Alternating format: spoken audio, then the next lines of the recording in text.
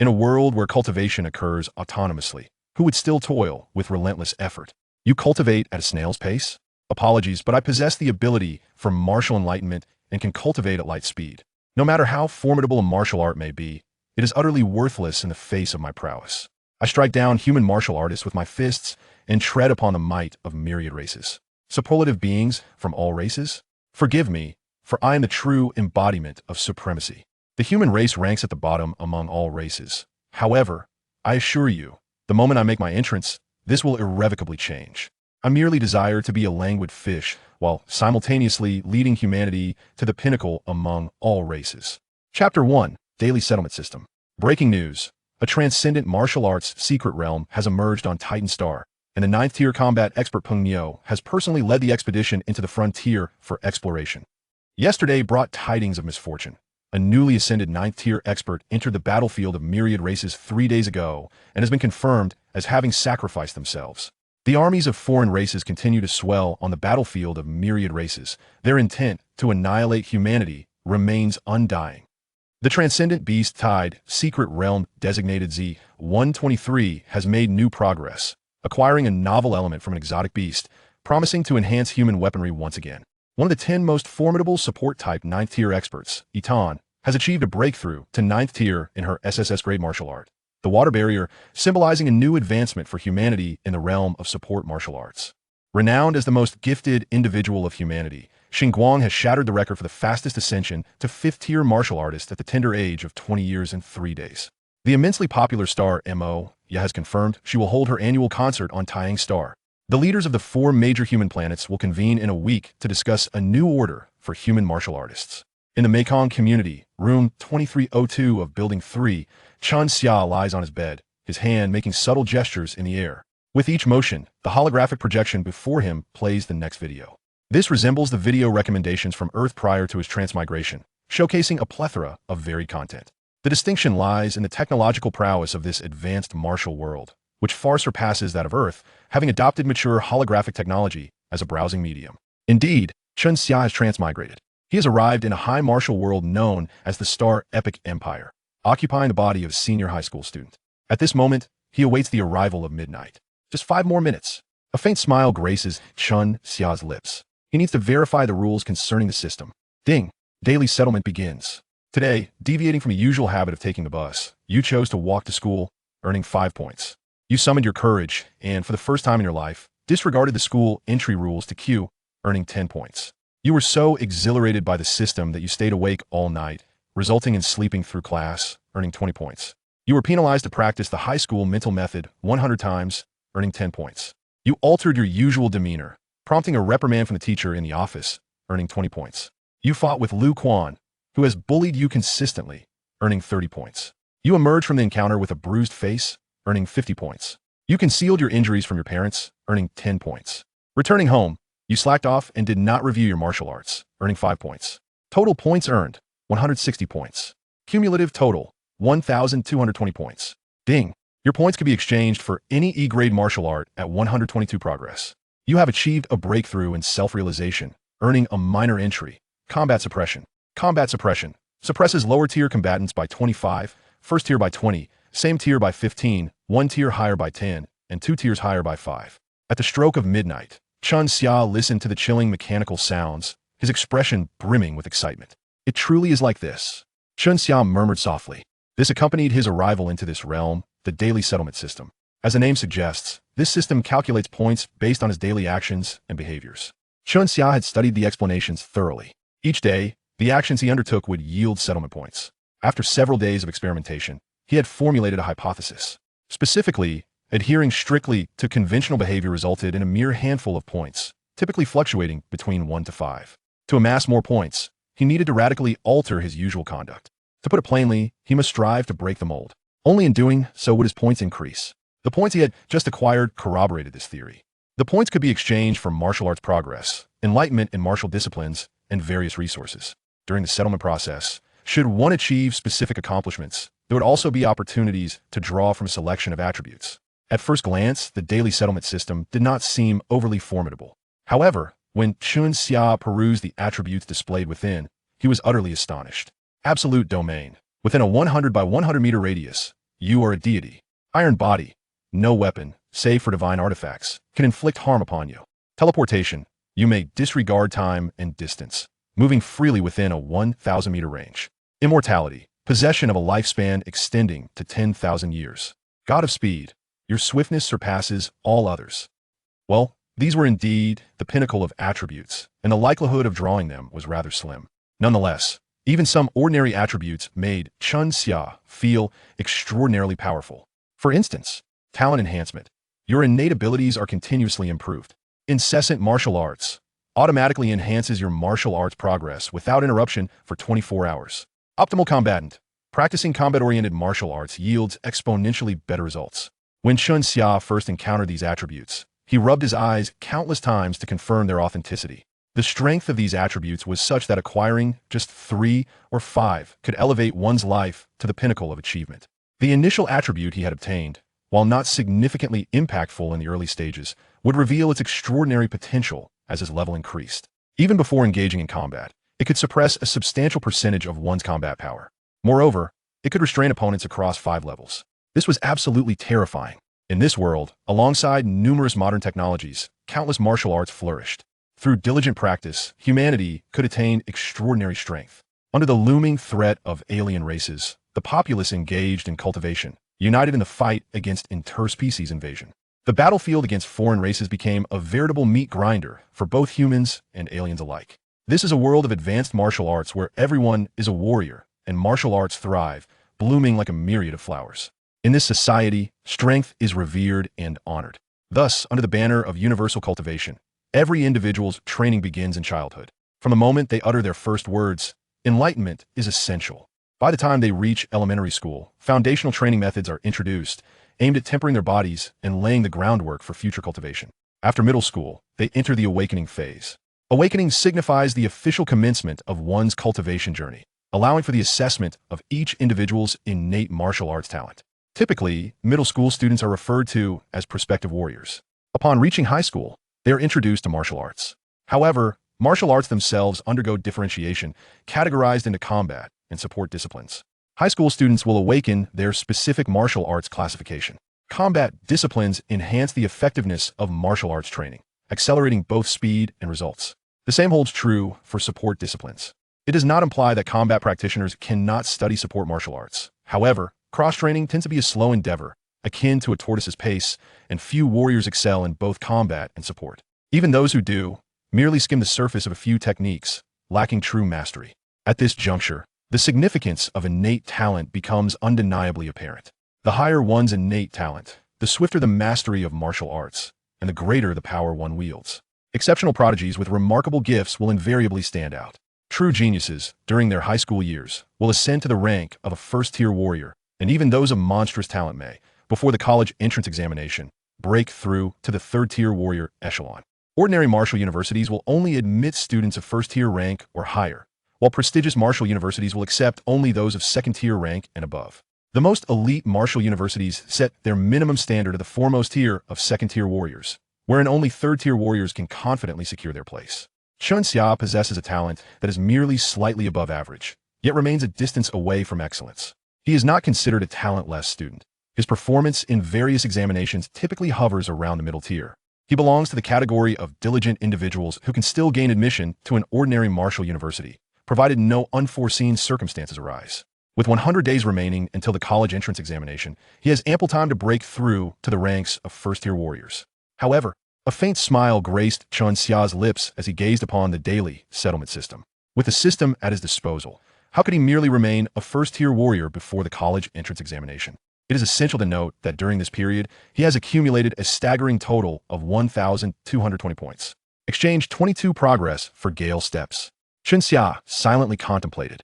This is because he happens to be just 22 away from elevating his mastery of the Gale steps from familiar to proficient. Upon exchanging for the 22 progress of Gale steps, Chun Xia's personal information was updated. Host, Chun Xia. Warrior rank, Quasi-Warrior. Personal points, 1,000. B-Class, Tai Hang Mind Method, Proficient, 81. F-Class Lightning Blade, Skilled, Progress, 68. F-Class Gale Steps, Proficient, Progress, 0. Entry, Combat Power Suppression. The Tying Mind Method is the foundational cultivation technique of Tying Star. It is a martial art crafted by countless strong individuals, tailored to the anatomical structure of humanity on Taiyang Star, and is recognized as one of the officially sanctioned cultivation techniques, akin to a series of educational textbooks on Earth. It is also the most accessible B-class martial art for humanity. Human martial arts are currently categorized into F, E, D, C, B, A, S, SS, SSS. Due to humanity's continual breakthroughs in martial arts, the upper limits of martial artists remain unbounded, and the hierarchy of martial arts levels has yet to be definitively established. The potency of a martial art is directly proportional to the strength of its mental cultivation. Thus, within the same martial art, the distinction of strength is determined by the martial artist's rank and the level of their mental cultivation. Each tier of martial arts confers a significant enhancement in power. As the martial arts level ascends, the difficulty of training also escalates, leading to a gradual deceleration in progress. Within each martial arts level, there exists a subdivision into 6 experience tiers: basic, proficient, master, grandmaster, and hallmaster. The disparity in power between the basic and proficient levels of the same martial art is naturally pronounced, exhibiting a stair-step growth. Higher experience levels yield greater martial prowess. Typically, an ordinary high school student's aptitude allows for a maximum advancement of only 1 point in proficiency for the techniques Swift Step and Lightning Blade after a day's training, necessitating 100 days to reach the master level. However, Chun Xia has recently managed to effortlessly exchange his points for a remarkable advancement of 22 points, equivalent to the training progress of others over the course of a month. Upon entering high school, he is automatically classified as a prospective martial artist. Mastery of 2 F-level martial arts elevates one to a first-tier martial artist, while achieving proficiency in 2 E-level martial arts is requisite for ascending to a second-tier martial artist. The corresponding ranks of martial artists extend from 1st to 9th tier, and so forth.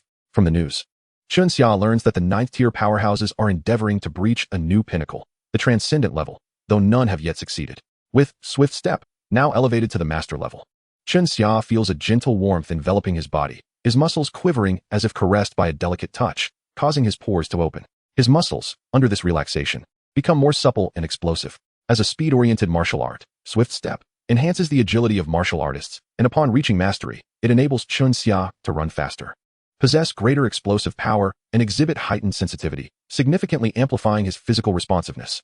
With the advantage of point exchanges, he achieves in a single day what would ordinarily require others' weeks of arduous training. Yet, compared to prodigies, his martial arts progress appears dismally inadequate. With merely 100 days remaining until the college entrance examination, many exceptional individuals have already advanced to third-tier martial artists, leaving Chun Xia still a mere prospective martial artist, little different from a struggling student. Thus, he resolves to acquire more points, setting his sights on the martial arts insights available for exchange. The insight for F-level martial arts requires only 750 points for redemption. This insight allows one to bypass experience progression and directly elevate an experience tier, a formidable boon. Why do geniuses train with such rapidity? Their substantial innate advantages not only accelerate their training pace, but also frequently lead to moments of martial insight, enabling them to leapfrog experience levels and outpace those of ordinary talent. Conversely, those with average talent may never encounter a single moment of insight throughout their lives. If one were to merely exchange points for F-level martial arts experience progression, it would necessitate 1,000 points to achieve 100 points. Thus, the insight, requiring only 750 points, proves far more advantageous. System, redeem 1 instance of Swift Step, Insight. Beep, redemption successful. You have entered an insight state. In that instant, an enigmatic sensation surged within Chun Xia, compelling him to close his eyes as he endeavored to grasp and capture this feeling. In his mind, every subtle motion of Swift Step unfolded and evolved endlessly. His breath transformed, and a faint purple glow emanated from his being. This was the renowned insight light within martial arts, a coveted opportunity that has moved countless martial artists. After a brief interlude of approximately 10 seconds, this profound feeling dissipated. Chun Xia opened his eyes, a glint of brilliance flashing within. His Swift Step had ascended to the master level. The transition from proficiency to mastery felt like crossing a watershed. The enhancement was not merely incremental, but rather exponential. He sensed an exhilarating lightness, his fingers now imbued with newfound dexterity. Swift Step and Lightning Blade are, in fact, complementary. The increase in physical sensitivity also augments the power of Lightning Blade, enhancing the speed of its strikes. The sensation of insight was undeniably delightful. Chun Xia murmured to himself, "If I push myself a bit harder, could it mean that the points I accumulate daily might grant me another opportunity for insight?" His heart ignited with fervor. The recent insight offered him an unprecedented taste of success. His gaze turned towards the various secret realms mentioned in the news. Points. Let's begin with the secret realms. The following day, upon arrival at the first-tier martial artist secret realm zone, The magnetic levitation bus announced its stop. Chen Xia stepped off the bus. His home city, Ningchuan, boasts 7 secret realms of varying levels. 3 at the first tier, 2 at the second, 1 at the third, and 1 at the fourth tier. Ningchuan is categorized as a low secret realm city, necessitating travel to other cities for higher tiers. These secret realms are characterized by ever-changing terrains and the relentless presence of exotic beasts. The environments shift daily, lacking any predictability. One can never ascertain whether tomorrow's secret realm will be mountains or rivers, nor the quantity or type of exotic beasts that may roam within. There is no fixed strategy. Each entry is shrouded in uncertainty. The only certainty is that the level of exotic beasts within a secret realm is fixed according to the realm's tier. One will never encounter second-tier beasts in a first-tier realm. Today is Saturday, and with school out for the weekend, students predominantly occupy the first and second-tier secret realms, eager to enter for training in hopes of accelerating their martial arts growth. In the Stellar Era Empire, the concept of theoretical learning complemented by practical experience in secret realms is prevalent. Secret realms serve as the optimal battleground for martial artists. As Chen Xia traverses through, it is his first encounter with the tangible essence of a secret realm. The 10-meter-high gate to the secret realm emanates a soft blue glow. Imbued with an air of mystery, the swirling entrance appears to devour all that exists, instilling a sense of awe. Chapter 2. The Exotic Beast Secret Realm. Surrounding the secret realm's gate, a vast area has been cordoned off by official barriers, complete with management and military presence. The military is stationed here primarily to combat any exotic beasts that may escape should fissures appear in the realm. The entrance to the secret realm is not particularly stable. Fluctuations may occasionally occur, resulting in cracks that allow the beasts within to burst forth. The management department oversees the entry and exit protocols of individuals, ensuring the authorities are informed of all personnel movements. Beyond the barriers, a plethora of structures and stalls can be found, offering everything from supplies to weaponry, creating a bustling marketplace. Chen Xia noted the absence of firearms, the primary reason being that firearms are ineffective within the secret realms, which only permit the use of melee weapons. Here, the most prevalent services are personal security, with numerous protective agencies and franchises filling the area. Given the inherent dangers of entering a secret realm, personal safety is of paramount importance. After all, the aim is to train, not to court death. Starlight Security Agency. Chen Xia stepped inside. Last night, he perused some information and discovered that the Starry Guardian shop had an excellent reputation. For the sake of his own safety, it was imperative to select a reliable protector. Within the expansive and lavishly decorated hall, cooled by refreshing air conditioning and furnished with comfortable sofas, a number of individuals were engaged in various transactions. The Starry Guardian offered a plethora of services, ranging from personal protection to team arrangements and bespoke options, encompassing everything one could possibly imagine. Given that this was a low-tier secret realm, most visitors were martial artists of the first, second, or third rank. Consequently, the majority of the services offered here were team-based. As Chen Xia entered, he surveyed the area with a glance. The crowd was sparse, with only a handful of 7 or 8 people present. It was not that Chen Xia had arrived late. This was rather the norm. The fierce competition in the Guardian industry was one factor. Not everyone could possibly choose Starry Guardian. Moreover, in an environment where martial arts were ubiquitous, most parents were martial artists of at least the second or third rank. In such a low-tier secret realm, training was typically accompanied by one's parents, rendering the need for guardian services negligible. After all, which parent would feel at ease allowing their child to navigate the dangers of a secret realm alone? Only those who had no alternative would consider hiring a guardian company, and only a few affluent families would opt to spend money on additional protectors. Welcome, smiled a saleswoman clad in black stockings. A hint of astonishment flickered in her eyes. It was relatively uncommon to see a high school student arriving alone. Chen Xia nodded in acknowledgement. Sir, are you here alone? The saleswoman inquired, trailing behind him. Noticing the martial artist badge adorning his chest, she enthusiastically continued. You've come at just the right time. There's a team that needs one more member to enter the first-tier secret realm. Would you like to arrange for team services? The martial artist badge, issued by the Imperial Martial Artist Association, is used to identify the rank of a martial artist.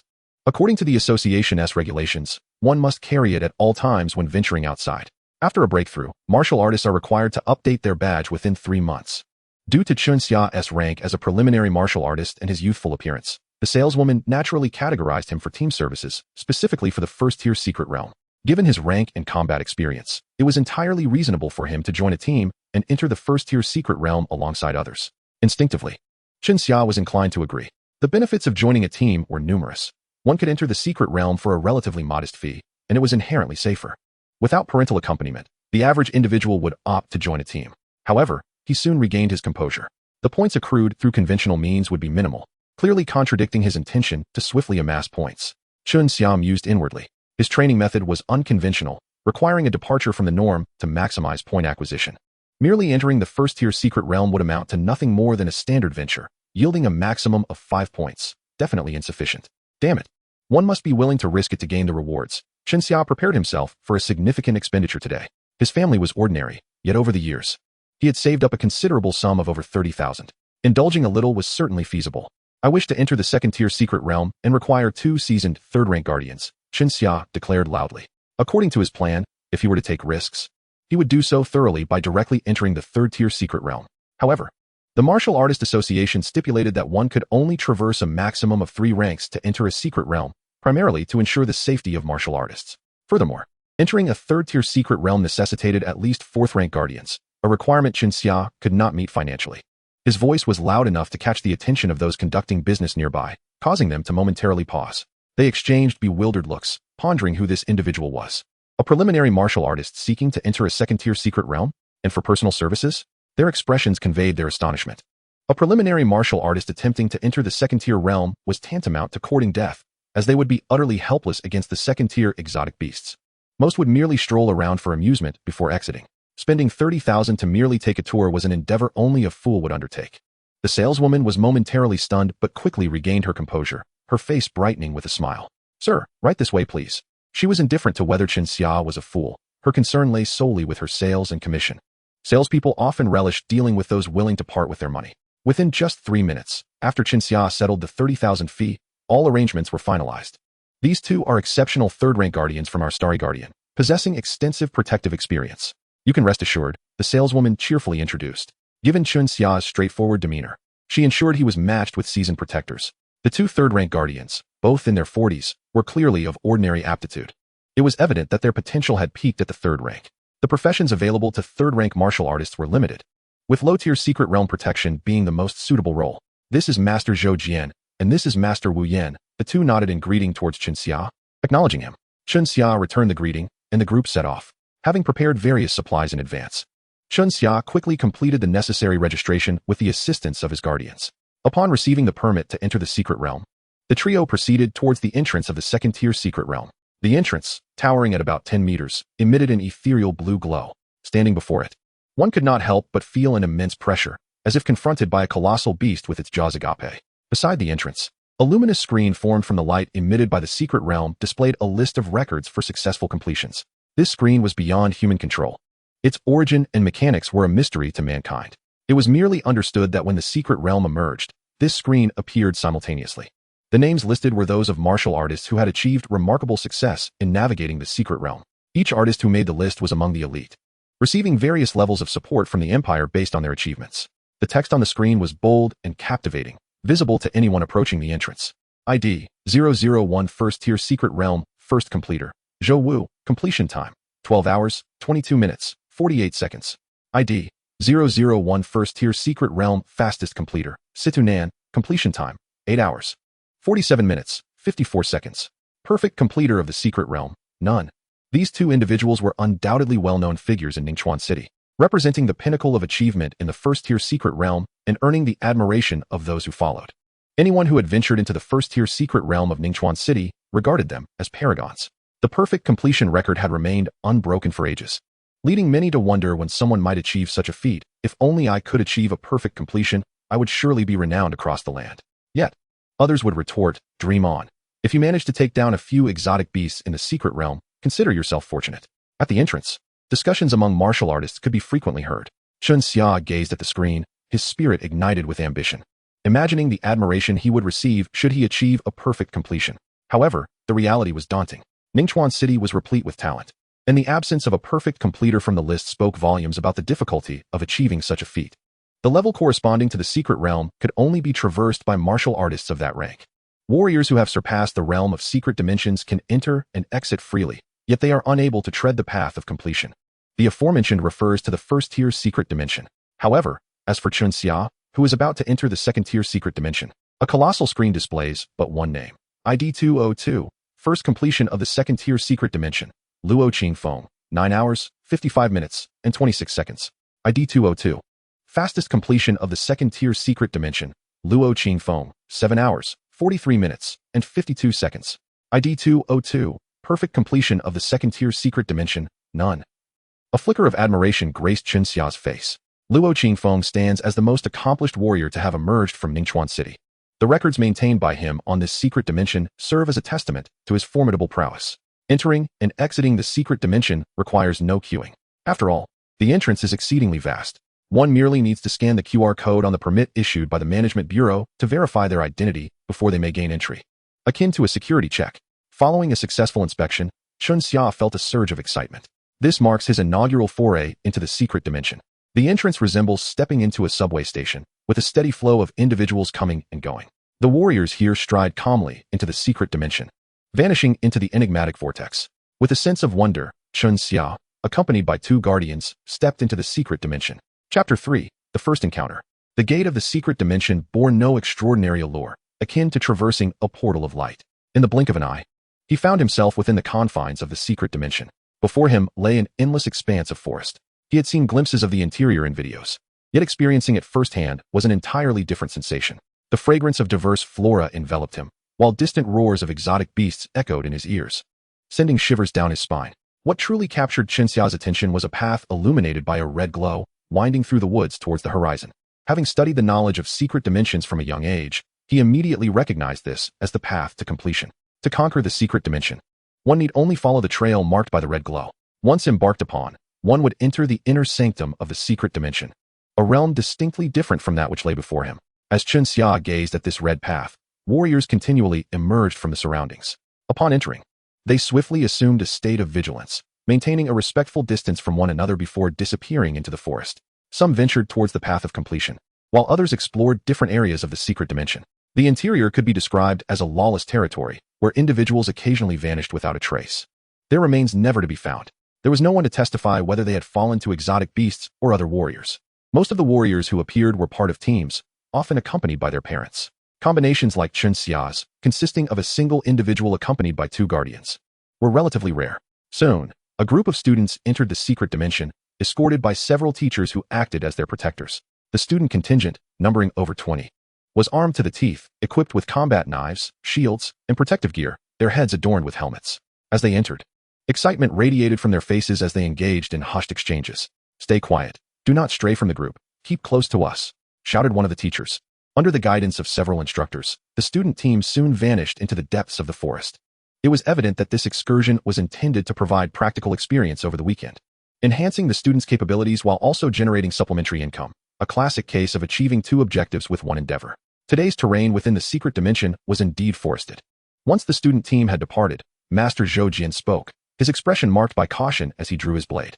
The terrain of the secret dimension shifts daily, albeit with only subtle variations. However, even these minor changes could render prior knowledge of the secret dimension practically worthless. To navigate the secret dimension, one must rely solely on their own strength. Master Wu Yin unsheathed a sharp combat knife while gripping a shield in his other hand. Clad in protective gear, he appeared to be at the third tier. Those entering the secret dimension typically armed themselves thoroughly, not only to defend against exotic beasts but also to guard against other individuals. The secret dimension is rife with potential for malevolence. How many dark-hearted individuals lurk, ready to prey upon unwary warriors? The forested secret dimension is particularly troublesome, akin to being cast into a primeval jungle. Master Zhou Jian cast a wary glance at Chen Xia, his brow furrowed as he remarked, "The peril within the forested secret dimension is greater than that of other terrains. It is one of the most challenging environments to navigate. Your current strength as a budding warrior will barely allow you to make an appearance here. You will not be able to slay any exotic beasts. I advise you to remain here and return at once." It was not that he looked down upon Chen Xia. A budding warrior would struggle against even a first-tier exotic beast, let alone the second-tier beasts that populate this realm. He had encountered many such young individuals eager to prove themselves, and many had met their demise due to arrogance. Their duty as guardians was merely to ensure the client's safety, yet during combat, they would remain passive. They would only intervene when their employer faced real danger. As the employer's strength directly affected the ease of their work, it was evident that this assignment would not be straightforward. Protecting a budding warrior's safety required constant vigilance to prevent any accidental encounters with exotic beasts that could result in fatal consequences, tarnishing their professional record. "I merely wish to take a brief stroll and broaden my horizons," Chen Xia replied with a smile. Having spent the previous night researching information about the secret dimension, he was well aware of the risks. His swift wind steps had reached master level, providing him with his greatest advantage in the second-tier secret dimension. If he could not defeat them, could he not evade or flee? That's good. Hearing Chun Xia's words, Zhou Jian nodded, his demeanor softening considerably. Chun Xia took the lead, venturing forward. Though the terrain and exotic beasts posed challenges, the warriors had nonetheless gleaned insights from their experiences. Chun Xia had spent the previous night poring over information, particularly regarding the types and combat characteristics of exotic beasts within the secret dimension. Even master-level F-grade martial arts would not afford him significant advantages here. He could only seek out the slower beasts for practice. Moments later, he encountered a grove of towering trees, where a swarm of colossal reaping spiders scuttled about. Their size was comparable to that of millstones. During an attack, they would leap and pounce, utilizing their silk-spinning ability to ensnare their prey before delivering lethal blows with their massive scythes. They represented a formidable and troublesome breed of exotic beasts. Be cautious. Do not draw too close, Master Zhou warned gravely. Their numbers are overwhelming.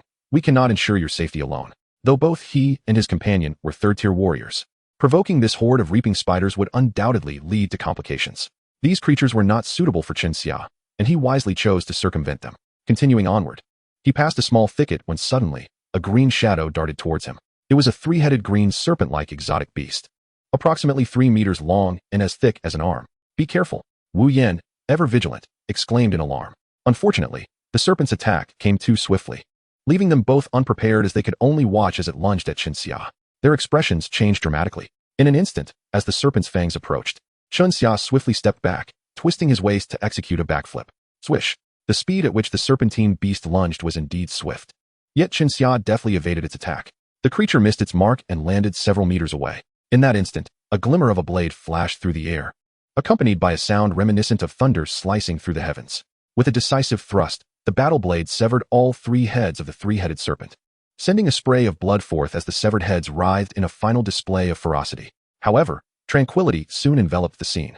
The assailant was Zhou Jian, whose weapon of choice was the lightning blade. The swiftness of his strike not only showcased remarkable speed, but also emitted a tearing sound akin to that of lightning. Judging by the intensity of the display, it was evident that his lightning blade was of at least master-level proficiency. Once Zhou Jian confirmed the demise of the 3-headed serpent, he exhaled softly, casting a glance at Chun Xia. Impressive reflexes, young lad, he remarked, his brow raised in surprise at the agility of this young martial artist, indicating that Chun Xia's gale step had reached a commendable level of mastery. Wu Yan also wore a smile, nodding subtly in Chun Xia's direction. Moments earlier, he had anticipated a dire outcome. He secured his battle shield on his back and approached the severed heads, carefully prying the venomous fangs from them. Each fang was worth 50 coins in the market, often utilized for crafting poisoned arrows. The secret realm yielded a plethora of materials, some capable of enhancing the strength of weapons. With 3 heads, they had a total of 6 venomous fangs, amounting to an income of 300 coins, not an insignificant sum. Though they served as guardians, the materials harvested from slain beasts belonged to them. Chun Xia couldn't help but feel a twinge of envy. A single strike yielding 300 coins was an enticing prospect. Unfortunately, his current abilities relegated him to merely observing others profit. This incident, however, illuminated the perils lurking within the mountainous secret realm. Everywhere lay hidden dangers. One could never predict when a beast might launch a sudden assault. Had it not been for his master-level gale step, Chun Xia would scarcely have managed to react to the 3-headed serpent's attack. A single bite could prove fatal, or at the very least, grievously injurious. Let us proceed towards that small peak ahead. Chun Xia gestured towards a distant hillock. Zhou Jian assessed the distance. It was not too deep into the secret realm. Thus he acquiesced to Chun Xia's lead. The chosen hillock was somewhat barren, selected specifically for its vantage point. As they ascended, they encountered several other beasts, all of which wisely chose to avoid them. From this elevated position, the sounds of combat echoed through the forest, accompanied by the roars of beasts. Looking down, the towering gate of the secret realm loomed, emanating an ethereal blue glow, rendering it breathtakingly beautiful. Yet, Chun Xia's attention was drawn towards a nearby brown silhouette, the Fangboar beast. Chapter 4. Slaying the Fangboar beast. In the context of this second-tier secret realm, the Fangboar beast possessed an above-average level of strength. It exhibited commendable speed, and its thick hide was resistant to ordinary harm. Its elongated tusks could pierce through even third-tier protective gear. The beast's capabilities were remarkably balanced. It also possessed a unique ability known as Death Charge, akin to the martial arts practiced by humans, enhancing its strength. Different beasts bore different abilities, with higher-tier beasts exhibiting more formidable powers. When executing Death Charge, the Fangboar beast radiated an aura of relentless aggression, slightly amplifying its speed, defense, and attack power. Chun Xia's objective was clear, the Fangboar beast. With his gale step, reaching master level, he felt emboldened to engage it. Challenging weaker second-tier beasts would yield lesser points at the day's end compared to tackling the Fangboar beast. The creature was foraging when its keen hearing alerted it to Chun Xia's presence. With its innate ferocity, the Fangboar beast charged forth without hesitation. "Masters, shield me," Chen Xia called to Zhou Jian and Wu Yin, turning his gaze towards them. Without delay, he leapt into action. Drawing his battle blade, a weapon gifted by his father upon his entrance to high school, classified as an F-grade sword. The imperial equipment tiers mirrored that of martial artists, ranging from F-grade to SSS grade. F-grade was merely a step above ordinary blades, incorporating a smattering of low-tier beast materials. Zhou Jian and Wu Yin exchanged glances, their brows furrowing slightly, though they offered no further comment. Their role as guardians was to accompany and ensure the safety of their charge during real combat. Chen Xia's actions posed no issue. As he leapt toward the Fangboar beast, Chen Xia recalled the images of the creature he had studied the previous night. However, seeing it in person was far more visceral than mere images. The robust, brown Fangboar beast boasted powerful limbs and two long, ivory tusks, its eyes a bloody hue. As if viewing Chen Xia as an arch-nemesis. With a guttural roar, the Fangboar beast emitted a menacing cry. Suddenly, a faint red aura enveloped its form, indicating that it had activated its death charge ability. "Must you start with such lethal intent?" Chen Xia quipped, raising an eyebrow in exasperation. He discerned that after elevating his Gale step to master level, the world around him appeared to slow. For instance, the Fangboar beast's speed, enhanced by death charge, was perceptibly quicker than before. Yet, Chen Xia also recognized the cause of the illusion of slowness. The battle power suppression trait was at play. The Fangboar beast, being 2 tiers above him, exerted a suppression power of 5. As the beast lunged towards him, its tusks aimed directly at Chen Xia's abdomen. His prior experience evading the 3-headed serpent's attack had instilled in him a profound confidence in his master-level Gale step. Just as the Fangboar beast was about to make contact, Chen Xia sprang into action. With a swift sidestep, he evaded the beast's charge, simultaneously bringing his battle blade down in a diagonal arc. The force of the Fangboar beast's momentum rendered it unable to halt abruptly. Although it realized it had missed its target, it could not adjust in time. It barreled past Chen Xia, crashing into the blade he wielded. A shallow yet significant gash marred the beast's hide, stretching from its neck to its hindquarters, blood gushing forth from the wound in a shocking display. This marked Chen Xia's first independent combat experience, and he had not anticipated inflicting injury upon the Fangboar beast so swiftly. In pain, the Fangboar beast let out a ferocious roar, skidding to a halt as its hooves gouged the earth, sending dust swirling into the air. "This young man possesses some skill," Zhou Jian remarked softly, while Wu Yin nodded in agreement. A martial artist daring to venture into a second-tier secret realm displayed a level of courage unmatched by most, especially one willing to challenge the Fangboar beast. With a swift turnaround, the wounded Fangboar beast charged at Chen Xia once more. The confidence gained from the previous encounter surged within him. With a thunderous crash, the beast's hooves thundered against the ground, propelling it forward once again towards Chen Xia. Faced with the looming threat of the myriad beasts, humanity had embraced the path of martial cultivation. From a tender age, the pursuit of martial arts has been instilled within every individual, endowing them with remarkable combat skills, even the most uncoordinated among them. Having been introduced to the art of fighting from their earliest babblings, possesses a modicum of battle prowess. Moreover, the curriculum for students encompasses not just combat techniques, but also a vast array of knowledge regarding the myriad of known exotic beasts. They are also required to study the characteristics of diverse races and the abilities of various alien beings. This profound confidence allowed Chen Xia to confront the tusked boar beast without a hint of trepidation. He focused intently on the creature, sidestepping at the moment it charged. As he evaded the tusked boar, he swiftly drew his blade, inflicting yet another wound upon its hide. The exhilaration of such fluidity in combat invigorated Chen Xia, igniting a thrilling sense of vitality within him. The tusked boar, now further wounded, descended into a frenzy. This time, however, it was Chen Xia who took the initiative, launching himself at the beast. As the tusks of the boar lunged towards him, he nimbly dodged once more. His inner fervor surged, bolstering his confidence with each encounter. Engaging in a relentless dance with the tusked boar, he deftly manipulated its movements, rendering it a mere plaything in his hands. Within moments, the boar's body was marred with numerous cuts, its blood staining the ground. Zhou Jian and Wu Yin exchanged glances, astonished at the transformation before them. The youth's combat skills had matured from naivety to sophistication in a mere instant. This remarkable evolution was nothing short of impressive. The tusked boar was no longer a cause for concern. Their previously taut nerves began to ease. The wounded boar, in its rage, was rendered clumsy and ineffective, unable to land a single blow on Chen Xia, who continued to evade with ease. After a short while, the beast was panting heavily, its strength waning from repeated assaults. Chen Xia, maintaining his agility, conserved his energy, while the boar's movements grew sluggish. The time had come for him to seize the spotlight. With a hearty laugh, Chen Xia charged forward, unleashing a flurry of strikes. His mastery of the lightning blade allowed him to strike silently, yet with unparalleled speed. Thud! Another gash appeared on the boar's body. Each successive wound forced the creature into a desperate howl. Its resolve to charge at Chun Xia dissipated as it attempted to flee, abandoning its earlier ferocity. Alas, its current speed was no match for Chun Xia's relentless assault. One strike after another landed upon its flesh until the beast was finally vanquished. Exhaling deeply, Chun Xia wiped the sweat from his brow. The tusked boar's most valuable assets were undoubtedly its 2 tusks, each fetching a price of 200 coins in the market. Given that Chun Xia had spent 30,000 coins to hire 2 guards for this expedition, the paltry sum he earned barely recouped a fraction of his expenses. At this rate, he would need to slay 150 tusked boars just to break even. Clearly, that was an impossibility. During this venture into the second-tier secret realm, Chun Xia had not anticipated making a profit. His sole objective was to accumulate points. Chapter 5, Stone-Scaled Demon Frog. He pondered how many points he might earn from slaying this tusked boar. However, until the time for settlement arrived, he remained in the dark, akin to unboxing a mystery box with no knowledge of its contents. For a budding martial artist, defeating a second-tier tusked boar was certainly a monumental achievement, akin to surpassing 3 levels in combat. Yet, this battle had consumed an excessive amount of time, nearly an hour. It could be said that this encounter was hard-won. Though the process was lengthy, the outcome was favorable. After extracting the 2 tusks, Chun Xia felt parched. Leaning against a dark red rock, he took out his water and drank deeply. The arduous effort required to fell a single tusked boar illuminated the reality of his martial prowess. He was barely managing in the second-tier secret realm. If it took him an hour to defeat 1 boar, what would happen if he encountered 2 simultaneously? His slender frame would surely meet its end here. The tusked boar, being a relatively slow creature, was one thing, but against a fast-moving creature like the fire fox, he was certain he would stand no chance in a one-on-one confrontation. For a budding martial artist, the second-tier secret realm remained perilously treacherous.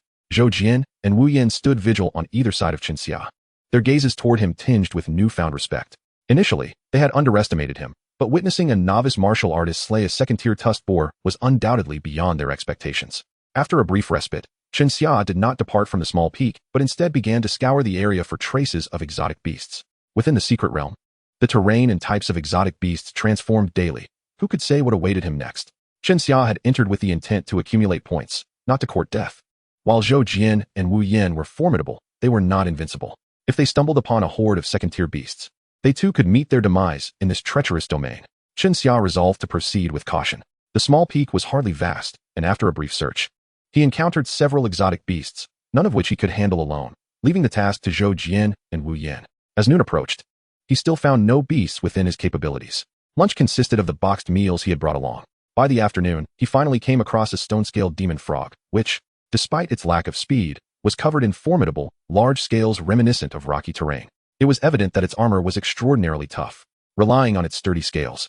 It moved through the forest with unbridled leaps and bounds. Chun Xia was well versed in the characteristics of this beast. Its speed of movement may have been slow, but its attack speed was swift. The stone-scaled demon frog employed its tongue as its primary weapon, capable of striking targets up to 15 meters away with a sticky barblash. Should it make contact, the force of its tongue was akin to a whip. Its sole ability, lightning tongue, enhanced its attack speed. In truth, its greatest asset remained its thick, rock-like scales. Few beasts in the second-tier secret realm could inflict damage upon it, and even martial artists of the same tier would find themselves helpless in its presence. Chun Xia's mastery of Gale Step was insufficient to evade its tongue strikes. Under normal circumstances, he would have turned to flee. Yet this time, he was determined to defy convention and embrace peril, without pushing beyond his limits. The prospect of earning more points was unattainable. Chun Xia had always been of average talent. Barring any unforeseen circumstances, he would likely remain a third-tier martial artist for life, never even qualifying for martial arts university. Having finally acquired a system, he could not allow himself to falter.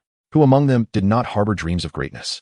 With 2 experienced guardians by his side, they should be able to manage the stone-scaled demon frog, given that they were a tier above it. Furthermore, he could leverage the terrain to his advantage. After a moment of contemplation, he resolved to proceed. Without hesitation, he drew his blade and charged forward. Zhou Jian and Wu Yan exchanged glances, astonished by the youth's audacity. This was one of the most challenging exotic beasts to contend with in the second-tier secret realm. Old Wu, keep an eye out for danger while I watch over this young lad, Zhou Jian commanded in a low voice. No problem, Wu Yan nodded, bearing a shield and wielding a battle knife, his gaze sweeping across the surroundings.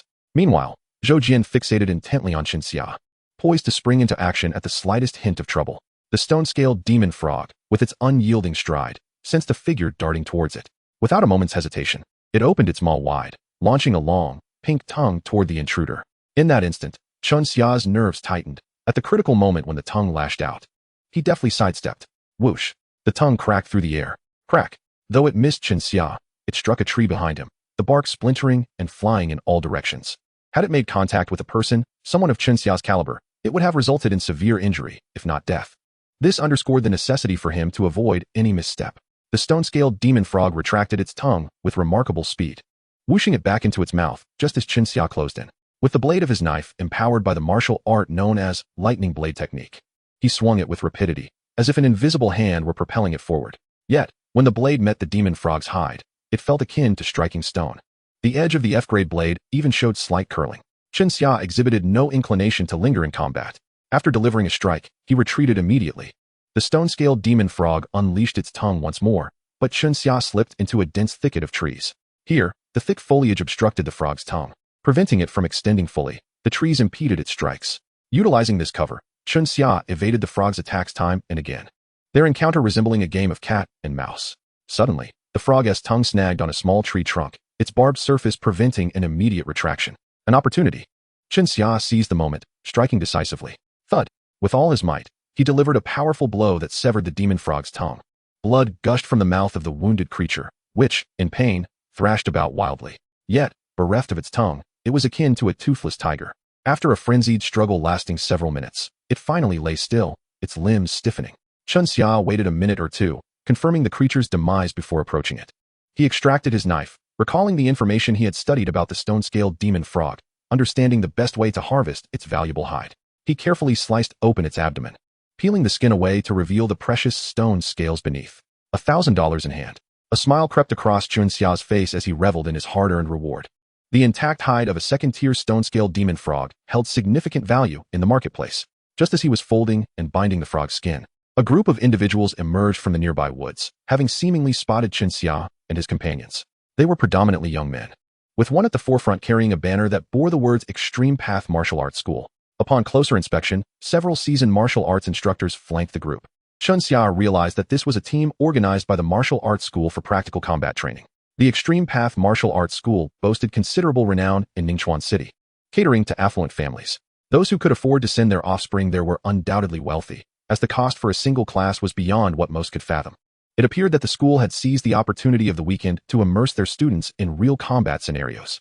With less than 100 days until the college entrance exams, such breakthrough training was commonplace, as various martial arts schools sought to enhance their students' abilities for better rankings, thus elevating the school's prestige. As Chen Xia contemplated this, a voice of surprise broke through. Chen Xia, a girl clad in a white protective suit, her ponytail swaying, stepped forward from the group of students, her expression one of astonishment. In an instant, Chen Xia recognized her, Ma Ninggle, the belle of his class. Ma Ninggle? Chen Xia echoed, equally surprised to encounter her here. Not only was she the class beauty, but also a formidable contender for the title of school beauty. Beyond her looks, her martial talent was exceptional. As a fellow senior, she was on the verge of breaking through to the third tier of martial arts. In contrast, Chen Xia, still classified as a budding martial artist, felt decidedly inferior. They were not particularly close. Chen Xia had always kept a respectful distance, aware of the throngs of admirers that surrounded her, making it nearly impossible for her to engage in conversation without drawing ire from her protective entourage. After all, Ma Ninggle was not his type, and he had always maintained a respectful distance. What are you doing here? Ma Ninggle asked, her surprise evident. She understood Chen Xia to be a student with average martial talents, barely capable of qualifying for a standard martial arts university. Given his abilities, he should only be practicing in a first-tier realm, making his presence in a second-tier realm unexpected. Yet, here he was alone. Next to Chen Xia, Zhou Jian and Wu Yin donned protective gear from Xingyao Company, clearly marking their roles as guardians. Ma Ninggle, about to advance to the third tier, had chosen this second-tier realm to expedite her martial proficiency, avoiding the risks of the third-tier realm. Yet here was Chen Xia, merely a budding martial artist, venturing into a second-tier realm, a perilous endeavor indeed. Look at this kid. He must have followed you into the second-tier realm. A mocking voice suddenly interjected from the group. A tall student stepped forward, standing beside Ma Ninggle with a derisive smile. This was Lu Quan, a classmate of Chen Xia's, who was also a second-tier martial artist and regarded as a prodigy. He was one of the martial arts elites at their high school, rumored to have received early consideration from the prestigious Taihang Martial Arts University. At that moment, Lu Quan glared at Chen Xia, his expression dark. He could not fathom why someone so inconsequential, someone he considered an easy target for bullying, had dared to confront him the day before. What had emboldened this insignificant wretch? Lu Quan had made it clear to him just how painful a fist the size of a cooking pot could be. Yet, this incident had also marred Lu Quan's reputation. After all, Even a mere nobody dares to disregard Lu Quan's authority, which would undoubtedly tarnish his reputation. Now, seeing Chun Xia in the second-tier secret realm, conversing with Ma Ningguo, how could Lu Quan not feel a surge of fury? At number 10 high school, who is unaware of his pursuit of Ma Ningguo? This Chun Xia is truly overstepping boundaries. Lu Quan, how dare you speak to me like that? Ma Ningguo frowned. Under normal circumstances, Chun Xia would have certainly left in shame, too intimidated to confront Lu Quan. This Lu Quan not only possesses extraordinary talent, but also hails from a formidable family.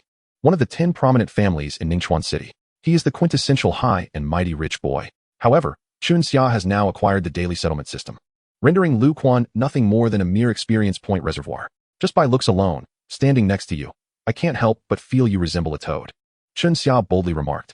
Puffed. Ma Ningguo couldn't help but burst into laughter. She had never anticipated that Chun Xia would dare to say such a thing, and she found herself regarding him with newfound respect.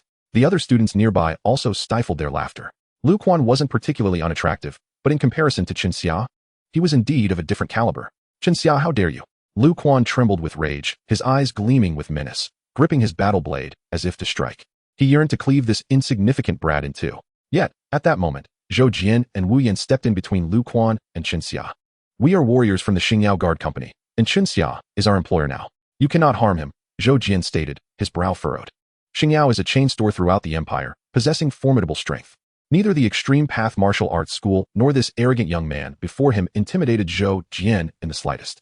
Upon hearing that they were from the Xingyao Guard, a flicker of awe crossed Lu Quan's eyes. While the Lu family holds considerable clout in Ningchuan City, they are insignificant compared to the Xingyao Guards. In other words, he couldn't afford to provoke them. Who would have thought that this insignificant brat would go to such lengths to hire warriors from the Xingyao Guard? Lu Quan realized that he could not do anything to Chun Xia today. Fixing his gaze on Chun Xia, he sneered. Chun Xia, you may evade me for now. But remember, you cannot hide forever. You better watch your back. With that, he turned and walked away. The instructors from the Extreme Path Martial Arts School, who had approached, exhaled in relief. It was for the best that young Master Lu had backed down. Otherwise, a conflict with the Xingyao Guards would have left them in a difficult position to explain to the martial arts school. Chun Xia, let us go. Ma Ningguo waved at Chun Xia, winking before joining the other students, quickly disappearing into the woods. Chun Xia watched them leave, finally feeling a sense of relaxation. You've got guts. Zhou Jian scoffed, not just because Chun Xia dared to confront a second-tier warrior, but also because they had been temporarily bolstered by Chun Xia's audacity. My apologies, esteemed seniors. It was mainly due to the other party's foul mouth that I couldn't let it slide. Chun Xia quickly apologized. Humph. Zhou Jian snorted. Dismissing the matter. Chapter 7. Rich Points. Terrifying Attributes. As evening approached, Chun Xia chose not to linger any longer in the secret realm and returned to Ningchuan City. Upon exiting, the area was bustling with activity. Warriors continually emerged from the secret realm, each carrying various materials from exotic beasts. Upon returning, they promptly headed to various material shops. Chun Xia pressed his fingerprint on the tablet computer handed to him by Zhou Jian, marking the completion of this employment task. After bidding farewell to Zhou Jian and Wu Yan, Chun Xia entered a branded material shop. He acquired a pair of tusks from a tusk pig beast and a skin from a stone-scaled demon frog, earning a total of 1,200 yuan. This somewhat mitigated the 30,000 yuan he had spent today. Reflecting on how he had exhausted several years' worth of pocket money in a single day, Chun Xia couldn't help but feel a pang of regret. Hiring guards was indeed exorbitantly expensive. As a student, he simply could not afford such a luxury. Next, he took a magnetic levitation bus home. An hour later, he arrived home to find his parents preparing dinner. They refrained from asking where he had been all day, as they trusted that Chun Xia would always be a source of peace for them. However, the hearts of parents are full of concern, and they inquired about Chun Xia's recent academic performance. Don't worry, Mom and Dad. I'll at least make it back with a spot in a prestigious martial arts university. Chun Xia replied with a smile, before retreating to his room and shutting the door. After a long, tiring day, he needed a good night's sleep. 1,155 points. As the alarm clock he had set went off, Chun Xia abruptly opened his eyes. He glanced at the time and poured himself a glass of water before lying back down, eagerly awaiting midnight. He was filled with anticipation for the daily settlement. He wondered how many points he would accumulate this time. What a day? He murmured, a smile gracing his lips. Time swiftly passed. 5 minutes later, a chilling voice echoed in his ears. Ding! Daily settlement begins. You resolve to make a change, taking the bus to the secret realm. Reward, 10 points. Your business need to access the second-tier secret realm. Astonish those around you. Reward, 50 points. You hired 2 third-tier warriors. Reward, 100 points. You stepped into the second-tier secret realm for the first time. Reward, 100 points. You marveled at the beauty of the second-tier secret realm. Reward, 5 points. You were attacked by a 3-headed serpent but evaded it with your wit. Reward, 50 points. Your performance astonished onlookers. Reward, 20 points. You encountered a giant-sized spider. Reward, 20 points. You fought against and killed a tusked pig beast. Reward, 300 points. Your performance shocked those around you. Reward, 50 points. You fought against and killed a stone-scaled demon frog. Reward, 300 points. Your performance astonished onlookers. Reward, 50 points. You met a classmate. Reward, 5 points. You stood your ground and retaliated. Reward, 20 points. You sold exotic beast materials. Reward, 20 points. Total points earned, 1,100 points. Total points, 1,150 points. Ding. You achieved the Pioneer of the Secret Realm achievement. Reward, 500 points. Random attribute reward. Last hit assassin. You achieved the first kill achievement. Reward, 500 points. Random attribute reward. Competitive martial arts. Total points, 2,150 points. Chen Xia gazed at the series of system notifications, a tempest of excitement stirring within him. I've struck gold. He couldn't help but exclaim. In just one day, he had amassed 2,100 points, surpassing the total earned over the previous 10 mundane days. F-grade martial arts require only 750 points for a moment of enlightenment. In other words, Chen Xia had earned nearly 3 times the enlightenment in a single day. For a genius, experiencing such enlightenment once or twice a year is already remarkable. Yet now, Chen Xia had achieved it almost 3 times in a single day. How could he not be thrilled? Of course, what excited Chen Xia the most? To the point of wanting to leap up, were the rewards from the 2 achievements.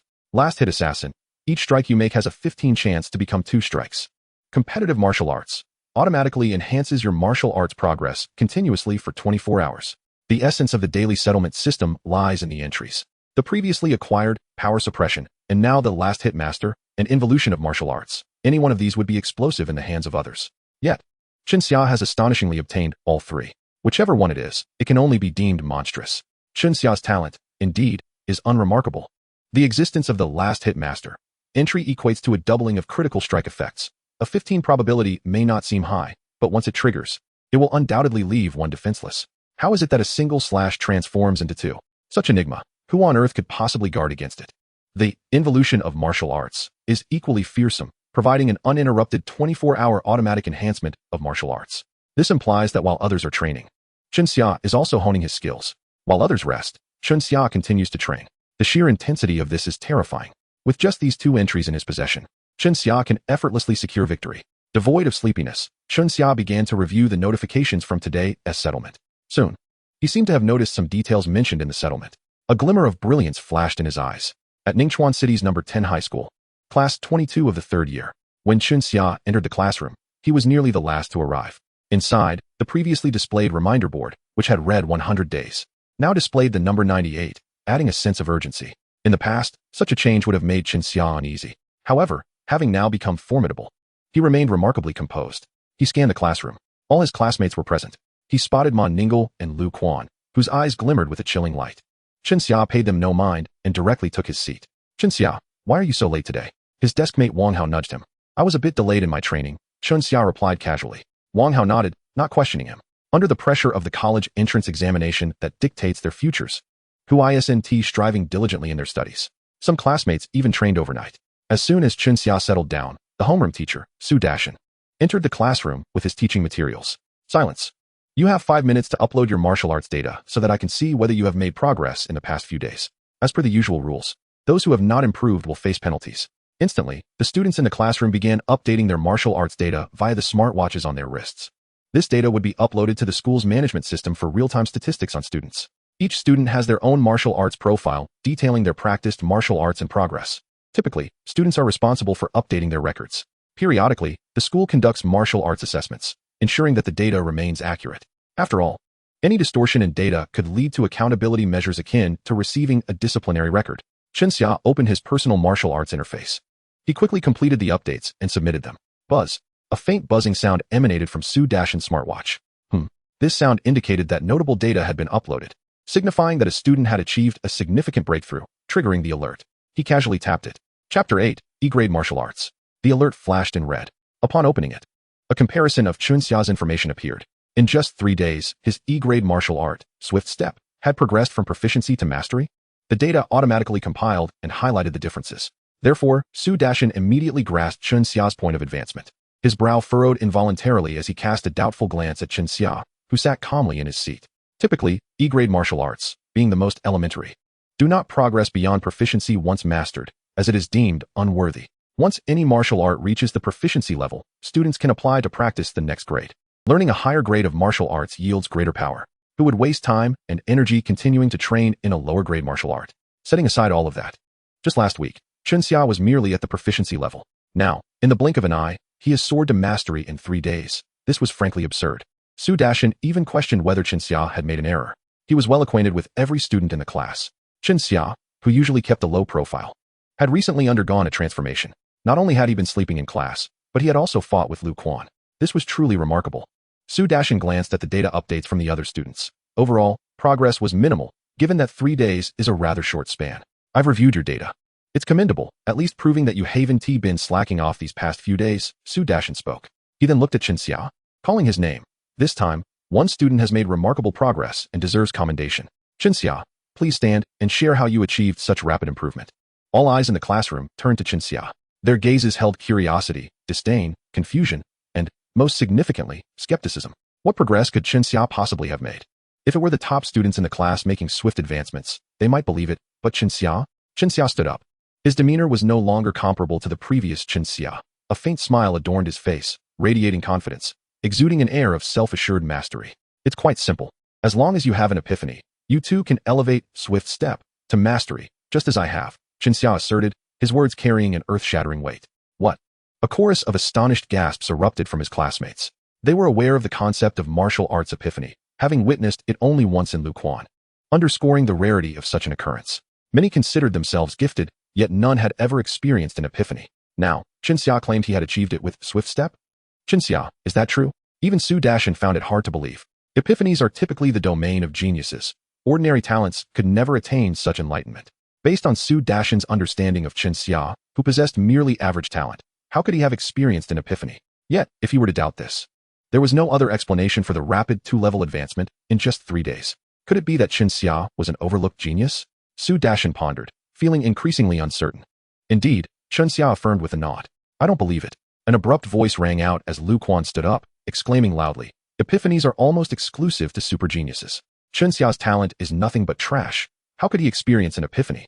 Huh. Chunxia, do you realize that falsifying data will lead to disciplinary action? He had a basis for his claims. Having been classmates for 3 years, Chunxia had always been inconspicuous. To this day, he was still a mere aspiring martial artist, ranking firmly in the lower tier of the class. With such talent, he dared to boast of an epiphany? Lu Quan's words garnered the agreement of many classmates, their faces reflecting skepticism. Su Dashin scrutinized Chunxia, his brow furrowing as he spoke. Chunxia, this is no trifling matter. It will be recorded.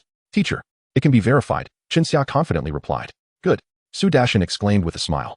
Chunxia's willingness to request verification suggested that there was an 80 to 90 chance of truth in his claims. He couldn't help but feel elated. If another genius capable of enlightenment emerges within the class, it would indeed signify a remarkable achievement in teaching, impacting his salary and accolades, thus rendering it a fortuitous occurrence. The assessment is rather straightforward, requiring merely the playground as its setting. The master-level Gale step adheres to specific standards. The entire class gathered on the playground, ready to commence. Su Dashin held the timer, gesturing towards the disordered cones before them. The Gale step not only enhances agility, but also augments speed. Chunxia nodded in acknowledgement. The moment Su Dashin pressed the timer, Chunxia sprang into action. He darted between the cones with remarkable swiftness, deftly maneuvering around each obstacle. From the instant Chunxia began his movement, both Su Dashin and the classmates were convinced that Chunxia had indeed attained the master level of the Gale step. His speed was astonishing, surpassing their own. Lu Quan's expression darkened instantly. Could it be that Chunxia truly grasped the essence of the Gale step? Nonsense. He could not accept that. After a mere 10 seconds, Su Dashin's face broke into a delighted smile.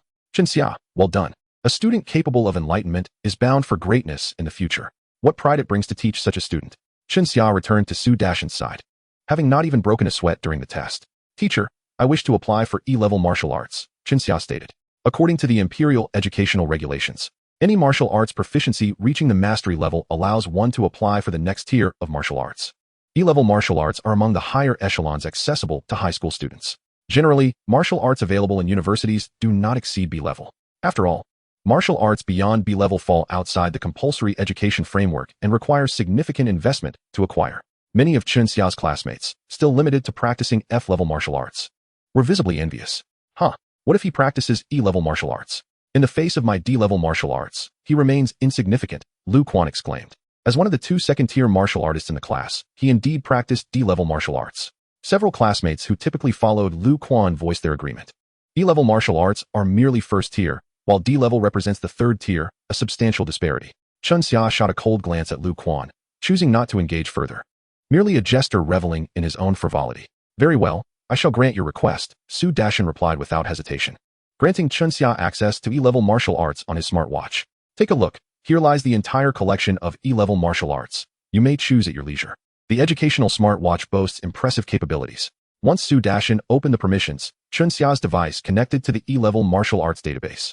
Within the repository, even E-level martial arts are categorized into numerous distinct styles. Chun Xia's gaze flitted over the various martial arts tomes. Ordinarily, one would select a singular martial art from the offerings. However, what is conventional to Chun Xia? The notion of biting off more than one can chew is utterly foreign to him. How about exploring the entry on over competitive martial arts? Subsequently, Chun Xia raised his head, addressing the homeroom teacher. Teacher, may I select them all? What? Su Dashin was momentarily taken aback. Chapter 9, Automatic Enrollment. Are you jesting? Su Dashin's eyes widened in disbelief, shaking his head vigorously. Do not even entertain such thoughts. There is no precedent for this. The path of martial arts is fraught with the perils of overextension. Mastering a single martial art is no small feat. Acquiring multiple without sufficient time to practice is futile. A hint of anger crossed Su Dashin's face as he pondered whether Chun Xia had become overly arrogant after a single moment of enlightenment. Currently, you have achieved mastery in the Gale Step. Focus your efforts on Lightning Blade. At your current pace, within 10 days, you could elevate the Lightning Blade to mastery, allowing you to enter the ranks of first-tier martial artists. With a bit more effort, there is a strong possibility you could become a second-tier martial artist before the college entrance examinations.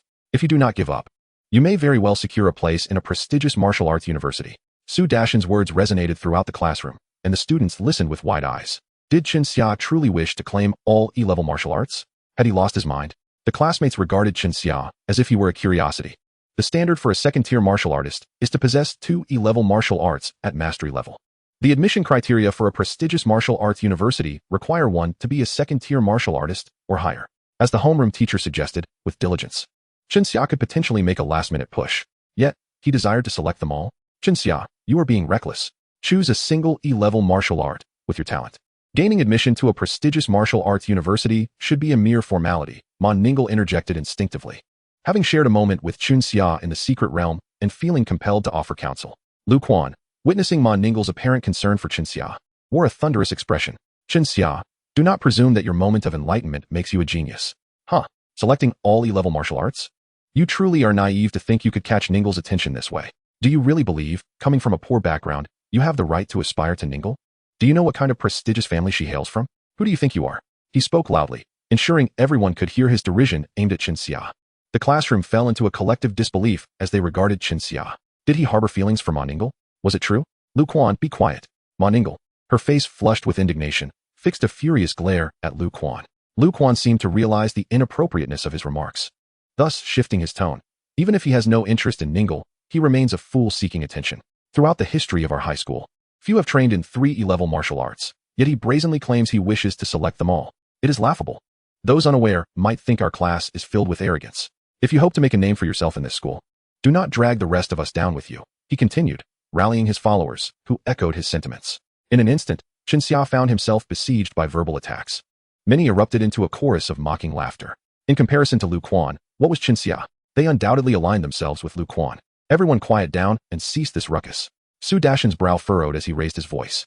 As the homeroom teacher, he commanded respect, and the students gradually fell silent. With a serious expression, he turned to Chun Xia and said, I will reiterate, biting off more than you can chew is perilous. I urge you to consider your future wisely and not jeopardize it. Whether F-level, E-level, or even D-level martial arts, they are merely transitional stages. Typically, one ceases practice upon achieving mastery. It is unnecessary to select multiple transitional martial arts to study. Surely you understand this principle? Chun Xia cast a cold glance at Lu Quan and the others, his demeanor earnest as he replied, Teacher, I comprehend the reasoning, but I am uncertain which martial art suits me best. Thus, I aspire to learn them all, to discover the one that fits me, and then devote myself wholly to mastering it. I believe this approach will yield more favorable results. Su Dashin's expression softened as he contemplated the matter, then spoke. While there is no precedent for studying all martial arts, the school has not explicitly prohibited it, has it? Chun Xia seized the opportunity to respond. Regarding Chun Xia, the student capable of profound insights, Su Dashin held a favorable view of him. Initially, He believed Chen Xia might only possess the fate of an ordinary martial artist in university. But the emergence of his enlightenment revealed that Chen Xia had the potential to be admitted to a prestigious martial arts university. It is worth noting that the presence of a student from a key martial arts university in any teacher's class significantly benefits their funding and ratings. Not to mention, from a self-serving perspective, supporting Chen Xia would also prove advantageous for him. As long as he kept a close eye on Chen Xia and selected the best practices from his martial arts studies, it would be a commendable endeavor. Are you certain you are selecting the best to learn? Su Dashan inquired. Chen Xia nodded earnestly. Very well, I shall inspect your martial arts progress once a week. Should I discover any indiscriminate practice, you may anticipate a reprimand, Su Dashan proclaimed loudly, gesturing as he sent a dozen E-grade martial arts courses from his smartwatch to Chen Xia's device. Soon, Chen Xia received the collection of martial arts teachings. Gazing at the array of E-grade martial arts, Chen Xia's face radiated joy. Who could have anticipated that the involutionary martial arts attribute he possessed was merely a result of a single night's rest? His proficiency in the tying heart method had increased by 1, the lightning blade by 3, and even the master-level Gale step had progressed by 2, signifying remarkable advancement. The crux of the matter was that the involutionary martial arts attribute was formidable in its inclusivity, encompassing all of Chen Xia's martial arts rather than signifying just one. This was indeed extraordinary. While others found it difficult to master a single discipline, Chen Xia thrived in a situation where having multiple skills was advantageous. With the involutionary martial arts attribute, his progress in a single night surpassed what he previously achieved over 2 or 3 days of training. This was undoubtedly a new pinnacle of involution. At this rate, by the end of the day, his training speed would rival that of nearly a week's worth of effort. Ding ding ding. The class bell rang. Lu Quan, with a stern expression, snorted coldly and led the way back to the classroom. As the college entrance examination approached, theoretical classes became increasingly scarce, with coursework primarily focusing on individual practice. The training room was divided into martial arts training spaces and heart method practice areas. The martial arts training room was spacious, providing ample room for each class's students to showcase their skills. After completing a theoretical lesson, all students moved to the training room. Chen Xia ignored the cold remarks surrounding him, instead focusing intently on the martial arts knowledge displayed on his smartwatch. This time, he had access to a total of 13 E-grade martial arts, covering a wide range from offense to defense and speed. Each time Chen Xia flipped through a martial art, data refreshed on a virtual interface visible only to him. E-grade barbarian bull body, none, progress 0. E-grade lightning whip, none, progress 0. E-grade 4 symbols palm, none, progress 0. E-grade iron shirt, none, progress 0. Remarkably, the involutionary martial arts attribute even had an automatic recording feature. Chen Xia was overjoyed. Initially, he had thought mastering these would require considerable time, but unexpectedly, a single thorough reading allowed for instant recording. This was a delightful surprise. Chapter 10, Enlightenment of the Barbarian Bull Body. Inside the training room, classmates were engrossed in their martial arts practice, creating a flurry of blades and shadows. The space was ample enough for them to wield their weapons freely. There was even a small arena for sparring, resembling a martial arts arena. The conflict between Chen Xia and Lu Quan seemed to cause the other students to intentionally distance themselves from him, leaving a considerable area around Chen Xia vacant. He remained unfazed, as a man endowed with extraordinary capabilities. In the future, when he reached his pinnacle, they would all become allies. Thus, he sat down comfortably on the floor, undisturbed. Chen Xia was solely focused on enhancing his strength and had no time for distractions. Chen Xia, do not take Lu Quan's words to heart. The class beauty, Ma Ningle, unexpectedly approached him and spoke earnestly. Chen Xia was taken aback. He hadn't anticipated Ma Ningle would come to console him. I'm not dwelling on it. Thank you, class monitor, Chen Xia replied, lifting his gaze to her beautiful face. If you have no further matters, please do not interrupt my training. Ma Ningle was taken aback by his response. With a frown, she turned away in silence. Though her mutterings could still be heard, I hope you exhaust yourself. It seemed her resentment was palpable. The surrounding classmates, who had been observing, looked at Chen Xia in astonishment. Is he a steel-hearted man? The class beauty shows concern, yet he insists on focusing on training, ignoring the external distractions. Chen Xia opened his smartwatch and began scrolling through the martial arts content. After completing the recording, he sought to identify a suitable martial art among the offerings to focus on for his breakthrough. The lightning blade focuses on offense. The Gale step enhances speed. What I lack is a defensive martial art. A martial artist must embody both offense and defense. There is a saying, offense wins the audience, defense wins the championship. This highlights the critical importance of defense. While offense can eliminate foes, defense is essential for survival. A robust defensive martial art is paramount for any martial artist. Most practitioners typically choose 3 martial arts to study, albeit with varying priorities. Some favor a combination of offense and speed, while others prefer offense and defense, or defense and speed. Each individual selects their preferred combination based on their character traits. This variety arises from the Martial Artist Association's regulations. which state that achieving mastery in any two martial arts elevates a martial artist's rank. Different ranks confer varying privileges and resources within the empire, while also determining one's social standing. Chen Xia examined the 13 E-grade martial arts he had learned, noting that only two were defensive, the barbarian bull body and the iron shirt. The barbarian bull body enhances defense while slightly boosting vitality, whereas the iron shirt purely strengthens skin durability. The characteristics of these two defensive martial arts presented a dilemma. The barbarian bull body was more challenging to cultivate, while the iron shirt offered a faster training speed, complicating Chen Xia's decision. Both martial arts had their respective merits and drawbacks. Logically, the iron shirt was the more orthodox choice for defensive arts, as data indicated that over 70 of martial artists opted for it. After all, being E-grade martial arts, they served as transitional skills. Choosing the more accessible iron shirt would allow for swifter progress. However, Chen Xia quickly made up his mind. He would primarily cultivate the barbarian bull body. Unlike other martial artists, he could exchange points for enlightenment, and his progress could also be converted. Since both were E-grade martial arts, the required points for cultivation were identical, negating any notion of greater difficulty. Then I shall focus on the barbarian bull body. After all, with the automatic cultivation attribute, other martial arts will naturally improve with time, Chen Xia resolved internally. He contemplated the future, envisioning that whether F-grade, B-grade, or A-grade martial arts, they would all be of a hall-level standard. Would this astonish the outside world? The thought was amusing. Having made his choice, Chen Xia wasted no time and turned his attention to the barbarian bull body. Previously, the exchange for F-grade martial arts required 10 points for every 1 point of proficiency. In contrast, enlightenment necessitated only 750 points. It is akin to receiving a 25 discount. The mighty bull body is classified as an E-level martial art, surpassing the F level by 1 tier. Consequently, the points required for exchanging proficiency progress have also escalated by 1 level. A total of 20 points is necessary to exchange for a single unit of proficiency progress. The insight into E-level martial arts has doubled the points needed, now reaching 1,500 points for a single exchange. The difficulty can be described as perpetually increasing.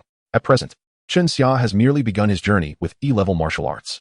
Ordinarily, unless one possesses extraordinary talent akin to a genius, it would be implausible to master 2 E-level martial arts within 98 days. Moreover, Chen Xia has yet to achieve mastery in the F-level martial art, Lightning Blade. The immediate priority remains to elevate Lightning Blade to mastery, thereby allowing himself to become a first-tier martial artist. After a night of relentless training, the intensified martial arts automatically enhanced his progress in Lightning Blade by 3 units. Previously at a proficiency level of 68, the progress now stands at 71. The exchange rate for F-level martial arts is 10 points for 1 unit, meaning only 290 points are required to elevate Lightning Blade to mastery. Chen Xia possesses a considerable amount of points. Even after redeeming 290 points, he still has enough to exchange for an insight into an E-level martial art. He contemplated exchanging for 29 progress points to elevate Lightning Blade to mastery. In an instant, he felt a surge of electricity coursing through his arms. The strength within his arms seemed to amplify slightly. Even his comprehension of Lightning Blade in his mind ascended to a higher echelon. On the virtual interface visible only to him, the numbers flickered momentarily, updating the information in real time. F-level Lightning Blade. Mastery, progress 0. With the addition of the master level, Gale Step, both of Chen Xia's F-level martial arts have now reached mastery. This signifies that Chen Xia's strength has met the criteria of a first-tier martial artist. Yet, this is insufficient. Hadn't Lu Quan just looked down upon him? Chen Xia was determined to show him that his so-called genius was utterly insignificant in the presence of true prowess. He opted to exchange for insight into the E-level martial art, Mighty Bull Body. In an instant, 1,500 points were deducted from Chen Xia's total. The insight commenced. Chen Xia, seated in meditation, suddenly appeared as though he were frozen, emanating a faint purple halo. This was the hallmark of enlightenment. Chen Xia, radiating a subtle purple glow, transformed into the most striking figure within the training room at that moment. Like a firefly in the night, it was nearly impossible to go unnoticed. Chapter 11. The Blood of Exotic Beasts. Director, this way please. Outside the training room, the homeroom teacher, Su Dashin, gestured invitingly to a middle-aged man. This individual was the martial arts director of the 10th high school, whose position ranked just below the 2 vice principals and the principal. Following the martial arts director were several teachers. The group approached the training room with great purpose. With the impending college entrance examination, school leaders were keen on intensifying martial arts training, as it directly impacts the school's enrollment rate, thus demanding utmost attention. Last year, the enrollment rate of 10th high school had seen a decline. With merely 100 days remaining before the college entrance exams, the entire senior class had entered a final sprint, treating it as a decisive battle. The enrollment rate signifies the resources that the school can secure for the following year. Every school is striving to elevate its enrollment rate. Xiao Su, no need to be anxious. I am merely here to inspect your class's training status. the martial arts director said with a smile. Director, you jest. I have always maintained strict discipline regarding the academic atmosphere in my class. The students are diligently training, leaving no room for complacency, Su-Dashin replied, brimming with confidence. Regardless of academic or disciplinary standards, his class consistently ranked among the top in the grade. Before long, the group entered the training room. Inside, a multitude of students had formed a circle, all halting their training. In that moment, Su-Dashin felt a wave of embarrassment wash over him. Having just boasted in front of the martial arts director, he was now faced with a stark contradiction, igniting his fury. The martial arts director's brow furrowed, his expression inscrutable. Yet it was evident that he was indeed displeased. In such a critical period leading up to the college entrance exams, these senior students were neglecting their training. Congregating instead. What a disgrace. What are you doing? Su-Dashin, consumed by anger, could not help but shout. The surrounding students, startled, quickly dispersed, revealing Chun-Xia, who was seated on the ground, emanating a faint purple glow. Enlightenment? The martial arts director's expression shifted to one of surprise. As the martial arts director, he was no stranger to the concept of enlightenment. It was a hallmark of genius. Each year, a few martial arts prodigies would emerge in the grade, occasionally experiencing moments of insight during their training. The more talented the individual, the more frequent their moments of enlightenment, leading to accelerated progress. He had not anticipated encountering a student's enlightenment during a routine inspection. This, Su-Dashin was momentarily taken aback. He had not expected such a scene. Especially upon recognizing it was Chun-Xia, his astonishment deepened. According to the updated information, Chun-Xia had just experienced enlightenment not long ago. How could he have achieved it again so soon? A wave of profound joy washed over him. A student capable of consecutive moments of enlightenment within a short span possessed remarkable talent, truly a genius. Everyone, be quiet. The martial arts director gestured for silence. The entire assembly held their breath. Enlightenment, in truth, is a fleeting moment. As silence enveloped the room, Chun-Xia abruptly opened his eyes, the purple light dissipating. Simultaneously, Mighty Bull Body, updated. E-level Mighty Bull Body, basic, progress 0. For senior students practicing E-level martial arts. Transitioning from the basic level to proficiency typically requires at least 3 months of dedicated effort. However, Chun-Xia's single moment of enlightenment equated to 3 months of progress for others. The surrounding classmates were filled with envy, wondering why fortune had favored him. The elevation of Mighty Bull Body by a minor tier surged a wave of vitality within Chun-Xia, leaving him invigorated and his muscles considerably more toned. Indeed, the E-level martial arts provided a sensation of vitality coursing through him. Chun-Xia sighed inwardly. Chun-Xia, what martial art did you gain insight into? Su-Dashin's voice resonated with delight. It was only then that Chun-Xia realized he was surrounded by people. They had encircled him, not just the homeroom teacher standing before him, but also a cheerful middle-aged man beside him. Having attended the school for nearly 3 years, Chun-Xia immediately recognized this individual as the martial arts director. Greetings, director. Chun-Xia promptly responded. Hello there, student. Quite impressive you are. The martial arts director smiled warmly, affectionately patting Chun-Xia on the shoulder. A student capable of achieving enlightenment in martial arts undoubtedly belonged to the ranks of prodigies. Naturally, he treated such talents with kindness. Director, this is one of the geniuses of our class. Chun-Xia, Su-Dashin promptly introduced. He couldn't resist adding, just 3 days ago, Chun-Xia had his previous moment of enlightenment, elevating Gale Step to master-level proficiency, and now, in such a short time, he has experienced enlightenment once more. There was a hint of pride in his voice. To have a student achieve 2 moments of enlightenment in such a brief period is indeed a rarity. The martial arts director's expression softened further. Teacher, this time I gained insight into the E-level martial art, Mighty Bull Body. Chun-Xia replied with a smile. In the daily assessments, he had previously noticed a detail. The more significant the impact of his actions on the external world, the greater the points he accrued. Moreover, this method of acquisition was unrestricted within a single day. The astonishment of merely 2 guards resulted in a staggering 20-50 points. In the training room before him, nearly 100 individuals were present. When the final tally is made, how many points will be accumulated? He chose to achieve enlightenment here precisely for this reason, maximizing the potential of his epiphany. There was no need to conceal the martial arts he comprehended. Chun-Xia needed to express it openly. Goodness! Had he truly just learned the E-rank martial art, Mighty Bull Body, this morning, and yet experienced immediate enlightenment? Indeed, Chun-Xia's declaration elicited gasps of astonishment from his peers. They all regarded him as if he were a prodigy, their hearts shaken. What kind of understanding could allow someone to learn in the morning and attain enlightenment in just a few hours? Many could not even memorize the Mighty Bull Body in that brief span. Is it true? Su-Dashin exclaimed with delight. He had thought that Chun-Xia's enlightenment would pertain to an F-rank martial art, but to discover it was an E-rank was unexpected. Achieving enlightenment in martial arts is typically easier with lower ranks. Conversely, the higher the rank, the more challenging it becomes. Excellent, excellent, excellent. The martial arts director's repeated exclamations of approval reflected his elation. Young Su, such a talent must be nurtured with care. You shall submit an application to the school for a first-tier exotic beast's essence blood for Xia. I will grant my approval. This was a privilege he still possessed. Su Dashin's face beamed with joy. Xia, do express your gratitude to the director. A chorus of envious gasps erupted from the surrounding students. The essence blood of exotic beasts comes from the kings among first-tier beasts, such as the Wolf King or Tiger King. The essence blood they possess is distinct from ordinary beasts. After hunting them, collecting and refining their blood yields precious and rare essence blood, not something as common as cabbage on the streets. The higher the tier of the exotic beast, the more challenging it is to obtain its essence blood, and consequently, the more valuable it becomes. Consuming this essence blood can unlock human potential and, for a limited time, greatly enhance one's training efficiency. Throughout the entire high school, the number of students rewarded each year is limited, as the essence blood is allocated based on the school's advancement rate, distributed by the Imperial Education Department. Xia's enlightenment had already incited envy, and now, with the reward of essence blood, it had crossed into outright jealousy.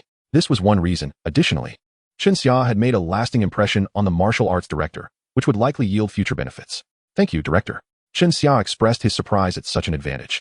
Excitement evident on his face. The martial arts director patted Xia's shoulder. Do your utmost, Xia. With that, he left the training room, accompanied by a group of admirers. Chapter 12. The Tyranny of Suppressed Combat Power. Damn it. Lu Quan seethed as he struck the power machine with his fist. He felt as though all the good fortune had been seized by Xia. First, enlightenment, and next, the school's reward of essence blood. He often consumed essence blood himself. Given his family's wealth, although it was costly, he could afford it. What he truly coveted was the public recognition from the school. The feeling of being in the spotlight was undeniably exhilarating. Unfortunately, that exhilaration was not his to savor. Observing the envious gazes of his classmates, Lu Quan's heart boiled with fury. Why was he not the object of envy? What further inflamed his anger was Ma Ning's inquisitive gaze directed at Xia. His eyes swept over the sparring platform, beckoning a nearby classmate to approach. Once the martial arts director departed, the homeroom teacher Su Dashin encouraged Xia before leaving with a cheerful demeanor. The crowd of classmates gathered around Xia, finally witnessing what enlightenment truly entailed. Previously, they had only seen it in videos, which felt unreal. Now, witnessing it firsthand was indeed awe-inspiring. Xia, you're impressive. What does it feel like to achieve enlightenment? Xia, many students, having previously distanced themselves from him, now approached with friendly smiles. A classmate capable of enlightenment was undoubtedly someone worth cherishing. Who knows? Perhaps in the future, they could ride on his coattails. Xia surveyed the circle of admirers. The feeling of being encircled was indeed gratifying. Humph. So what if he achieved enlightenment? He can't even reach the first-tier martial artist level. What is there to be smug about? What are you so proud of? A tall classmate stood behind Xia, looking down at him with a condescending expression. Gao Zhiqing, a first-tier martial artist, was currently striving to reach the second tier and was likely to graduate at that level. In the training room, sparring was permitted. Lu Quan, standing a short distance behind with his arms crossed, wore a sinister smile. He should have engaged directly, but with Xia being merely a prospective martial artist, and he himself a second-tier, nearly third-tier martial artist, it would be too easy. Winning would only lead others to claim he was bullying the weak. Gao Zhiqing, one of his minions, was sent to challenge Xia, perfectly suited to diminish Xia's prestige. The group surrounding Xia instinctively glanced at Lu Quan upon seeing Gao Zhiqing. Who didn't he know that Gao Zhiqing was Lu Quan's lackey? Involving Lu Quan made them all timid, retreating several steps. Xia calmly regarded Gao Zhiqing and remarked, "What is that barking? I shouldn't agree to spar with a dog, but my hands are itching. I would relish the chance to beat a dog that has fallen into the water." Laughter erupted among the students. Xia, Gao Zhiqing's anger flared, his fists clenched, veins bulging on his neck, nearly exploding with rage. "Very well. Let us head to the platform. I hope your face is as tough as your mouth," he coldly retorted before striding towards the small sparring platform located within the training room, not waiting for Xia to follow. Gao Zhiqing retrieved a wooden sword from the weapon rack, gripping it firmly.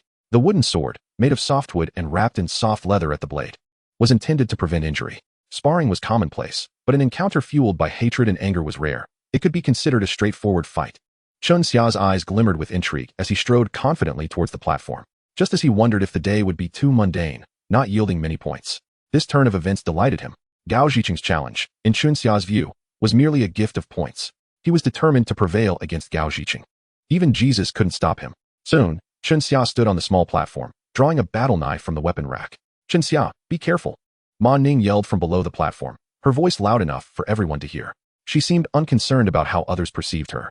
Lu Quan's face darkened, nearly dripping with disdain. "Xia, weapons are merciless. I will not hold back." Gao Zhiqing spoke with a face full of rage, his tone grave. With a whoosh, Gao Zhiqing made his move.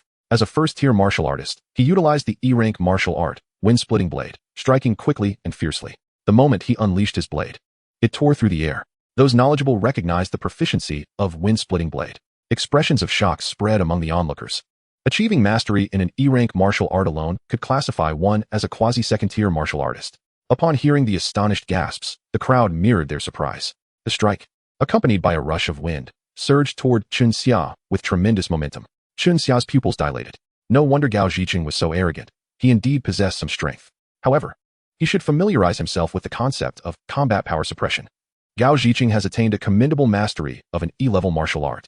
Yet he remains merely a first-tier martial artist. Chun Xia, similarly, occupies the same tier.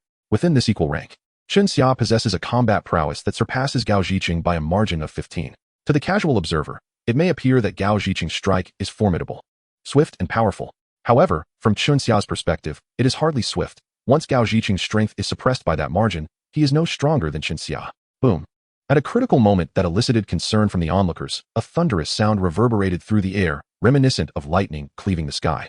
In the semi-enclosed training room, the sound was especially pronounced, echoing throughout the space. Before the eyes of the gathered crowd, it felt as though a bolt of lightning had traversed the atmosphere. Some students well-versed in martial arts widened their eyes in astonishment. It was the lightning blade. Indeed, it was Chun Xia who had unleashed the lightning blade, effectively countering Gao Zicheng's attack. The two wooden swords clashed, producing a deep, resonant sound. It was not until this moment that the flash of silver lightning in the training room dissipated. Roar! Chun Xia let out a low growl. The advantages of the bull body technique became evident, as the collision ignited his latent combat potential. Remarkably, he managed to push Gao Zicheng back by a step. With the activation of the master-level Gale step, his blade sliced through the air, slashing. Even with the blade wrapped in soft leather, it still managed to tear through the fabric at Gao Zicheng's waist, leaving a crimson mark upon his body. The two combatants crossed paths in an instant. If this had been a real blade, you would have been cleaved in two, Chun Xia remarked calmly. The exchange transpired so swiftly that many were left bewildered, unable to fully comprehend the outcome before it concluded. A wave of astonished expressions fell upon Chun Xia. The torn clothing on Gao Zicheng's body left them incredulous.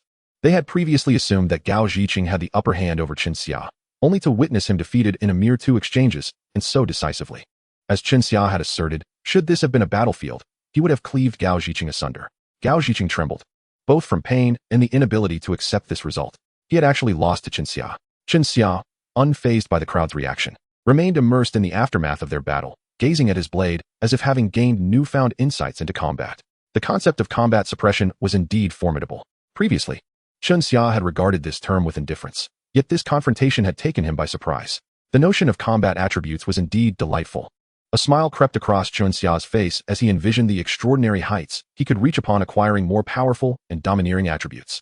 In stark contrast to Chun Xia's composure, the surrounding students were unable to maintain their equanimity.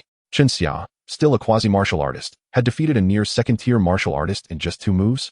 Did you all see that? Chun Xia's lightning blade had emitted a dazzling silver flash. Who could have anticipated the masterful intricacies of the Gale step? Most unforgettable was how Chun Xia executed the Gale step with such elegance, leaving behind afterimages. They had never considered that the Gale step could possess such a facet. The F-level Gale step was the first martial art that high school students encountered, typically practiced until mastery before advancing to A-level martial arts. Few would continue their training, as they aimed to pursue higher-level martial arts, elevate their martial artist ranks, and gain admission to superior martial arts universities. Only now did they recognize their prior naivety. Mastering the Gale step at a master level was a fundamentally different concept from mere proficiency, rivaling E-level martial arts in capability. You are courting death. Gao Zicheng's face turned ashen, provoked by the peculiar gazes of his peers. Chun Xia's strike filled him with humiliation and rage. Chapter 13, The Reaper of Opportunity. Before the echoes of his words faded, Gao Zicheng had already made his move, swinging his blade towards Chun Xia. Buzz. Once again, the sound of the wind-cleaving blade slicing through the air reached the ears of the onlookers. This strike was fueled by Gao Zicheng's wrath, nearly his full strength. Compared to his earlier attack, this one was more urgent and terrifying.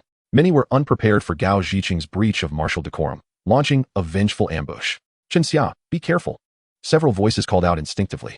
Boom. In the eyes of the crowd, silver lightning appeared once more, but this time it was not a single bolt but 2. The lightning blade earned its name due to the swiftness of its execution. Though it was an F-level martial art, its speed rivaled the E-level wind-cleaving blade.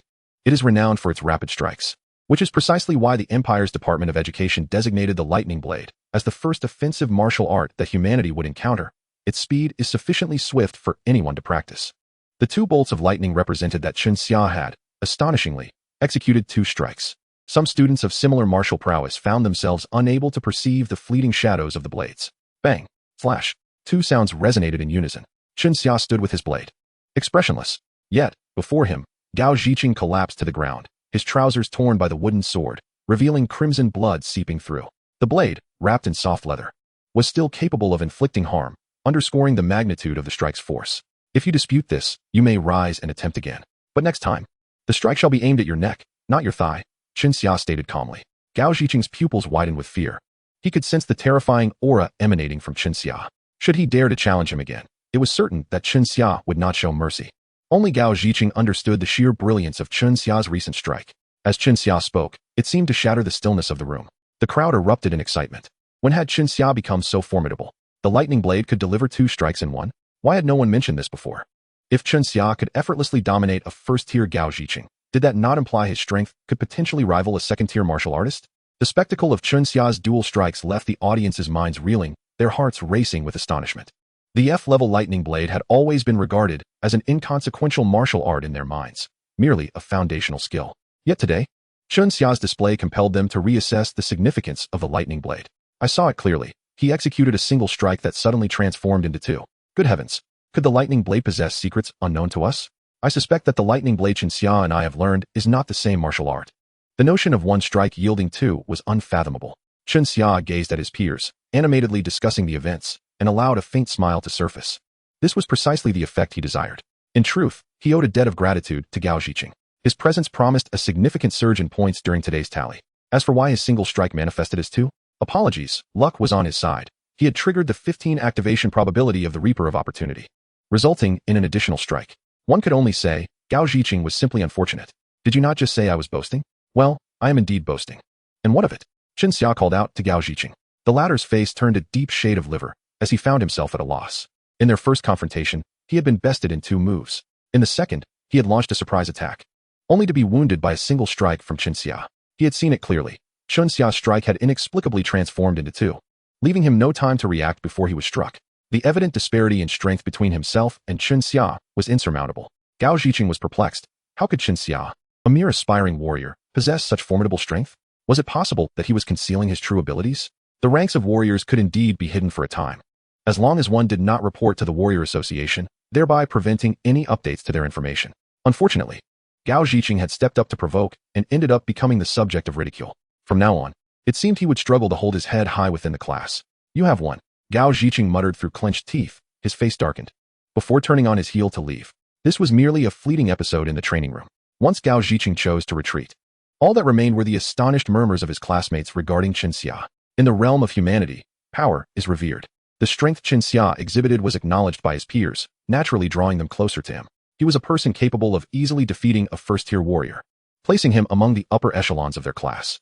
With just over 3 months until the college entrance examination, Chen Xia's ascendance to a prestigious martial arts university seemed almost inevitable. Among his classmates, no more than 5 were qualified to attend such an esteemed institution. Following this minor incident, countless classmates flocked to Chen Xia, eager to learn how he had transformed a single strike into 2. Chen Xia, please teach us. Indeed. We are classmates. There is no need to keep secrets. If you refuse to teach us, it's as if you do not regard us as peers. One after another, they shamelessly implored. To them, it seemed only natural to share knowledge among classmates. Get lost. Chen Xia replied coldly, barely suppressing a smile. Did any of you speak up for me when Gao Zhiqing challenged me? When Lu Quan bullied me, you all retreated faster than anyone else. Do you truly consider me a classmate? Ha! You are all so young yet possess such thick skins. It is admirable, considering you have yet to face the real trials of society.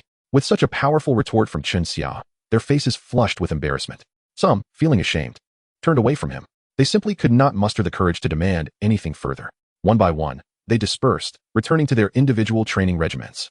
Once again, the training room echoed with the sound of blades slicing through the air. They had to seize every moment to hone their martial skills. Chen Xia settled into a meditative position, his mind occupied with the strike he had just executed. Noon arrived. After the training session, their long-absent homeroom teacher, Su Dashan, made an appearance. Chen Xia, come to my office for a moment, he said, a cheerful expression gracing his face, indicating that his summons was likely not a bad omen. Without a second thought, Chen Xia followed the teacher.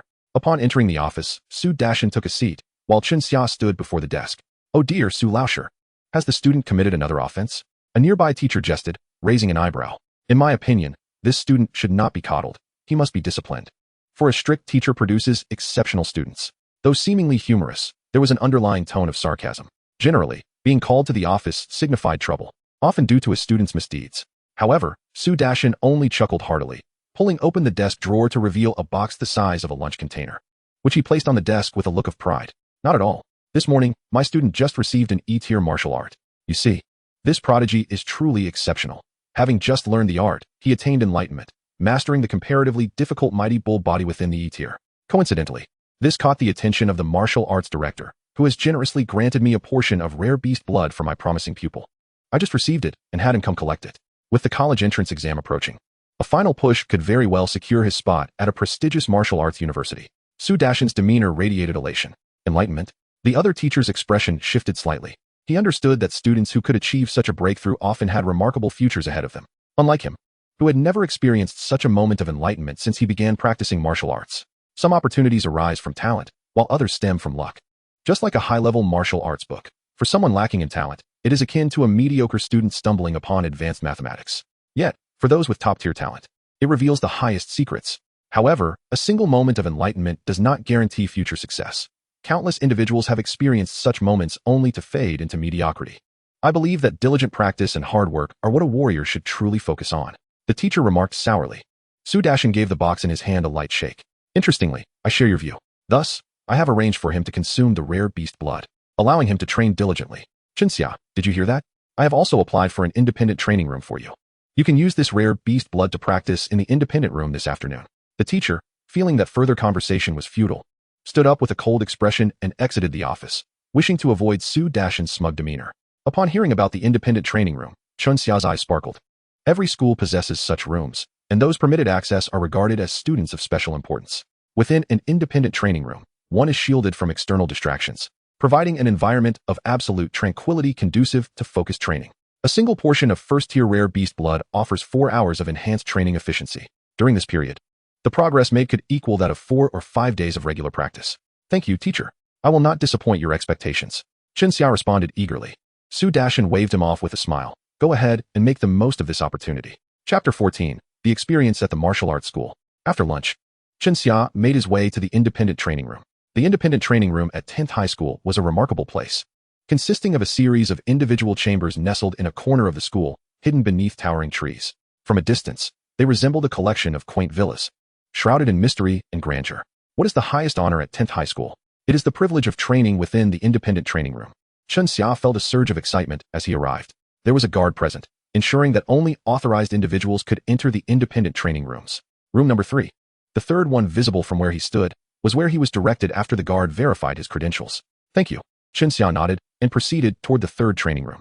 In the distance, many classmates who spotted Chinxia entering the independent training room gazed at him enviously. To the students, this place was akin to a sacred ground within 10th High. Beep. Chinxia scanned his face, and the door lock clicked open after verification. Filled with anticipation and curiosity, he stepped inside. As he crossed the threshold, a chill enveloped him. The air conditioning had already been activated. The room was quite spacious, entirely enclosed, yet well equipped with facilities such as a private restroom and shower. Chinxia settled into a cross-legged position and opened the box containing the rare beast blood. This was no ordinary box. It functioned as a refrigeration unit, equipped with a small cooling compressor to ensure the rare beast blood inside remained fresh. At the center of the box lay a vial filled with a vibrant red liquid, the rare beast blood itself. Just this one vial was worth 30,000 in the black market, and that was for the first tier. For second-tier rare beast blood, the price would triple or more. In an ordinary household, there exists no feasible method to expedite a child's cultivation through the essence of exotic beasts. Furthermore, the appearance of such essence in the black market is exceedingly rare, rendering it a commodity that is valuable yet scarce. The Empire exerts stringent control over the essence of exotic beasts, such that any individual who manages to hunt a royal-level beast must relinquish the essence to the Empire, which will then refine it uniformly before distributing it as needed. The only way to obtain the essence is to, like Chinxia, gain the school's recognition and rewards. It can be said that the essence of exotic beasts is the exclusive domain of prodigies. The Empire's actions serve to concentrate resources on individuals with greater potential, aiming to cultivate a greater number of formidable warriors. It has long been rumored that the essence of exotic beasts possesses a sweet flavor without any fishy aftertaste, though its truth remains uncertain. After a moment of contemplation, Chinxia opened the lid and drank it down.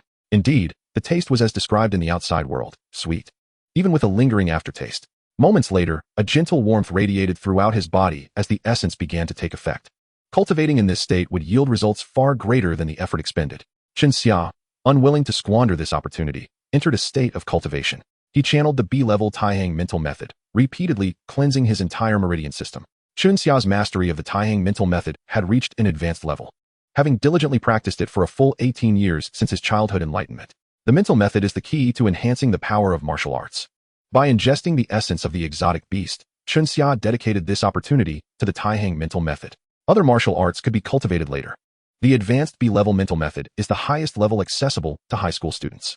To practice higher-level mental methods, one must gain admission to a martial arts university. At this point, distinctions arise. Ordinary martial arts universities and key martial arts universities offer different selections of mental methods, while the top-tier martial arts universities provide S-level mental methods. This explains why countless individuals strive relentlessly to enter the top-tier martial arts universities. The experience of cultivating mental methods often makes one feel as though time is fleeting. For hours passed in the blink of an eye. As the heat from his body subsided, Chen Xia recognized that the effect of the essence had waned. This sensation was truly invigorating. Chen Xia summoned his virtual information panel. Other aspects remained unchanged, but the B-level Taihang mental method had undergone an alteration. B-level Taihang mental method. Mastery. Progress 82. Previously, at 81, 4 hours of cultivation had increased his progress by 1. This rate of advancement was undeniably swift. Under normal circumstances, it would take at least 10 days to achieve such an increase. This is B-level martial arts, far surpassing the likes of E and D-level martial arts. With each level of martial arts improvement, the difficulty of cultivation escalates correspondingly. The classification of martial arts levels serves as a direct reflection of this increasing challenge. The points required to exchange for progress in B-level martial arts are exceedingly high, necessitating a gradual approach. Rising to his feet, Chen Xia opened the door of the independent training room and stepped outside. The school had already dismissed for the day, and the surroundings were desolate. Not wishing to linger, Chen Xia left the school grounds. The entrance of the 10th high school featured a magnetic levitation bus station. As he prepared to wait for the bus, an attractive young woman approached him. "Hello, classmate. The Longhu Martial Arts Hall is hosting a grand opening celebration today, offering free trials, along with personal guidance from 7th-tier martial artists. This is a rare opportunity." Upon finishing, she handed Chen Xia a flyer. Intrigued, he accepted it. "Is it truly free? The fees for martial arts halls can be exorbitant." The young woman nodded vigorously. "Of course it's free. You can simply go over and take a look. If it's not genuine, you'll only waste a little of your time." Many newly opened martial arts halls hold promotional activities. The Longhu Martial Arts Hall is a national chain, boasting considerable scale. What captured Chen Xia's interest was the prospect of receiving personal guidance from a 7th-tier martial artist. Individuals of this caliber are already considered formidable. In the relatively small city of Chuanning, the Longhu Martial Arts Hall's decision to send a 7th-tier martial artist for the opening event signifies a significant investment. Situated adjacent to the 10th high school, this street is home to more than a dozen martial arts halls. Which parent does not aspire for their child to excel? This has led to a flourishing business for martial arts halls. Seizing the opportunity for a free experience, Chen Xia made his way to the Longhu Martial Arts Hall. Upon arrival, he was greeted by fluttering colorful flags and an impressive promotional event that attracted numerous parents accompanying their children. Many students from the 10th high school were also present. Holding the flyer, Chen Xia entered the hall. Due to the grand opening, the Longhu Martial Arts Hall had ample staff to assist, and he was directed to the training area. True to its reputation as a national chain, the facility was vast, filled with an abundance of training equipment. There were many devices that Chen Xia could hardly recognize, ranging from strength machines to speed machines, and even multidimensional reaction training devices, dozens of types of training apparatus. Most of the equipment was currently in use. "You may try out any of the training machines here. Coach Zhu will be arriving shortly to give a lecture," the guide cheerfully informed him. After the guide departed, Chen Xia eagerly approached an available speed machine. Chapter 15, Hall of Fame. A few minutes later, Chen Xia stepped off the speed machine, slightly breathless. Compared to the training machines at school, this was significantly superior. He marveled at the experience. Over these few minutes, he had unleashed his swift wind steps to its fullest, and this speed machine showed no delay, allowing him to train with unparalleled ease. If only the school possessed such speed machines, his training speed would undoubtedly see a marked improvement. Such machines are prohibitively expensive and are only found in key martial arts universities or higher. High schools are not expected to have them. Of course, some affluent families might purchase them for personal use. The martial arts hall is the only place where those of modest means can access such costly training equipment. Just as Chen Xia was savoring his experience from the speed machine, a surprised voice called out, "Chen Xia?" Upon hearing that voice, Chen Xia froze momentarily. The voice was familiar. He turned to face the source. Clad in a form-fitting training outfit that accentuated her curves, the figure revealed a striking silhouette. The fitted pants highlighted her shapely form and graceful lines. Looking up, he was met with the sight of two towering peaks, utterly captivating. For reasons unknown, seeing Ma Ninglu in such attire left Chen Xia momentarily spellbound. In school, everyone typically wore training uniforms, making it difficult to discern anything noteworthy. However, Ma Ningli's alluring appearance in her form-fitting attire was almost too much for Chen Xia to bear. What a coincidence! Chen Xia managed an awkward smile. It felt surreal. Why had he encountered her so frequently over the past few days? Internally, he groaned. Ma Ninglu, too, was taken aback to see Chen Xia again at the martial arts hall. For this ordinary student, she realized that her memory of him only began with their encounter in the secret realm yesterday. The previous Chen Xia seemed to have never entered her world at all. It was primarily because he was too commonplace, making it difficult to capture anyone's attention. Are you here to train as well? Ma Ninglu inquired, glancing at Chen Xia, who was avoiding her gaze. She suddenly became aware of something, and her face flushed slightly. She had never appeared in front of the male students in such attire. Yet here he was, witnessing her in this form. This provoked an unusual feeling within Ma Ninglu. Indeed, the Longhu Martial Arts Hall is offering free trials to experience these training machines, so I came to give it a try, Chen Xia quickly replied. In the class, everyone was aware of his modest background, and there was no shame in seeking free resources. Ma Ninglu paused for a moment, then smiled. She found Chen Xia's straightforwardness quite admirable. This quality alone surpassed that of many boys. Are you here to train as well? Chen Xia asked, almost parrot-like, echoing Ma Ninglu's earlier inquiry. I suppose so, Ma Ninglu replied with a grin. Then you should get to it. Chen Xia turned and walked away, feeling as if his nose might bleed from embarrassment. Who could withstand such a situation? The images of mountains and valleys swirled in his mind, and he felt compelled to salute. Chen Xia's actions left Ma Ninglu perplexed. Shouldn't a boy invite her to train together? Reflecting on their previous interactions, she began to question her own allure. Humph. With a haughty snort, Ma Ninglu strode up the stairs, hands behind her back. However, as she neared the staircase, she waved to a nearby guide. Miss, how may I assist you? The guide replied respectfully. Please give that boy a monthly card later. Tell him he has been selected as our lucky recipient from the Longhu Martial Arts Academy, Ma Ninglu instructed. The guide hesitated for a moment before promptly acknowledging, Yes, miss. After a wave of her hand dismissed him, Ma Ninglu smiled to herself. This was merely a small gesture on her part. In truth, she simply wished to lend Chen Xia a helping hand.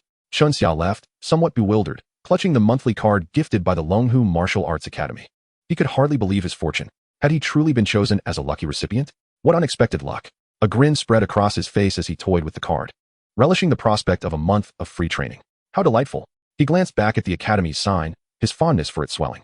Once aboard the maglev bus and en route home, he found his parents had prepared dinner. After devouring the meal, he rushed back to his room to train.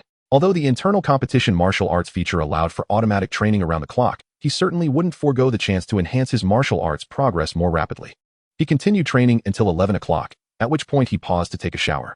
After changing into a fresh outfit, he opened his tablet and browsed the latest martial artist updates. A series of captivating videos unfolded before him. Before he realized it, midnight had passed. He found himself eagerly anticipating the daily summary. Ding! Daily settlement begins. You ran to school. Reward, 5 points. You uploaded your latest martial arts information. Reward, 50 points. Your information caught the teacher's attention. Reward, 50 points. You received praise from the teacher. Reward, 100 points. Your performance astonished others. Reward, 50 points. You chose to learn all E-class martial arts. Reward, 100 points. Your choice shocked others. Reward, 100 points. You faced ridicule but stood your ground. Reward, 200 points. You recorded 13 B-class martial arts. Reward, 500 points. You had an epiphany regarding the barbarian bull martial arts. Reward, 500 points. You gained the appreciation of the martial arts director. Reward, 200 points.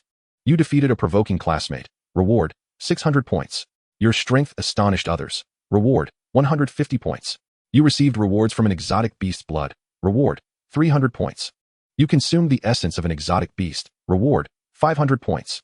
You practiced alone in the training room for an afternoon. Reward, 50 points. You experienced a training session at the academy. Reward, 100 points. Your classmate Ma Ninglu gifted you a monthly card. Reward, 100 points. Total points earned, 3,655. Overall total points, 4,015. Ding. You achieved the accomplishment of defeating an opponent for the first time. Reward, 500 points. Random reward entry. Furious Hammer. Overall total points, 4,515. The mechanical notifications cascaded in a harmonious chorus. What delighted Chen Xia even more was the substantial rewards he had received. The points were extraordinarily generous. Most rewards exceeded 100 points. However, the final entry left him momentarily stunned. Was the luck he believed he possessed actually a gift from Moningle? Chen Xia chuckled ruefully. Had it not been for the daily settlement system, he would have remained oblivious to the fact that the monthly card was a present from her. He might have genuinely thought himself fortunate to be selected by the Longhu Martial Arts Academy. Who would have imagined that someone as aloof as Moningle would bestow a monthly card upon him? He glanced at the newly acquired entry. Furious Hammer. After 3 strikes. A heavy blow effect is guaranteed, dealing double damage. Splendid. He had obtained yet another new entry, and it filled Chen Xia with elation. This entry resembled a charged critical hit. After 3 strikes, the 4th would unleash a devastating blow. The emphasis was on sheer power. As his initial excitement waned, he turned his attention to the points accrued. Today's point acquisition was indeed a remarkable explosion, bringing his total to an astonishing 4,515 points. The exchange for an epiphany in E-class martial arts was 1,500 points each, meaning he could redeem 3 martial arts insights. The points earned in a single day could surpass what others achieved in an entire year of training. This was undeniably extraordinary for martial artists of average talent. Progressing in E-class martial arts typically yielded a maximum of 0.5 in progress after an entire day's effort. It generally took around 200 days to elevate an E-class martial art from basic to proficient. Mastering an E-class martial art could take approximately 1.5 years. No wonder the admission criteria for prestigious universities required students to be second-tier martial artists, without exceptional talent. It was difficult to advance from a novice to a second-tier martial artist within 3 years of high school. Under normal circumstances, without the daily settlement system, he would likely remain a mere first-tier martial artist, barely scraping by in a standard martial arts university, with no hope of entering a prestigious institution. Chen Xia shifted his focus to the 13 martial arts he had studied today. Currently, he was majoring in the barbarian bull technique, which had advanced from basic to proficient after his epiphany. If he were to apply all 3 insights to the barbarian bull, he could elevate it directly to the master level, just one small step away from the pinnacle level. However, Chen Xia had no intention of doing so. He had other plans. He redirected his attention to the lightning blade and gale step. F-class lightning blade, proficient, 0 progress. F-class gale step, master, 0 progress. F-class martial arts required only 750 points for a single epiphany. The lightning blade could reach the pinnacle level with 3 insights, while the gale step needed just 2. Did F-class martial arts necessarily lag behind E-class? The answer was not necessarily. Martial arts that achieved pinnacle proficiency would undergo a qualitative transformation, wielding unexpected power, rivaling E-class martial arts at the master level. In terms of cost-effectiveness, it was simply explosive. Chen Xia's reluctance to dismiss E-class martial arts stemmed from his plan to shatter the school's record for the first-tier 18 bronze men trial the following day. To earn more points, he would need to break the mold. He needed to meticulously plan each day's activities. Soloing the first-tier 18 bronze men trial at school was undoubtedly the ideal approach. It would yield a greater number of points. Once the record is shattered, the school will bestow resources as a reward to support the record breaker. Chen Xia, hailing from a modest background with limited training resources, naturally seized the opportunity to acquire resources now that he possessed the capability. With a plan in mind, Chen Xia immediately exchanged for an F-grade martial arts epiphany. You have comprehended the lightning blade, elevating it to master level. You have comprehended the lightning blade, elevating it to grandmaster level. You have comprehended the lightning blade, elevating it to hall level. You have comprehended the gale step, elevating it to grandmaster level. You have comprehended the gale step, elevating it to hall level. Remaining total points, 765. In a frenzy of enlightenment, as he elevated both the lightning blade and the gale step to hall level, Chen Xia felt an overwhelming transformation within himself.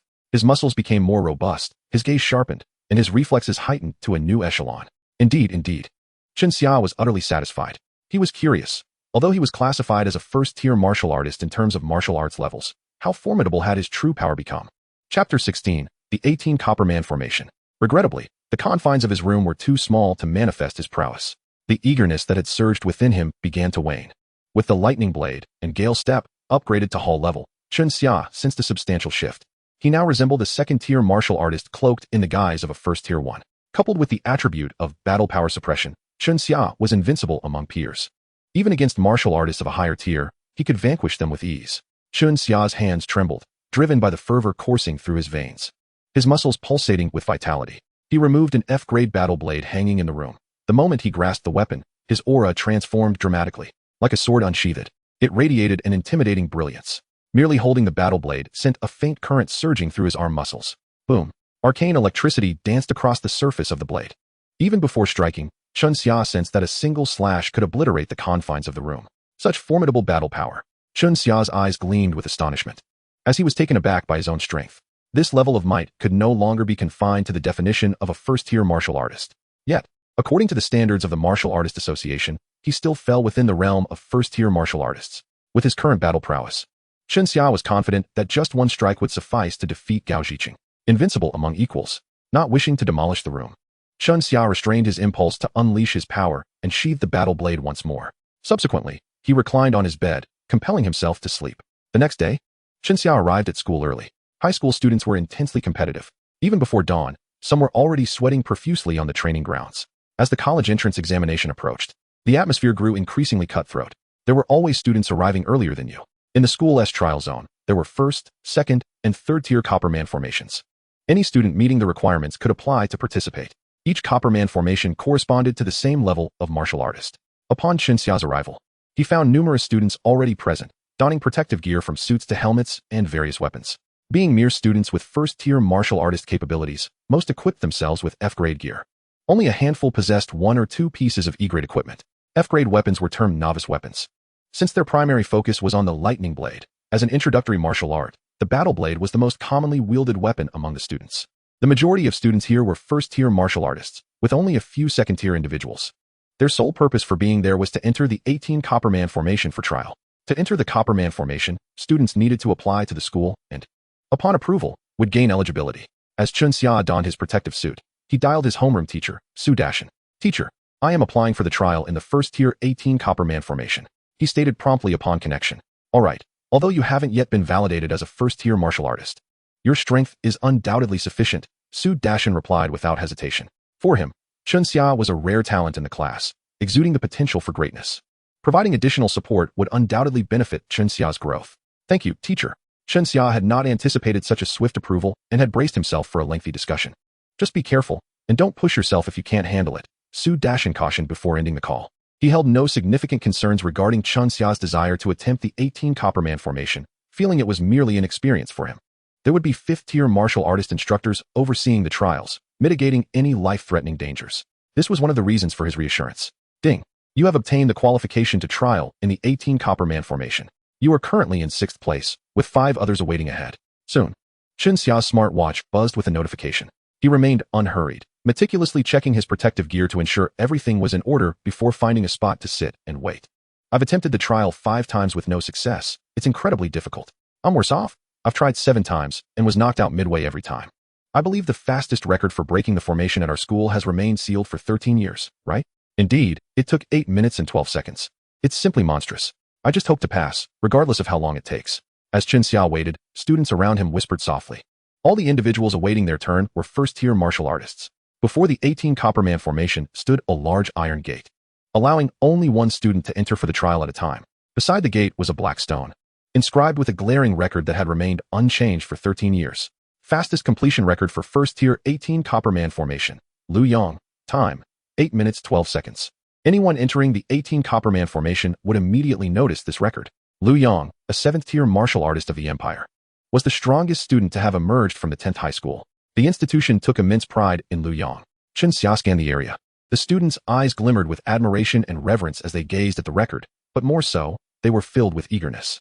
If they could break that record, they would undoubtedly bring fame to the 10th high school. Creak.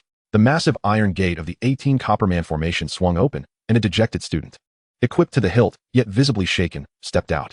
His completion information appeared on the nearby screen. Huang Bin failed. This indicated that Huang Bin had not managed to complete the trial, let alone break the fastest completion record. Perhaps due to his failure, he hurriedly exited without a word. Next, Zhou Dagong. As the announcement rang out, a tall boy resembling a tower stood up, excitement radiating from him as he entered the trial formation. "This guy has a good chance of succeeding." Observing Zhou Dagong's imposing stature, the students waiting in line placed their hopes heavily upon him. Many students managed to pass the trial, albeit with lengthy durations, often emerging battered and bruised. Yet, in the eyes of ordinary students, anyone who could pass was deemed impressive. After all, less than 1 in 10 from the entire 10th high school succeeded. In the blink of an eye, several minutes passed. The iron gate opened once more. Zhou Dagong leapt out, and the glaring word failed on the adjacent screen marked him as someone who appeared strong yet lacked substance. Such a waste of his towering physique. Chen Xia had been meditating with his eyes closed until he heard his name called. Next, Chen Xia. Upon hearing his name called, Chen Xia rose to his feet and strode purposefully towards the trial arena. The individuals preceding him were all, without exception, failures in their attempts. During the waiting period, The trial area had long been filled with spectators, with over 40 individuals merely queued up. After the gatekeeper verified his qualifications at the imposing iron gate, Chun Xia vanished beyond its threshold. Another nameless challenger. This fellow's name was unfamiliar. How many minutes do you think he will last before he is defeated? Come. Let us place our bets. I wager this chap will be expelled within 5 minutes at most. I suspect he will not walk out, but rather be carried out. Alas, yet another soul destined to suffer a beating. Among the waiting students, not a single one held any optimism for Chun Xia. With only 3 months remaining until the college entrance examination, true geniuses had already ascended to the rank of second-tier warriors. Those still at the first-tier level, while not devoid of talent, were undoubtedly average. How could an ordinary warrior possibly conquer the Copper Man array? As this group of students engaged in various mockeries and discussions, Chun Xia had already positioned himself on the straight passageway that stretched 200 meters in length. Before him stood a towering Copper Man, shimmering with golden light. Chapter 17. One strike, instant kill, ready for the college entrance exam. Is he finally not pretending? The term Copper Man refers to a robotic entity adorned with a golden exterior. The design of this Copper Man machine embodied the strength of an upper-tier first-tier warrior. This passageway housed 18 such figures. Chun Xia had familiarized himself with the intricacies of the 18 Copper Man array. To succeed, one must endure a series of battles. The difficulty escalates in a geometric progression. The first confrontation involves one opponent, the second 2, the third 4, the fourth 5, and the fifth 6. In total, there are 18 Copper Men. Each Copper Man possesses the strength of an upper-tier first-tier warrior, making it a daunting challenge for any student daring enough to face them alone. After all, they are merely machines governed by a rigid intelligence. In the second battle, where one faces 2, many students have triumphed. However, by the third battle, the number escalates to 4, significantly heightening the challenge. Few can overcome the daunting odds of 1 against 4. Even those who manage to succeed against 4 must then confront 5, where the difficulty doubles. Countless self-proclaimed prodigies have faltered at this stage. Chun Xia had scrutinized numerous video guides. The students who managed to navigate the Copper Man array employed a plethora of strategies, some of which proved effective, while others were utterly futile. The overarching conclusion was clear. Those who succeeded were genuine powerhouses among first-tier warriors. As for Liu Yang, who achieved a record time of 8 minutes and 37 seconds at the 10th high school, he was undoubtedly a force to be reckoned with. Every high school established their own 18 Copper Man array, with records typically tracked at the municipal level and shared across the city. The highest record in Ningchuan City stood at 7 minutes and 54 seconds, set by Wu Chengqiao of the first high school, with the record dating back 22 years. Chun Xia had watched Wu Chengqiao's clearing video, as well as Liu Yang's. He remembered being utterly captivated by these remarkable performances when he first became a high school student. Are you ready? At that moment, a fifth-tier warrior teacher stationed there spoke, his tone flat and devoid of emotion. Responsible for overseeing the 18 Copper Man array, he had witnessed countless students challenge the array, easily accustomed to the routine. Chun Xia took a deep breath, unsheathing his battle blade as he fixed his gaze upon the first Copper Man teacher. I am ready, he declared loudly. Very well, you understand the rules. Do not overexert yourself. If you find it too challenging, you may choose to withdraw, and I will halt the Copper Man. The warrior teacher informed him before calling out. Now, the countdown begins. 3, 2, 1. Begin. Almost instantaneously with the final count, the teacher activated the Copper Man. The previously motionless figure sprang to life upon receiving its command. However, Chun Xia's speed surpassed it.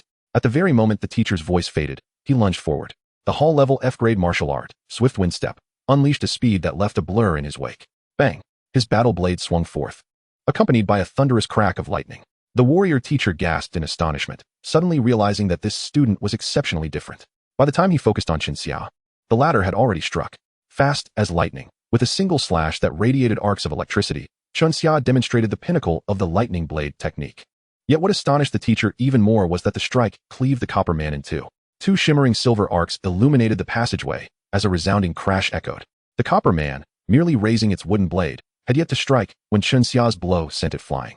The entire sequence transpired in roughly a second. The fallen Copper Man, under the force of Chun Xia's attack, suffered internal damage beyond its capacity to endure, as it was calibrated to withstand only the strength of an upper-tier first-tier warrior.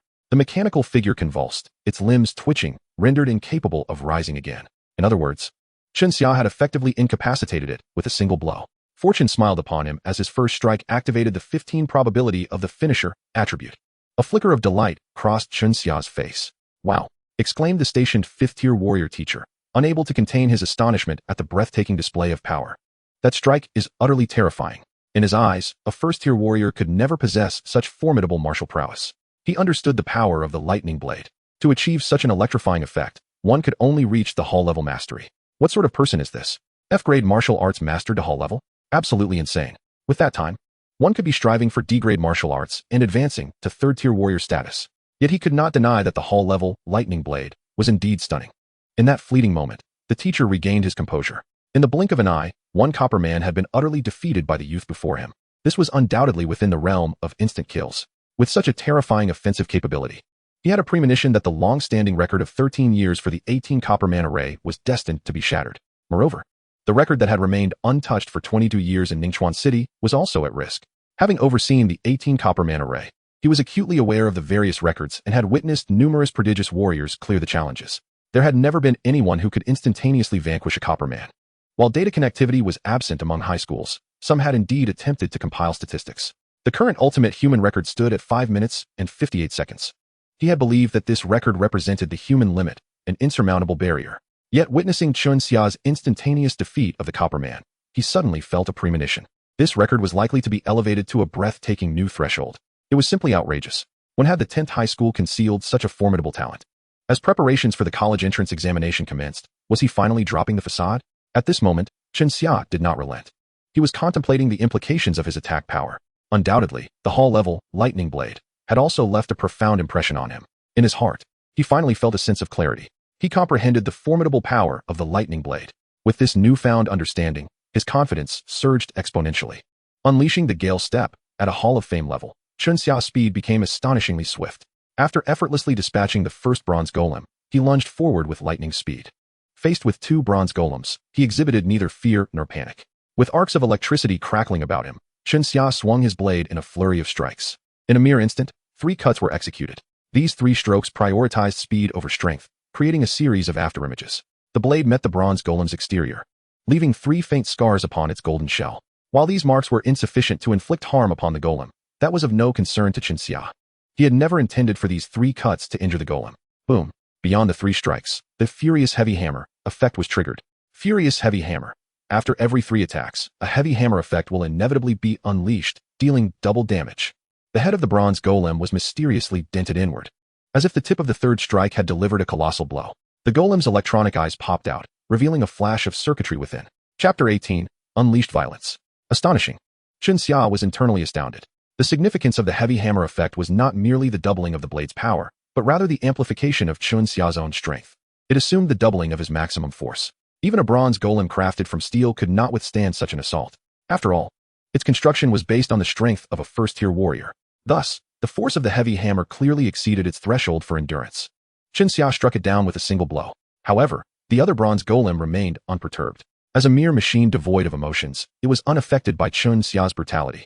It swung a wooden sword towards him. Too slow. The Hall of Fame level, Gale Step, enhanced Chun Xia's reflexes and speed significantly. The golem's strike appeared sluggish in his eyes. He sidestepped effortlessly and retaliated. Swish, swish, swish. Another 3 strikes. Boom. The heavy hammer effect manifested again. The 3rd golem was struck in the thigh. Its steel limb shattered and sent flying aside. The now off-balance golem collapsed to the ground. The heavy hammer's effect epitomized the beauty of brute force. This scene was undeniably exhilarating, igniting a fervor within onlookers. The 5th-tier warrior instructor stationed there was at a loss for words to express his current emotions. Previous challengers had often struggled through the 2nd stage, finding it difficult to maintain composure. Having overseen the first-tier 18 bronze golem formation for several years, he knew that few students managed to pass this stage with ease. Other schools were generally no different. Yet, in stark contrast, Chun Xia appeared not merely at ease but obliterated the bronze golems with sheer force. It was not merely a victory, it was annihilation. The disparity between the 2 outcomes was like night and day. When the time came for reporting, the school would undoubtedly feel the financial sting. For the cost of a single bronze golem was not insignificant. Chun Xia, however, remained oblivious to the instructor's thoughts. It all seemed rather simple. He grinned broadly. Previously, he had perused numerous guides, all detailing how to evade the golem's attacks, how to counterattack, or even how to bypass the golems to reach the next stage. They all seemed daunting. Yet now, as he took action, it felt immensely effortless, akin to slipping into a garment.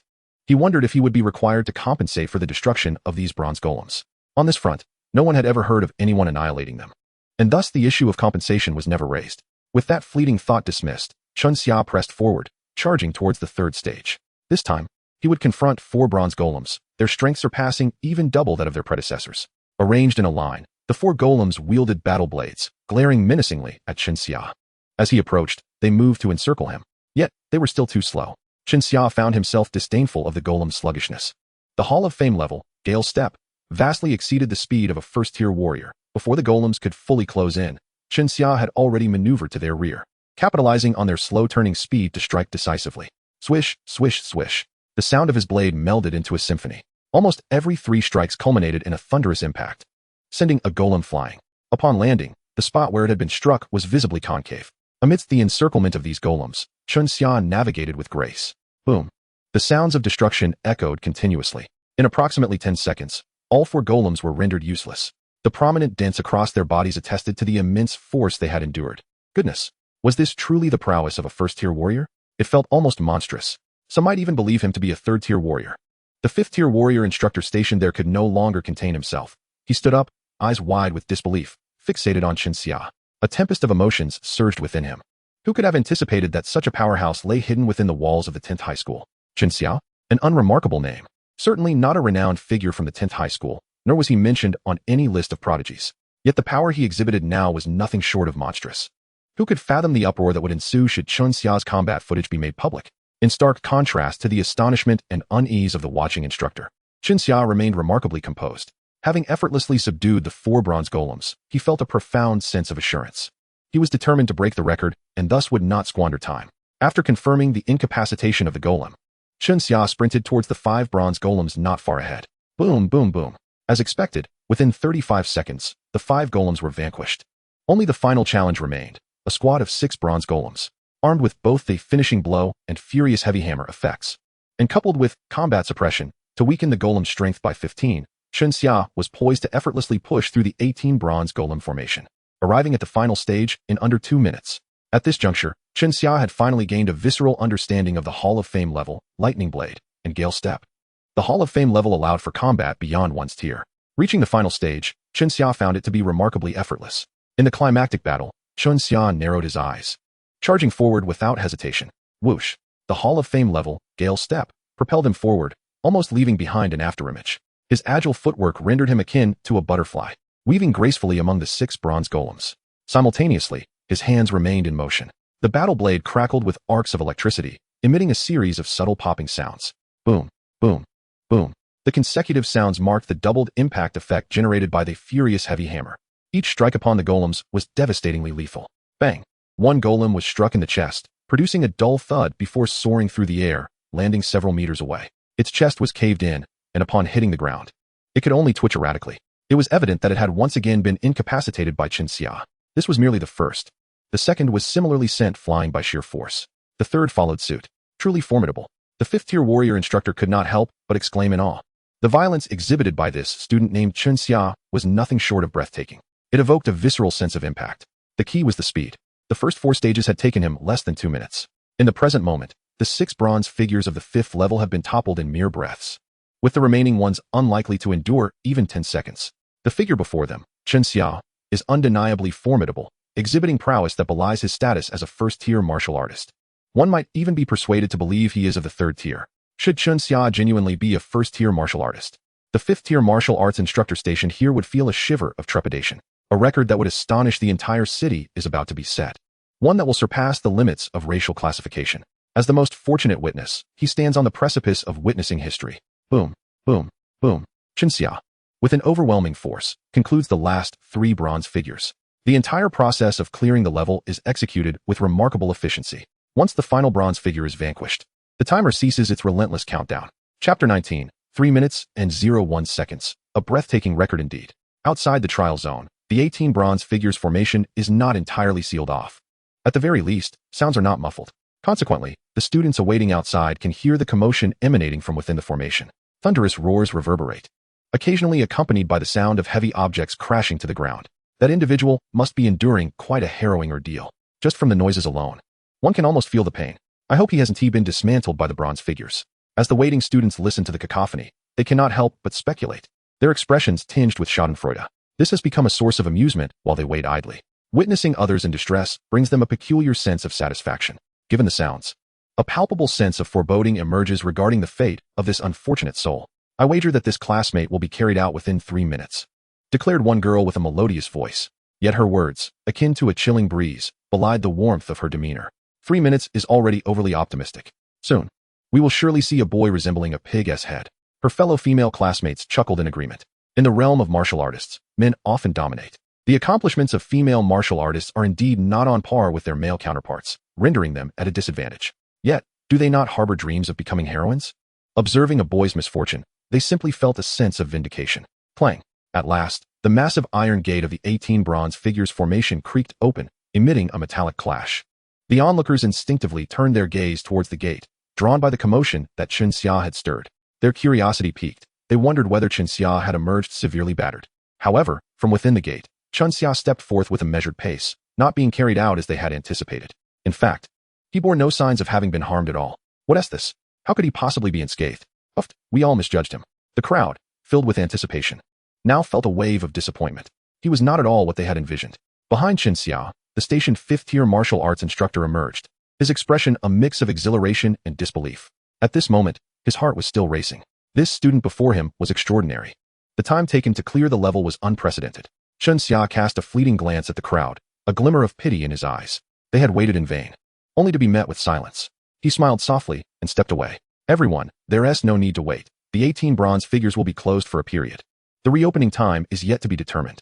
The 5th-tier martial arts instructor announced loudly. What? I've been waiting for nearly an hour, and you tell me the trial is closing? Teacher, what on earth is going on?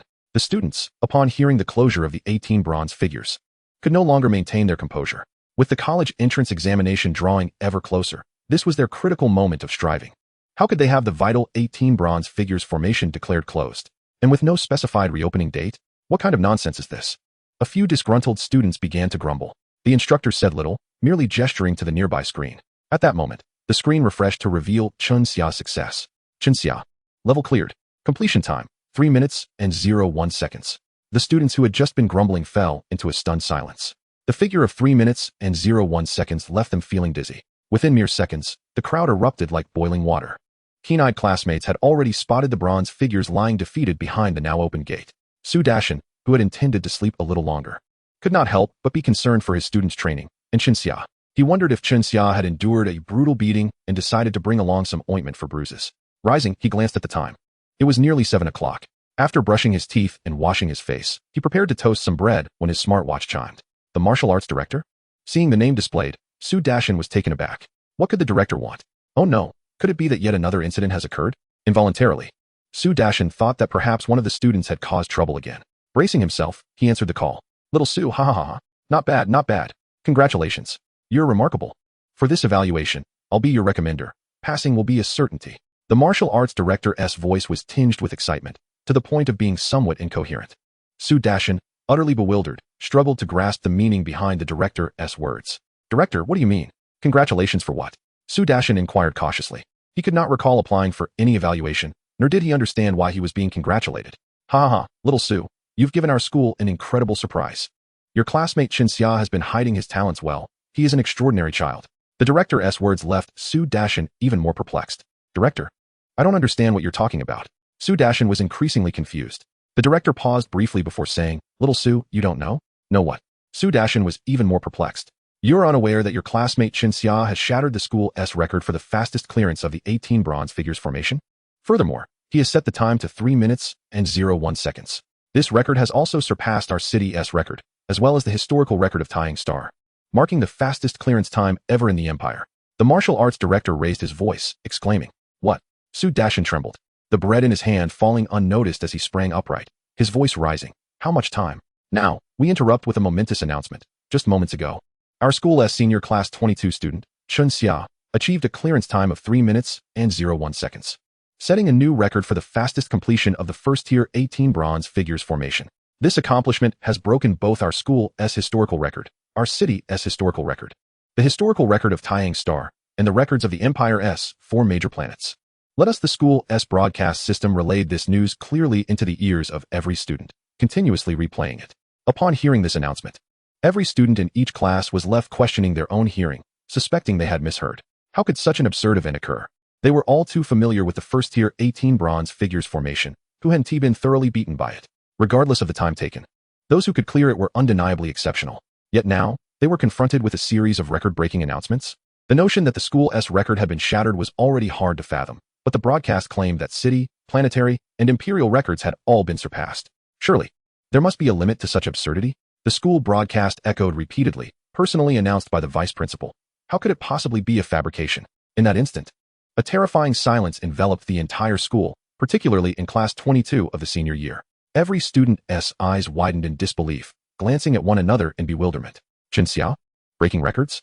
Chapter 20. What were they thinking? The school's broadcast surged forth like a tsunami.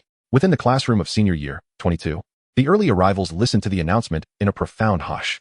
Their faces reflected an incredulity that was palpable. No one dared to utter a word. Their eyes were all round with astonishment. Compared to the other teachers and students in the school, they were the most shaken. Others did not know Chinxia. How could they not know him? For 3 years as classmates, Chinxia had been like a transparent figure, always remaining in the shadows. His martial arts performance was mediocre, neither soaring high nor sinking low, merely average.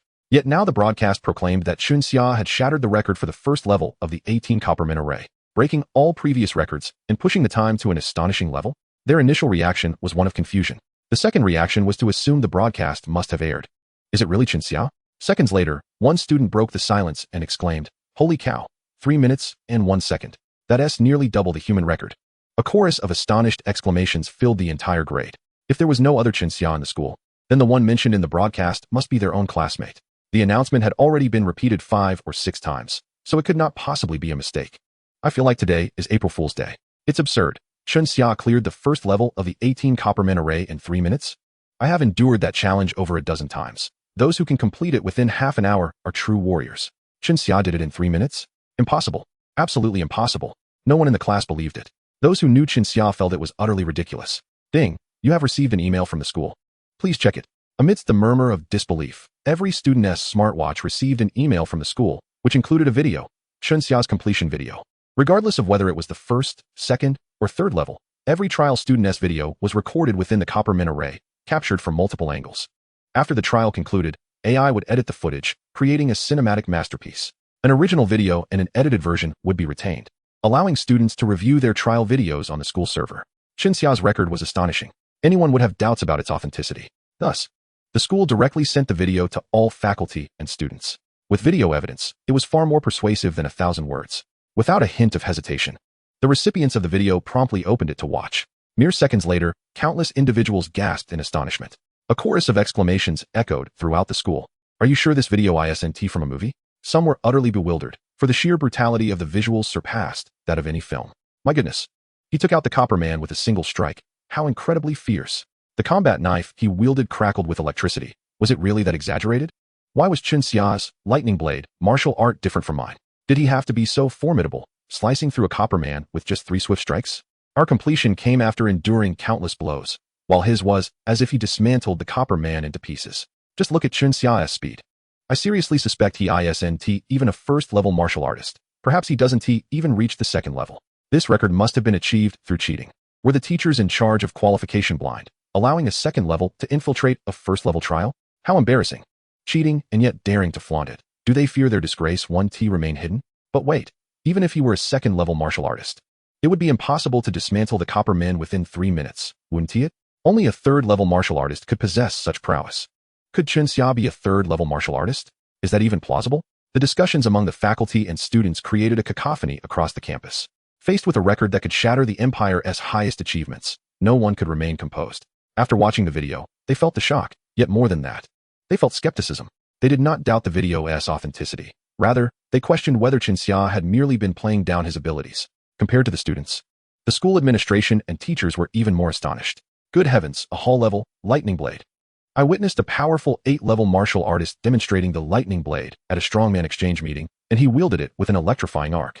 Those with discernment immediately deduced Chinxia's proficiency level with the lightning blade from the electric arcs in the video. The Empire boasts 4 major planets. Take Taihang Planet, for instance, which has a population exceeding 5 billion. Numerous individuals explore the cultivation of various martial arts. Many martial artists have achieved the hall level with the lightning blade. Online, there are various dazzling videos showcasing the hall-level lightning blade. However, those who perfected it were already high-tier martial artists, utilizing their spare time for cultivation. Supported by higher-level mentalities, making the training of F-level martial arts remarkably swift. Their primary focus was enjoyment, as the effects of the hall-level lightning blade are undeniably spectacular. Who is like Chinxia, a budding martial artist, investing so much time to confront an F-level martial art at the hall level? Does that even make sense? With that time, He could have diligently trained and possibly become a third-level martial artist. And yet, now, as the college entrance examination approaches, he is still a first-level martial artist, barely able to qualify for an ordinary martial arts university. It's a classic case of having one's head kicked by a donkey. Look closely. Chunxia's swift wind steps is also hall level. Another teacher exclaimed, "Holy cow.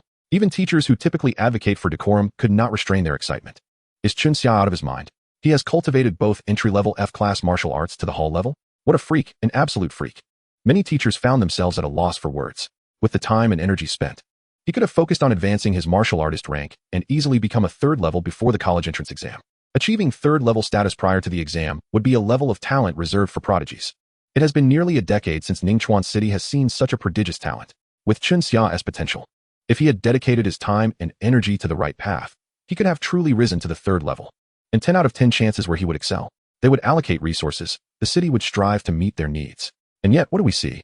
Chunxia exhaustively tackled the hall level of F-class martial arts, running through them all. Countless teachers, upon grasping the implications, were left to lament, torn between joy and sorrow upon hearing this record-breaking broadcast. If a third-level martial artist were to emerge, their teaching status would undoubtedly elevate a tier. Yet now, all hopes have been dashed. They all wish they could peer into Chunxia's mind to understand his reasoning. Why forego the opportunity to become a third-level martial artist and gain admission to a top martial arts university? What was he thinking? Chapter 21. Resource Rewards of the Educational System. In the principal's office at the 10th high school, the principal has already notified the Municipal Education Bureau, and soon Director Neo will arrive with a team. The secretary said with a smile, feeling a tinge of envy for the student named Chunxia. Breaking school records typically results in nothing more than an internal announcement. According to the institution's resource allocation system, it may yield a reward of 3 vials of extraordinary beast blood and some additional training conveniences within the school. Naturally, this would also place the individual on a list of key beneficiaries for institutional support, with a noticeable tilt in resource distribution. However, Chunxia's achievements are indeed astonishing.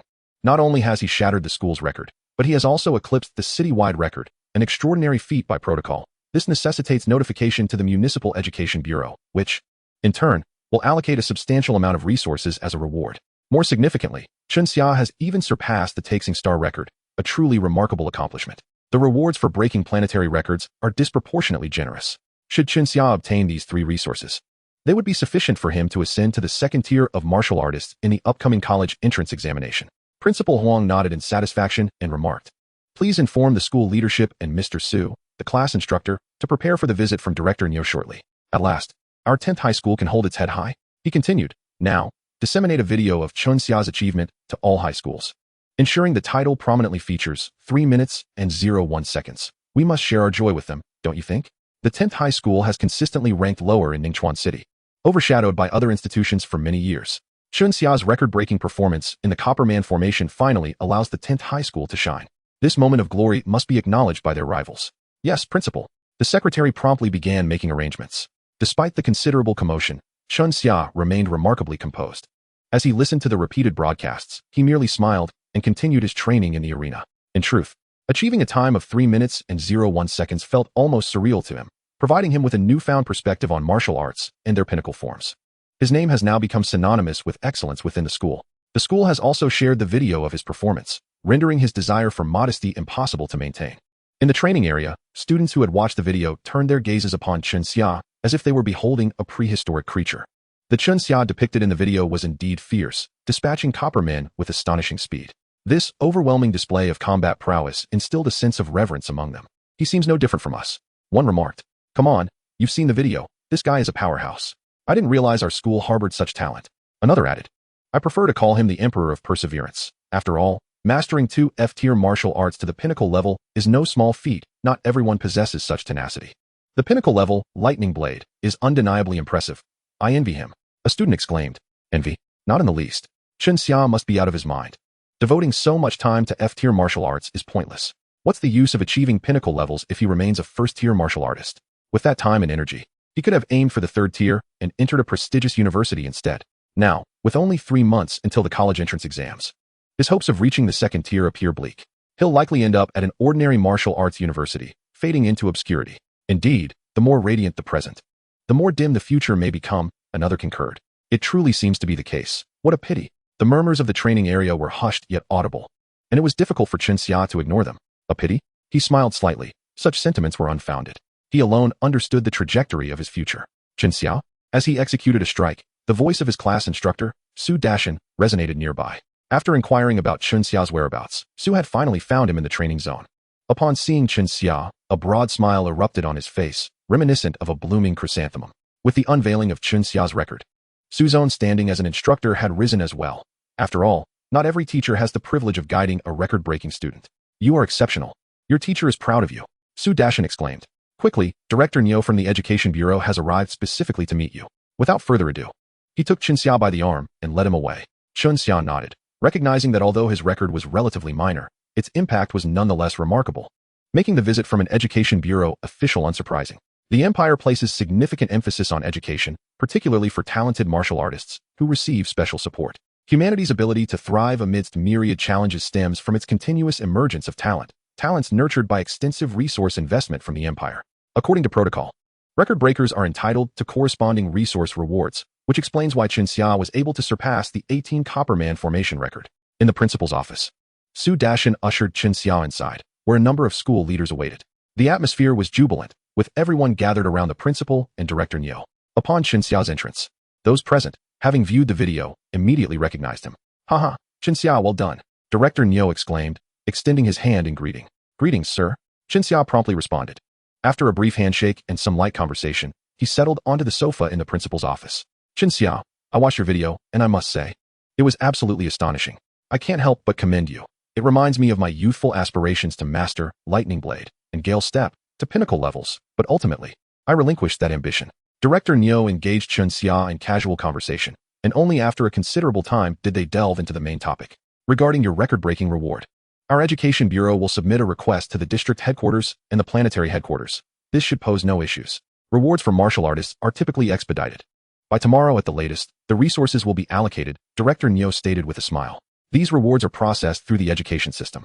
The records achieved by the school are merely considered minor accomplishments within this framework. To ascend to a higher level, such as that of the municipal government, only records from secret realms warrant such recognition, as they represent a crucial aspect of humanity's progress. Director Nyo did not linger long and soon departed in haste. Though the record was remarkable, the fact that only a bureau official was dispatched underscored the level of importance attributed to it. An 18 Copperman formation is hardly a matter of significant influence. Nevertheless, the school leaders were elated. Chen Xia, continue to train diligently and strive for further advancement. We will notify you once the resources arrive. The principal warmly patted Chen Xia on the shoulder. Yes, principal, Chen Xia acknowledged, departing without further contemplation. Su Dashin accompanied him, his face still alight with excitement. After all, he had produced such an exceptional student. Was he not entitled to a moment of pride? Chapter 22, Resources Cut Off? That evening, within Chen Xia's room, as midnight approached, he was filled with anticipation. He wondered how his actions would translate into points during the upcoming assessment. He did not have to wait long. A familiar notification chimed in. Ding! Daily settlement begins. You ran to school, earning 5 points. You cleared the first tier 18 Copperman formation, earning 1,000 points. You astonished your peers in the training area, earning 100 points. Your achievement was broadcasted throughout the school, earning 300 points. Your accomplishment left the entire school in awe, earning 500 points.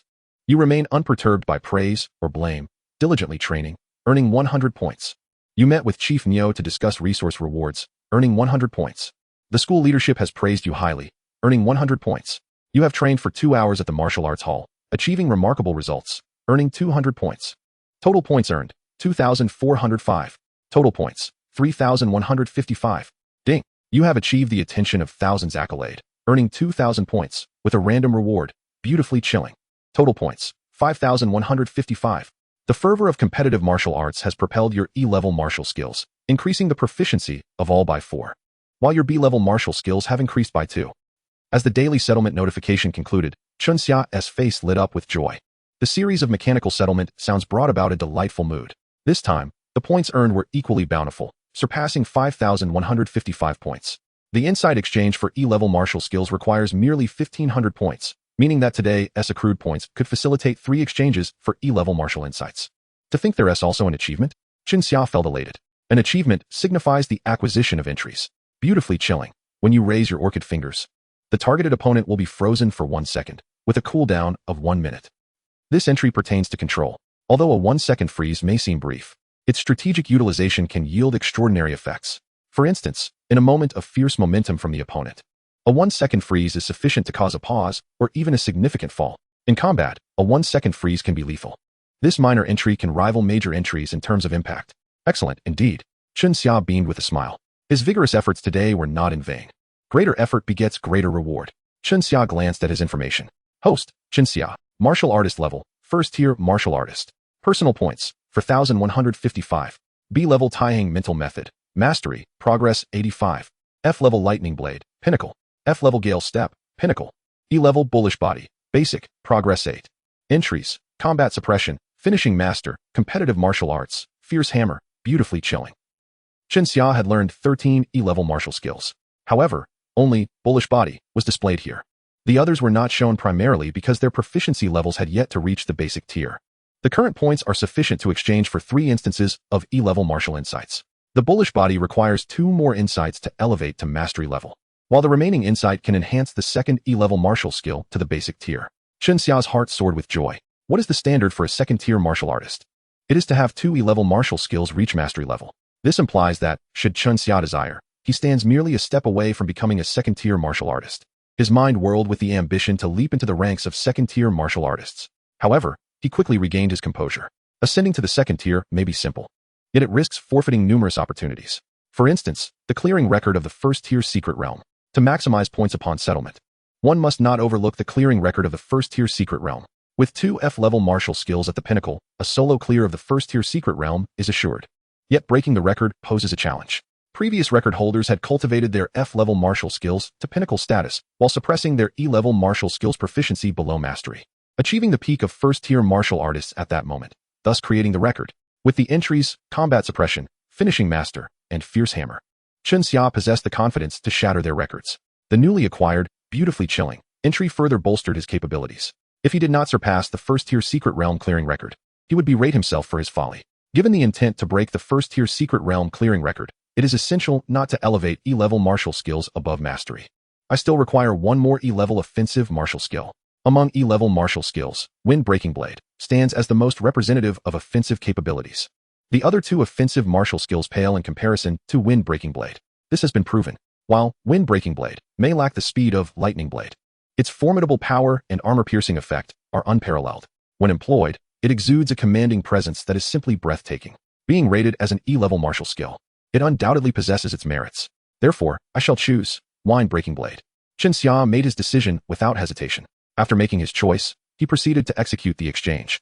1 exchange for the insight of Bullish Body, and 2 exchanges for the insight of Wind Breaking Blade. In an instant, his points were deducted. Chun Xia entered a realm of profound insight. Moments later, a series of crackling sounds emanated from his bones, as he seemed to grow taller and sturdier. This was the effect of elevating Bullish Body to the proficient level, enhancing bodily functions and vitality. Subsequently, the brilliance in Chun Xia's eyes sparkled. The 2 insights for Wind Breaking Blade propelled it from 0 to proficient level. At this moment, Chun Xia's strength was firmly at the pinnacle of first-tier martial artists. In the Mekong community, morning sunlight bathed the area in warmth. Chun Xia, equipped and prepared, stepped out on time. Just as he exited the community gate, his smartwatch buzzed urgently with a call. It was his homeroom teacher. Chun Xia, your resources have been intercepted. Su Dashan's voice was filled with indignation as he exclaimed. These vile wretches, those resources rightfully belong to you, yet they have given them to Han Bing under the pretext of the greater good. Ha ha. Is it not because they wish to cultivate a 3rd-tier martial artist, thereby garnering fame for the entire school and currying favor with Vice Mayor Han? Their scheme is truly a double-edged sword. Chun Xia, the teacher is powerless to secure your rightful resources. I am deeply remorseful. Chun Xia's brows furrowed sharply. The situation was unexpected.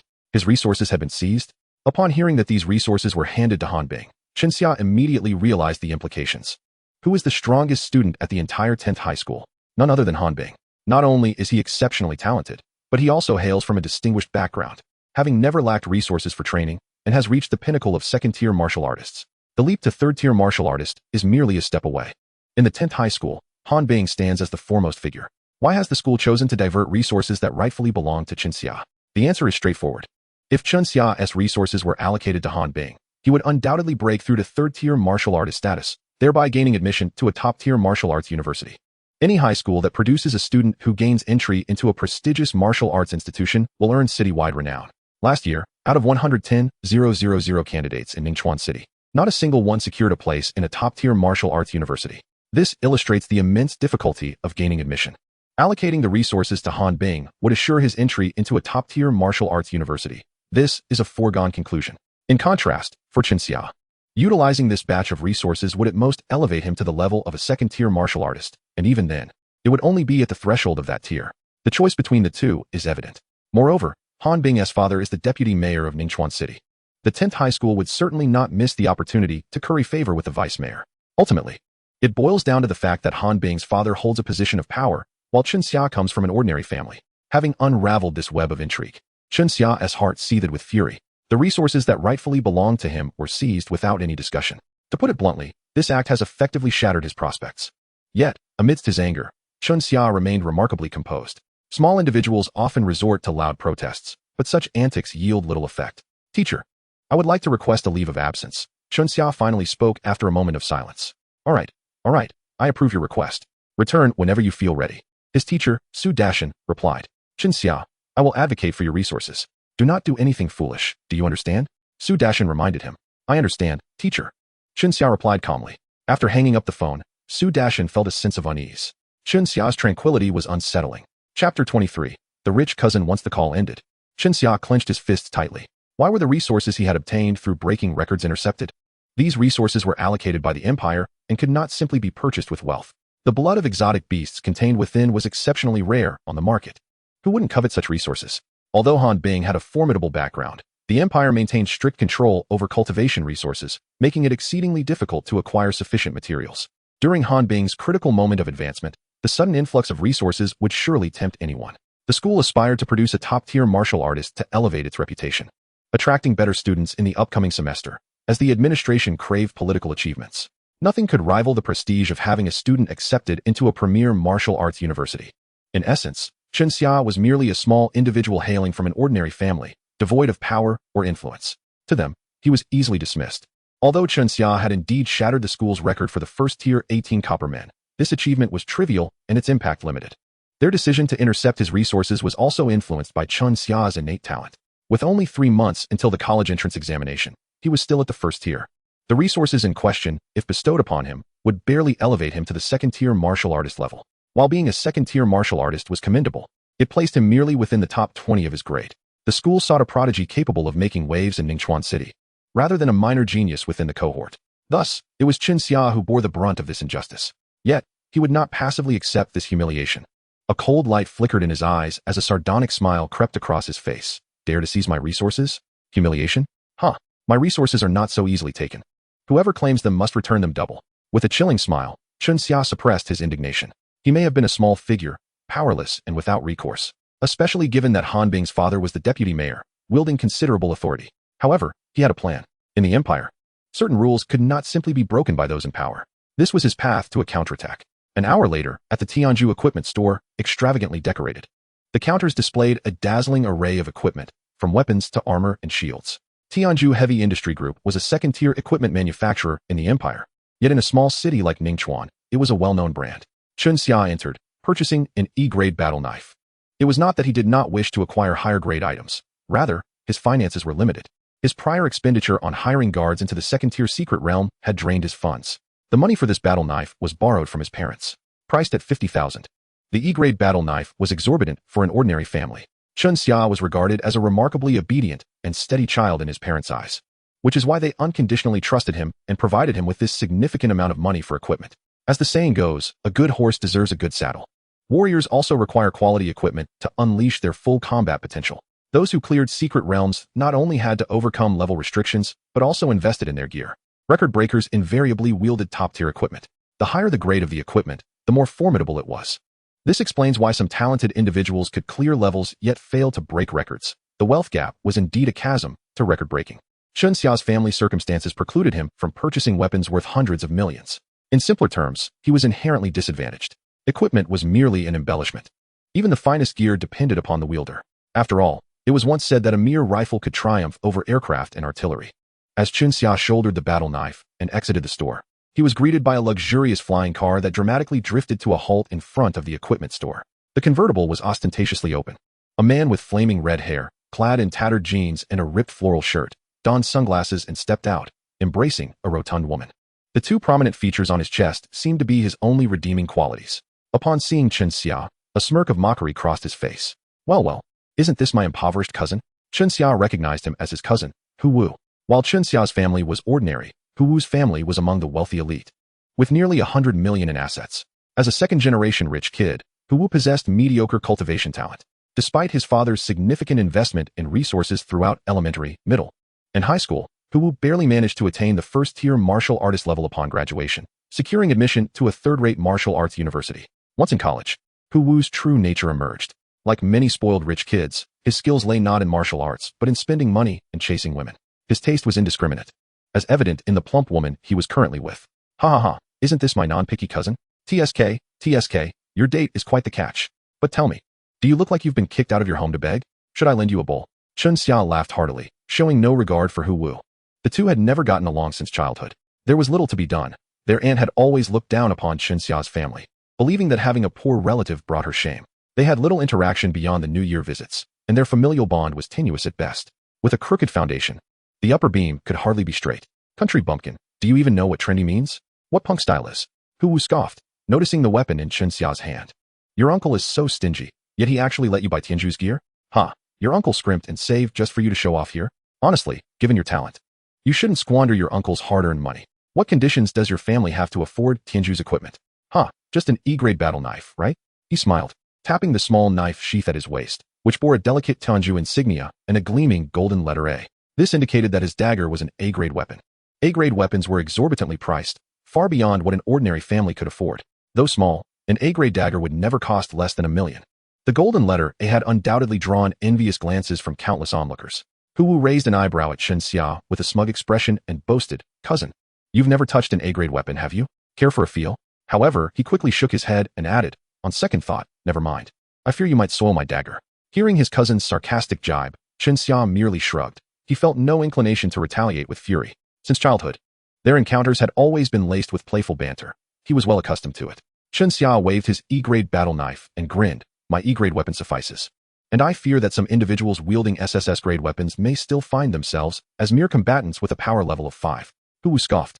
"So what if you're poor? Why concoct so many excuses? You call me a combatant with a power level of 5, but dear cousin, you aren't even a first-tier warrior yet. You barely graduated as a first-tier warrior and attended a third-rate martial arts university. Don't be so quick to mock." He continued, "As for me, I am destined to inherit a fortune worth billions. After your graduation, I wouldn't mind you coming to work for me. You wouldn't starve." Chen Xia offered no extensive rebuttal. Instead, he gently patted Hu Wu's shoulder and casually remarked, "Working is not an option for me. It will never be. Also, cousin, I hope you remain sincere and do not lose your admiration for me simply because I am your cousin." Without waiting for Hu Wu's retort, he smiled and departed. Hee. How can a sparrow understand the aspirations of a swan? Hu Wu, on the other hand, was left bewildered. What did his cousin Chen Xia mean by that? Admiration for him? Ridiculous. He would never deign to admire his cousin Chen Xia. Chapter 24. A transaction with the principal. It did not take Chen Xia long to procure an E-grade battle knife from the Tianju equipment store. After leaving the store, he boarded the maglev bus heading to the Secret Realm district. At this hour, the bus was sparsely populated, students had already gone to school, and workers had embarked on their day. After a few stops, the remaining passengers primarily comprised warriors heading to the Secret Realm. Though the sharpness of the E-grade battle knife was somewhat lacking, it was certainly sufficient to cut through the hides of the beasts within the first-tier Secret Realm, significantly better than an F-grade knife. Chen Xia acknowledged the disparity in weaponry compared to the record-breaking warriors, yet the existence of attributes effectively compensated for this shortcoming. One could say that the advantages conferred by the attributes would allow him to dominate even against opponents wielding SSS-grade weapons. As Chen Xia sat on the bus, he narrowed his eyes and tapped on his smartwatch, navigating the interface that appeared. Soon enough, he located the official website of Ningchuan First High School. Ningchuan City boasted 20 high schools, with First High School being the oldest and possessing the most formidable faculty, consistently receiving support from the municipal and regional governments. It was, without doubt, the most prestigious high school in Ningchuan City. Many families took pride in sending their children to First High School. However, it seemed that First High School was experiencing a decline. For 5 consecutive years, not a single student had been admitted to a top-tier martial university, leaving the higher-ups somewhat disenchanted and hinting at a potential loss of favor. Last year, First High School finally sighed in relief, as no students from the entire city had been accepted into a top-tier martial university, thus avoiding the embarrassment of being overshadowed. Nevertheless, it was still a matter of disgrace for Ningchuan City. This year, the city had resolved to pursue a breakthrough. Why did 10th High School dare to intercept Chinxia's resources? It was precisely because of the policies supporting them. They aspired to claim the title of the strongest high school this year, as long as they produced a student admitted to a top-tier martial university. Their actions would be deemed inconsequential and might even earn them accolades. Consequently, 10th High School would gain prominence and swiftly rise to become the leading high school in Ningchuan City. On the official website of First High School, Chinxia found the principal's phone number. As the principal of First High School, the number was not direct, but rather that of the office, typically answered first by an assistant. Unless it was a matter of great importance, it was unlikely to reach the principal's ears. Ordinarily, it would be nearly impossible for Chinxia to connect with the principal. However, as fate would have it, he did not hesitate and dialed the number. The phone rang for over 10 seconds before being answered. This is the principal's office of First High School. A voice devoid of any emotion, yet melodiously pleasant resonated. I am Chinxia, a student from 10th High School. I have sent a video to your phone. I wish to discuss a transaction with the principal. After delivering his message, Chinxia hung up. That single statement sufficed.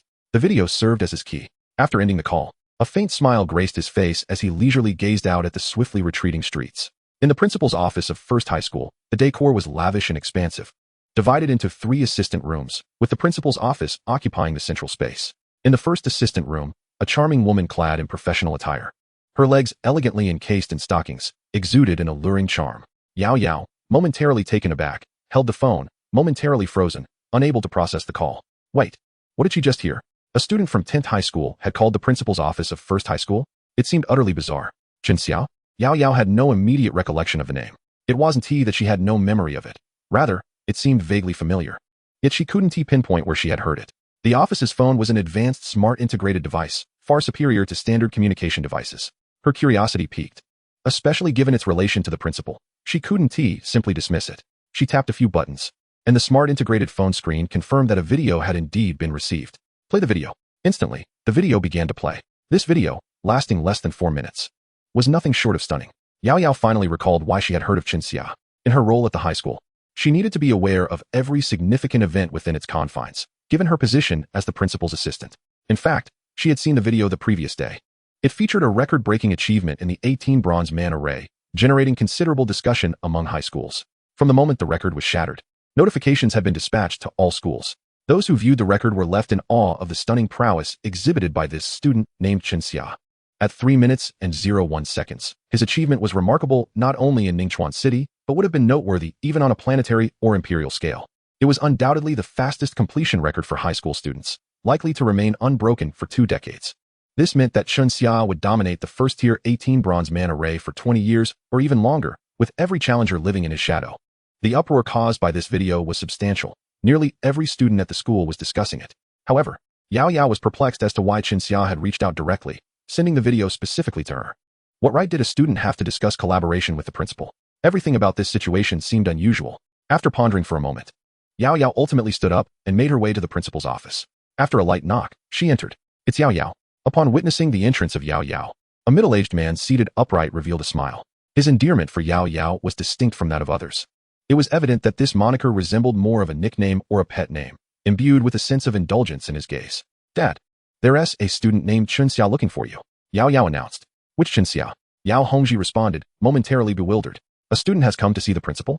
Dad, it's Chinxia from the 10th High School, the one who shattered a record yesterday. Yao Yao stuck out her tongue, adding, he mentioned wanting to discuss a deal with you. Unable to contain her curiosity, she remarked, it's odd. What qualifications could a student from another high school have to negotiate with you, the principal of the first high school? Oh, Yao Hongji raised an eyebrow. He was aware of far more than his daughter, given that Yao Yao had recently joined the workforce. Her information channels were still not sufficiently attuned to the happenings surrounding Chinxia. Stroking his chin, he donned a pensive expression. It was common knowledge that he, Yao Hongji, had a somewhat contentious relationship with the principal of 10th High School, coupled with the news he had received that morning regarding the interception of resources meant for Chinxia. He quickly surmised the nature of the so-called transaction. A moment later, he smiled. This little fellow is intriguing. Yao Yao, please provide me with his phone number. I would like to have a word with him. He was genuinely curious about the leverage this young man possessed. Chapter 25. I am quite the stingy person. In the mystical zone of Ningchuan City, Chinxia disembarked from the maglev bus, equipped with his gear, and ventured into the depths of the zone. It was around 10 in the morning, and the foot traffic had diminished significantly. Being a Tuesday, high school classes were in session, rendering the presence of students almost non-existent in the mystical zone. The majority of individuals present were martial artists from society. The martial artists frequenting the lower-tier mystical zone were primarily of low rank. levels 1, 2, and 3. Some were older, while others were still youthful. It was evident they were not particularly gifted, having only attained the status of low-tier martial artists throughout their training. The mystical zone yielded a plethora of materials, providing countless low-tier martial artists with a means of subsistence. Daily, they would enter the zone to hunt exotic beasts for materials or to seek valuable herbs, thereby earning a decent income. Naturally, entering the mystical zone was fraught with peril, with individuals often succumbing to its dangers, never to return. Yet, low-tier martial artists, eager for higher wages, found the mystical zone to be their most favorable workplace, preferring risk over laboring in factories. Chinxia sought out a bubble tea shop, ordered a cup of milk tea, and began scrolling through various videos pertaining to the first-tier mystical zone. However, the utility of these videos was rather limited, as the mystical zone transformed daily, making it nearly impossible to replicate identical outcomes. The varying numbers and types of exotic beasts, along with the differing terrains, rendered these so-called video guides lacking in reference value. To thrive within the mystical zone, one must possess formidable strength. Mere knowledge was insufficient. Since entering high school, every student's primary concern has been the mystical zone. Countless video guides had been perused, and whenever the topic of the mystical zone arose, everyone spoke with authority. Yet, when all was said and done, few succeeded in clearing it, let alone breaking records. Ding!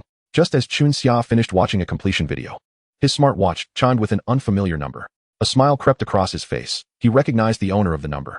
"Hello, Principal Yao, this is Chunxia." Upon connection, Chunxia politely initiated the conversation. "You're quite confident it's me," came Yao Hongji's jovial laughter from the other end. Chunxia replied, "Because you are a wise man, Principal Yao. You have a way with words, little fellow." Yao Hongji's laughter subsided as he raised an eyebrow. "Let us get down to business. I don't have much time. I wish to transfer to the first high school." Chunxia got straight to the point without unnecessary preamble. Principal Yao was not taken aback. During the call, he had already discerned the nature of Chunxia's intended transaction.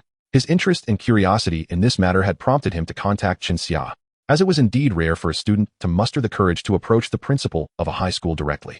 The mere presence of a teacher instilled a natural sense of authority, not to mention the principal's superior status. One could hardly deny that Chunxia possessed remarkable audacity.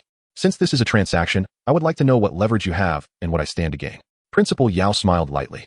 "Your record in the 18 Coppermen formation is commendable, but you must realize its influence is limited.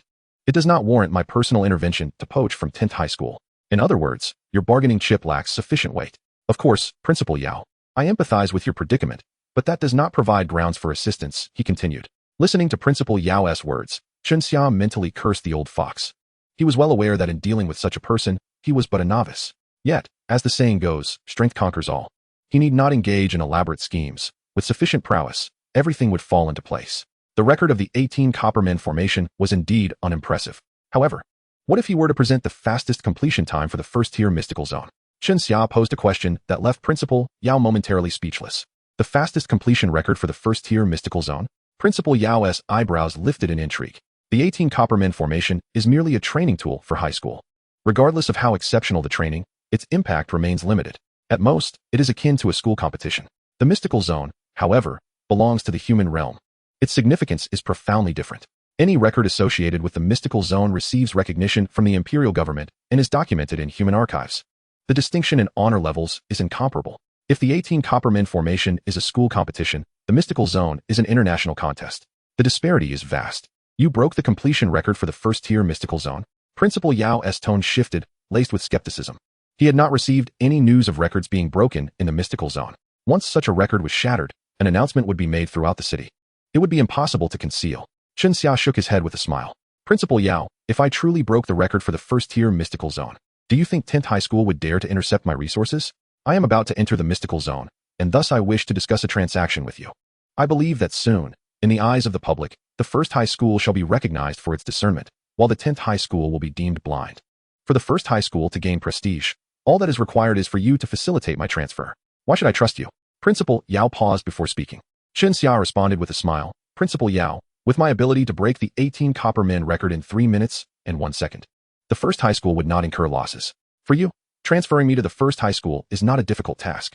However, once I truly break the record for the first-tier mystical zone, the benefits derived from that would far outweigh your efforts, would they not? Moreover, you and the principal of 10th high school, I trust you would not relish the thought of seeing him gloat over you, would you? Principal Yao, you have roughly 7 hours to act. Should you miss this window, the honor will belong to 10th high school, and your opportunity would vanish." At this juncture, Chunxia refrained from saying more. A wise individual need not elaborate. the other party would naturally grasp the advantages and disadvantages of the situation. The fact that Principal Yao returned his call indicated that he understood precisely what Qinxia sought. My little friend, your composure in conversing with me. The principal of a school is quite commendable, and it compels me to take a gamble. As you have stated, losing the bet merely adds another ordinary warrior to know. One high school. After all, being the fastest record holder of the first level 18 copper man array, there is little fear of being scrutinized for any flaws. Once victory is attained, Principal Yao bursts into laughter. This deal is absolutely worthwhile. My dear boy, may I inquire why you chose number 1 high school? Qinxia shrugged nonchalantly. I am quite a petty individual. Having had my resources intercepted, do you genuinely believe I would generously bestow this honor upon them? As for why I selected number 1 high school, I can only say you are fortunate to have been chosen by me. Principal Yao, do proceed swiftly. I wish to enter the secret realm, and I shall provide you with a grand surprise. With that, he hung up the phone, exiting the bubble tea shop. Qinxia quickly passed the verification. He lifted his gaze to the enormous screen at the entrance of the secret realm displaying the records, a faint smile gracing his lips as he vanished into the first-level secret realm. Chapter 26, The Path to Success. Dad, you truly agreed to his request? Yao Yao, upon witnessing her father hang up, wore an expression of disbelief. She understood her father's character all too well. The principal of No. 1 high school is no ordinary figure in Ningchuan City. To strike a deal with a high school student? Who would believe such a tale if it spread? Yao Hongji smiled faintly, taking a sip of the tea on his desk before replying. The other party is a clever individual, full of ideas and capabilities. Given that, why not support a good cause? You heard it. My contribution is merely a trivial favor. Even if he fails to break the secret realm record, so what? The very fact that he managed to advance the 18 copper man array to 3 minutes and 01 seconds marks him as a genius. Do you really think any high school student could cultivate an F-grade martial art to the pinnacle level and achieve such results? Just based on this performance, our acceptance of him at number 1 high school would be a boon for us. If this young lad is indeed a genius, perhaps as he stated, should he break the secret realm record, it would be us who benefit immensely. On a public note, this is beneficial. Privately, the young man is quite perceptive, aware of my slight friction with the principal of number 10 high school. Even if there's just a 1 in 10,000 chance, I would never allow this young talent to fall into their hands. He set down his teacup, looking at his daughter with a smile. Yao Yao, my dear, exert yourself a bit and bring Qinxia's file to number 1 high school. Dad, do you think number 10 high school will let him go? Yao Yao regarded her father with an incredulous gaze. Isn't there some tension between you and the principal there? Even if he were a hot potato, they wouldn't simply release him, would they? Processing transfer documentation requires not only the receiving school's approval, but also the original school's signature. It's not that simple. Ha ha. Principal Yao chuckled, shaking his head with a wry smile. My daughter, you lack the clarity that this young man possesses. Why would Qinxia want to transfer to No. 1 high school? The real reason is that number 10 high school withheld his resources, reallocating them for others' use. They have wronged him. A true genius would never tolerate such treatment. With limited means, his only recourse is to transfer schools, taking his honor away from number 10 high school. This serves 2 purposes, vengeance against his original school and a chance to demonstrate his prowess, making those who dared to encroach upon him regretful, perhaps even facing retribution. Once he achieves something noteworthy in the secret realm, the truth will inevitably surface. They know they have wronged Qinxia. He is akin to a hot potato at No. 10 high school, and they fear repercussions from his actions. At this juncture, they would be more than eager to see him depart. Given this context, do you think they would sign off on his release? Yao Yao's eyes widened in surprise. Who could have anticipated that behind this seemingly simple transaction lay such complexity? Riddled with various schemes? Is this Qinxia truly just a high school student? He exhibits greater cunning than many adults. The intricacies of the situation are deftly navigated. Of course, all of this hinges on whether he genuinely possesses the ability to break the secret realm record, which is no trivial matter. Principal Yao sighed softly, waving his hand to signal his daughter to leave. Even he harbored doubts about Qinxia's capabilities. Yet, this transaction bore no harm, and he could not resist the allure of the gamble. Upon entering the secret realm, the terrain of this first-level secret realm resembled a mountainous forest. The first-level secret realm is the most accessible, with warriors above the 3rd level barred from entry. Lower-tier warriors hold a particular fondness for the first-level secret realm, as those with only 2nd or 3rd level strength can hunt exotic beasts here with minimal risk. It provides a relatively stable means of income for lower-tier warriors. However, as participation increases, the profitability of the first-level secret realm has steadily diminished. At the entrance, numerous warriors were preparing, making their final adjustments. Huff! A gust of wind swept through the forest, rustling the leaves. It was Qinxia's first venture into this first-level secret realm, having previously entered a 2nd level one. He surveyed the area, confirming the direction of the path to success, and strode forward. The path to success within the secret realm was enveloped in a crimson glow. From a distance, the light's inner workings remained obscured. At the entrance to the path, a throng of first-level warriors buzzed with excitement. This time, I invested heavily in a C-grade battle knife. I refuse to believe I cannot conquer the path to success. I failed at the 7th checkpoint last time and nearly lost my life. But fortunately, I ran fast. Haha. This time, I'm equipped with D-grade heavy armor. Passing through will be a breeze. I'm selling strategies for quick success. Those in need can consult me. I have achieved success 7 times and can provide on-site guidance to ensure your victory. As they neared the entrance to the path to success, one could observe the warriors' remarkable enthusiasm. Some flaunted their equipment, while others offered various strategies for sale, and some self-proclaimed successful warriors peddled their experiences. In truth, they could only deceive newcomers. The secret realm changes daily. While strategies do have some utility, their impact is limited. Last-minute guidance proves somewhat more effective, at least allowing individuals to remain calm and bolster their confidence. It's no wonder newcomers feel anxious. In the secret realm, death is final. This is not a game, but a reality far more tangible than life itself. This very fact affords those who have traversed the path to success a lucrative opportunity. Receiving last-minute guidance in this arena is certainly preferable to diving in blindly without any knowledge. As Qinxia arrived, the unaltered perspective warrior medal on his chest marked him unmistakably as a newcomer. Young man, I've succeeded 5 times. If you can glean even 30 to 50% of my experience, passing the path is a certainty. What do you say? I charge only 1,000 for a consultation. A thin, monkey-like man in his 30s approached him. Seeing this gaunt man seize the opportunity, the other warriors halted in their tracks. Each profession has its unspoken rules, and this one is no exception. Qinxia glanced at the man and politely replied, "No, thank you. Young man, heed my advice. Arrogance will only lead to your demise." The thin man wore a menacing expression and continued, "Do you have any idea how many have perished on the path to success within the secret realm each year? You wouldn't believe it. Over 10,000 in Ningchuan City alone. The aftermath is gruesome. Most end up in the bellies of exotic beasts. The few who were expelled from the secret realm are often little more than shredded remnants. Young man, do you still think 1,000 is too steep?" He placed a hand on Qinxia's shoulder, speaking earnestly. "When it comes to $1,000 versus your life, which holds greater value?" "No, thank you." Qinxia felt a weight on his shoulder, breaking free from the grasp of his assailant. He took several steps back, distancing himself from the entanglement, and strode directly into the crimson glow of the passage, disappearing from sight. To his surprise, the lean monkey-like man had not anticipated that his oft-reliable tactic would fail to intimidate the youth. The prey he thought was within his grasp had unexpectedly escaped. Bah! Another reckless fool eager for an early demise. He deserves what he gets. Chapter 27, 3 minutes, smash. The passage, revered as the secret within secrets, revealed a stark contrast between its exterior and interior. Outside, the first tier of the secret realm was merely a forested expanse. However, upon entering the passage, one found themselves within an immense canyon. Beyond its edges, a shroud of red light obscured all visibility. Standing at the canyon's entrance, Qinxia felt the oppressive heat of this sun-drenched day. Suddenly, the air was pierced by the howls of otherworldly beasts. Without hesitation, he entered the canyon. Crack, crack, crack.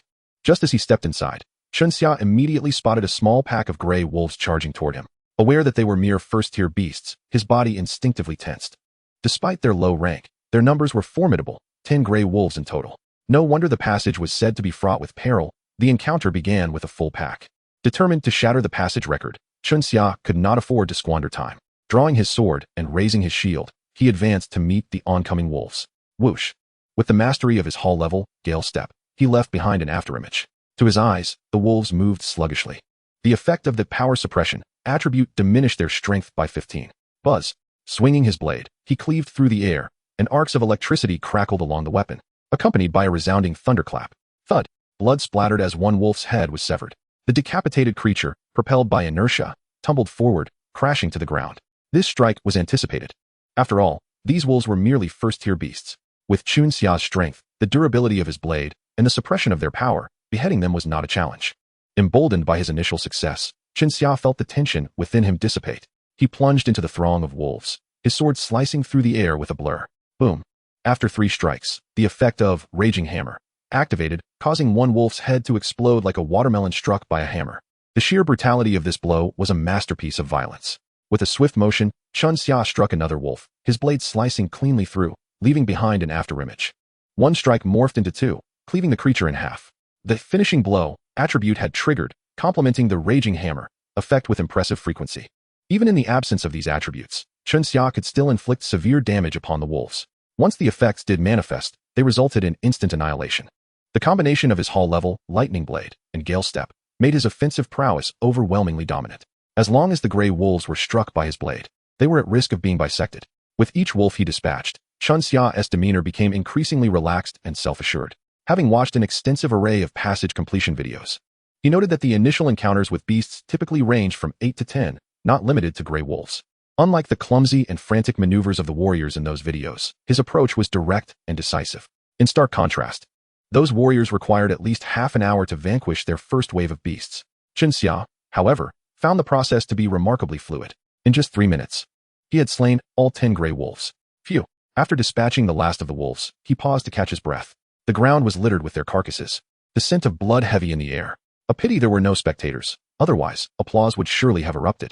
A smile crept onto Chun Xia's face as he indulged in a moment of self-admiration. He paid no mind to the wolf pelts scattered around him. On the market, a single gray wolf pelt could fetch around 100 yuan, with each tooth worth 5. A single wolf could yield approximately 200 yuan in value. Yet, he was not here to collect. His focus lay solely on breaking the record. At that moment, Chun Xia closed his eyes briefly, reflecting on the lessons learned from this battle. His previous encounters in the second-tier realm, where he had defeated the tusked boar and the stone-scaled frog, could hardly be deemed true combat. The confrontation with the 10 gray wolves had ignited his battle fervor. My speed far surpasses theirs. The hall level, Gale Step, is virtually unmatched against first-tier beasts. Their reactions and speed simply cannot compete. The lightning blade is exquisitely sharp. A single strike can severely wound them. The F-grade martial arts correspond with first-tier beasts, but the might of hall-level martial arts is astounding, coupled with the power suppression diminishing their strength by 15. His remarkable achievements become evident. After a few seconds of contemplation, Chun Xia propelled himself deeper into the canyon.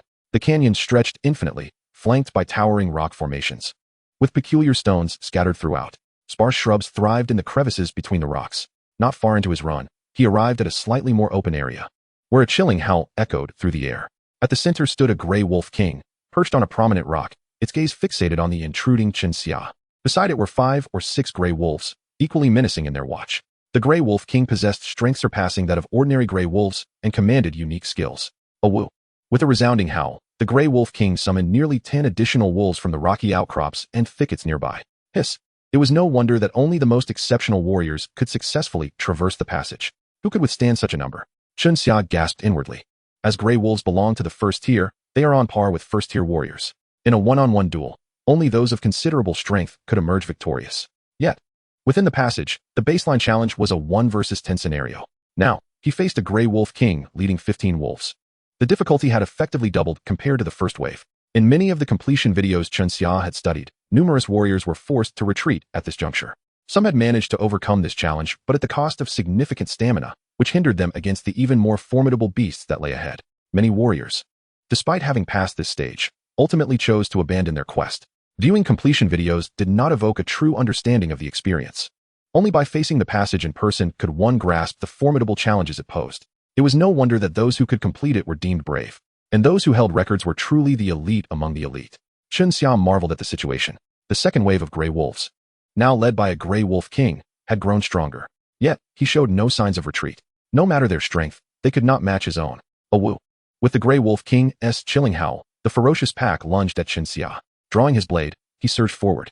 The sword crackled with arcs of electricity as he propelled himself with the speed of Gale Step, leaping into the fray among the advancing wolves. Boom! His sword descended, impaling one wolf into the ground. With a swift motion, he withdrew his blade and struck again. The effect of Raging Hammer activated, obliterating another wolf's head. Chun Xia's series of maneuvers epitomized sheer ferocity, akin to a tiger among sheep. The number of gray wolves was considerable, yet they were no match for Chun Xia's ferocious tactics. In the blink of an eye, the advancing pack had suffered heavy casualties. The gray wolf king could no longer remain passive. It leaped from the rocky outcrop and charged towards Chun Xia. As it closed the distance of a few meters, it leapt into the air, mouth agape, aiming to bite down on Chun Xia. This was one of the gray wolf king's abilities, flying bite. However, Chun Xia jumped even higher, soaring above it, and brought down his battle blade with tremendous force. The 3 swift strikes, rendered as phantoms, triggered the effect of Furious Hammer. Boom! The gray wolf king was struck midair and crashed down to the ground. Thud! A small crater formed upon impact. The wolf's back was nearly pulverized, blood seeping forth, even spilling from its mouth. It could not muster the strength to struggle. It fell lifeless to the ground. Chapter 28. The Trant.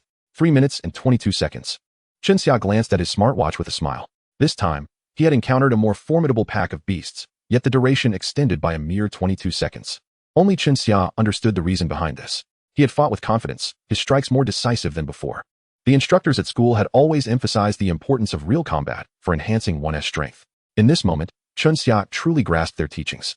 The first-tier secret realm was not particularly strong, yet the mortality rate was substantial. Countless novice warriors had perished at the hands of otherworldly beasts due to their lack of combat experience. Without pausing, Chunxia pressed onward. As he advanced through the canyon, he did not encounter any large groups of beasts this time. However, the journey was far from tranquil. From the thickets and rocks of the canyon, gray wolves would occasionally emerge to launch surprise attacks. Their numbers were typically 1 or 2, inflicting minimal damage. Chunxia handled them with ease.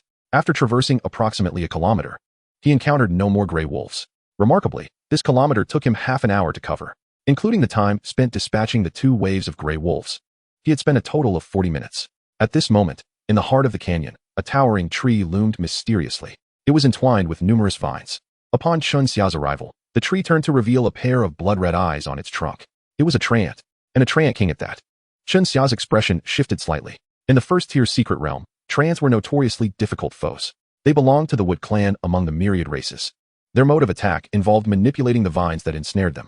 They were regarded as one of the most formidable creatures within the first-tier secret realm. Chunxia did not anticipate encountering one on his path to success. He had watched numerous videos of first-tier secret realm clearances, where encounters with treant kings were exceedingly rare. With a rustle, the treant king shook its branches. A faint green light flickered as if it was summoning something. Surrounding it, smaller trees began to descend. These were the treants it had conjured. The first wave consisted of 10 treants.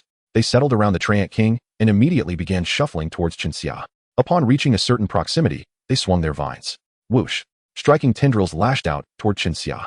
The sound of the vines cracking through the air echoed around him. Most other warriors would likely concede at this juncture. The treant king could summon 3 waves of treants. Only after defeating all 3 waves could one hope to vanquish it. The path to success was meant for solo warriors. The first wave had 10 treants, the second wave 15, and the third wave would culminate in 20. Chunxia had seen videos of battles against treants. The air would be filled with whips of vines, and those lacking agility could easily be caught and ensnared, leading to their demise at the hands of these creatures. Gritting his teeth, Chunxia inhaled deeply and charged forward with his blade drawn. Now was the moment to test his agility.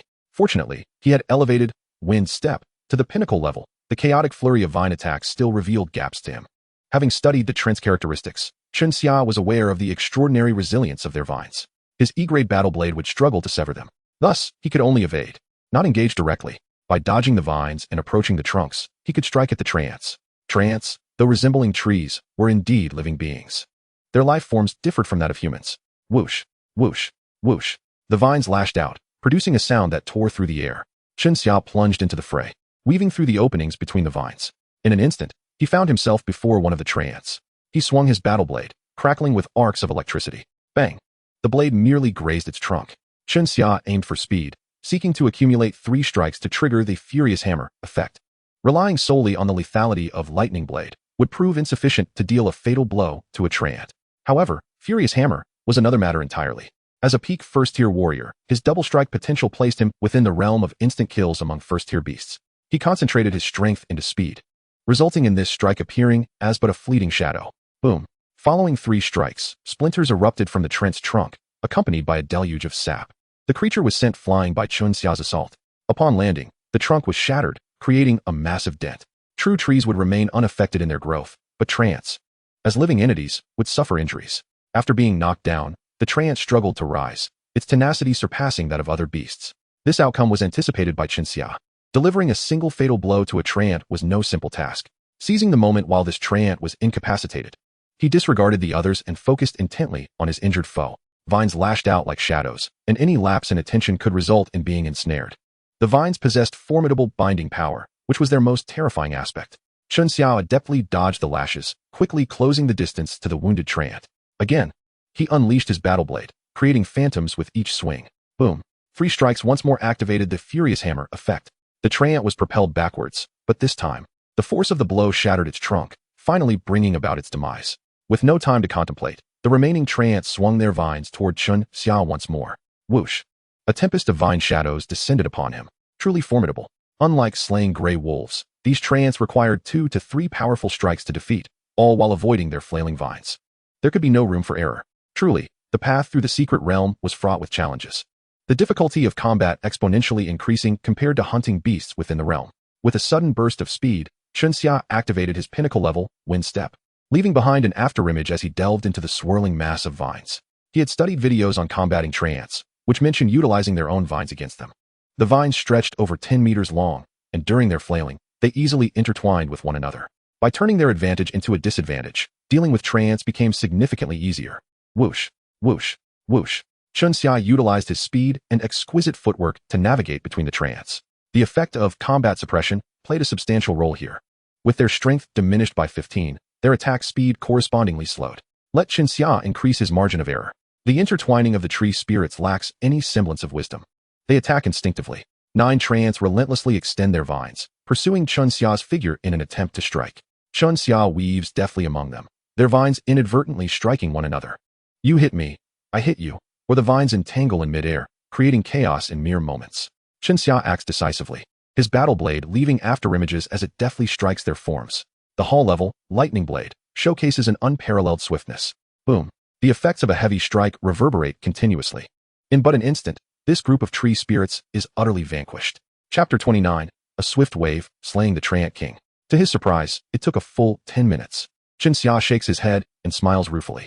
The Treant King is capable of summoning 3 waves of trance to battle, having spent 10 minutes on the first wave alone. He still has the second and third waves to contend with. A single Treant King could delay Chunxia for approximately an hour.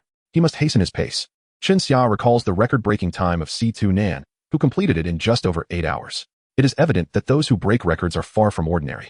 With a rustling sound, the Treant King frantically shakes its branches and leaves. Amidst the clamor, the second wave of trance is summoned.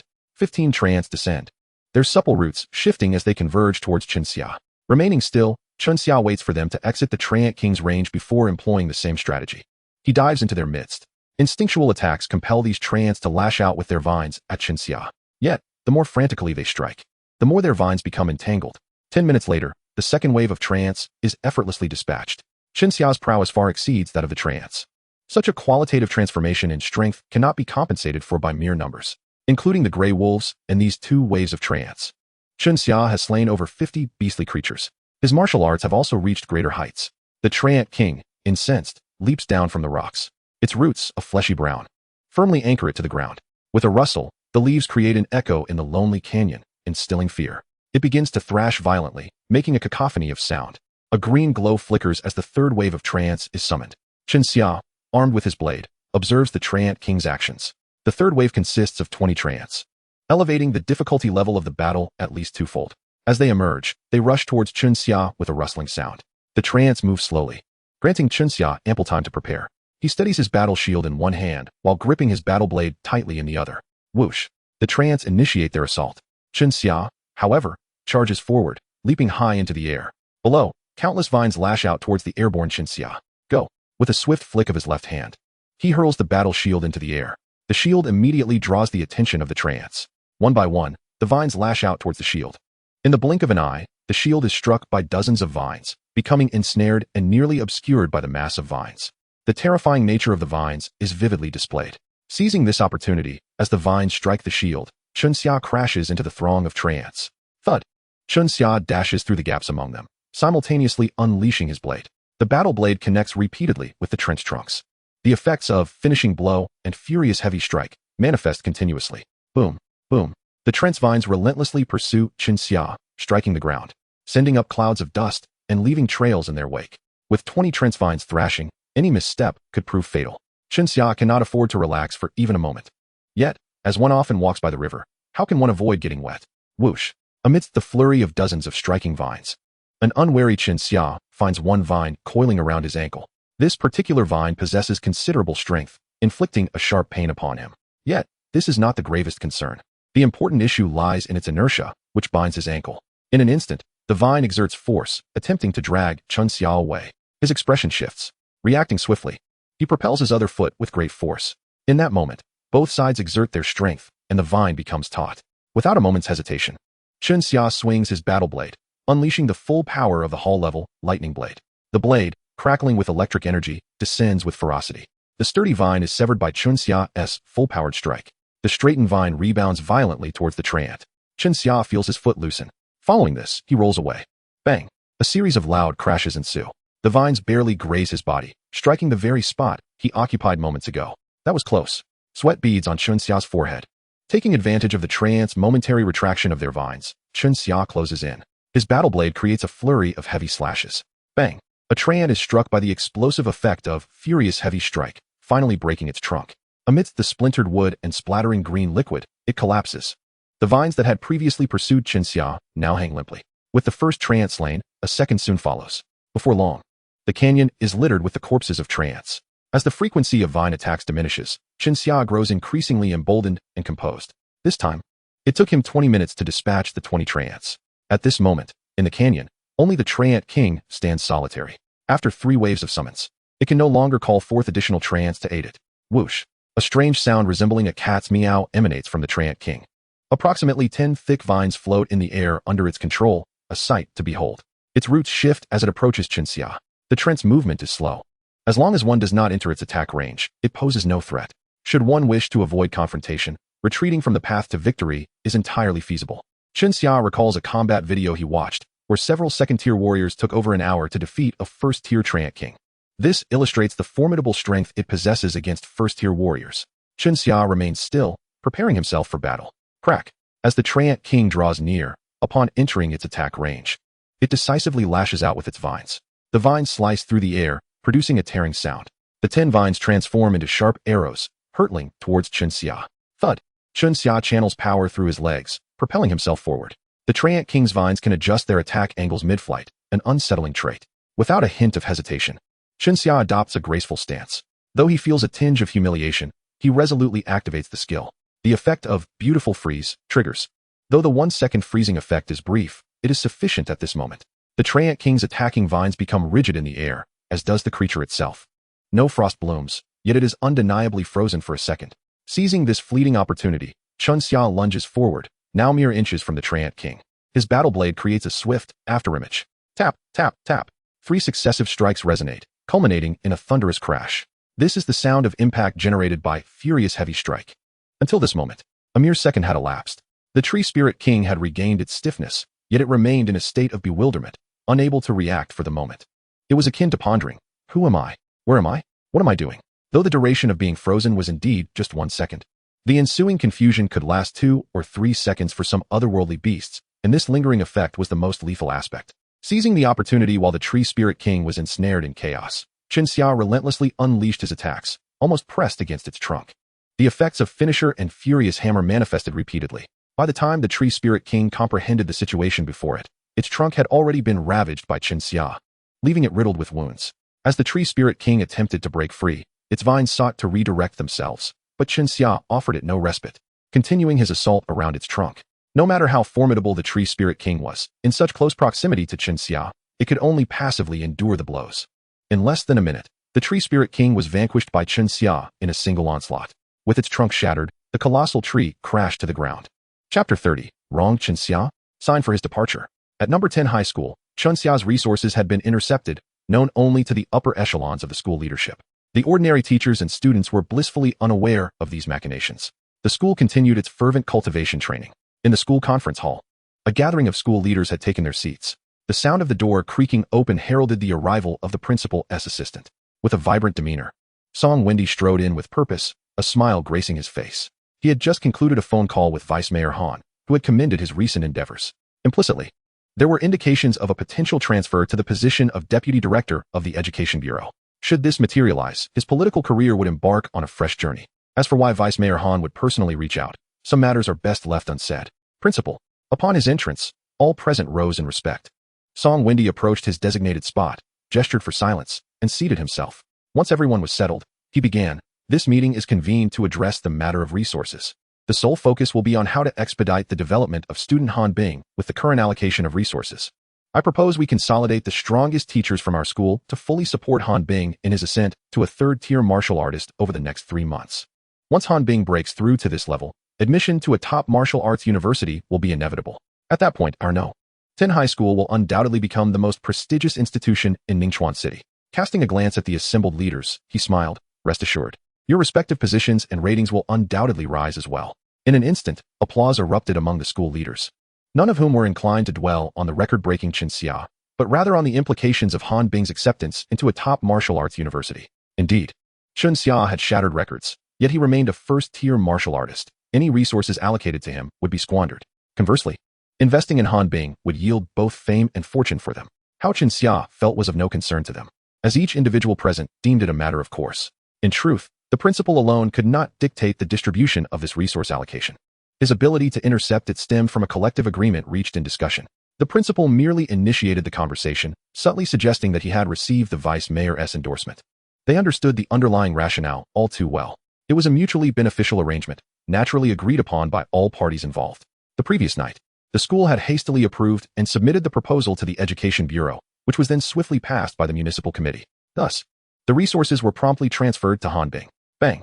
Suddenly, the conference hall doors were forcefully flung open. A figure burst in. Principal, your actions are nothing short of those of a bandit. The voice belonged to Chen Xia's homeroom teacher, Su Dashin. His accusation left many school leaders visibly uncomfortable, as the situation was indeed less than transparent. Preposterous. Song Wendy seethed with indignation. Su Dashin, you must consider the greater good. We acted out of necessity. Student Han Bing is on the verge of breaking through to third-tier martial artist. He merely requires a bit more resource support. Once he succeeds, the entire school will bask in his glory. Not only our school, but all of Ningchuan City will take pride in him. Su Dashin scoffed. Huh? What a grand justification. If Han Bing needs resources, he should strive for them himself. Why must they be seized from Chen Xia? Just because he possesses greater talent or a privileged father? Huh? You band of sycophantic thieves are merely coveting the vice mayor's son. Su Dashin's words cast a pall over the assembly, as many leaders wore grim expressions. Such bluntness was jarring. Song Wendy trembled with rage. Su Dashin, this is not a place for your antics. Get out. Return my student's resources. And I'll leave immediately. Su Dashin stood his ground, undeterred by the principal's authority. His defiance compelled Song Wendy to rise abruptly. You are suspended. Return home for some introspection. At once, two school leaders rose, flanking Su Dashin to escort him from the conference hall. I assure you, this matter is far from over. Su Dashin shouted as he was forcibly removed, his strength insufficient to resist. The uproar stirred discontent among many school leaders, their expressions darkening.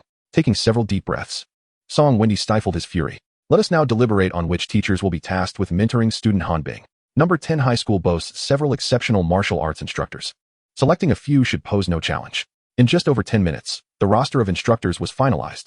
In the principal's office, Song Wendy set down the document before him, a look of astonishment crossing his face. Are you certain this is a transfer application from number 1 high school regarding Chen Xia? The assistant responded cautiously. Yes, principal. It arrived just now. He was acutely aware of the friction between the principal and the head of number 1 high school, particularly concerning Chen Xia, and feared the principal's ire. Without a word, Song Wendy remained seated, his fingers rhythmically tapping the desk as he pondered the pros and cons. Moments later, a smile broke upon his face. A transfer? Very well, this will save us trouble. Sending him to No. 1 high school means he won't be able to cause a stir there. I was just contemplating how to handle the Chen Xia situation. This transfer is fortuitous. He picked up a pen and, without hesitation, affixed his signature. The assistant, perplexed, queried, Principal, Chen Xia has just broken the record for the 18 bronze men array, making him a student of notable potential. Why would you consent to his transfer? Moreover, your relationship with Principal Yao of number 1 high school. The assistant hesitated, reluctant to continue. You yourself noted his potential, did you not? Potential is commendable, yet the time until the college entrance examination is too brief. He cannot make a significant impact.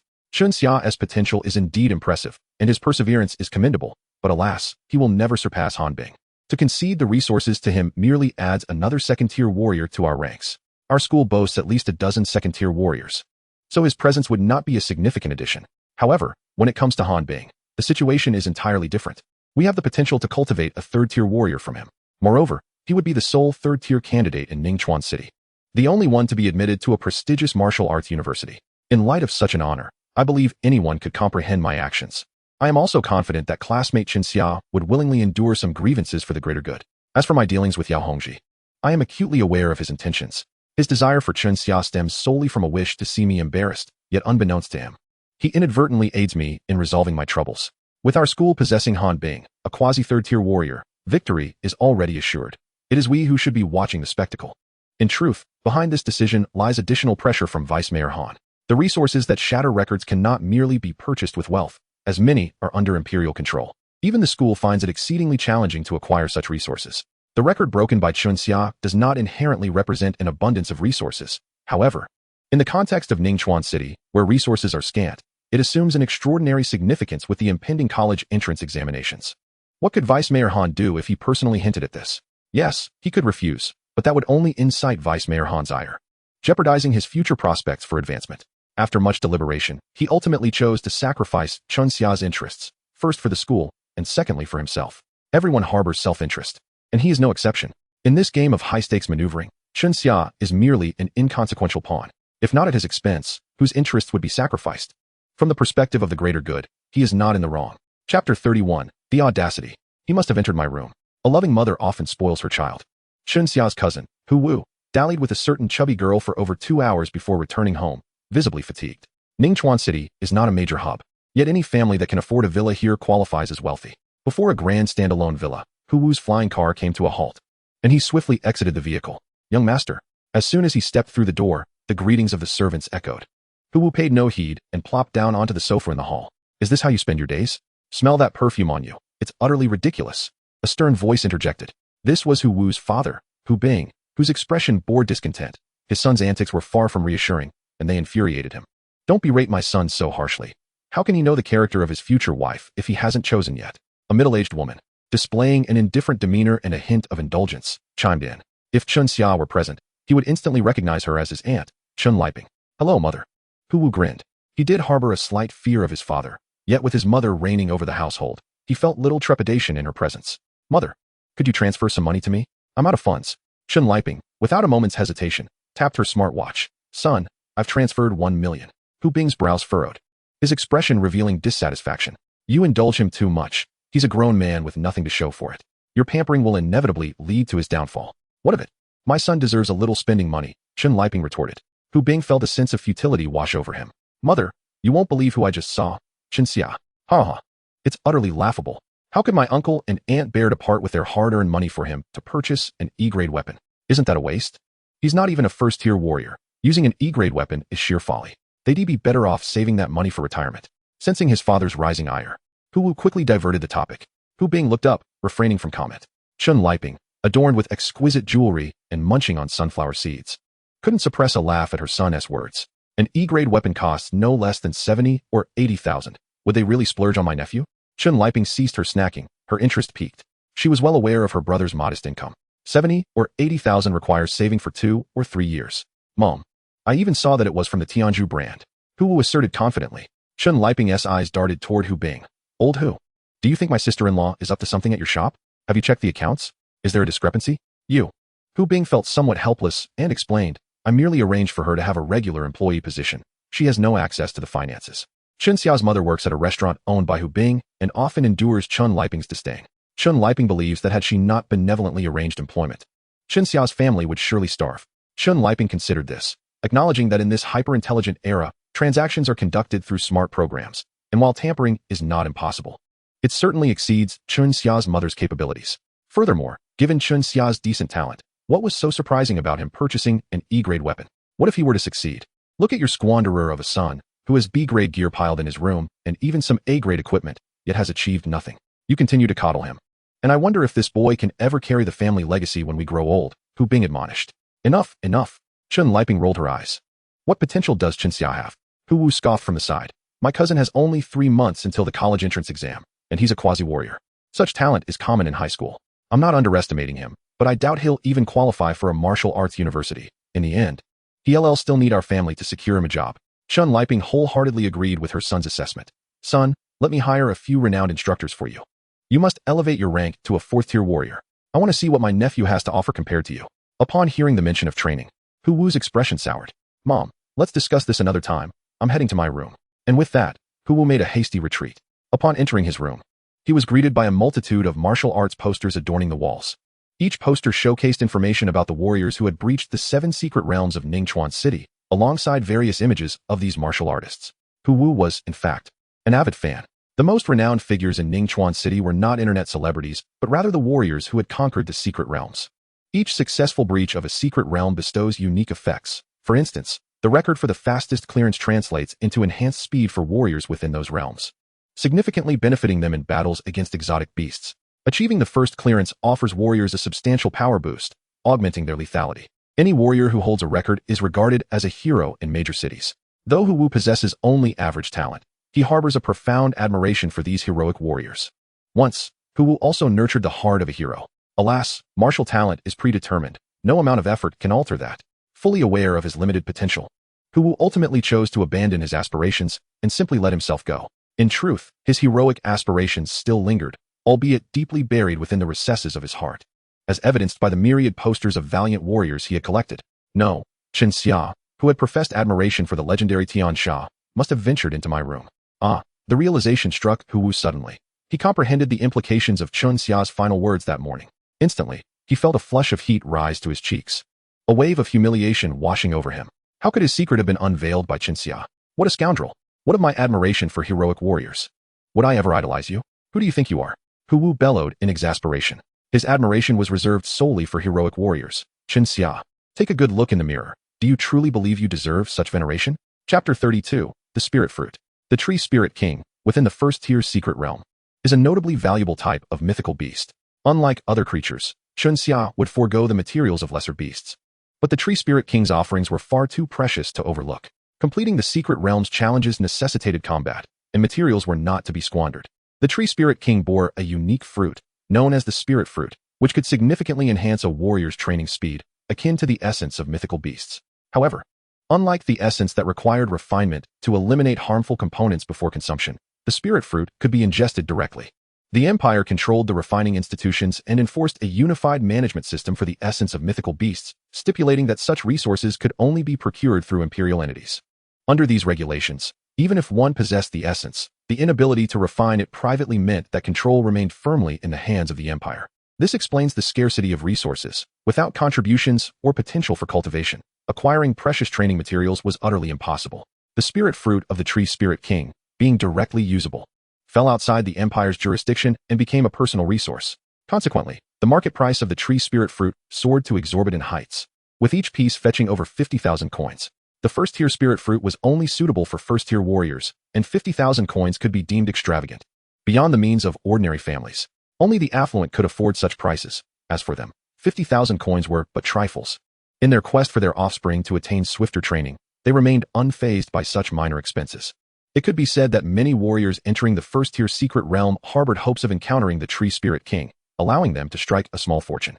If they encountered it once or twice a year, their earnings would be substantial. From the remains of the deceased Tree Spirit King, Chen Xia discovered a single spirit fruit, resembling a Buddha's hand fruit and sizable enough to fit in his palm. At last, he could recuperate some vitality. However, given its value of 50,000 coins, Chen Xia was reluctant to consume it and resolved to sell it instead. With the ability to cultivate 24 hours a day thanks to the competitive schooling, the necessity of the spirit fruit was negligible. Stowing the spirit fruit in his backpack, Chen Xia resumed his brisk pace. According to the strategy guide, 3 more challenges lay ahead before he could complete the realm. In the next phase, he would encounter various types of mythical beasts, with their numbers fluctuating between 56.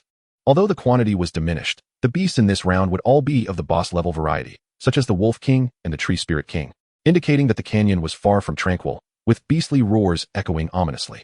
Upon rounding a bend, Chen Xia caught a whiff of a foul wind.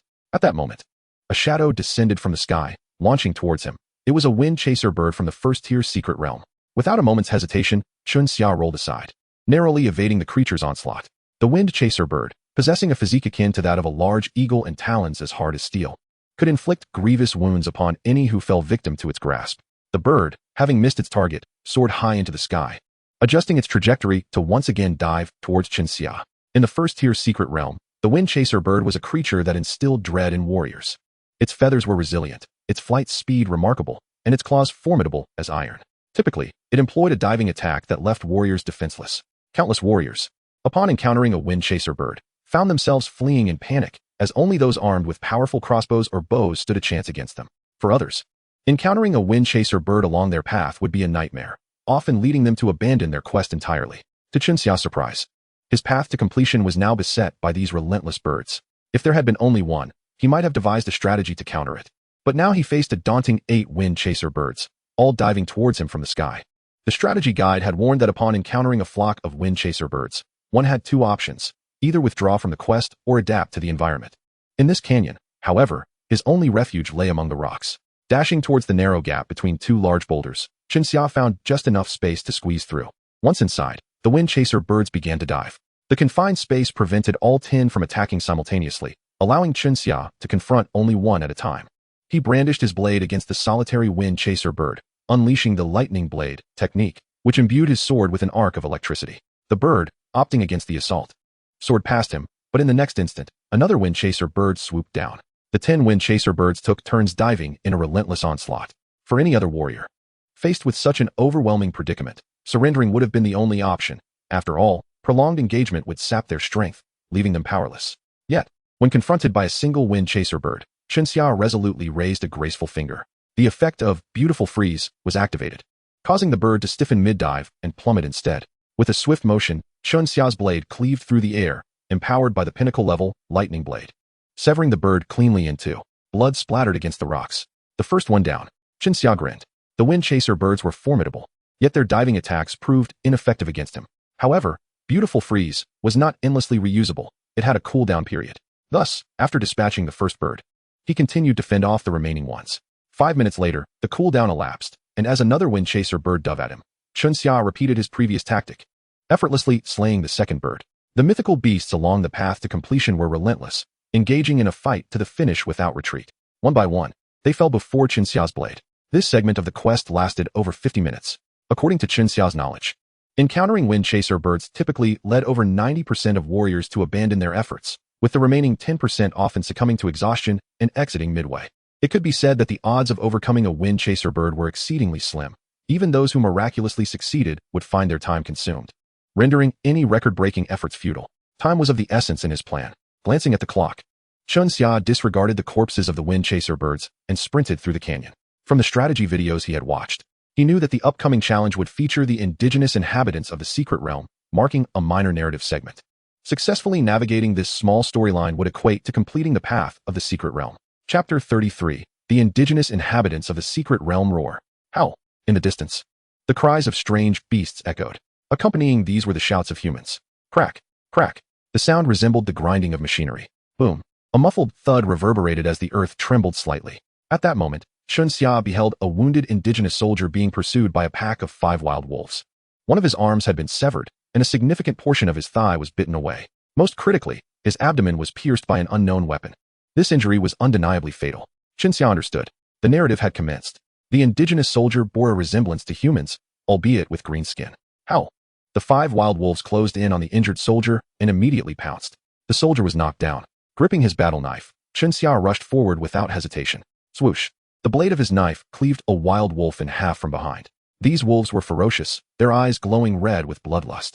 In an instant, 2 of them abandoned the indigenous soldier and lunged at Qianxia. However, Qianxia's prowess made short work of them. In just 2 minutes, he dispatched the 5 wild wolves. The rescued indigenous soldier was beyond saving. He grasped Qianxia's hand, casting his gaze toward the position of the outpost. Young warrior from another world, save the outpost. He produced a cross and placed it in Qianxia's hand. This was his token. As he handed over the cross, his life flickered out. It was so vivid. Staring at the cross in his hand, stained with blood, one could almost overlook that they were in a secret realm. Yet within this realm, the casualties were all too real, further emphasizing that this place was indeed genuine, not an illusion. It seemed to be a uniquely authentic space. At least humanity had yet to comprehend the formation of this secret realm. Qianxia refrained from delving into these inexplicable matters and instead gazed blankly at the lifeless indigenous soldier. This was not Qianxia's first encounter with human mortality. A life had simply extinguished before him. Though he was aware it was part of the narrative, it still delivered a profound psychological blow. Qianxia rose and sprinted toward the outpost location.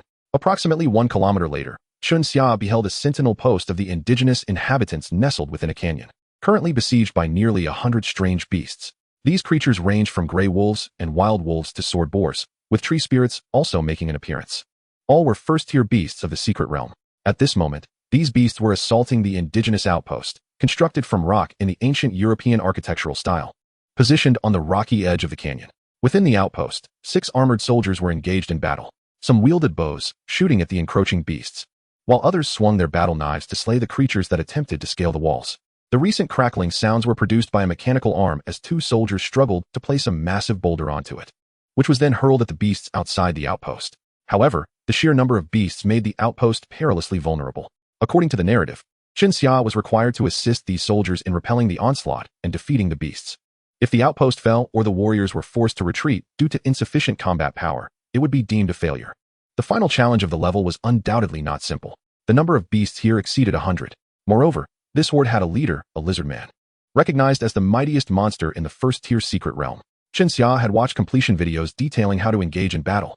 All that was necessary was to raise the cross given by the deceased indigenous soldier, which would earn him the recognition of the outpost soldiers, allowing him to join the fight. Upon approaching the outpost, Chen Xia drew forth the cross and raised it high. The soldiers above noticed him. Kate.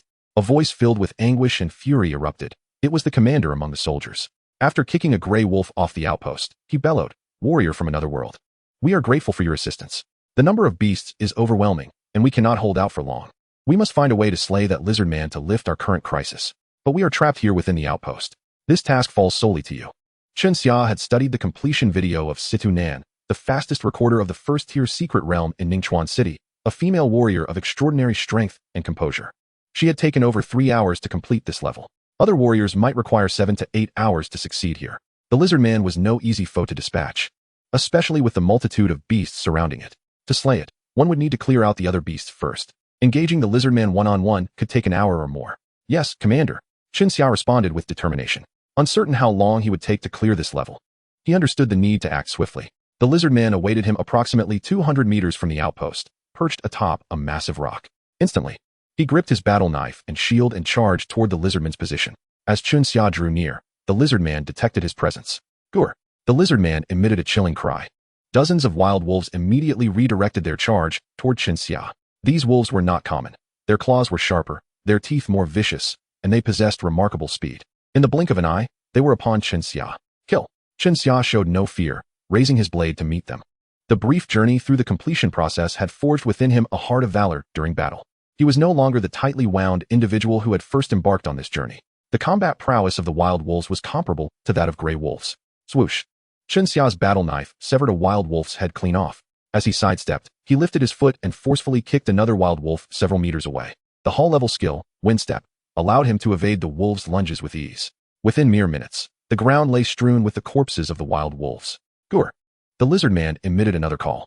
Among the beasts besieging the outpost, 6 sword boars broke away from the attack, charging toward Chen Xia with thunderous force. They were massive, each weighing at least 700 to 800 pounds, with a hard, sword-like bone structure on their backs. Chen Xia focused on the foremost sword boar, his fingers poised like an orchid. Boom! The leading sword boar stumbled, its hooves collapsing beneath it, followed by its head crashing into the ground, kicking up a cloud of dust. The tremendous force sent it rolling, causing the following sword boars, which had been closely trailing, to collide violently with the fallen one. Almost all 6 sword boars toppled over.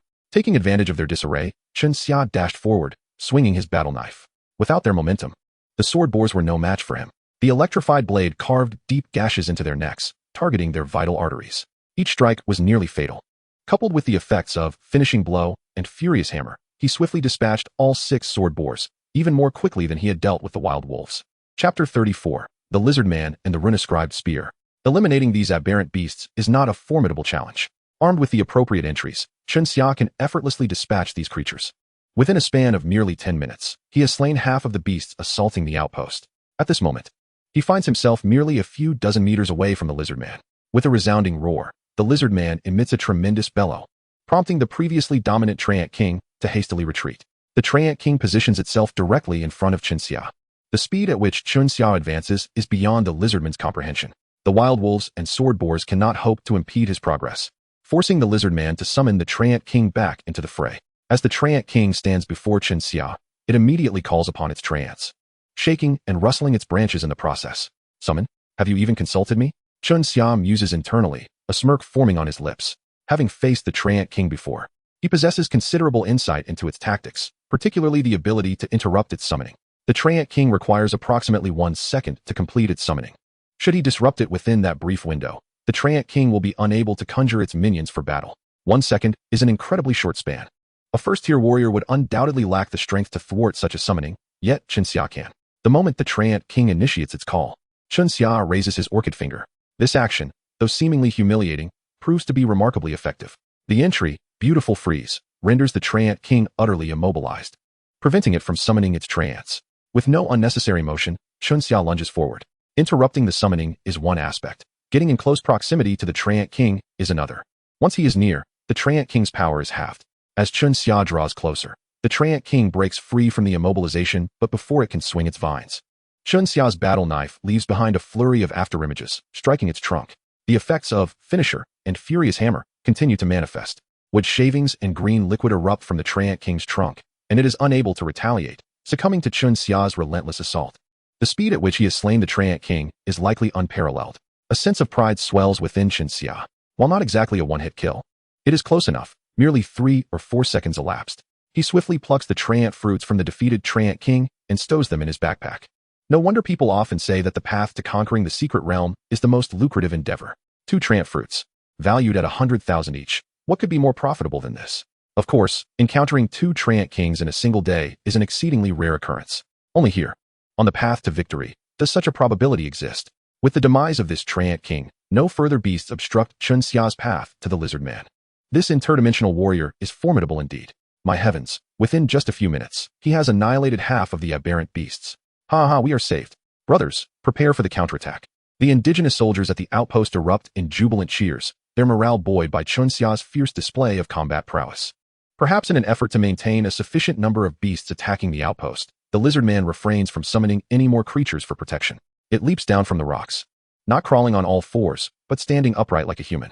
This particular lizard man, clad in simple animal hide armor and wielding a spear, is instantly recognized by Chun Xia as the indigenous soldier Kate, whose abdomen bore a fatal wound inflicted by this very spear. It seems he was struck while seeking reinforcements. As the strongest boss of the first tier in the secret realm, the lizard man is exceptionally tall, standing over 2 meters high, with crimson eyes radiating a fierce, murderous intent. Its martial art, triple spear, unleashes a barrage of spear shadows that are exceedingly difficult to defend against. Chun Xia recalls the information about the lizard man. To confront it, he must be wary of its triple spear. Though the lizard man is powerful, it remains within the first tier category of aberrant beasts. And Chun Xia's combat suppression directly diminishes its combat power by 15. This entry's effect is not something other warriors possess. Just as the previous warrior, Situ Nan, was able to defeat the lizard man, after weakening it by 15, Chun Xia should have no issues. As he observes the lizard man striding towards him with an imposing aura, Chun Xia remains unperturbed. Upon nearing him, the lizard man accelerates, its powerful hind legs pounding the ground, producing a cacophony of sound that heightens its intimidation factor. As it draws closer, it raises its spear, thrusting it menacingly towards Chun Xia. With a swift twist of his body, Chun Xia activates Gale Step and sidesteps the lethal thrust. Simultaneously, he strikes out with his battle knife. The lightning blade, imbued with the essence of breaking through, connects with the lizard man. The lizardman's small scales provide high defense. Chun Xia's strike does not cleave through as anticipated, but merely inflicts a wound. Green liquid gushing from its side. Damn human! The lizard man roars, startled to find itself injured so soon after engagement. Enraged, it spins around and swings its spear, transforming it into a shadowy projection aimed at Chun Xia. The hall level, Gale Step, bestows upon Chun Xia a significant increase in agility, allowing him to perceive the lizardman's movements as not overly swift. Chun Xia raises his battle knife in defense. Clang! The blade collides with the spear, and with a flick of his wrist, he deflects the spear's trajectory. Chun Xia feels a tingle in his arm, a testament to the force behind the lizardman's strike. The lizard man retracts its spear, an ominous glint appearing in its eyes. The spear in its hand begins to emit a faint glow. Triple spear is about to be unleashed. Chun Xia cannot allow it to execute its technique. With a swift gesture of his orchid finger, he activates Beautiful Freeze. As the lizard man prepares to perform triple spear, it suddenly halts, immobilized. With a decisive motion, Chun Xia unleashes a powerful swing, severing the lizardman's arm, along with the spear it clutches, which falls to the ground. Chun Xia then delivers a swift kick, sending the spear flying several meters away. With the lizard man recovering from its frozen state, it lets out a pained roar, blood gushing from the stump of its severed arm, twisting its face in agony. Deprived of both arm and weapon, it resorts to a feral instinct, lunging at Chun Xia with its jaws bared, determined to attack with its bite. The aberrant beasts of the path to victory are relentless, refusing to yield even in the face of lost limbs and weaponry. Allow me to send you to the afterlife, Chun Xia exclaims, turning his body to evade the attacking lizard man, and retaliating with a strike to its back. Clad in hide armor, the lizard man is no match for Chun Xia's E-grade weapon, augmented by the hull level lightning blade. His strike cleaves through its armor and scales, leaving behind a grievous wound. The effect of finisher triggers, followed by another swift cut. Before the lizard man can turn, Chun Xia strikes 3 more times, invoking Furious Hammer, unleashing a devastating force upon its back. Chun Xia witnesses the lizardman's back cave in under the sheer power of his blow. His strength is formidable, particularly after mastering the E-grade martial art, Mighty Bull Body, which has significantly enhanced his might. The effect of Furious Hammer doubles his maximum strength, delivering a blow that even second-tier aberrant beasts would struggle to withstand, let alone a mere first-tier lizard man. The lizard man spat out a mouthful of fresh blood and staggered forward. Chen Xia quickly pursued him, with a flurry of swift strikes. His battle blade unleashed a rapid barrage of attacks. The effects of Last Hit Hero and Furious Hammer manifested continuously, mercilessly carving the lizard man's back into a bloody mess, even exposing his entrails. By the time the lizard man collapsed onto the ground, he was beyond the point of revival. The most valuable possession of the lizard man, of course, was his spear. This spear was an E-grade weapon belonging to another realm, with a market value of approximately 80,000. Chen Xiao approached, kicked the severed arm of the lizard man away, and then picked up the spear. It felt surprisingly heavy, crafted entirely from solid metal. Mysterious runes were etched upon the spearhead, seemingly imbued with some unknown power. Clearly, this spear was no ordinary item. With 80,000 in his grasp, Chen Xia felt a surge of joy. It was a pity that he had ruined the beast-hide armor in the process. The lizardman's armor held some value too, around 10,000, but now it lay in tatters, rendered worthless by Chen Xia's blade. Upon the lizardman's demise, the surrounding beasts, having lost their leader, abandoned the siege on the outpost and fled in disarray. Chapter 35, The Hidden Continuation. Thank you, brave warrior from another realm. Had it not been for you, we would surely have faced dire consequences. The beasts retreated, and the crisis at the outpost was averted. Outpost Commander Rolong descended with 5 of his soldiers, and upon seeing Chen Xia, he hurriedly expressed his gratitude. However, it was evident that the soldiers, including Rolong, bore injuries that hampered their movements. Chen Xia felt somewhat bewildered. According to the walkthrough video, at this juncture, the soldiers would remain holed up in the outpost to guard against any potential beast ambushes, with little interaction with humans. Typically, this would mark the completion of the level, leading to the emergence of a mystical light, the exit from the realm. Yet, the current situation diverged sharply from what was depicted in the video. The exit had not appeared, and the soldiers who were supposed to remain within the outpost had ventured outside. Moreover, these soldiers, who were not meant to engage with humans, were now expressing their gratitude to him. As Chen Xia pondered this, he began to grasp the implications. Every realm's completion pathway harbored the potential for a perfect clear. However, such flawless completions were exceedingly rare, as triggering the hidden conditions required numerous specific prerequisites. Countless warriors had sought to uncover a perfect clear, but had failed. Clearly, the actions of the outpost soldiers and their commander indicated that he had activated the conditions for the subsequent phase. In that moment, Chen Xia felt a surge of excitement. Yet he adeptly concealed his emotions, responding calmly, "Commander, all of this is inseparable from your valiant efforts to hold back the majority of the beasts. Brave warrior from another realm, time is of the essence." "I will be brief," Rolong said, his expression turning serious. "The lizard man you just defeated was merely a minor chief among them. Given your courageous display, having vanquished the lizard man in such a short time, we acknowledge your prowess. I now beseech you to retrieve our sacred chalice from the lizard man priest." With that, Rolong gestured toward the depths of the canyon. The lizard man priest had fled deeper into the canyon, where they possessed a cave that utilized a teleportation array to transport the sacred artifact away. "We implore you to slay the lizard man priest and bring back our chalice." Chen Xiao's heart raced. Indeed, the completion pathway concealed a hidden continuation. Yet previous challengers had failed to trigger this sequel, likely due to insufficient prerequisites. From Rolong's words, Chen Xia gleaned vital information. For instance, Rolong's mention of his courageous performance implied that slaying the lizard man was a significant condition for activating the hidden sequel. However, in the videos of other warriors completing the level, they too had slain lizard men without triggering such a continuation. Chen Xia surmised that the pivotal factor was the speed of the kill. The quicker one dispatched the lizard man, the stronger their prowess appeared to Rolong, thus enhancing the likelihood of activating the hidden sequel. Conversely, if one took an excessive amount of time to defeat the lizard man, it would indicate an inability to handle subsequent tasks, and naturally, Rolong would not beseech them to pursue the lizard man priest. Each subsequent monster in a level becomes increasingly formidable. The lizard man priest would undoubtedly be stronger than the one he had just slain. Only by demonstrating sufficient strength through the defeat of the lizard man could Chen Xia earn Rolong's approval, thereby unlocking the hidden continuation of the completion path. The lizard man priest had never before appeared in the entire first-tier realm. No one knew the extent of its power. However, having finally uncovered the hidden sequel, Chen Xia could not afford to abandon this opportunity. No matter how perilous it might be, he was determined to give it a try. "Commander, rest assured, I shall return with your chalice," Chen Xia affirmed. Rolong handed Chen Xia a blueprint depicting the chalice, cautioning him to stay safe before leading his men back to the outpost. Chen Xia glanced at the blueprint. The chalice bore no extraordinary features, resembling the fabled cup of Hercules to some extent. Rolling the blueprint up, he stowed it in his backpack and immediately pressed onward into the deeper recesses of the canyon. 4 hours and 41 minutes. As he ran, Chen Xia checked the time on his smartwatch. Had there been no hidden sequel, he would have completed the realm in 4 hours and 41 minutes, directly surpassing the record of 8 hours, 47 minutes, and 54 seconds set by Sidu Nan, nearly doubling the speed. Yet now, with the emergence of the hidden sequel, Chun Xia was uncertain if he could still break Situ Nan's record. With 4 hours remaining, it should be feasible. Chun Xia understood that he must race against time, for he was unaware of what challenges awaited him in pursuit of the lizard man priest. During this pursuit, Chun Xia encountered no further attacks from beasts. The creatures along the way had all been slain, their bodies discarded within the canyon. The corpses were fresh, indicating they had recently perished. Chun Xia felt a stirring in his heart as he approached the body of one beast to examine it. He noticed a blood hole at the creature's neck, as if it had been pierced by something. Another beast's corpse bore a smooth wound, seemingly inflicted by some fearsome weapon. These beasts had died swiftly, underscoring the formidable strength of the lizard man priest. After traversing approximately 2 kilometers, it seemed he had reached the canyon's deepest point. Amidst a cluster of rocks, a dark and immense cave entrance loomed.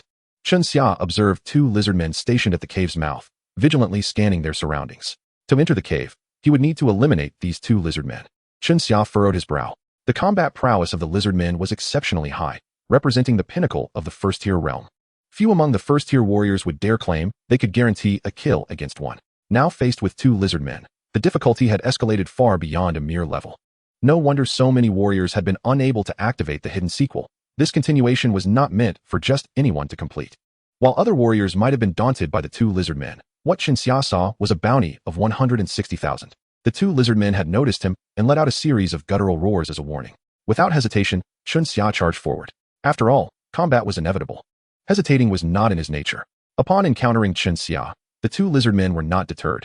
Instead, they charged forward with an intent to kill, their eyes glinting with murderous intent. One of the lizard men dashed towards Chun Xia, while the other steadfastly guarded the cave entrance. Such a fortunate turn of events. Chun Xia had braced himself for a 2-on-1 confrontation, but now it was reduced to a singular duel. He felt no inclination for courtesy. The advancing lizard man brandished its spear, lunging at Chun Xia. The weapon emanated a faint aura. Clearly, the opponent was not holding back, launching a full assault with the martial technique known as triple strike. Chun Xia, however, did not yield. At the moment the lizard man initiated its technique, he too unleashed his own, activating the beautiful freeze ability, interrupting the execution of its martial arts. At that instant, they were less than 2 meters apart. This distance was trivial for Chun Xia, who could close it in just 2 strides. Seizing the moment while the lizard man was momentarily immobilized, he advanced swiftly, raising his battle blade. The lightning blade erupted with full force, causing arcs of electricity to dance along the blade's edge. With a swift motion, he struck down. The lizard man's neck was cleaved, the blade embedding itself halfway through. Then, with a powerful kick to its abdomen, Chun Xia dislodged the blade while simultaneously pulling it free. The lizard man was sent sprawling, tumbling several times before succumbing to its wounds. Chapter 36, The Lizard Man Priest. The swiftness with which Chun Xia dispatched this lizard man was nothing short of astonishing. He had approached, and as the opponent unleashed its martial arts, he had merely raised his blade to strike. Everything transpired with a fluidity akin to flowing water. Chun Xia was at the pinnacle of a first-tier warrior. His combat suppression was exceedingly formidable, diminishing the lizard man's strength by 15. The culmination of these factors resulted in that seemingly simple strike, which was not something that other warriors could replicate. Rather than linger on the fallen lizard man, Chun Xia turned his gaze to the last remaining one. With a fierce cry, this lizard man lunged forward, initiating its own triple strike. Having just used the beautiful freeze ability, which was still on cooldown, Chun Xia could not interrupt the lizard man's martial technique this time. In an instant, the lizard man's spear transformed into 3 spear-like shadows, converging upon Chun Xia. The air was rent with a sharp whoosh. Chun Xia exerted every ounce of strength, twisting his waist. Simultaneously, he activated Gale Step, allowing him to evade. Leaving behind an afterimage, the spear shadows grazed perilously close to his side. By sheer fortune, he managed to avoid the attack. Were it not for his pinnacle-level Gale Step and the combat suppression that had weakened the lizard man's strength, he could not fathom whether he would have escaped the onslaught of triple strike. Taking advantage of the lizard man's momentary lapse as it struggled to retract its spear, Chun Xia struck with his battle blade. The blade sliced through the lizard man's arm, inflicting a grievous wound that exposed bone. Determined to incapacitate it swiftly, he aimed to disable the arm wielding the weapon. They exchanged positions once more, and the lizard man roared in fury, its trembling arm bleeding green ichor that dripped to the ground. Yet, the lizard man, undeterred by its injury, lunged once more with its spear. This wound had indeed taken effect. While evading, Chun Xia keenly observed the lizard man's arm quivering, which distorted the precision of its attack, rendering it less formidable than before. The lizard man's triple strike required a certain build-up, creating a window of opportunity. This was Chun Xia's chance. Without the use of martial techniques, he could easily overpower it. Capitalizing on the lizard man's inability to execute its martial arts, Qinxia unleashed a flurry of attacks, enhanced by his finishing blow and raging hammer abilities. Although this lizard man was also at the peak of the first tier, the effects of Qinxia's combat suppression had diminished its strength by 15, preventing it from unleashing its full combat potential, thus placing it in a position to be battered. Within half a minute, Qinxia's blade transformed into a streak of lightning. With a decisive strike, he severed the lizard man's throat, blood gushing forth. Once he confirmed the kill, Qinxia exhaled heavily, relieved that no unforeseen complications had arisen. In less than 3 minutes, he had dispatched both lizard men. He picked up their spears, each valued at 80,000, eliciting a sensation akin to instant wealth. However, he noticed a disparity. The weapons differed from those wielded by the sentry lizard man. Upon aligning the 3 spears, he discerned their uniqueness. The spear of the first lizard man he had slain bore mysterious runes, while the spears of the 2 he had just defeated were smooth and ordinary. What secrets did this spear hold? Qinxia pondered, unable to ascertain the significance of the runes. Perhaps they were merely personal embellishments of the lizard man. He secured the spears onto his back, remaining vigilant as he ventured deeper into the cave. The interior of the cave was surprisingly spacious, illuminated by the presence of some luminescent stones, casting a bright glow. At first glance, Qinxia spotted a towering lizard man within, even larger than the ones he had previously encountered. Its scales were more pronounced, and it donned a leather armor adorned with the teeth of an unknown beast. Its gaze was menacing, and it wielded a staff made of enigmatic vines, intricately carved with more mysterious runes. Before it lay a stone, upon which it had drawn a design resembling a hexagram, with the stone positioned at its center. The Holy Grail, as mentioned by Luo Long, rested upon the stone. At that moment, the lizard man priest appeared to be conducting some sort of ritual, reciting an obscure incantation while gripping the staff. The hexagram began to glow softly, radiating a yellow light. Was it attempting to transport the Holy Grail through a teleportation array? In an instant, Qinxia deduced the lizard man's intentions. He realized that if he delayed even slightly, the ritual might reach completion. If the Holy Grail were to be teleported away, he feared it could spell failure for his mission. Since he still had time, he could not allow it to succeed. Without hesitation, he raised his hand in a gesture of defiance. Despite the formidable appearance of the lizard man priest, this was merely the first-tier secret realm's clearing path, and its power was inherently limited. In that moment, the lizard man priest's ritual was abruptly interrupted. Stripped of its energy, the hexagram dimmed and its light faded. Qinxia surged forward. With a resounding thud, he delivered a powerful kick to the still-stunned lizard man priest, sending it hurtling backward. As it rolled along the ground, the lizard man priest rose in a fury, its eyes ablaze with rage as it beheld the disrupted ritual, letting forth a series of enraged roars. The staff in its hand glimmered with a faint light. Without a doubt, Qinxia understood it was about to unleash its martial arts. With a swift motion, a sound like tearing fabric echoed through the air. Qinxia instinctively moved aside, feeling a fierce gust brush past him. A nearby rock exploded with a thunderous crash, leaving a finger-sized mark upon its surface. The lizard man priest had unleashed a blade of wind. Qinxia finally comprehended that the smooth wounds on the various beasts they had encountered along the way were indeed the result of wind blades. The lizard man priest appeared somewhat astonished at the diminished power of its wind blade, unable to comprehend the situation. Not only had the wind blade's strength waned, but its speed had also decreased. It felt an oddity, but could not fathom the cause. Little did it know that its own strength had been weakened by Qinxia's combat suppression. Consequently, the martial skills it unleashed were significantly diminished. In its confusion, the priest did not dwell on the matter. In a fit of rage, it once again raised its vine staff and struck downwards towards Qinxia from a distance. Whoosh! The air was torn asunder. An invisible wind blade was unleashed. Qinxia rolled on the ground. Boom! Debris scattered anew. The intervals between the priest's wind blade attacks were exceedingly brief, forcing Qinxia to rely on the surrounding rocks for cover. Fortunately, the area was dotted with various sizes of rocks, providing him a modicum of shelter. Due to the short intervals between the priest's wind blade strikes, the lizard man priest relentlessly pressed Qinxia, unleashing a barrage of wind blades that left marks all over the cave walls. Roar! The lizard man priest seemed to have entered a frenzied state, continuously howling. Wind blades flew forth as if they were free, striking out at any moment Qinxia dared to show himself. Do not presume that you can boast of ranged attacks. Qinxia leaned against a rock. Moments ago, a wind blade had sent debris flying, leaving him covered in rubble. He reached into his backpack and felt the 3 long spears. A thought sparked in Qinxia's mind. He drew one of them, weighing it in his hand without a second glance. Thanks to his training in bull strength, which had reached the proficiency level, Qinxia's strength had significantly increased. The spear was heavy, yet still manageable for throwing. After all, ranged attacks were merely a matter of skill, were they not? Qinxia chuckled. Seizing a moment when the lizard man priest paused, he sprang up from his hiding spot behind the rock, mustering his strength to hurl the spear like a javelin. Whoosh! The lizard man priest swept its vine staff in front of it, conjuring a golden light shield. Chun Xia's eyes widened. What manner of martial arts was this? However, in the next instant, the spearhead, adorned with glowing runes, pierced through the priest's light shield and impaled its chest, exiting through its back. Chapter 37. Martial Arts Enlightenment. What on earth was happening? Chun Xia was momentarily dazed. He had not anticipated that the casually thrown spear would yield such an effect.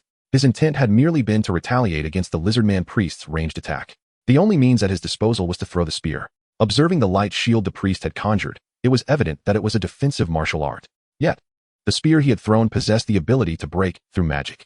Not only did it pierce its light shield, but it also penetrated its chest.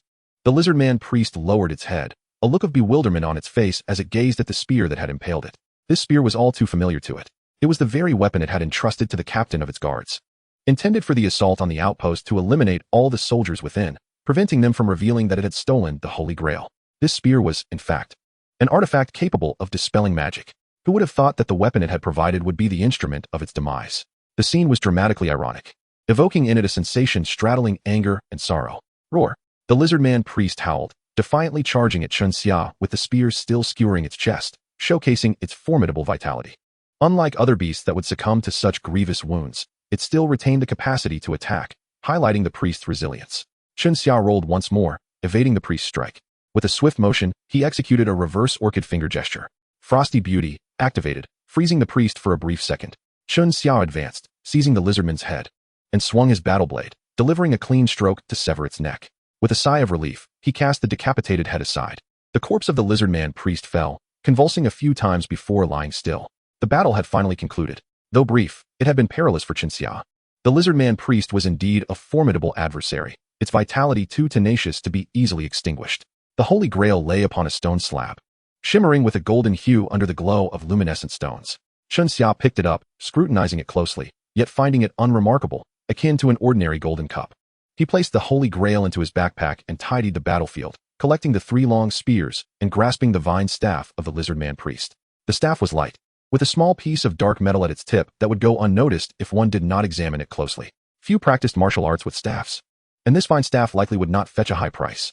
Chun Xia mused, adhering to the principle that even the smallest mosquito is still meat. He could not overlook this fine staff. Next, he would return the Holy Grail to the outpost. Brave warrior from another realm, thank you for retrieving the Holy Grail. Without you, my responsibilities would have been greatly compromised. Roran greeted Chun Xia, flanked by soldiers. He accepted the Holy Grail with a look of delight. Commander, this is what I ought to do, Chun Xia humbly replied. As a token of gratitude, brave warrior from another realm, please accept this. Roran presented a bright red fruit to Chun Xia. Chun Xia's pupils contracted. It was an E-rank martial arts enlightenment fruit. Such fruits were exceedingly rare and highly sought after. Although it was merely an E-rank fruit, it was not something one could easily come across in the market.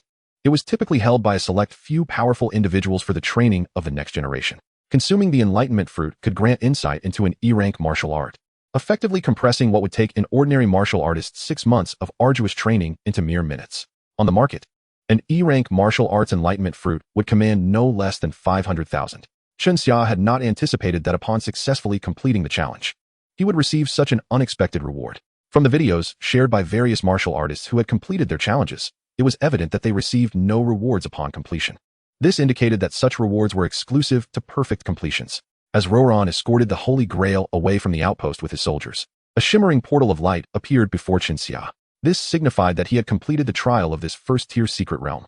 He glanced at the time. 6 hours, 22 minutes, and 55 seconds had elapsed. This time was 2 hours better than Situ Nan's completion. More importantly, Chun Xia's completion was marked as a perfect record. This achievement held greater significance. Meanwhile, in the office of the 10th high school teachers, the assistant principal looked down at Su Dashin. Teacher Su, please respect the decisions of the school organization, which also align with the city's directives. If you continue this reckless behavior, it won't merely result in a suspension. You could very well face dismissal. Is it worth losing your job for a single student? The principal still acknowledges the quality of your teaching. If you cease to obsess over this matter, he might consider nominating you for this year's Outstanding Teacher Award. Additionally, I must inform you that Chun Xia has transferred from our school and is no longer a student here. Your efforts are futile. The principal was concerned that the obstinate Su Dashin might escalate the situation further, hence the need for this intervention. If one refuses a toast, one must accept a cup of punishment liquor. Dismissing a teacher is quite a straightforward affair. Chun Xia's academic records have already been transferred, no longer belonging to the 10th high school. If Su Dashin continues to protect Chun Xia, he should not blame the principal for lacking compassion. Su Dashin's face turned ashen. He truly does not covet such an exemplary educator. Why did Chinxia transfer? It was none other than the pressure exerted by individuals like you. Huh. A genius student capable of profound insights within a short span of time has been driven away by your short-sightedness. In the future, you will undoubtedly regret this. Su Dashin holds great expectations for Chinxia's potential. Even if his growth is slow at present, given some time, Chinxia's future is boundless. If only these resources had been allocated to Chinxia, his development would have been significantly accelerated. Though it may be impossible for him to become a third-tier warrior before the college entrance examination, it does not preclude him from attaining the status of a second-tier warrior, or even a quasi-third-tier warrior. There remains a glimmer of hope for him to gain admission to a prestigious warrior university. Yet, all of this has been ruthlessly stripped away by these shameless individuals. How profoundly unjust this is for Chinxia. Alas, strength is but a mere illusion. No matter how fiercely he argues, it changes nothing. After this incident, one cannot help but wonder if Chinxia will ultimately succumb to mediocrity, fading into obscurity among the masses. No matter how talented one may be, can they rival the genius of Hanbing? The principal's assistant wore a look of disdain. Even if resources were provided to Chinxia, his achievements would not even be worthy of carrying Hanbing's shoes. The empire champions the capable, and resources inevitably gravitate towards the talented. This matter has even received special approval from the city. No matter how much you stir up trouble, even if you escalate it to higher authorities, it would be futile. Teacher Su, I hope you proceed with caution. Students like Chinxia possess talents that barely hover around the upper middle tier. Every school has an abundance of such students. How can a student from an ordinary family compete with the son of the deputy mayor? There is simply no comparison. One is destined for a bleak future, while Hanbing's future will shine brilliantly. In time, Hanbing will undoubtedly make 10th high school proud. But who will remember who Chinxia was? The principal's assistant snorted coldly and departed from the office. Chapter 38, Astonishing News. Afternoon. Class 22 of senior year. Have you heard? A student spoke mysteriously. Heard what? The monotony of training has filled many hearts with gossip. Once a topic arises, it quickly captures attention. You're not suggesting. Some classmates, seemingly aware of some whispers, could not help but chime in. Let me tell you a colossal scoop. The resources that Chinxia broke records with have been transferred to Hanbing by the school leadership, right? Yes, that's exactly what I wanted to say. I only heard about it recently, and now it's all the talk at school. I even heard that our homeroom teacher caused a scene at the faculty meeting and is currently suspended. Is that true? It's definitely true. The whole school is buzzing. Such things are impossible to conceal. I used to envy Chinxia, but now I feel sorry for him. His resources were taken away, effectively rewriting the course of his life. With the college entrance exam looming, perhaps those resources could have propelled him to a key warrior university. But now it's all gone. Poor Chinxia. Those expressing pity for Chinxia were mainly female classmates. Meanwhile, the male students reveled in his misfortune, having previously been envious of the resources he received. Now, it seems Chinxia has merely become a pawn for others. While the discussion continued, a student quietly reminded them to keep their voices down, as Hanbing is not someone to take lightly. Do they dare to act, yet not let others speak? Exactly, taking advantage of their background to seize others' resources. What difference is that from being a thief? Among the classmates, some showed blatant disregard for Hanbing, primarily because they scorned such behavior. They had yet to enter society and were still filled with youthful vigor. Without a clear understanding of authority, they dared to directly criticize Hanbing's actions as thievery. Let me tell you another big scoop. I have an aunt in the school office who just shared an even juicier piece of news. A short student revealed a mysterious smile. The classmates grew curious. Chinxia's resources being taken was already explosive news. Is there something even more shocking? What is it? Zhou, hurry and tell us. The classmates urged him instantly. Zhou did not keep them in suspense. He lowered his voice and said, "Don't you know? Just now, Chinxia applied for a transfer. Apparently to first high school, and our principal has already signed off on it." All the students were left dumbfounded. This news was indeed explosive. Has Chinxia's resilience diminished so greatly? He is transferring already? Wow. Chinxia is quite bold. The school cut off his resources, and he protests by transferring? That is quite manly. Suddenly, it seems that Chinxia's transfer might not be such a bad thing. Given the circumstances, could he remain at 10th high school? Surely. Upon his return, he would be subjected to ridicule and scorn. If it were me, I would also seek a transfer. Staying would be utterly pointless. What a pity. Chinxia broke the record of the 18 bronze men formation and was at least a celebrity in our school, admired by countless peers. Yet, the outcome has proven to be utterly unpredictable. The students debated, their eyes betraying a hint of reluctance. Although they were not particularly close to Chinxia, 3 years of shared schooling fostered a bond of camaraderie. Naturally, they felt sympathy for Chinxia's plight. However, they could do nothing, as they were merely students. Don't you find it strange? Such an event occurs, and Chinxia immediately transfers to none other than First High School, the strongest high school in Ningchuan City, far surpassing our 10th high school. It's said that the principal of First High personally intervened to facilitate this. Who would have thought that the usually low-profile Chun Xia possessed such influence? Zhou Hong remarked with a smile, awakened by Zhou Hong's words. Others began to perceive the peculiarities surrounding this situation. Completing a transfer in a single morning is not something ordinary individuals can achieve. Could it be that Chun Xia's family holds some power? A few students gasped in astonishment. Enough with your conjectures. Chun Xia has no real influence. Lu Quan rose, wearing a smug expression, and proclaimed loudly, use your brains, people. Who doesn't know that our principal and the principal of First High have a contentious relationship?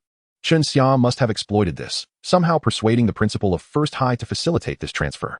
I suspect the principal of First High is simply eager to see the 10th high school's embarrassment, which is why he agreed to Chun Xia's transfer. Don't we all know Chun Xia? His parents are ordinary employees. Besides, even if Chun Xia held some sway, could it rival Han Bing's father? What about the family power that Han Bing represents?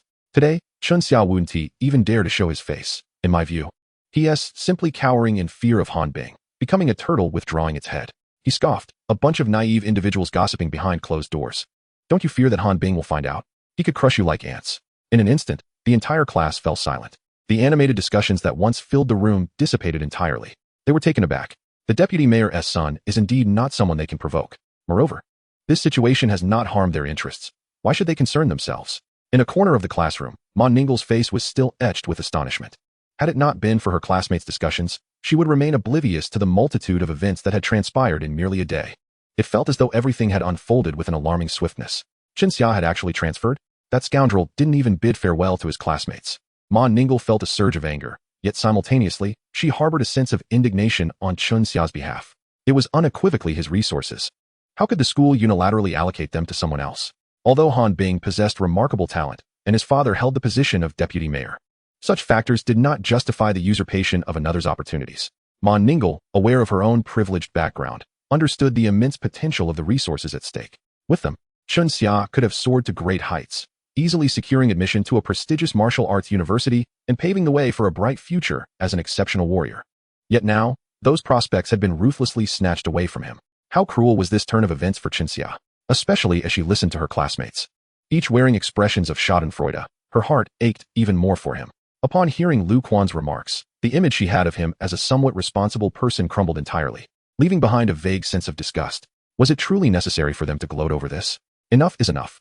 Ma Ningle slammed her hand on the desk and stood up, glaring at her classmates. Do you possess even a shred of conscience? Chun Xia is our classmate.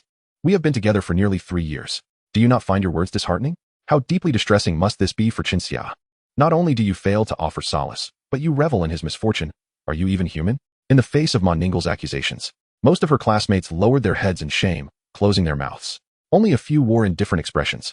Lu Quan clenched his fists in fury. That wretched girl. How dare she defend Chun Xia? With those words, Ma Ningle stormed out of the classroom. She knew Han Bing, and she intended to ascertain whether he was behind this entire affair. In Class 3-1, the training room was filled with students who occasionally cast glances towards the center, where a tall and handsome youth stood. Clad in pristine white training attire, he exuded an air of charisma. Countless girls, upon catching sight of his silhouette, could not help but exhibit starry-eyed admiration. This young man was none other than the celebrated figure of the graduating class at the 10th high school, renowned as the strongest Han Bing. With his striking features and distinguished lineage, he was the object of many girls' dreams. Is it true what they say about him at school? A student could not restrain from whispering. The rumors are so detailed, there is no way they could be false. This is utterly shameless. Shoo, keep it down.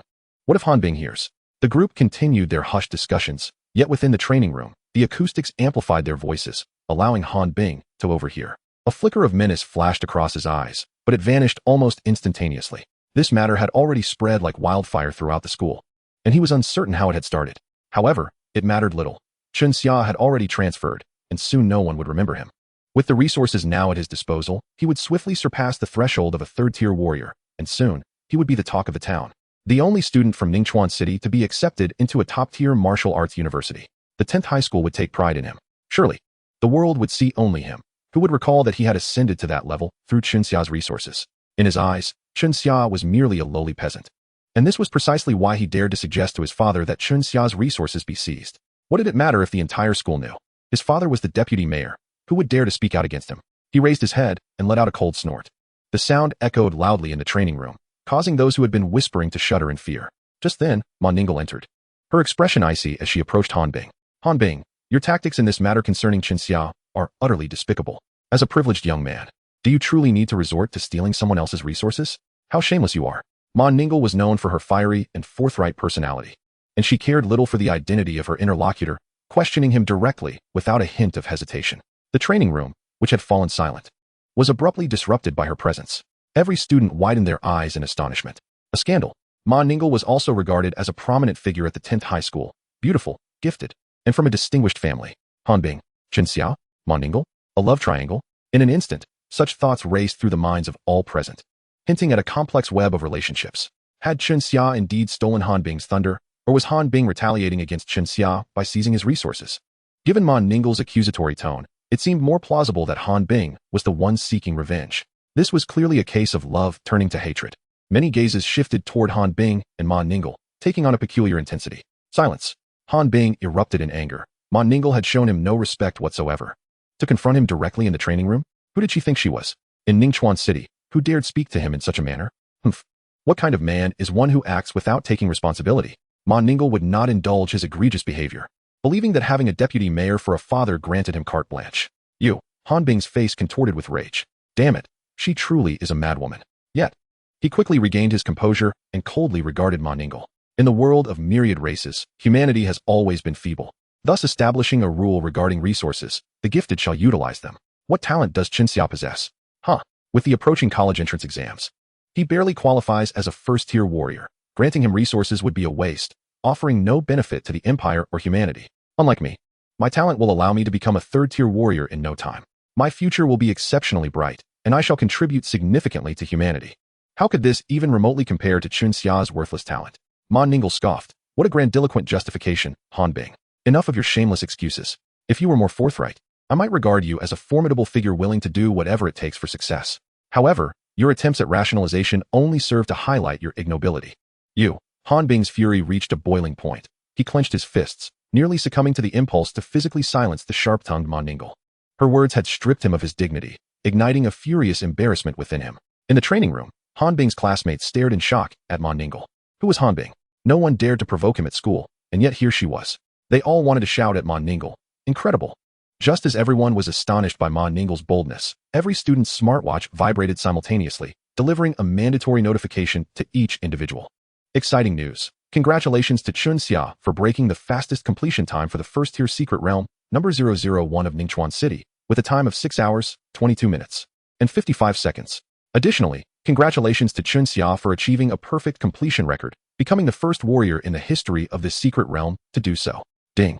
Perfect completion effect. Training within this secret realm increases the probability of F-level martial arts enlightenment. This delightful announcement surged forth like a tsunami, unleashing a tempest of astonishing waves. The news reverberated thrice, with every individual's smartwatch ringing wildly. Under this collective resonance, a unique vibrational frequency was established. At this moment, the entire city of Ningchuan found itself enveloped in an extraordinary silence, as if the very essence of the city had succumbed to stillness. Chapter 39. Perfect Clearance. Time rewinds to 10 minutes prior.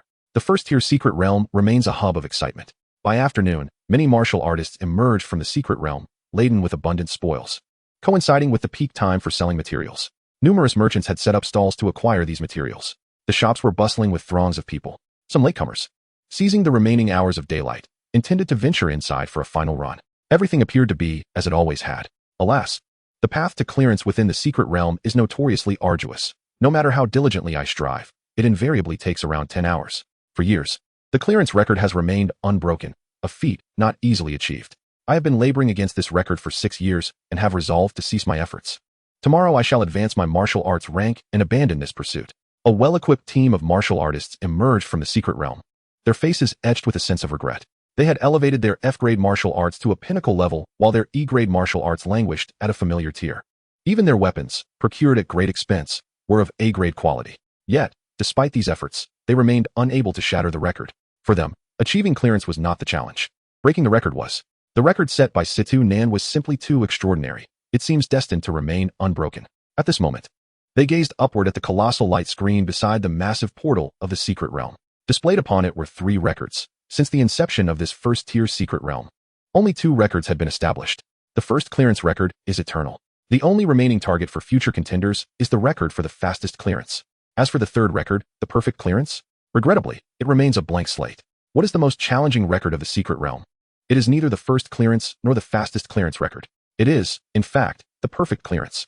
Achieving a perfect clearance in a secret realm activates a special effect within the realm. Different secret realms yield varying effects upon perfect clearance. The impact of a perfect clearance on the local area is monumental. Many cities have thrived due to their local secret realms achieving perfect clearances, attracting countless individuals and ushering in immense prosperity. A martial artist who attains a perfect clearance instantly becomes a hero of the city. While those who achieve first clearances and fastest clearances are also considered heroes, a martial artist who accomplishes a perfect clearance stands as the hero among heroes.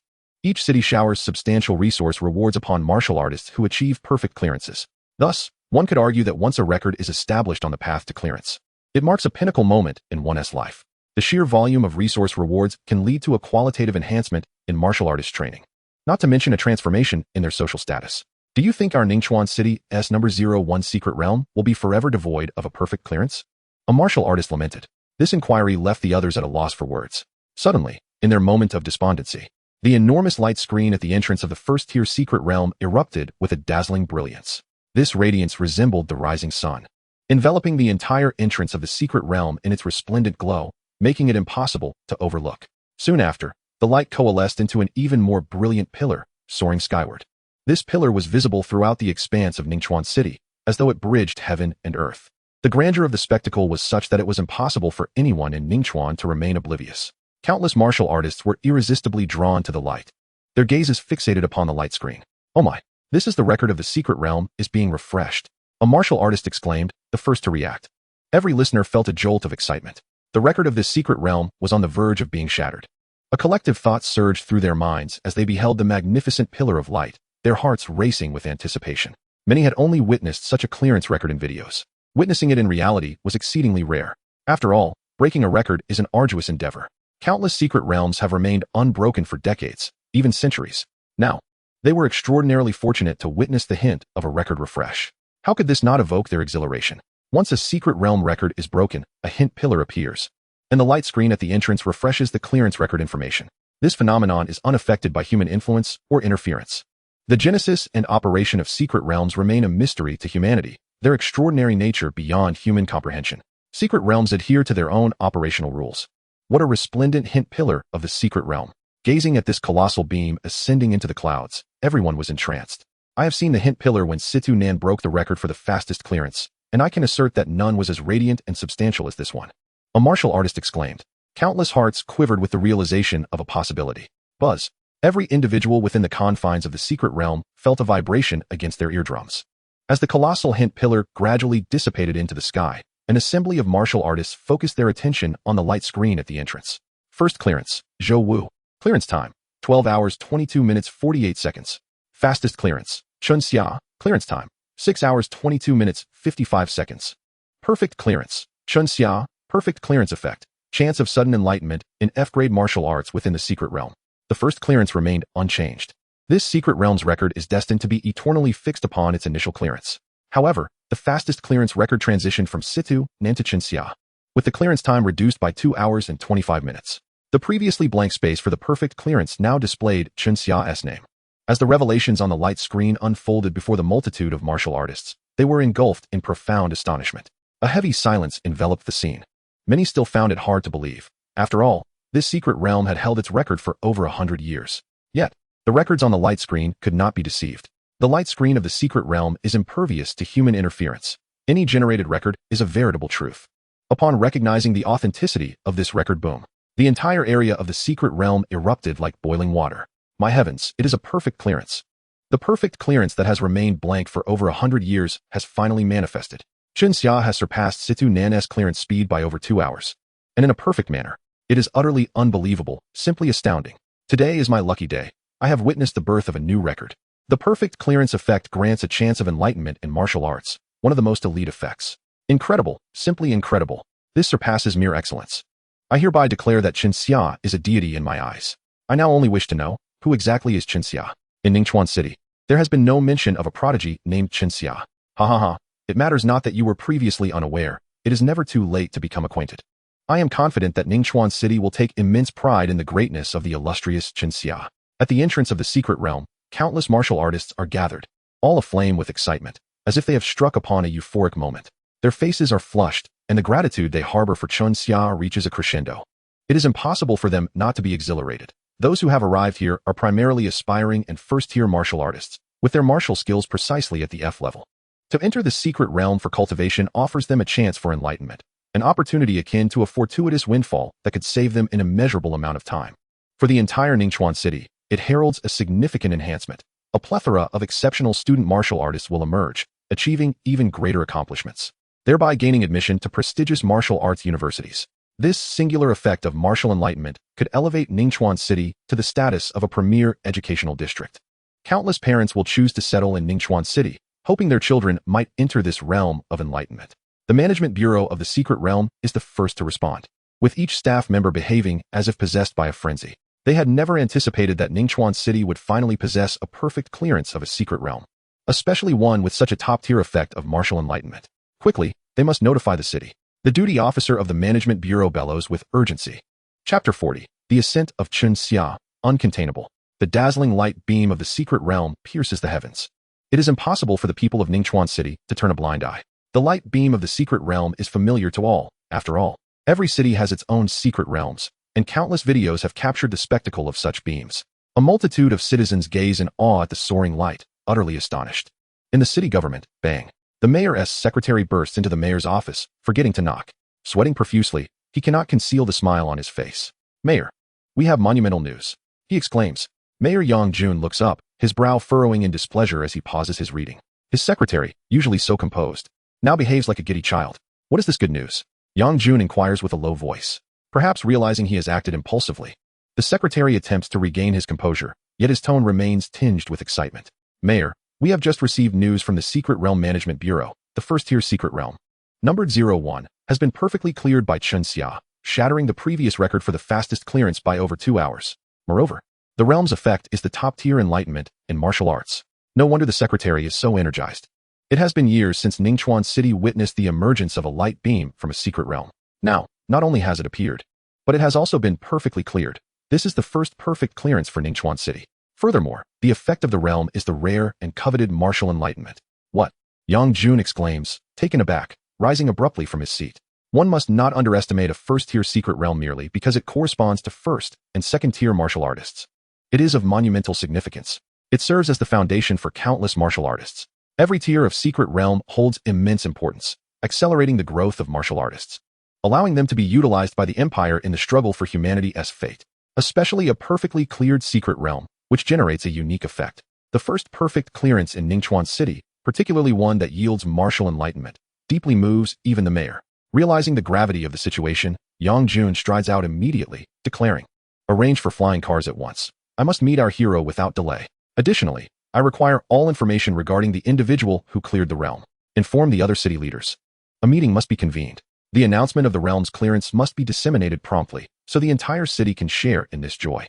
The announcement is aimed at all citizens, both to inform them of the details and to ensure the name of the record-breaking individual is etched in the memory of every resident. The record-breaking individual. The heroic martial artist. As the mayor, Yang Jun acutely senses what a secret realm with martial enlightenment signifies for Ningchuan City. Numerous plans and policies must be adjusted in response. It is evident how vital and influential Chun Xia as perfect clearance truly is. In no time, Yang Jun hastily embarks with his secretary in a flying car, soaring towards the secret realm area. In the office of the principal of 10th High School, Song Wendy stares blankly at the citywide announcement he has just received. The contents cause his complexion to resemble that of a liver, nearly robbing him of breath. Moments ago, he had been calmly observing the ascending light beam of the secret realm, but now, the subsequent announcement strikes him like a bolt from the blue. He collapses back into his expansive office chair, his mind a blank slate. Chun Xia? Song Wendy's eyes redden, involuntarily repeating the name. He gasps for air, trembling slightly, for he knows the magnitude of trouble he now faces. He had initially thought of Chun Xia as a mere footnote, a small character easily dismissed. Yet, he never anticipated that this would deliver such a devastating blow. He had unhesitatingly seized Chun Xia as resources, convinced that the boy's ability to break the 18 bronze men formation was solely due to luck. A student nearing the college entrance examinations, still merely a first-tier martial artist, could not possibly elevate himself to second-tier status within the next 3 months. Thus, Chun Xia would likely only gain admission to an ordinary martial arts university, fading into obscurity among the masses. Meanwhile, he had latched onto the vice mayor's coattails, poised for promotion, and expected the benefits of his favor to transform him into a formidable martial artist who would remember his gratitude. This script, by all accounts, should not have been altered. Yet this time, he miscalculated. His face twists in a grimace of rage. He finally comprehends why Chunxia transferred schools so swiftly and why the cunning Yao Hongji personally intervened to assist Chunxia. There must have been some arrangement between Chunxia and Yao Hongji. Chunxia undoubtedly knew he could shatter the secret realm record, which is why he transferred without hesitation, effectively cutting off Song Wendy's lifeline. By transferring to First High School, all the accolades Chunxia earns now belong entirely to that institution, leaving 10th High School with no claim to them. Instead, 10th High School has become the backdrop for ridicule, a synonym for short-sightedness. With the fastest clearance record, a perfect clearance, and the realm's effect being martial enlightenment, Chunxia is destined to become a hero. In contrast, Song Wendy will be branded with shame, reviled by the populace of the entire city for having usurped resources that rightfully belonged to Chunxia. This matter cannot be concealed nor suppressed. He is finished. He will be pointed at by the masses. Can he rely on Vice Mayor Han for support? How naive. The momentum Chunxia has generated is too formidable for even Vice Mayor Han to contain. Rather than offering assistance, Han will likely abandon him. He is merely a sacrificial pawn, discarded and forgotten. One misstep, and it all crumbles. Song Wendy slumps in his chair like a mass of clay, exhaling a sigh of regret. At such a tender age, Chunxia demonstrates a ruthlessness that is astonishing. His moves are lethal, leaving no room for counterattack. Ha ha ha. In the teacher's office, Su Dashin gazed at the notification he had received, momentarily taken aback before bursting into unrestrained laughter. What a remarkable lad. Tears glistened in his eyes. I truly believe that he requested a leave of absence to find solace within himself, yet I never anticipated that he would conceal such an impressive feat from me, creating such a tremendous stir in silence. The clearance speed had been accelerated by over 2 hours, culminating in a flawless completion. What a remarkable boy, indeed. The teacher did not misjudge you. Su Dashin was overwhelmed with excitement. The surprise that Chunxia had bestowed upon him was nothing short of monumental. In a sudden and unheralded manner, he had achieved a perfect clearance of the first-tier secret realm, undoubtedly shocking everyone. Su Dashin had previously wondered why Chunxia remained so calm when resources were intercepted, but it turned out Chunxia had kept a splendid countermeasure up his sleeve. His leave was not out of fear of what lay across the school. Rather, it was a strategic move to conquer the secret realm.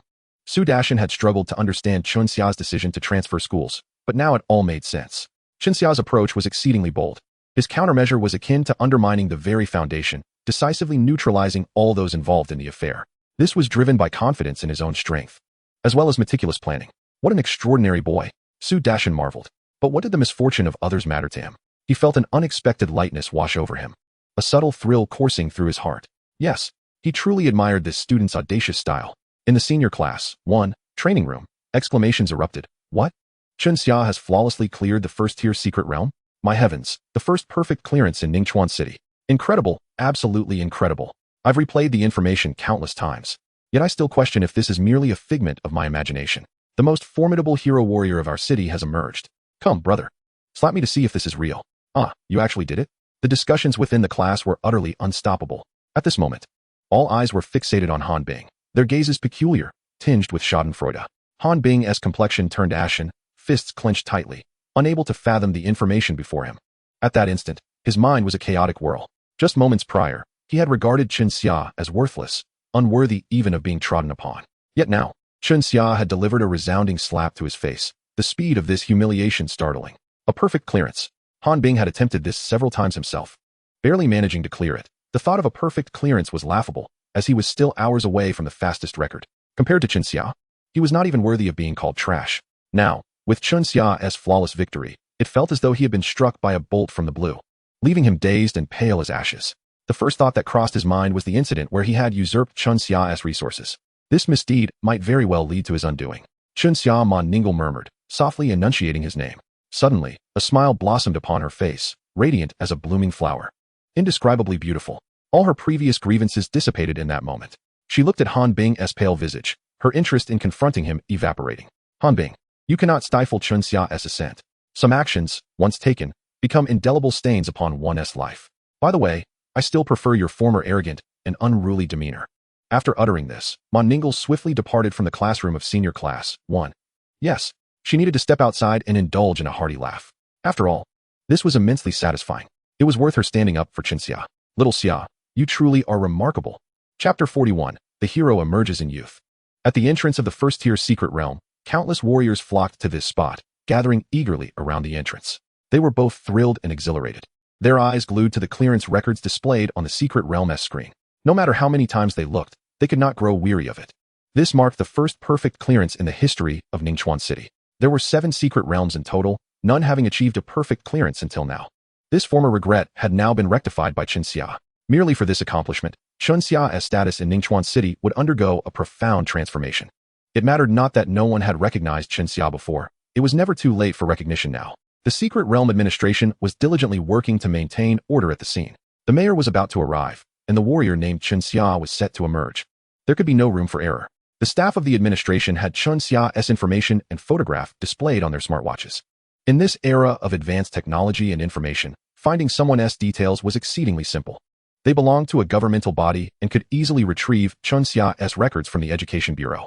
At this moment, their eyes widened in anticipation, fixated on the exit. Say, what do you suppose Chenxia looks like? Some warriors began speculating. I bet he is a greasy old man. Why? It's simple. Situ Nan was a once-in-a-century super genius warrior from Ningchuan City, known as the pinnacle of talent among the youth. Given that her clearance record has remained unbroken for so long, it's evident that few in the younger generation can compare. Since no one among the youth can surpass her, the only candidates to exceed her record would be middle-aged, somewhat greasy men. They spend years, sometimes even a decade or two, maintaining their peak strength as first-tier warriors, grinding through the secret realm to have a chance at breaking the record. Think about it. If water can wear down stone, then it's only natural for someone to achieve a perfect clearance after such prolonged effort. Ah, that makes sense. The warriors listening appeared enlightened. This analysis was indeed quite scientific. However, they were not part of a governmental agency and could only conjecture about Chenxia's details. Inside the secret realm, before the path of clearance shone with a crimson light, a petite portal appeared, and Chenxia stepped forth. Many warriors still lingered before the path of clearance. Within the secret realm, all communication with the outside world was severed. The warriors had no knowledge of Chenxia's perfect clearance. They merely noticed Chenxia's arrival, adorned with 3 long spears upon his back, which naturally captured their attention. The sight was not bizarre, but rather striking. Carrying 3 long spears exuded an aura of formidable majesty. What? 3 lizardman long spears? Many of the warriors present were seasoned veterans of the secret realm. They immediately recognized the long spears in Chenxia's possession as those wielded by the lizardman. Each time a secret realm was cleared, there was a chance to slay a lizardman and obtain its spear. A single spear could fetch around 80,000 in the market. Many warriors, aware of their mediocre talents, opted to focus on maintaining their first-tier warrior status, grinding through the secret realm for the chance to acquire a lizardman spear. Earning just 1 spear a month would yield a considerable income, allowing an ordinary family to live comfortably. Yet here was a young lad emerging with 3 lizardman long spears. Such a scenario was utterly implausible. The fastest warriors to clear the first-tier secret realm, aside from prodigies like Situ Nan who had shattered records, typically required at least 10 to 12 hours for clearance. Once night fell, the path of clearance would close. Entry was prohibited, only exit permitted. This meant that a warrior could clear the secret realm at most once a day. There have been statistical analyses conducted regarding the acquisition rate of the lizardman spear, which stands at approximately 10. This means that one might expect to obtain it once in every 10 attempts. Yet, probability is an enigmatic realm. Some individuals have managed to secure 2 or 3 spears in 10 attempts, while others have attempted 20 or 30 times without success. Those fortunate enough to procure a lizardman spear along their journey are undoubtedly the envy of many. However, what they now beheld was astonishing. 3 spears? How could this be possible? Instinctively, they found it hard to believe. To acquire 3 spears in a single endeavor? Their eyes burned with disbelief. 3 spears equate to a staggering 240,000. Who wouldn't covet that? My friend, your display of prowess is truly remarkable. But 3 spears seem rather implausible, a young warrior could not help but exclaim. Observing the expressions of some female warriors gazing at Chenxia, it was clear that his possession of 3 spears wielded immense allure. Chenxia merely smiled, offering no explanation. Who says one cannot acquire 3 spears in a single completion? It merely suggests their limited experience. Upon departing the path of completion, Chenxia stepped out from the exit of the secret realm. In a flash of brilliance, he found himself back in Ningchuan City. Exiting the secret realm momentarily obscured his vision. Once he adjusted, he discovered that the entrance was teeming with warriors, their discussions incessant. The keen-eyed personnel from the Realm Management Bureau quickly recognized Chenxia. Director, it's Chenxia, an excited staff member shouted. The bureau chief, having also identified Chenxia, beamed with a smile akin to blooming flowers. Mayor, it's Chenxia. Yang Jun, accompanied by the bureau chief, also spotted Chenxia and exclaimed with laughter, "Come, let us welcome our hero." Ha ha ha. Indeed, heroes emerge in youth. This saying holds true. Yao Hongji from First High School, accompanied by his assistant daughter, arrived almost simultaneously with Mayor Yang Jun at the entrance of the secret realm. With the mayor present, It was only natural that the principal of Chunxia's alma mater would follow closely behind. He wished to witness this extraordinary youth and to demonstrate the school's regard for Chunxia, whose recent achievements brought immense honor to First High School. It is no exaggeration to say that his accomplishments rival those of a graduate from a prestigious martial arts university, or perhaps even surpass them. Despite being merely a first-tier warrior, this did not hinder him from ascending to the status of a hero in the city. As for his daughter, Yao Yao, she accompanied him out of curiosity, intrigued by Chunxia's bold self-promotion in the morning and his subsequent sensational achievements by afternoon. Such a student was certainly worth meeting. The warriors at the secret realm's entrance, witnessing the mayor's actions, soon realized that the individual worthy of such a personal welcome could only be the recently triumphant Chunxia. When they finally beheld Chunxia, they were taken aback. He was remarkably youthful, with a boyish face adorned with the gleaming insignia of a prospective warrior, entirely contrary to their expectations of a grizzled veteran. At that moment, reporters from local television stations had already trained their cameras on Chunxia, well aware of the considerable media frenzy this news would generate. Who is Chunxia? What does he look like? They pondered. Capturing this wave of attention would alleviate any financial concerns they had. In an instant, a multitude of cameras focused on him. Mayor Yang Jun approached Chunxia, extending his hands from a distance, exclaiming, "Indeed, heroes emerge in youth. Chunxia, you are remarkable." "I am Mayor Yang Jun." Chunxia, somewhat bewildered, understood that achieving a perfect completion would indeed attract attention, but he had not anticipated a reception from the mayor himself. The presence of the city's leader at the secret realm underscored the significance of his accomplishment. As he surveyed the crowd of eager warriors surrounding him, the image of Chunxia, standing before Yang Jun with 3 lizardman spears slung across his back, quickly circulated across various forums and media platforms in Ningchuan City. Chapter 42. Goodness, what a revelation. Is Chunxia really this young? I had assumed he would be a seasoned veteran, but I was utterly mistaken. Please tell me this is real. A prospective warrior has shattered the record for the fastest completion, and it was a perfect run? Impossible, right? Oh my goodness. He is indeed a prospective warrior. Look at the medal on his chest. Allow me to enlighten everyone about the warrior medal. Once a warrior's level is attained, they are required to report and replace their medal within 3 months. This implies that as long as Chunxia reaches proficiency in 2 F-class martial arts within that time frame, he must report to be officially recognized as a first-tier warrior. After that period, he cannot wear the prospective warrior medal. The fact that he currently possesses the prospective warrior medal is astonishing, despite any efforts to delay his advancement. He could not possibly remain at the peak of first-tier warriors for long. The medal signifies that he surpassed the expected completion time by over 2 hours, achieving a perfect run without needing to attain the pinnacle of a first-tier warrior's strength. How extraordinary!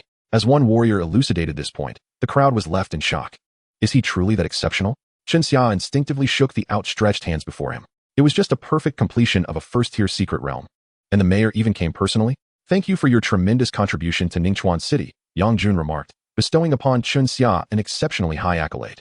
He gazed at Chunxia's youthful face, filled with admiration. Who would have thought that Ningchuan City had quietly birthed such a formidable talent? Without any forewarning, he had achieved a perfect completion of a first-tier secret realm and ahead of schedule by over 2 hours. Those who have traversed the path of completion understand just how arduous this endeavor is. If Chunxia had forsaken a perfect completion merely to expedite his time, how much could he have reduced it? To compress the completion time to within 4 hours, or even 3. Such an individual transcends the realm of genius. He is of a demonic caliber.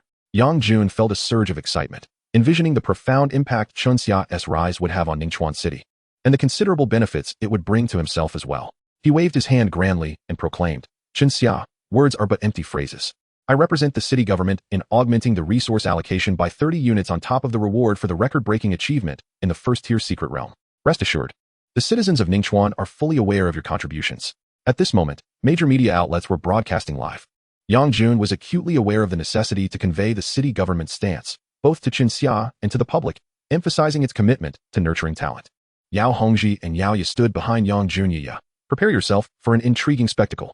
I suspect the mayor may soon find himself in a precarious situation, leading to a fit of rage. The multitude of reporters capturing this moment is akin to placing the mayor directly in the flames. Some individuals are bound to face repercussions. Yao Hongji's expression was inscrutable, a glimmer of schadenfreude dancing in his eyes. What spectacle? Yao Ye queried, somewhat perplexed. The atmosphere seemed harmonious, with the mayor enthusiastically supporting Chunxia and increasing the resource allocation, which would surely elicit a torrent of gratitude from him. Could it be? Her eyes widened in astonishment as she exclaimed, "Father, are you suggesting that Chunxia might conjure some mischief? That seems improbable in such a setting." Yao Hongji, brimming with confidence, replied, "Chunxia's style is resolute. He is not one to accept defeat quietly. His swift decision to transfer schools this morning underscores his vengeful nature and his principle of settling scores without delay. Why did he transfer? He simply did not wish for the immense honor to be attributed to the 10th high school. His rapid transfer will inevitably raise questions about the hidden motives behind it. When the truth surfaces, how will the world respond to his flawless completion of the secret realm, portraying him as a victim? Yao Ye's eyes widened further. The public would undoubtedly lash out against those who wronged Qinxia. Indeed, Yao Hongji nodded with a smile. All of this is part of Qinxia's meticulous calculations. And we have now reached the final act. Do you think he will relent? What audacity it takes to orchestrate such a scheme, demonstrating immense confidence in his own abilities. He could not help but marvel at the entire arrangement, which revolved around a singular core. Qinxia must achieve something significant in the secret realm. The prerequisite for this was his ability to substantiate his worth through his prowess. It was abundantly clear that Qinxia had succeeded. Yao Ye's eyes grew wide as she felt a burgeoning sense of dread regarding Qinxia's potential. The reality also confirmed that Yao Hongji's experience was indeed formidable. At that moment, upon hearing Mayor Yang Jun's declaration, Qinxia's initially elated expression morphed into one of terror, even bordering on despair. His visage contorted with fear, his gaze betraying a profound sense of dread and evasion, as if he had been struck by an unexpected fright. Qinxia's reaction left the onlookers momentarily stunned. Numerous media outlets were live streaming. Thus the countenance of Ningxuan's newly minted heroic warrior was being broadcasted to countless citizens. What on earth was happening? Why did it seem that Qinxia was not elated, but rather filled with fear and trepidation? This was perplexing. The resources accompanying the record-setting achievement were bountiful enough to elevate him to the next tier in no time. Shouldn't he be thrilled? Yet his expression spoke otherwise. To their astonishment, many discerned a glimmer of grievance and tears in Qinxia's eyes. No way. Could our heroic warrior be harboring some unspeakable anguish? Numerous observers felt a pang of empathy as they gazed upon Qinxia, sensing as if he had suffered a grave injustice. Even Mayor Yang Jun was taken aback by Qinxia's sudden shift in demeanor. Mayor, perhaps you should allocate these resources to others. I fear that what is rightfully mine might be snatched away and given to someone else. If that is the case, it would be better if you did not grant them to me at all, Qinxia said, his voice tinged with fear and grievance. The youthful countenance bore a look of helplessness, and as he fidgeted anxiously with his hands, he appeared the very embodiment of a troubled youth. Qinxia's words resonated through the ears of countless Ningxuan residents. Oh my, this is a juicy story, many exclaimed, their eyes alight with anticipation as they awaited the unfolding drama. Smash. In the principal's office of the 10th high school, Song Wendy hurled his cup across the room. A fraud. This is nothing but a performance. He stared incredulously at the screen, where Qinxia appeared as a victim of grave injustice. Is this truly a high school student? To call him a cunning fox would be an understatement. He aims to ruin me. How ruthless. Song Wendy exclaimed, his voice laced with hysteria, his limbs trembling. The school leaders who had gathered outside the principal's office were ashen-faced and quaking in fear. They had naively believed that Qinxia, being merely a high school student, would allow this monumental achievement to pass without incident. Who could have anticipated that he would stage such a convincing act of victimhood under the intense scrutiny of the public? The essence of his performance was to elicit sympathy, placing them in dire straits. Many school leaders felt an icy chill run through their veins. With Qinxia's current unstoppable momentum following his flawless completion of the secret realm, the narrative was poised to shift dramatically. Just imagine, a prodigious youth, persecuted, his resources seized, and forced to transfer schools due to their oppression. They would be painted as irredeemably villainous in the eyes of the masses. Heavens! The mere thought of 1 million Ningxuan citizens turning on them sent shivers down their spines, leaving them on the verge of collapse. Regret washed over them. All the honors that rightfully belonged to the 10th high school, and by extension to them, were slipping away. This would have represented an extraordinary achievement. But now, who could predict the fallout from this revelation? Chapter 43. I will deliver justice to you. In the villa's grand hall, the Hu family stared at one another, eyes wide with disbelief. Upon receiving the text notification, they had initially approached it with skepticism. As there were indeed multiple individuals named Qinxia in Ningxuan, they repeatedly reassured themselves that it could not possibly be their nephew. Yet now, gazing at the televised broadcast featuring Qinxia, they recognized him as their very own. For a family that had always looked down upon their nephew's household, accepting this reality was a bitter pill to swallow. The once dismissed Qinxia had suddenly become a city hero? What an absurdity. Had it not been for the crystal-clear quality of the live stream, they might have doubted its authenticity. The three of them exchanged glances, their minds in turmoil. Could this truly be the same Qinxia? Chun Liping forced a smile that was more painful than tears and stiffly inquired. Hu Bing's expression was a complex mix of emotions, and he nodded affirmatively. Indeed, it was Qinxia. How could this child, who always seemed so reserved, achieve such greatness? A flawless completion, and he is now a city hero? Why couldn't that be our son, Hu Wu? Chun Liping lamented. If only her son had accomplished such a feat. All the accolades would be hers. Yet now, all the glory belonged to her brother's family. The thought of this filled her with anguish, as if something precious had slipped through her fingers.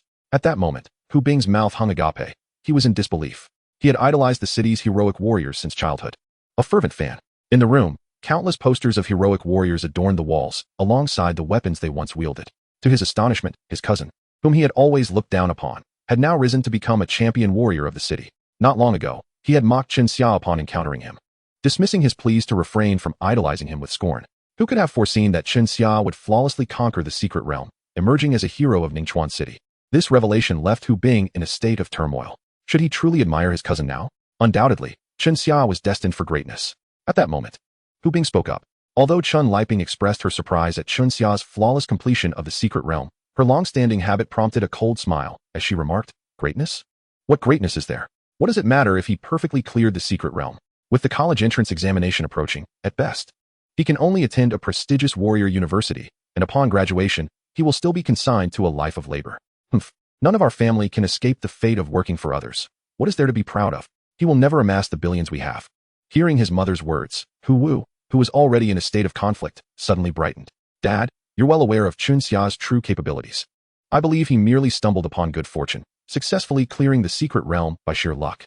There is nothing remarkable about it. Those who rely on luck will ultimately reveal their true selves. Furthermore, Chen Xia only cleared a first-tier secret realm, which is hardly significant. Many have excelled in first-tier realms, only to fade into obscurity in the face of the higher-tier realms. Who would remember him then? I think Chen Xia is no different. Relying on momentary luck, he won't go far." As Hu Wu continued to voice his thoughts with increasing fervor, his conviction solidified. "Indeed, my cousin Chen Xia is just as I described. Such a person is certainly not worthy of my admiration." Hu Bing shook his head, realizing that this mother-son duo was unwilling to acknowledge Chen Xia's excellence. Meanwhile, at the entrance of the first-tier secret realm, Mayor Yang Jun felt a slight twitch at the corner of his mouth. Having keenly grasped a particular statement made by Chen Xia, had someone intercepted Chen Xia's resources? What could have caused Chen Xia to appear so aggrieved? At this moment, with the entire city watching via live broadcast, Yang Jun knew precisely how to respond. His face donned a righteous countenance as he proclaimed, "Child, do not weep. Whatever grievances you bear, speak them aloud. Today, I wish to see what malevolent forces have wronged our city's hero."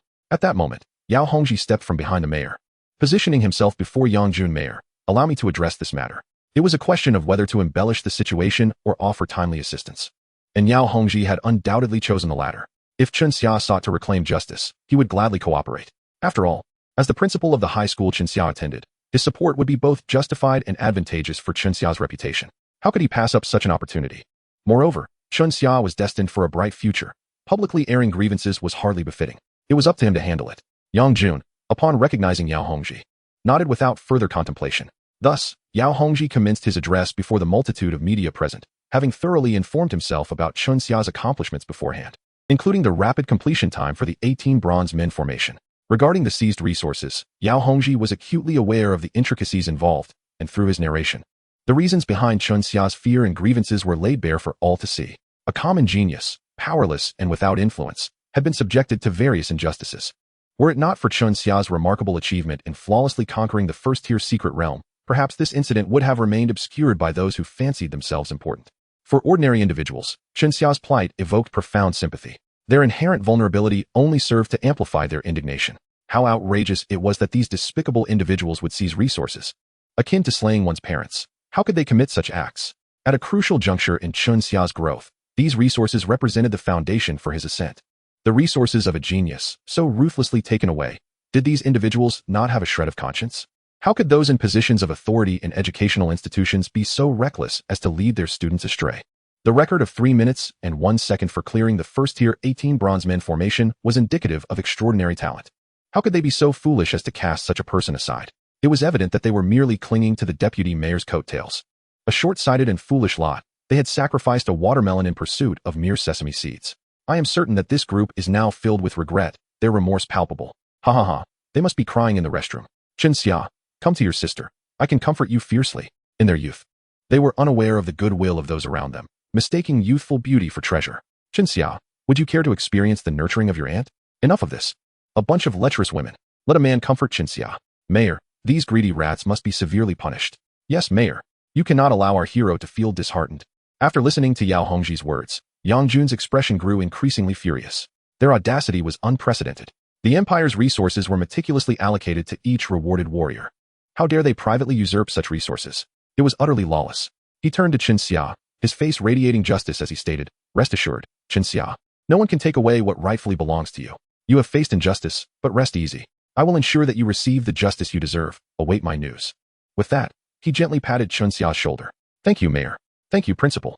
With your support, I feel reassured." Chen Xia expressed his gratitude earnestly. Yao Hongji beamed with joy, taking Chen Xia's hand as he said, "Chen Xia, having just conquered the secret realm, you must be tired. Why not accompany me back to school for a rest? I can have my assistant help you familiarize yourself with the campus." Chen Xia's eyes immediately fell upon Yao Hongji's assistant, whose alluring figure was accentuated by a professional outfit. Instantly, he felt a surge of excitement.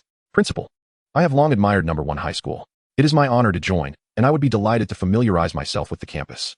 Yao Wei, observing the cheerful agreement between the two, widened her eyes in disbelief. "Hey, are you already selling your daughter? Have you even asked her if she is willing?" Chapter 44, Anticipation. Flawlessly conquering the secret realm, even if it is merely a first-tier secret realm, remains an explosive achievement. Coupled with the remarkable effects of the secret realm, its influence is immense. Why does Yang Jun value Chen Xia? It is precisely because the effect of the secret realm he cleared is a breakthrough in martial arts comprehension. Is the first-tier secret realm important? Absolutely. It serves as the cornerstone for warriors before they attain greatness. The existence of a secret realm that fosters martial arts enlightenment can significantly shorten the growth period for countless warriors. Even a mediocre individual might achieve more than their counterparts from other cities through the secret realm. Even geniuses can become even more formidable. For this reason, the impact extends beyond Ningchuan City, creating a considerable stir even in neighboring cities. Some capable families with children have already begun contemplating the purchase of property in Ningchuan City. Contemplating a move to this locale, under the premise that everything is for the sake of their children. How could they not be fervent? Various sectors in Ningchuan City are already gearing up, ready to embark on ambitious endeavors. The influx of new residents is poised to elevate the city's economy to new heights. The most conspicuous evidence of this is the overwhelming influx of inquiries directed towards local primary and secondary schools following the announcement of Ningchuan City's flawless completion of the secret realm. The phones at these schools were nearly inundated with calls regarding enrollment inquiries and transfer requests, particularly when it became known that Chen Xia was a student at the first high school. The calls to the first high school were incessant. The second most apparent reaction was observed in the real estate sector, as numerous property developments received inquiries from other cities. These transformations are merely the beginning. Yang Jun fully comprehended the profound influence that Chen Xia wielded, which prompted him to unleash a torrent of fury during the municipal leadership meeting regarding Chen Xia's situation. "I have reported the matter concerning Vice Mayor Han's disciplinary action to the provincial government.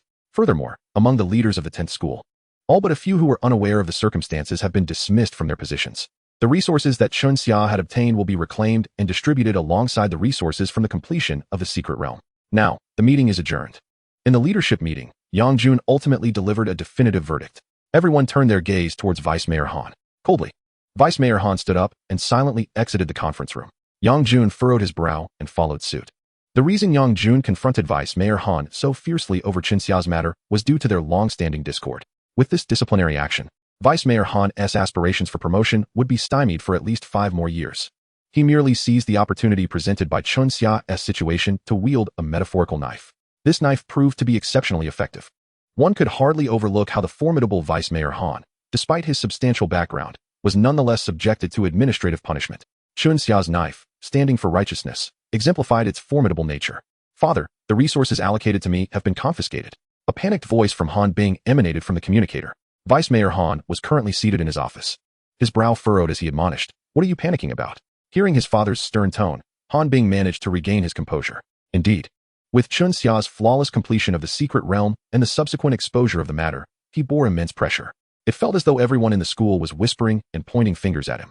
The confiscation of resources signified that the city was beginning to rectify the situation for Chen Xia. "Father, will this matter affect you? It is all my fault. I should not have made such a mistake." Han Bing could not help but express his self-reproach. In truth, the entire affair had been orchestrated by Han Bing himself. On the cusp of advancing to a third-tier warrior, he was tempted when he learned that the school had received a batch of resources. With these resources, he could hasten his breakthrough to the third tier. Thus, he approached the principal, who, under Han Bing's insinuations, understood what needed to be done. However, the final approval for this matter rested with his father.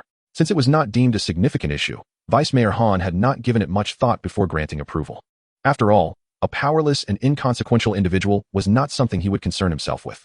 Who could have predicted that Chen Xia would deliver such a resounding slap in the face with his unyielding and assertive approach? If not for his actions implicating his father, the latter would not have found himself in such a predicament.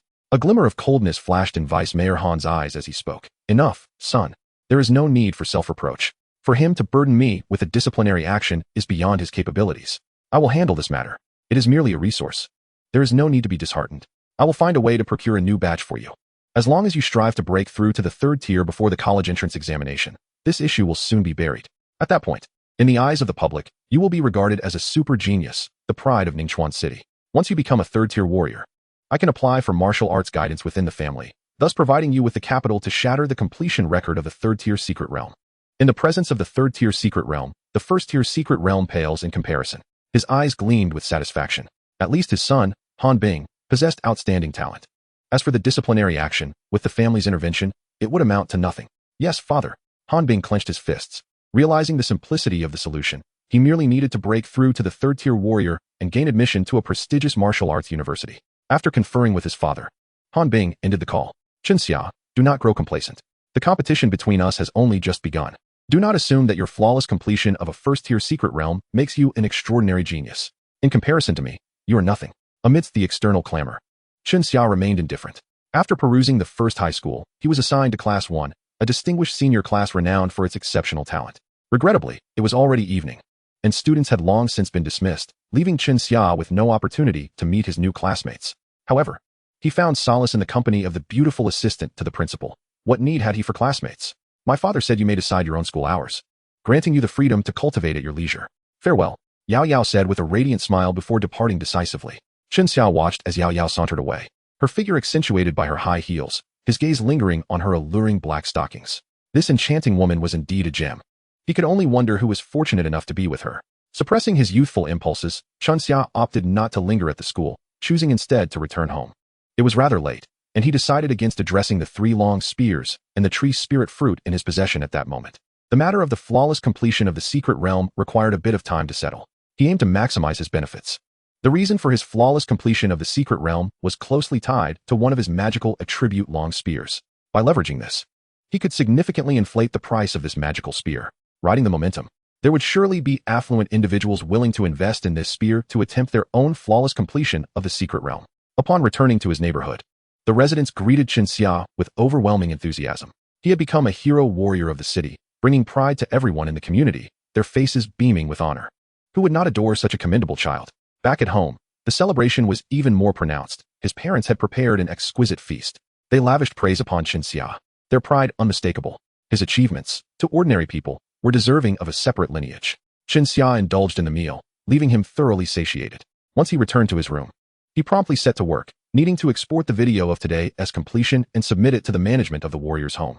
After their review, it would be published on the Warriors' home website for all to observe. While other cities might not exhibit much interest, the Warriors of Ningchuan City had long been eagerly anticipating it. Chinxia's completion video would unveil the secrets of achieving a flawless completion of the secret realm, allowing them to witness firsthand the caliber of strength required for such an accomplishment. Chapter 45, The Astonishing Completion Video. The Warriors' home website, under the Empire's control, serves as a vibrant hub for countless warriors. Here, all manner of videos and information pertaining to warriors can be found. The website encompasses an extensive array of battle videos featuring extraordinary warriors, including those of the 9th tier, alongside their insights on cultivation. The platform, known as the Home of Warriors, is a treasure trove of information, integrating the vast experiences of countless warriors from the 4 major planets, amounting to trillions. In smaller cities like Ningchuan, which house a first-tier secret realm, even a flawless completion would not warrant a spot on the website's homepage. Such news would only find its place within the provincial news section of the planetary subdivision dedicated to the Tying Star, a mere footnote amidst a plethora of information. For the warriors across the Empire, this news remains largely obscured. The Home of Warriors website is organized into 4 principal sections, each corresponding to the 4 planets. Within these sections, further subdivisions delineate various provincial segments, which in turn categorize individual city subsections. Typically, warriors from different cities tend to engage primarily within their own city's section, occasionally venturing into others. Chinxia's flawless completion of the secret realm necessitates the release of a video, as per the established regulations. Consequently, warriors on the Ningchuan section forum eagerly await this revelation.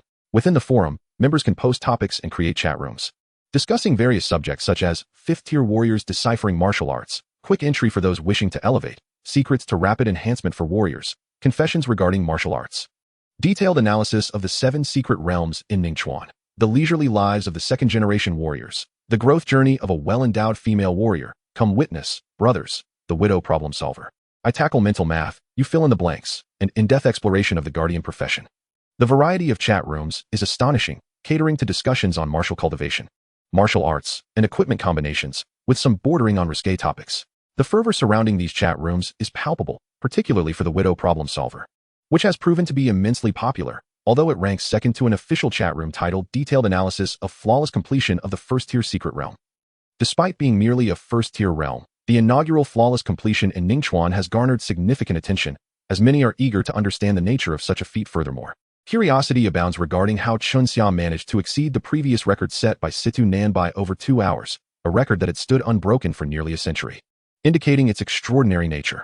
Many warriors are content with merely shaving a few minutes off their time, yet Chunxia's achievement of over 2 hours astonishes all, marking him as an exceptional talent. The chat room is predominantly filled with students, particularly high schoolers from the first and second tiers, who are intrigued by Chunxia's remarkable abilities. When they learn that he possesses only first-tier strength, their disbelief grows, compelling them to witness his prowess firsthand. Meanwhile, other warriors, primarily parents, seek to familiarize themselves with the first-tier secret realm to better prepare their children. What is the official stance? Why has the video not yet been released? It is already 8 o'clock. The anticipation for the first flawless completion video from Ningchuan is palpable. The factors contributing to a perfect completion are manifold, requiring both skill and luck. Each warrior's achievement in this regard is nearly impossible to replicate. Despite some cities boasting numerous secret realms, perfection has eluded them for a century. Chunxia has shattered this barrier for Ningchuan, rightfully earning the title of hero. I have already become an ardent admirer of Chunxia. Have you seen the city government's unjust treatment of him? Nonsense. Apart from the minor officials, the higher-ups deem this a resolution? Let us discuss how Chunxia's growth might have differed had he received these resources sooner. The record for the 18 Copperman formation, while astounding, yielded only modest rewards.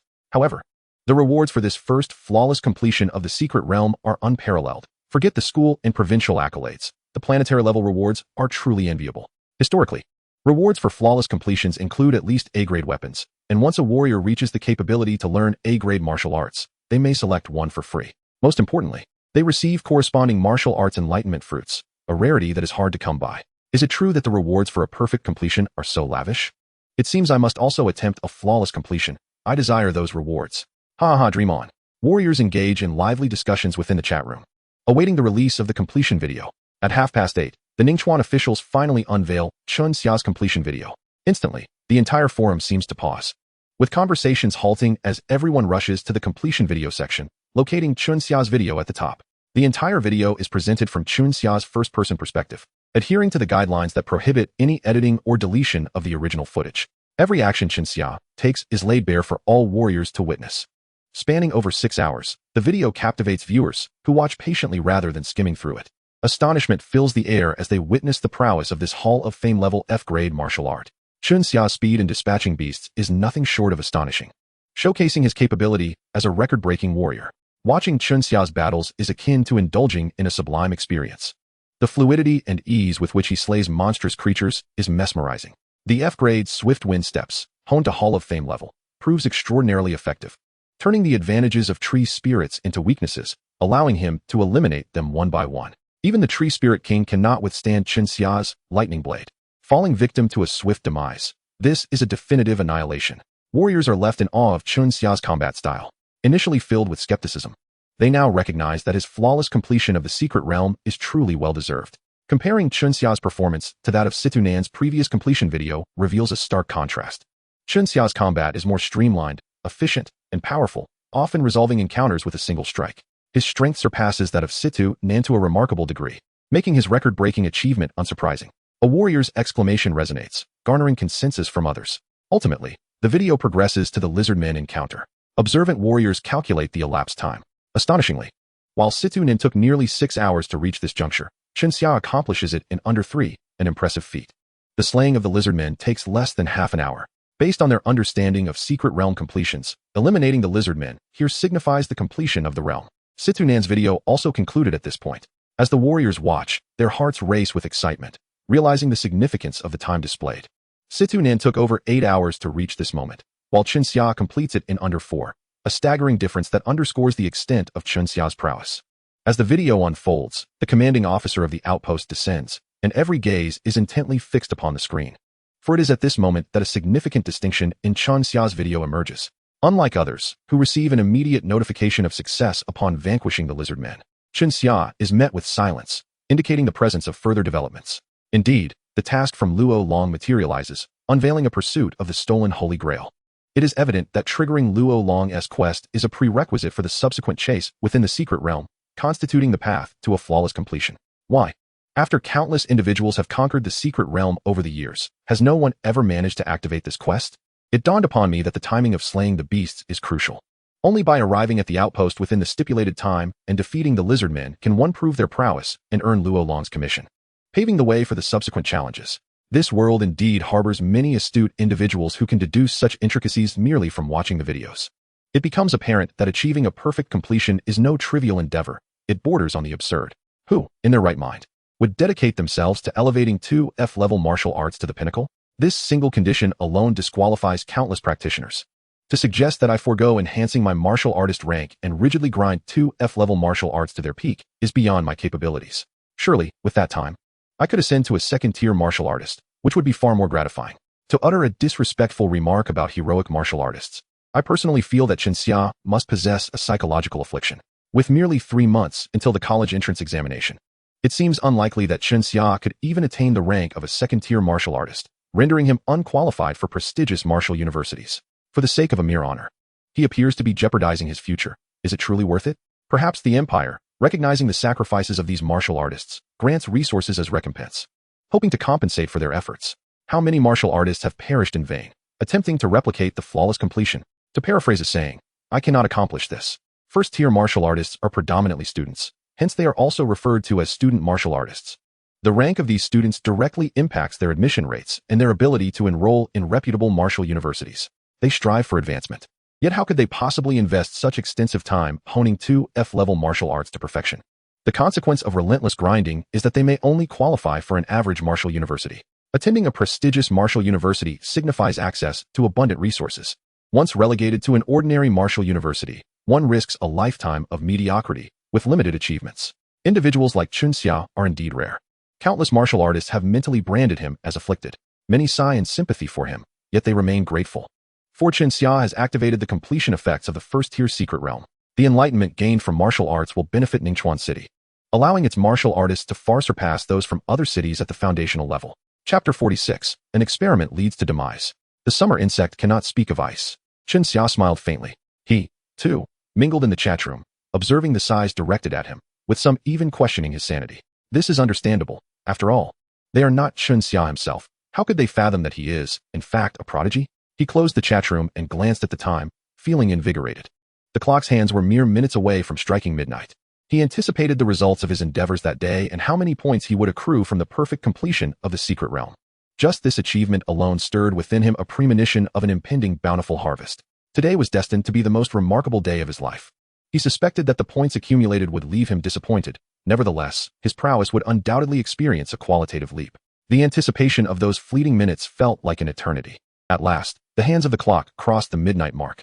As they did, the mechanical chime of daily settlement rang out. Ding! Daily settlement begins. You had a delightful sleep and woke up revitalized, earning 5 points. You found your breakfast exceptionally delicious, earning 5 points. You learned that your resources were seized, feeling both angry and helpless, earning 100 points. You devised a plan for revenge, earning 100 points. While purchasing equipment, your cousin mocked you, and you retorted, earning 200 points. You executed the first step of your plan by calling the first high school to finalize a transfer, earning 500 points. You rejected a self-righteous scammer sales pitch, earning 50 points. You entered the first-tier secret realm and opened the path to completion, earning 500 points. After more than 6 hours of effort, you perfectly completed the first-tier secret realm, earning 10,000 points. You shattered the secret realm record, your name appearing on the luminous screen, astonishing all, earning 5,000 points. You were announced citywide, your name remembered by millions, earning 10,000 points. You were welcomed out of the secret realm by the mayor and the principal of First High School, earning 500 points. You executed the final step of your plan, lamenting your grievances before the mayor, earning 1,000 points. Your grievances became known throughout the city, evoking sympathy for your plight, earning 10,000 points. You strolled through the campus of First High School with a beautiful woman, earning 500 points. You uploaded the completion video, astonishing everyone, earning 10,000 points. Total points gained today, 47,560. Cumulative points, 48,215. Ding. You perfectly completed the first tier secret realm, earning the first tier superhuman achievement, awarding 10,000 points, and a random mid-level reward. Try it and perish. You achieved the million attention accomplishment, awarding 10,000 points, and a random mid-level reward. My welcome gift. Total points, 68,215. In the competitive martial arts landscape, your E-level martial arts collectively increased by 5 in proficiency, while your B-level martial arts increased by 2 in proficiency. This settlement was accompanied by a continuous stream of notifications, almost relentless. After a long wait, the settlement concluded. Chen Xia found himself enveloped in an overwhelming sense of joy. Just yesterday, he had rejoiced at earning 5,000 points in a single day, considering it a perfect and substantial achievement. However, today, in stark contrast, he realized he had been mistaken.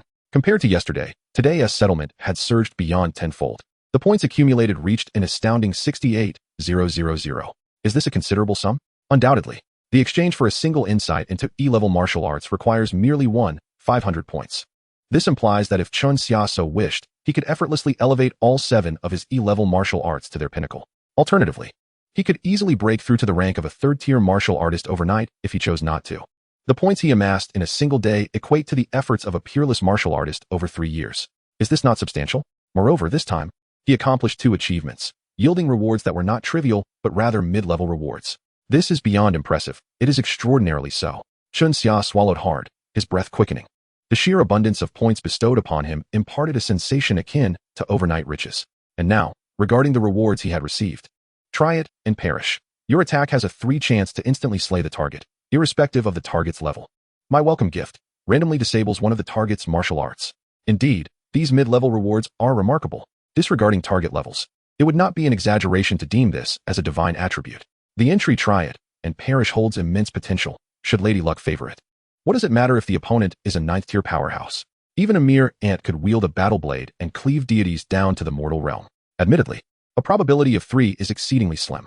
However, once it spirals out of control, it can undoubtedly lead to encounters where gods are vanquished and Buddhas are obstructed, while demons are trampled into the mire. Naturally, Chen Xia would not be presumptuous enough to contemplate slaying beings of 9th-tier caliber. Merely possessing this attribute is insufficient. His overall strength is too lacking.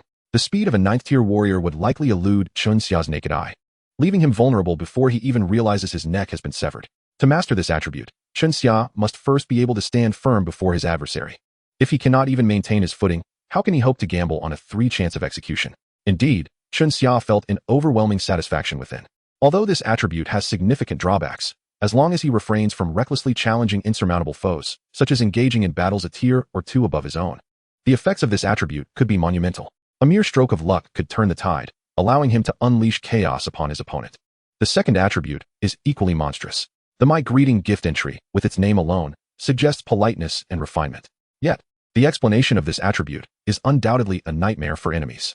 Also unrestricted by target levels, it is fiercely domineering. Upon meeting, I shall randomly disable one of your martial arts for starters. The severity of this greeting gift hinges upon the misfortune of the recipient.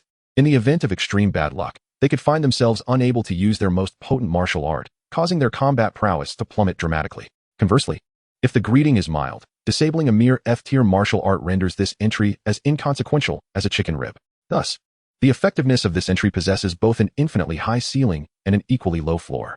It is a gamble of fortune, neither categorically advantageous nor disadvantageous, yet undoubtedly beneficial in combat. Chen Xia spent over 10 minutes calming his exhilarated heart.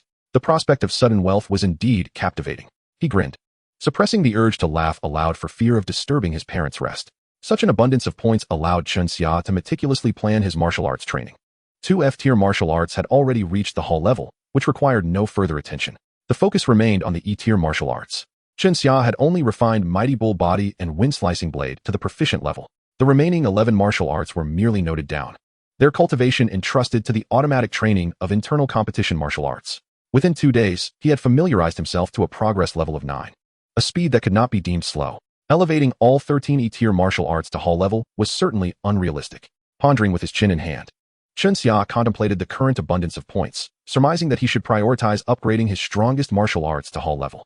The remaining points could then be allocated to enhancing D-tier martial arts. This strategy would allow him to cap the peak strength of a second-tier warrior, enabling him to conquer the second-tier secret realms.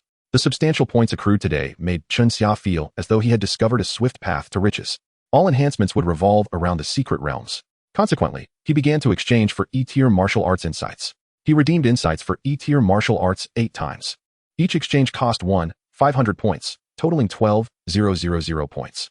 Without hesitation, Chen Xia allocated these 8 insights to Mighty Bull Body and Wind Slicing Blade, both of which were at the proficient level. With each martial arts insight, Chen Xia entered a wondrous state for several minutes. His mind flooded with demonstrations of the martial arts. It felt as if he had witnessed them, yet simultaneously not. Ultimately, his mind felt ethereal and clear. Upon exhausting the 8 insights, when Chen Xia opened his eyes, his demeanor had transformed dramatically. Mighty Bull Body reached Hall level. Wind Slicing Blade attained Hall level. Chapter 47. My Hall-level martial arts are quite numerous.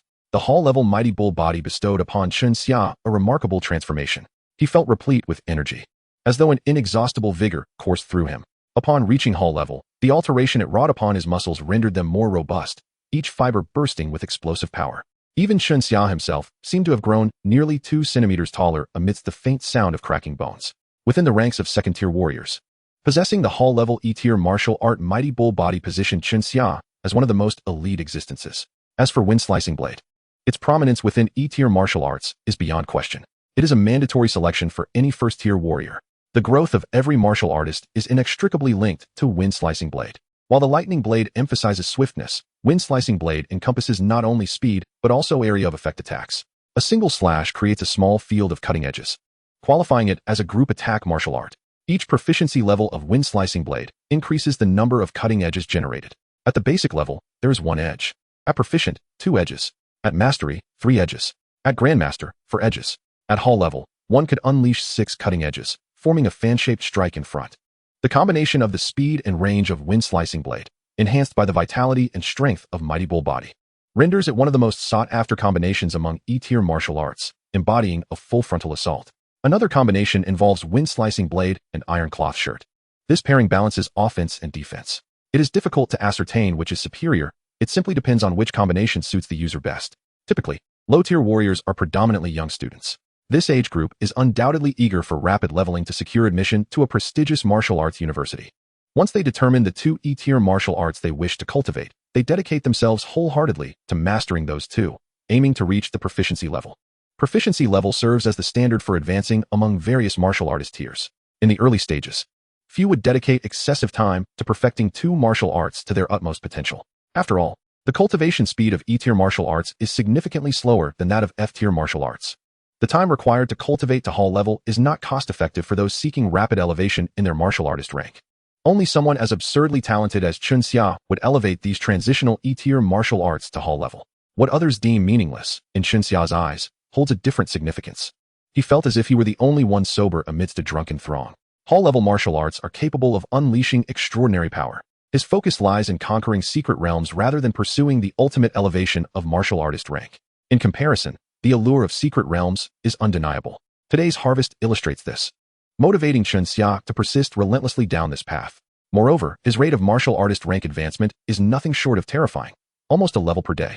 At this rate, Chen Xia is confident he will achieve the rank of 4th-tier warrior before the impending college entrance examination. If 3rd tier is classified as monstrous, one must ponder how to define a 4th-tier warrior. With this thought, Chen Xia felt an exhilarating rush of blood. Posing such a question would surely ignite fervor. It is akin to asking whether one can enroll in a college after mastering controllable nuclear fusion. Among the E-tier martial arts, the 2 martial arts from the combinations have reached Hall level. The remaining most sought-after martial art is the Iron Cloth Shirt. The Iron Cloth Shirt enhances muscle resilience and bolsters resistance to impact, serving as both a defensive and life-preserving martial art. After all, when battling ferocious beasts, one cannot expect to emerge unscathed. One who frequently walks by the river cannot avoid wetting their shoes. With the acquisition of the Iron Cloth Shirt, undoubtedly, one can better withstand the force of blows during combat. Having exchanged for 6 instances of enlightenment in E-level martial arts, totaling 15,006 and 9,000 points spent, Chen Xia invested all 6 instances into the Iron Cloth Shirt discipline. In an instant, a faint, purplish halo of enlightenment enveloped him once more, each bout lasting approximately 3 minutes. With each instance of enlightenment, after elevating his martial arts level, Xia felt his skin hardening and his muscles reinforcing further. After 6 instances of enlightenment, the iron cloth shirt attained the pinnacle level. Among second-tier warriors, finding an individual possessing 3 E-level martial arts at a pinnacle level is nearly impossible. Among billions of humans, it is likely that only Xia stands as this unique anomaly. The combination of the pinnacle-level wind-breaking blade, the pinnacle-level mighty bull body, and the pinnacle-level iron cloth shirt is truly formidable, boasting extreme offense and defense. The amalgamation of these 3 martial arts, especially upon reaching the pinnacle level, maximizes the potential of a second-tier warrior. Indeed, splendid, splendid. Xia reveled in his newfound strength. He must now be at the zenith among second-tier warriors. Yet, Xia's nature is not simply to pursue the extraordinary. Rather, he seeks to transcend it. His gaze fell upon the remaining 10 martial arts. With ample points at his disposal, he felt inclined to indulge. The wind-breaking blade is a weapon-based martial art. If one loses their weapon, this art becomes futile. Thus, it is imperative to have 1 or 2 additional martial arts as a precaution. Xia's eyes scoured the 10 martial arts. E-level lightning 5 strikes. None. Progress 9. E-level 4 symbols palm. None. Progress 9. E-level tiger wind fist. None. Progress 9. E-level spirit snake step. None. Progress 9. Ultimately, Xia selected these 3, discarding the 4 symbols palm. The lightning 5 strikes is a foot-based martial art, allowing one to unleash 5 rapid kicks in the blink of an eye. Hence the formidable title. The 4 symbols palm and tiger wind fist each possess unique characteristics, yet their functions overlap. Xia undoubtedly needed to make a choice. The power of a fist is more concentrated. Given that I possess the pinnacle-level mighty bull body as a foundation, the tiger wind fist is better suited for me. After contemplation, Xia ultimately decided to cultivate the tiger wind fist. The F-level martial art swift wind step suffices in the first and second-tier secret realms. Yet Xia aims to shatter records, rendering the swift wind step inadequate. After all, as an F-level martial art, it inevitably pales in comparison to its E-level counterparts. Thus, selecting an alternative speed martial art to replace the swift wind step became essential. The most suitable at the E-level is none other than the spirit snake step. He exchanged for 18 instances of enlightenment in E-level martial arts. A deduction of 181,527,000 points ensued. Xia felt a pang of pain. He had squandered a significant portion of his points in a short time. The remaining points would need to be reserved for D-level martial arts. So he resolved to be frugal. Other E-level martial arts possess the involutionary martial arts attribute, allowing for gradual cultivation, which is not slow, as they can be practiced 24 hours a day, leading to rapid upgrades. Xia sat cross-legged on his bed, engaging in enlightenment for the lightning 5 strikes, tiger wind fist, and spirit snake step. With each successive bout of enlightenment, he felt he was grasping the essence of these 2 martial arts, continually surpassing their familiar levels. After a brief half-hour, all 3 martial arts achieved the pinnacle level. Thus, remarkably, Xia now wielded 6 E-level pinnacle martial arts. In the context of humanity, at his age, he is undoubtedly a singular existence, unmatched among second-tier warriors. Wind-breaking blade, mighty bull body, iron cloth shirt, lightning 5 strikes, tiger wind fist, spirit snake step. My collection of pinnacle martial arts is rather extensive. Xia found himself pondering just how formidable he had become. A hexagonal super warrior. Perhaps that indeed describes him aptly. Coupled with the effects of the attributes, Xia felt an overwhelming surge of confidence. Having squandered 480,000 of his 680,000 points, he intended to allocate the remaining 20,000 points toward enlightenment in D-level martial arts. However, as he had yet to learn any D-level martial arts, he would have to wait until tomorrow. Chapter 48, a decade later, who recognizes this gentleman?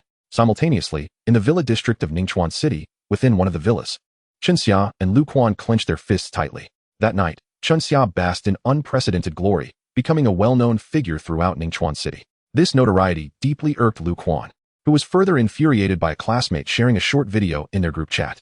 The video showcased Man Ningel confronting Han Bing, questioning him vocally while defending Xia. This display, captured by Han Bing's classmate, ignited Lu Quan's fury. Recently, Man Ningel's apparent concern for Xia had already set him ablaze with jealousy.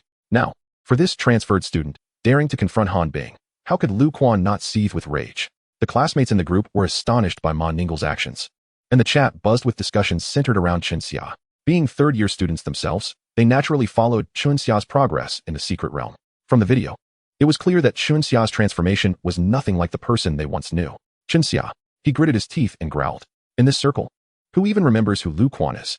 His words were laden with resentment, all revolving around Xia. What was so remarkable about a classmate who had transferred? What achievement was there in clearing a first-tier secret realm? If one were truly capable, they would conquer the second-tier secret realm. Lu Quan roared, and a thought struck him, eliciting a cold smirk. He quickly retrieved a number from his contacts and dialed without hesitation. "Help me tarnish someone's reputation online." Luquan spoke. As a wealthy second generation, he was familiar with some unscrupulous characters in Ningchuan City. While the internet is not a lawless domain, it is certainly a chaotic one, with some individuals specializing in underhanded work. Name: the individual is Chinxia. Ah, but that is a city hero, difficult to tarnish. If we must, it will cost more. Fine. After a brief conversation, Lu Quan hung up the phone. The phrase "it will cost more" doubled the price he would pay. However, he was not lacking in money. The extra cost meant little to him. As long as he could defame Chinxia, that was all that mattered. This form of defamation would not severely impact Chinxia, but would place him on a precarious pedestal, or rather, elevate him too high. If he avoided revealing any flaws, he would ascend to divinity. However, should he falter, he would plummet from grace, becoming the target of scorn. This method of defamation is essentially a form of killing with kindness, a tactic frequently employed by countless media outlets. It is executed with utter propriety, devoid of any legal ramifications, making it a silent, yet lethal weapon. The martial artists section of Ningchuan City's forum exploded with activity following the release of Chunxia's flawless secret realm clearance video. A torrent of posts emerged, with many dissecting the nuances of Chunxia's performance. Renowned martial artists from Ningchuan City joined the fray, providing detailed analyses. Key points of a flawless clearance: timing and luck, the significance of the Lizardman spear in the final kill of the Lizardman priest, on the power of pinnacle martial arts, the key to achieving perfect clearance. A plethora of trending posts have emerged, authored by renowned martial artists. Upon release, they instantly garnered hundreds of thousands of clicks, undoubtedly capitalizing on the recent surge in interest surrounding Chinxia. Numerous martial artists engage in fervent discussions within these threads, sharing their viewpoints. Many have derived significant insights from Chunxia's clearance videos. Pinnacle martial arts, once unleashed, differ vastly from other tiers. Countless individuals marvel at the coolness and elegance of the pinnacle lightning blade. The moment Chunxia's clearance video was unveiled, it captured the hearts of countless young admirers and fans. Undoubtedly, Chunxia is currently the most celebrated figure in Ningchuan City, without question. However, gradually, alternative voices began to surface on the forum. Can Chunxia continue his remarkable feats in the second-tier secret realm? A rational examination of Chunxia, analyzing his strength from multiple perspectives, leads to the conclusion: Chunxia is merely a fleeting phenomenon. A perfect clearance heavily reliant on luck will ultimately lead nowhere. Chunxia, with the impending college entrance examination, should not excessively focus on clearing secret realms, for it will only diminish the masses. A promising start followed by a decline? A meticulous analysis of Chunxia's martial journey. Who will recognize him a decade from now? 10 reasons I doubt Chunxia's performance in the second-tier secret realm. Each post steadily gained traction, offering multifaceted analyses of Chunxia. Among them, the most prominent was the post titled, "A Promising Start Followed by a Decline?" A meticulous analysis of Chunxia's martial journey. Who will recognize him a decade from now? A martial artist who trains solely for clearance has forfeited their prime opportunity for growth. In pursuit of fleeting glory, they sacrifice their future. Such individuals belong to a category fixated on immediate gains, lacking foresight, and will ultimately not traverse far. A decade hence, if the records in the secret realm remain unbroken, we may recall this individual. Yet, if his records are surpassed, who will remember him? Clearing the first-tier secret realm may indeed be Chunxia's pinnacle, from which he shall return to the ordinary, fading into obscurity. Throughout the entirety of the Star Era Empire, no one has ever become a formidable force by training solely for clearance. This post enumerated numerous prodigious martial artists who experienced such declines. Through data comparisons, it laid bare the harsh realities before all. Those who perused these posts were left with a sense of clarity, and the statistical comparisons found widespread agreement. Soon, another post quietly ascended to the top of the trending list. The wager of the day: 5-gear fan. Chunxia will reveal his true self in the second-tier secret realm, unable to even achieve clearance. Let this stand as proof. Human nature is inclined towards gambling, and with a mere mention of a wager, the popularity soared, particularly with the audacious moves surrounding the day 5-gear fan.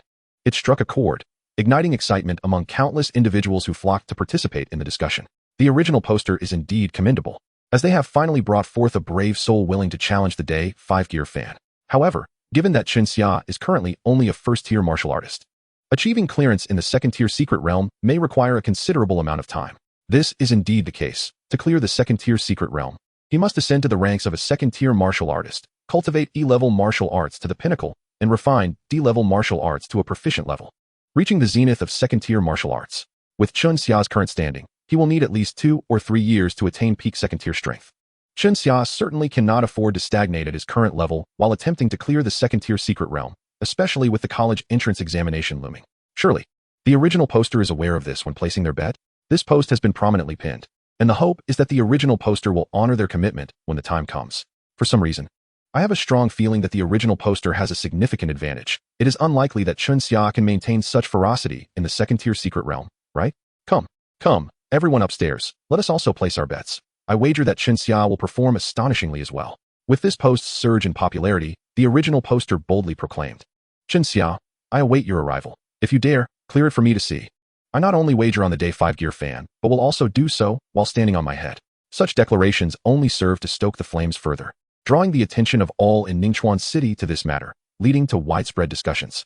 They were merely spectators engaged in lively debate. Yet they inadvertently placed Chunxia under intense scrutiny. Would he elevate his martial artist rank to prepare for the college entrance examination? Or would he sacrifice his academic pursuits to fulfill this wager, stubbornly hardening his E-level martial arts to the pinnacle? This situation is indeed intriguing. Meanwhile, Chunxia, who had not yet retired for the night, was also present on the forum. Unlike others, he was diligently seeking information about the second-tier secret realms. Ningchuan City boasts 3 second-tier secret realms, each with its own characteristics despite being classified as second-tier. Although they share the same tier, the difficulties vary slightly. He needed to prepare thoroughly for the upcoming clearance of the second-tier secret realm by gathering relevant data and studying the clearance strategy videos from senior martial artists.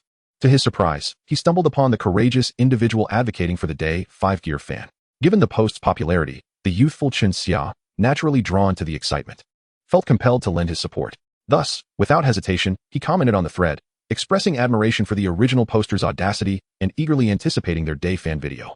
Every registration within the martial artist community requires verification. Due to his contributions benefiting humanity, Chunxia's verification bore a golden hue, making it quite conspicuous. His comment quickly caught the attention of other martial artists. Wow, it's actually Chunxia himself. The excitement of spotting a wild Chunxia felt like a stroke of luck. Haha, the original poster is incredible. They've managed to bring out our city's heroic martial artist. Original poster, did you tremble at all? Chunxia has issued a challenge. This clearly signifies his intent to confront your grand wager.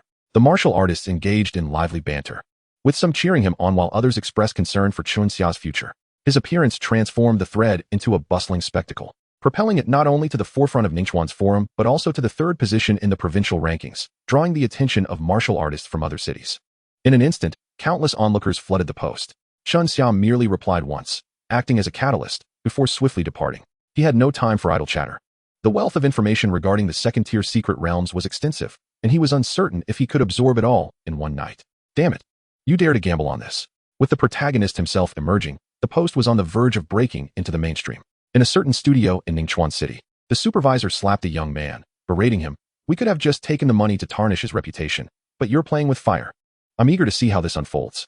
The reprimanded young man, displaying a disdainful expression, retorted, Boss, the bigger the topic, the more exhilarating the smear. The employer pays well for it. Besides, I assure you, there is no issue with my narrative. Chunxia won't forsake his college entrance examination for the sake of clearing a secret realm, and even if he were to foolishly strive to master E-level martial arts.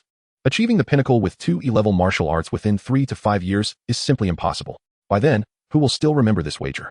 He emerged just in time. If this post doesn't gain traction, how can we elevate our studio's reputation? He is well aware of the formidable challenge of advancing from E-grade martial arts to the pinnacle level. Regarding the wager, he is undoubtedly confident. What of Chunxia's appearance? He is filled with disdain, clearing a first-tier secret realm, and thinking oneself extraordinary. What if Chunxia truly manages to clear it? The person in charge hypothesized. The young man laughed heartily. Chief, there is no what if. Just put your heart back in your chest. Chapter 49, Strategy for the Second-Tier Secret Realm. Chunxia perused the materials, studying through the night. It was only at dawn that he closed the video he had been watching about clearing the realm. A single night was far too brief. He had merely skimmed through it. Many details remained unexplored. While strength is indeed a core aspect of clearing, achieving a flawless completion cannot rely solely on brute force. The previous successful clearance of the first-tier secret realm was predicated on the rapid extermination of aberrant beasts. Time was a prerequisite for perfection. Only by meeting the time requirements could a sense of urgency arise, prompting the lizardman priest to hand over the demon-breaking spear. This spear, in turn, is critical for hunting the lizardman priest. Thus, the path to clearing is a chain where each link depends on the others. Similarly, why has no one perfectly cleared the second-tier secret realm in Ningchuan City for a century? Surely, certain factors have not been activated. There is much to attend to today, allowing him ample time to contemplate the strategy for the second-tier secret realm. Chunxia stood up and stretched lazily. The physique of a martial artist is formidable. A sleepless night would have little effect. Having cultivated the mighty bull body to the pinnacle level, his physical strength is even greater. A night without sleep has left him invigorated rather than fatigued, fueled by excitement. Chenxia's transfer to a new school was abrupt, and he had not exited the class group of the senior year, class 22, at the 10th high school. Thus, he still received the information shared within. Ma Ningguo is so fierce. Chenxia was surprised upon reading the chat records. He found the video shared in the group, indeed showcasing Ma Ningguo standing up for him. Her questioning rendering Han Bing utterly humiliated. It was quite impressive to witness her confront the son of the vice mayor, who possesses considerable talent. Deep within, he felt a surge of gratitude. Among so many classmates, he had not anticipated that it would be Ma Ningguo who would defend him so boldly. Remarkable, indeed. Yet, did they know each other so well? Was it worth her effort to confront Han Bing? Observing the classmates' raucous banter in the class group, Chenxia chose to ignore it and exited the chat. Just consider it a personal favor owed to her. Chenxia chuckled, aside from the homeroom teacher. The only other person at 10th high school who would linger in his memory was now Ma Ningguo. He set aside such thoughts and redirected his focus to strategizing for the second-tier secret realm. Each secret realm is continuously studied by various individuals. There are official research institutions as well as private entities dedicated to this endeavor. Numerous industries have emerged surrounding the secret realms. On forums, there exists a dedicated section for the study of secret realms, replete with countless clearing videos and detailed guides. Countless strategy merchants thrive in this section. They invest substantial time compiling the most essential videos and guides. For a price, one can procure the most detailed and useful secret realm information from them, undoubtedly saving martial artists countless hours of fruitless searching and conserving much energy. The most comprehensive second-tier secret realm information in Ningchuan City. This post is the most popular. Essentially, it is a data sales post, but in this section, it is entirely legal. Its popularity indicates a guarantee of quality. Is my brother there? Chenxia directly messaged a person named Jean Bai. Here, is this really you, Chenxia? The other party seemed to have also spent the night awake, as they make their living through research on secret realms. Chenxia's flawless clearing video would surely require thorough examination. A video spanning over 6 hours would take nearly an entire night to digest. Jean Bai's response was laden with astonishment. After all, Chenxia has indeed become quite renowned in Ningchuan City. It's me, Chenxia replied, harboring no intention of concealing his identity. He stands upright, with integrity. More importantly, his martial artist status has been certified by the Martial Artist Association, shining brightly and unmistakably indicating he is no ordinary martial artist. It truly is you. Jean Bai responded with respect. He quickly added, Mr. Chen, how may I assist you? Implicitly, he had formed a bold hypothesis. As a provider of secret realm information, Jean Bai surmised that Chenxia's inquiry must pertain to information regarding the secret realms. I require the most detailed strategy for the second-tier secret realm in Ningchuan City. Chenxia stated directly. Jean Bai, being in this line of work, responded without hesitation. No problem. Moments later, Chenxia received 3 sets of detailed strategies for the second-tier secret realms in his private messages. 3 sets signify 3 distinct second-tier secret realms. Chenxia was somewhat taken aback. He hadn't even inquired about the price, and the information was sent to him. How much? Chenxia certainly did not intend to take advantage of the other party. Ha, Mr. Chen, you're joking. Given your contributions to Ningchuan City, how could I possibly accept your money? Jean Bai replied with great generosity. The detailed strategy for each second-tier secret realm could be sold for 1,000 yuan. 3 sets would amount to 3,000 yuan. Not a trivial sum, considering the average monthly income of ordinary individuals is around 3 to 5,000 yuan. Jean Bai cautiously messaged, Mr. Chen, may I boldly inquire if your intention in acquiring this information is to challenge the second-tier secret realm? In his mind, he believed that Chenxia would attempt the challenge, but given Chenxia's current level and strength, succeeding would be exceedingly difficult. He did not believe Chenxia could achieve success. I might find a moment to attempt it in the next couple of days. Chenxia responded without concealment regarding his plans. Jean Bai exclaimed, hasn't Mr. Chen always been at the pinnacle of the first-tier martial artist level? Entering the second-tier secret realm should not pose a problem, but to challenge it, without peak second-tier martial artist strength, not only would breaking records be impossible, even clearing it would be a challenge. It seems Chenxia is becoming overly ambitious. Did he truly believe that having cleared a first-tier secret realm entitles him to challenge the second-tier secret realm? Mr. Chen, based on my research, it is advisable to be at the peak of second-tier martial artists before attempting, as anything less would make clearing exceedingly difficult, Jean Bai subtly cautioned. Thank you. Chenxia smiled, clearly understanding Jean Bai's underlying message, which was to encourage him to think twice and not to overreach. He did not elaborate further to Jean Bai, but instead transferred 3,000 yuan and then ended the conversation. Chenxia did not rush to examine the secret realm materials provided by Jean Bai. Instead, he got up, brushed his teeth, changed his clothes, and left his room. His mother had long prepared breakfast for him. Son, you've transferred to number 1 high school. Don't you have classes today? Mom, the principal has given me a few days to acclimate. There's no rush. I need to go to the Martial Artist Association to replace my martial artist medal and collect the resources awarded for my recent clearance. so there's no need for you to wait for me to return for lunch. After finishing breakfast, Chunxia took the 3 long spears, along with the treant fruits and enlightenment fruits he had acquired from the secret realm yesterday, and left home. The long spears were of no use to him and would certainly need to be dealt with, especially the demon-breaking spear, which was key to the flawless clearance of the secret realm. Chunxia's perfect clearance has inspired countless martial artists. After watching his clearing video, how many were left fervently contemplating their own attempts at the first-tier secret realm? The shattered demon-slaying spear undoubtedly promises a handsome price. Enlightened by this realization, Chunxia resolves to convert it into cash. After all, poverty is an undeniable reality. Although the enlightenment fruit offers great potential, granting him the opportunity to exchange points for martial arts insights, it remains merely a resource that many outside view as exceedingly rare. To Chunxia, however, it seems rather unremarkable. Instead, he contemplates selling it for money to enhance his family's standard of living. Becoming a martial artist and tirelessly training to ascend the ranks is ultimately, in grand terms, for the benefit of humanity, yet on a more personal level. It is also about improving one's own life. Observing his modest dwelling, a small apartment within an aging complex, he feels the urgency to provide his parents with a better living environment and a more spacious home. With 3 long spears in tow, Chunxia exits the community and boards a hovering bus bound for the Mystic Zone, where transactions of martial resources typically occur. In Chapter 50, titled Stall Auction, Chunxia finds himself with limited items to sell, though their worth is substantial. The demon-slaying spear is currently the center of attention, its allure magnified, having transcended its original value. The 2 tree spirit fruits are certain to attract buyers as well. Once they appear on the market, they are swiftly snatched up. The enlightenment fruit of E-grade martial arts is, without a doubt, the most valuable of all, a rare item that allows one to transcend E-grade limitations and elevate their understanding by a level. Such fruits are nearly impossible to find in the market. And even within the empire, only true prodigies or exceptional contributors have the chance to acquire them. Presently, in Ningchuan City, only one demon-slaying spear exists, right in Chunxia's possession. After a night of anticipation, it is widely recognized that the spear plays a pivotal role in achieving a flawless completion of the trials. Yet, acquiring the demon-slaying spear is not a matter of mere desire. It is a formidable challenge. Following an analysis of Chunxia's completion video, many have concluded that most individuals would find it nearly impossible to obtain the spear unless they could pose a genuine threat to the Lizardman priest. But how many martial artists can truly threaten such a figure? The quest for a perfect completion remains an endeavor reserved for the exceptionally gifted. Nonetheless, this does not diminish the fervor surrounding the first-tier Mystic Zone's allure, especially after Chunxia's flawless success. Even at dawn, the area is bustling with eager spectators, predominantly youths of first-tier strength. Upon Chunxia's arrival, his striking appearance with 3 long spears immediately catches the attention of onlookers. Oh my, it's Chunxia. Indeed, it is Chunxia. How is it that he appears even more dashing than in the videos? Such an impressive young man. I hereby declare him my idol.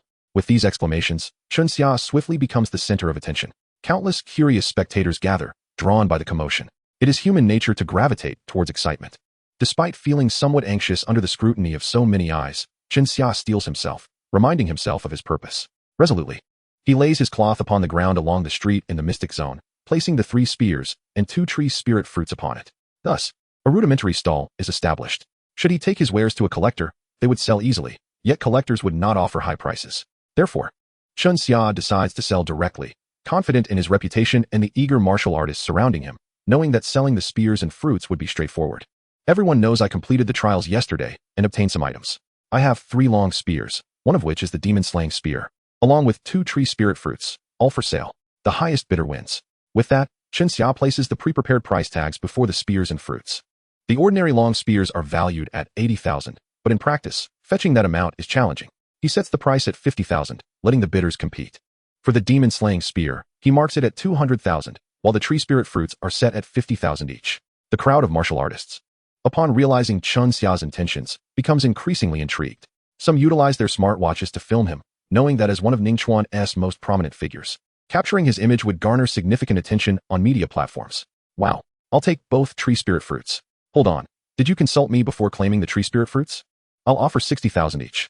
Tree spirit fruits, known for shortening martial training duration, are indeed prized possessions. Such opportunities are rare, thus, no one wishes to let them slip away. I bid 65,000 each, 150,000 for both, 16,000 total, and I'll take them all. Among the martial artists present, some are not particularly cash-strapped, and they seize the chance to acquire such valuable resources. After several rounds of bidding, the final price reaches an astonishing 110,000 for each fruit, surpassing market value. Yet the victorious bidder wears a satisfied smile. Money is no object for him. and he relishes the chance to bask in Chun Xia's martial aura, considering it a fortuitous connection with a notable figure capable of achieving flawless trial completions. With a swift transfer and the addition of Chun Xia's contact details, he stands gleefully with the two tree spirit fruits in hand. Now, let us begin the bidding for the key to perfect trial completion, the demon-slaying spear, starting at 200,000.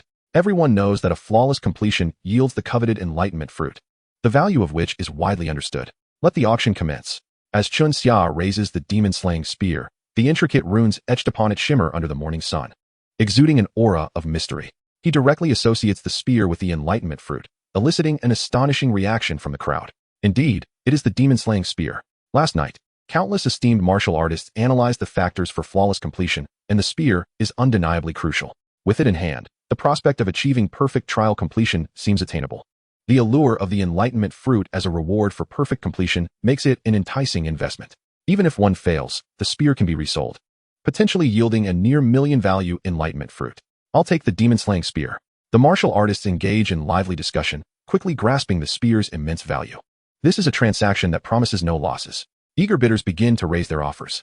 I bid 220,000. I offer 230,000. 250,000. 260,000. The warriors appeared to be in a fervor, continuously raising their bids. After all, the allure of achieving a perfect clearance and the temptation of the insight fruit were simply too great. All right, is there anyone willing to raise the bid beyond 300,000? If no one else bids, I'll begin the countdown. 3, 2, 1 sold. 300,000 exceeded Chun Xia's anticipated price, marking an unexpected delight. Even two ordinary long spears were sold for 60,000. Truly, a name carries weight, and a reputation brings undeniable advantages. With such ease in securing high prices, Chun Xia was acutely aware of how this came to be. Once the transactions were complete, the area was now teeming with onlookers, as Chun Xia's fame attracted curious souls eager to catch a glimpse of him. Having sold his items, Chun Xia swiftly made his escape. Chun Xia, what about the insight fruit? Are you selling it? I can offer a high price.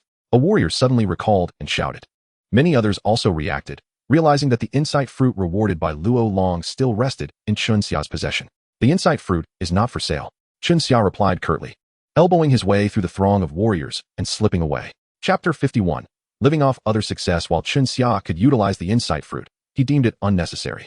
He could redeem martial arts insights through his points. Selling it was a certainty, but to whom it would be sold was a matter of consideration. Chun Xia was not one to enjoy being indebted to others. The tree essence fruit was, in fact, a commendable resource, particularly beneficial for F-grade martial arts. However, its efficacy diminished significantly when applied to the cultivation of E-grade martial arts, making it less valuable for second-tier warriors. Thus, Chun Xia chose to sell the tree essence fruit. The reason he retained the insight fruit was simply to repay a debt of gratitude. It was difficult to discern the true character of such a fierce woman. Yet she was undeniably bold when it came to action. This alone validated their 3 years of camaraderie. After exiting the secret realm, Chun Xia boarded a floating bus and arrived outside the 10th high school. He was no longer a student there. Entering was possible, but unnecessary. Chun Xia found a bubble tea shop frequented by students at the school's entrance, seated himself, and ordered 2 cups of milk tea, relishing the first sip. The senior year's curriculum primarily consisted of cultivation classes, where students engaged in personal development while at school. He raised his hand and found Ma Ningle's contact on his smartwatch. Dialing her number. In the midst of her training, Ma Ningle felt her wrist vibrate. Puzzled, she glanced at it. Chun Xia? She hadn't expected a call from him. Hesitating briefly, she finally stepped out of the training room and answered the call. Hello, my great hero, what business do you have with this humble girl? She greeted with a smile. Taking another sip of milk tea, Chun Xia replied with a grin. Beauty, fancy some milk tea? It's on me. His tone was that of a charming playboy. Ma Ningle was taken aback. Was this really Chun Xia? Had he learned to tease? She smiled faintly and responded, all right. If he dared to jest, she would rise to the occasion. You're at the entrance, the blue bubble tea shop. Chun Xia laughed heartily. This time, it was Ma Ningle who was startled. Chun Xia was genuinely at the school gate. Hearing her surprised tone, he activated the video feature on the call, pointed the camera at the table, tapped the milk tea, and then turned the lens to showcase the school entrance, where the name of 10th High School gleamed golden in the sunlight. Not Chun Xia. I just realized that our homeroom teacher will be checking on our training soon. Let's save the milk tea for another time. Ma Ningle hesitated. She had never shared milk tea with a boy before, and her inclination to help Chun Xia was more from a classmate's perspective. Surely, Chun Xia wouldn't misunderstand. It seemed that recently, she had indeed started to pay attention to him. Since their last encounter in the second-tier secret realm, he had transformed from a mere shadow in her mind into a vivid presence. All right, no more jesting. I came specifically to thank you for standing up for me, Chun Xia said earnestly. Upon hearing this, Ma Ningle waved her hand dismissively. We are classmates. How could I stand by and watch one of my own being bullied? I would do the same for any other classmate. She exuded a big sister vibe that amused Chunxia greatly. How about it? Come out for milk tea as my thank you gift. What? Are you afraid I'll eat you alive? Chunxia pointed to the milk tea he had already ordered. Yet Ma Ninggle was not easily swayed. She pointed back at the training room, saying, Chunxia, you know I'm a good girl. I can't skip class. Chunxia feigned a sorrowful expression. Indeed, you harbor no feelings for me at all. I finally believe you're helping me purely out of camaraderie. Alas. I was merely being overly sentimental. His clumsy acting made Ma Ninggle burst into laughter. She had not anticipated him to be so entertaining. Well, since you have no feelings for me, I shall disregard our friendship and focus on practicality. Chunxia smiled, hiding his playful demeanor. From his backpack, he produced the insight fruit encased in a box and set it on the table. Ma Ninggle, I'll give you another opportunity to rephrase your request. This is an E-grade insight fruit, and I'm willing to part with it for 300,000. Not a second of hesitation required. Ma Ninggle exclaimed, milk tea? How could I refuse the generosity of an old classmate? Even if it means skipping class, I'll be there. Wait for me. I'll arrive in 3 minutes. As she hung up the call, she dashed towards the school exit.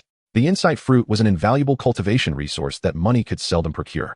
Generally speaking, such resources were monopolized by the truly affluent, making them nearly invisible in the market.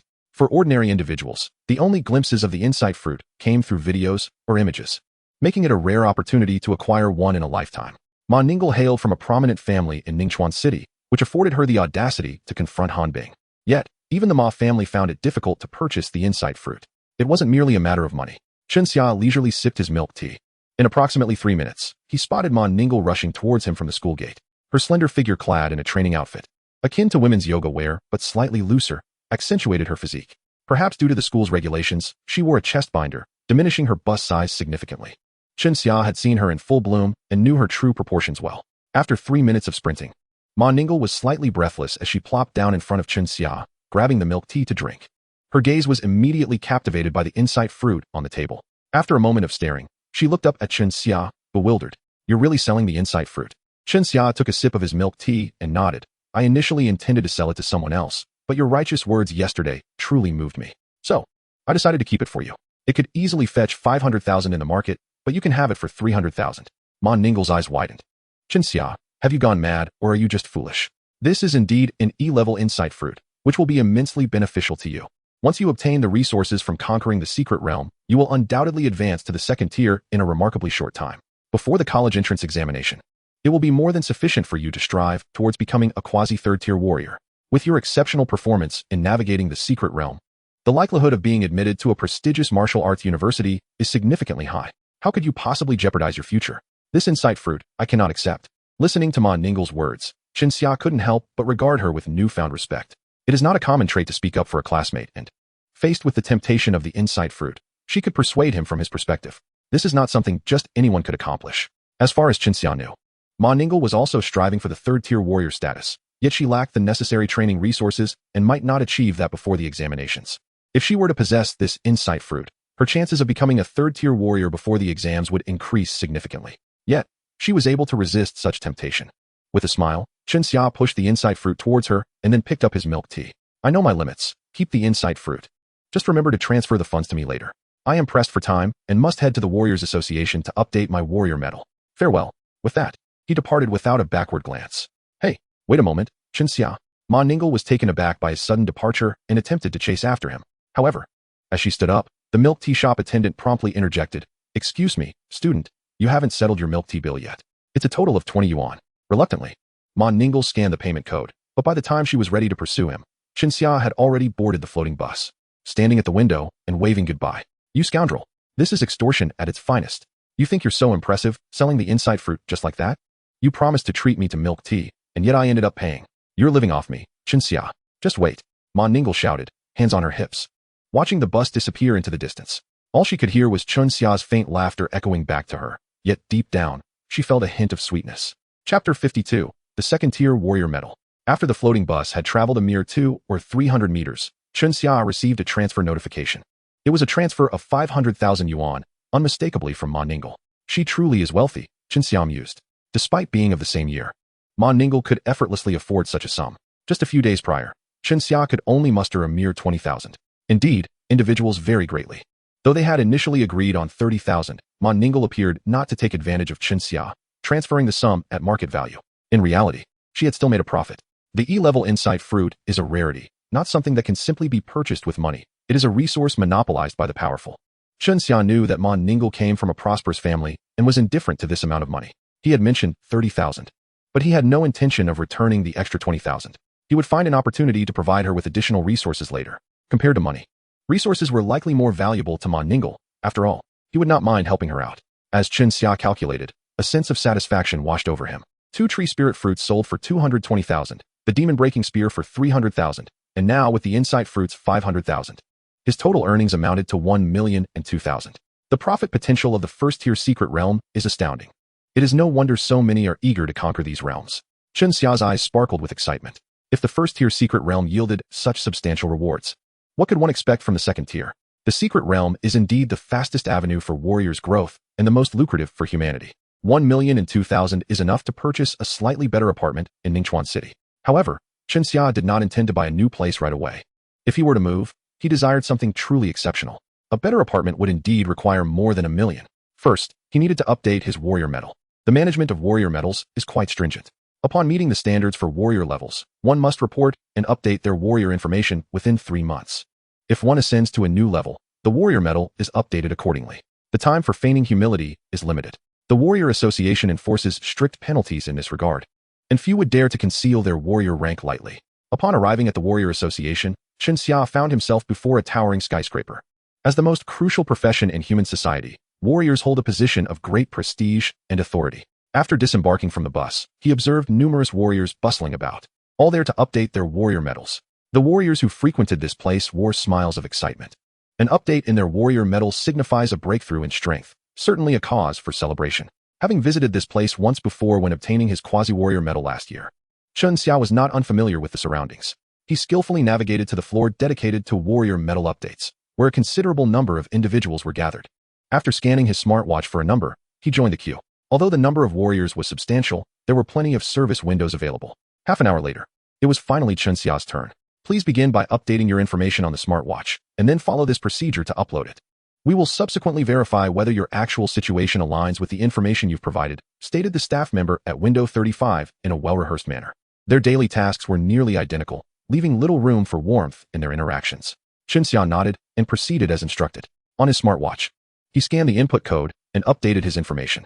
Once confirmed, the staff member gestured towards a nearby testing apparatus. Chunxia approached, and the device powered up, scanning him. Its mechanism resembled that of an ultrasound, yet it was far more precise, capable of confirming a person's strength. Chunxia was uncertain of the operational details, but he was aware of its accuracy. Soon, after the scan concluded, a mere 3 seconds passed before the results emerged. The staff member, typically expressionless, finally showed a flicker of surprise. Initially, he had not paid close attention, merely directing Chunxia to undergo the test. Now, upon noticing the updated warrior data, he was taken aback by its improbability. 2 F-level martial arts, lightning blade, and gale step. At the pinnacle level, 6 E-level martial arts reaching the pinnacle level. He thought he must have misread and refreshed Chunxia's information several times. After comparing it with the testing results, he could not help but exclaim in astonishment.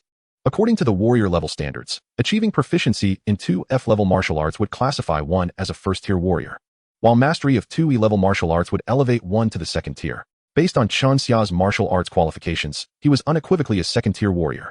However, the anomaly lay in his martial arts proficiency. 2 F-level martial arts at the pinnacle level was already extraordinary. Yet now he had a staggering 6 E-level martial arts at the pinnacle level. This was unheard of. Whether F-level or E-level martial arts, they typically serve as transitional phases for warriors. Generally, practitioners aim to achieve proficiency in their current martial arts before advancing to the next level. Yet, what was he witnessing now? 6 E-level martial arts cultivated to the pinnacle level? The staff member could not help but lift his gaze to meet Chunxia's. Hold on. You are Chunxia?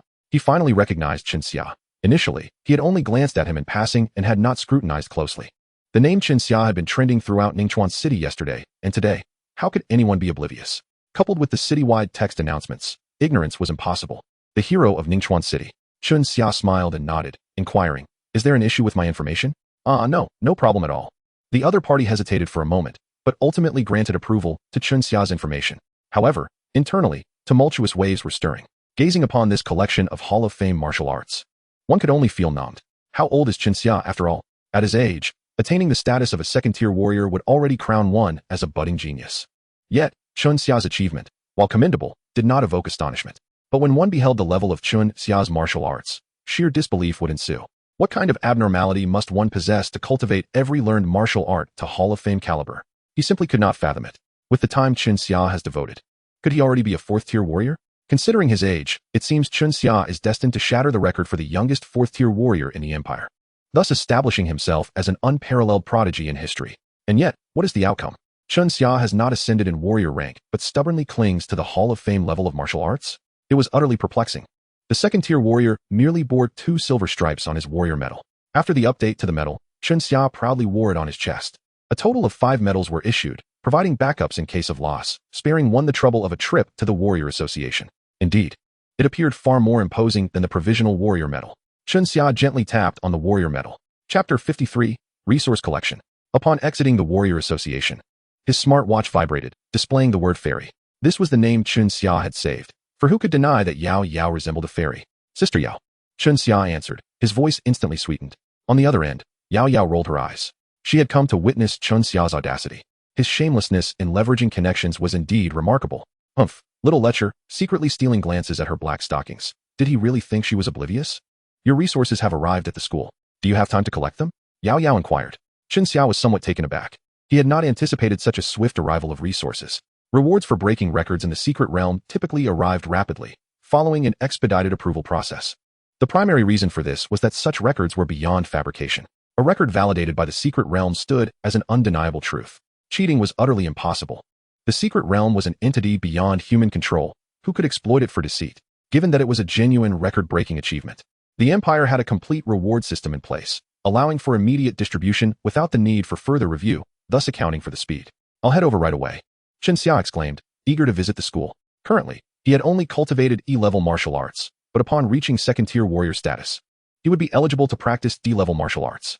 The only place to obtain D-level martial arts was at the school. Half an hour later, Chun Xia disembarked from the hovering bus and spotted Yao Yao standing at the school entrance, clad in professional attire, this time sporting nude stockings. She was indeed a sight to behold, uplifting his spirits. Following the customary male gaze, Chun Xia began by admiring her legs, then gradually moved his gaze upward. Arriving at the focal point, Yao Yao's eyes widened. Did this boy truly lack any sense of modesty? Was he so brazenly unreserved? Hey, that's a bit much, she remarked, her tone slightly frosty. Chun Xia chuckled as he withdrew his somewhat brazen gaze. After all, if a woman does not allow a man to admire her, what value does she hold? Let me ask you, is there a possibility for us to be more than just friends? Yao Yao shook her head vehemently. Absolutely not. Have you even matured yet? Chun Xia nodded vigorously. Well, since it's impossible, what's wrong with me taking a few more glances? I'm not afraid of you disliking me. I want to be a sycophant, will I? Yao Yao was incensed, her chest heaving with indignation. She huffed, choosing to ignore Chun Xia as she strode through the school gates. Had she known, she wouldn't have come to pick him up, leaving him lingering outside. Chun Xia had transferred in, yet his entry qualifications were still unregistered. He slowly followed behind, appreciating the view ahead. In truth, Chun Xia's soul had traversed from another realm, belonging to an adult spirit. Thus, he found himself favoring mature women more. Perhaps it was a difference in perspective and mindset. The two of them arrived at the principal's office, with Yao Yao completely disregarding Chun Xia as she entered her assistant's office, shutting the door behind her. Chun Xia, however, was unbothered. The principal's office door stood ajar. He walked in without hesitation. Principal. Chun Xia adjusted his demeanor. Yao Hongji looked up, gesturing toward the adjacent sofa. After signing several documents, he approached Chun Xia. You have ascended to the second-tier warrior status? Quite impressive. He noticed the warrior medal on Chun Xia's chest, with its 2 silver stripes clearly indicating his rank. Internally, Yao Hongji felt a twinge of surprise. Just yesterday, Chun Xia had perfectly cleared the secret realm, and he should have been at the pinnacle of first-tier warrior status. This peak status indicated that 2 F-level martial arts had reached Hall of Fame level, while 2 or more E-level martial arts were stuck at a proficiency level of 99. This constituted the pinnacle of a first-tier warrior. Yet, within a day, Chun Xia had advanced to second-tier warrior status, implying he must have broken through 2 E-level martial arts to mastery level during the night and into today. Based on Yao Hongji's deductions, Chun Xia had likely utilized the training from yesterday to today to achieve this breakthrough. Each of the 2 E-level martial arts could increase the training progress by 1 to reach mastery level, thus meeting the promotion criteria for second-tier warrior status. Therefore, upon witnessing Chun Xia's current second-tier status, he felt only mild surprise, not bewilderment. Clearly, he had yet to grasp the full extent of Chun Xia's extraordinary capabilities. Thank you for the compliment, Principal. I just updated my warrior medal's rank today, and hearing from Sister Yao that my resources have arrived, I rushed right over. Chun Xia promptly replied. It was best to be straightforward with someone of the principal's stature. Chen Xia estimated he was no match for the principal in a battle of wits. Yao Hongji smiled, saying, "The resources have just arrived. They will be placed in the resource room. You can verify your identity and collect them directly, since you have now ascended to second-tier warrior status.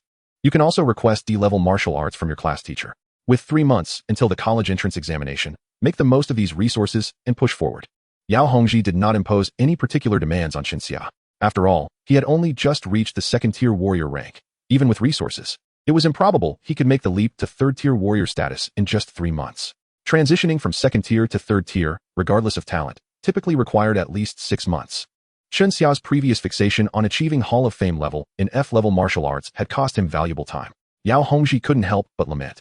Had Chen Xia continued to diligently cultivate without fixating on F-level martial arts, he might have already approached third-tier warrior status.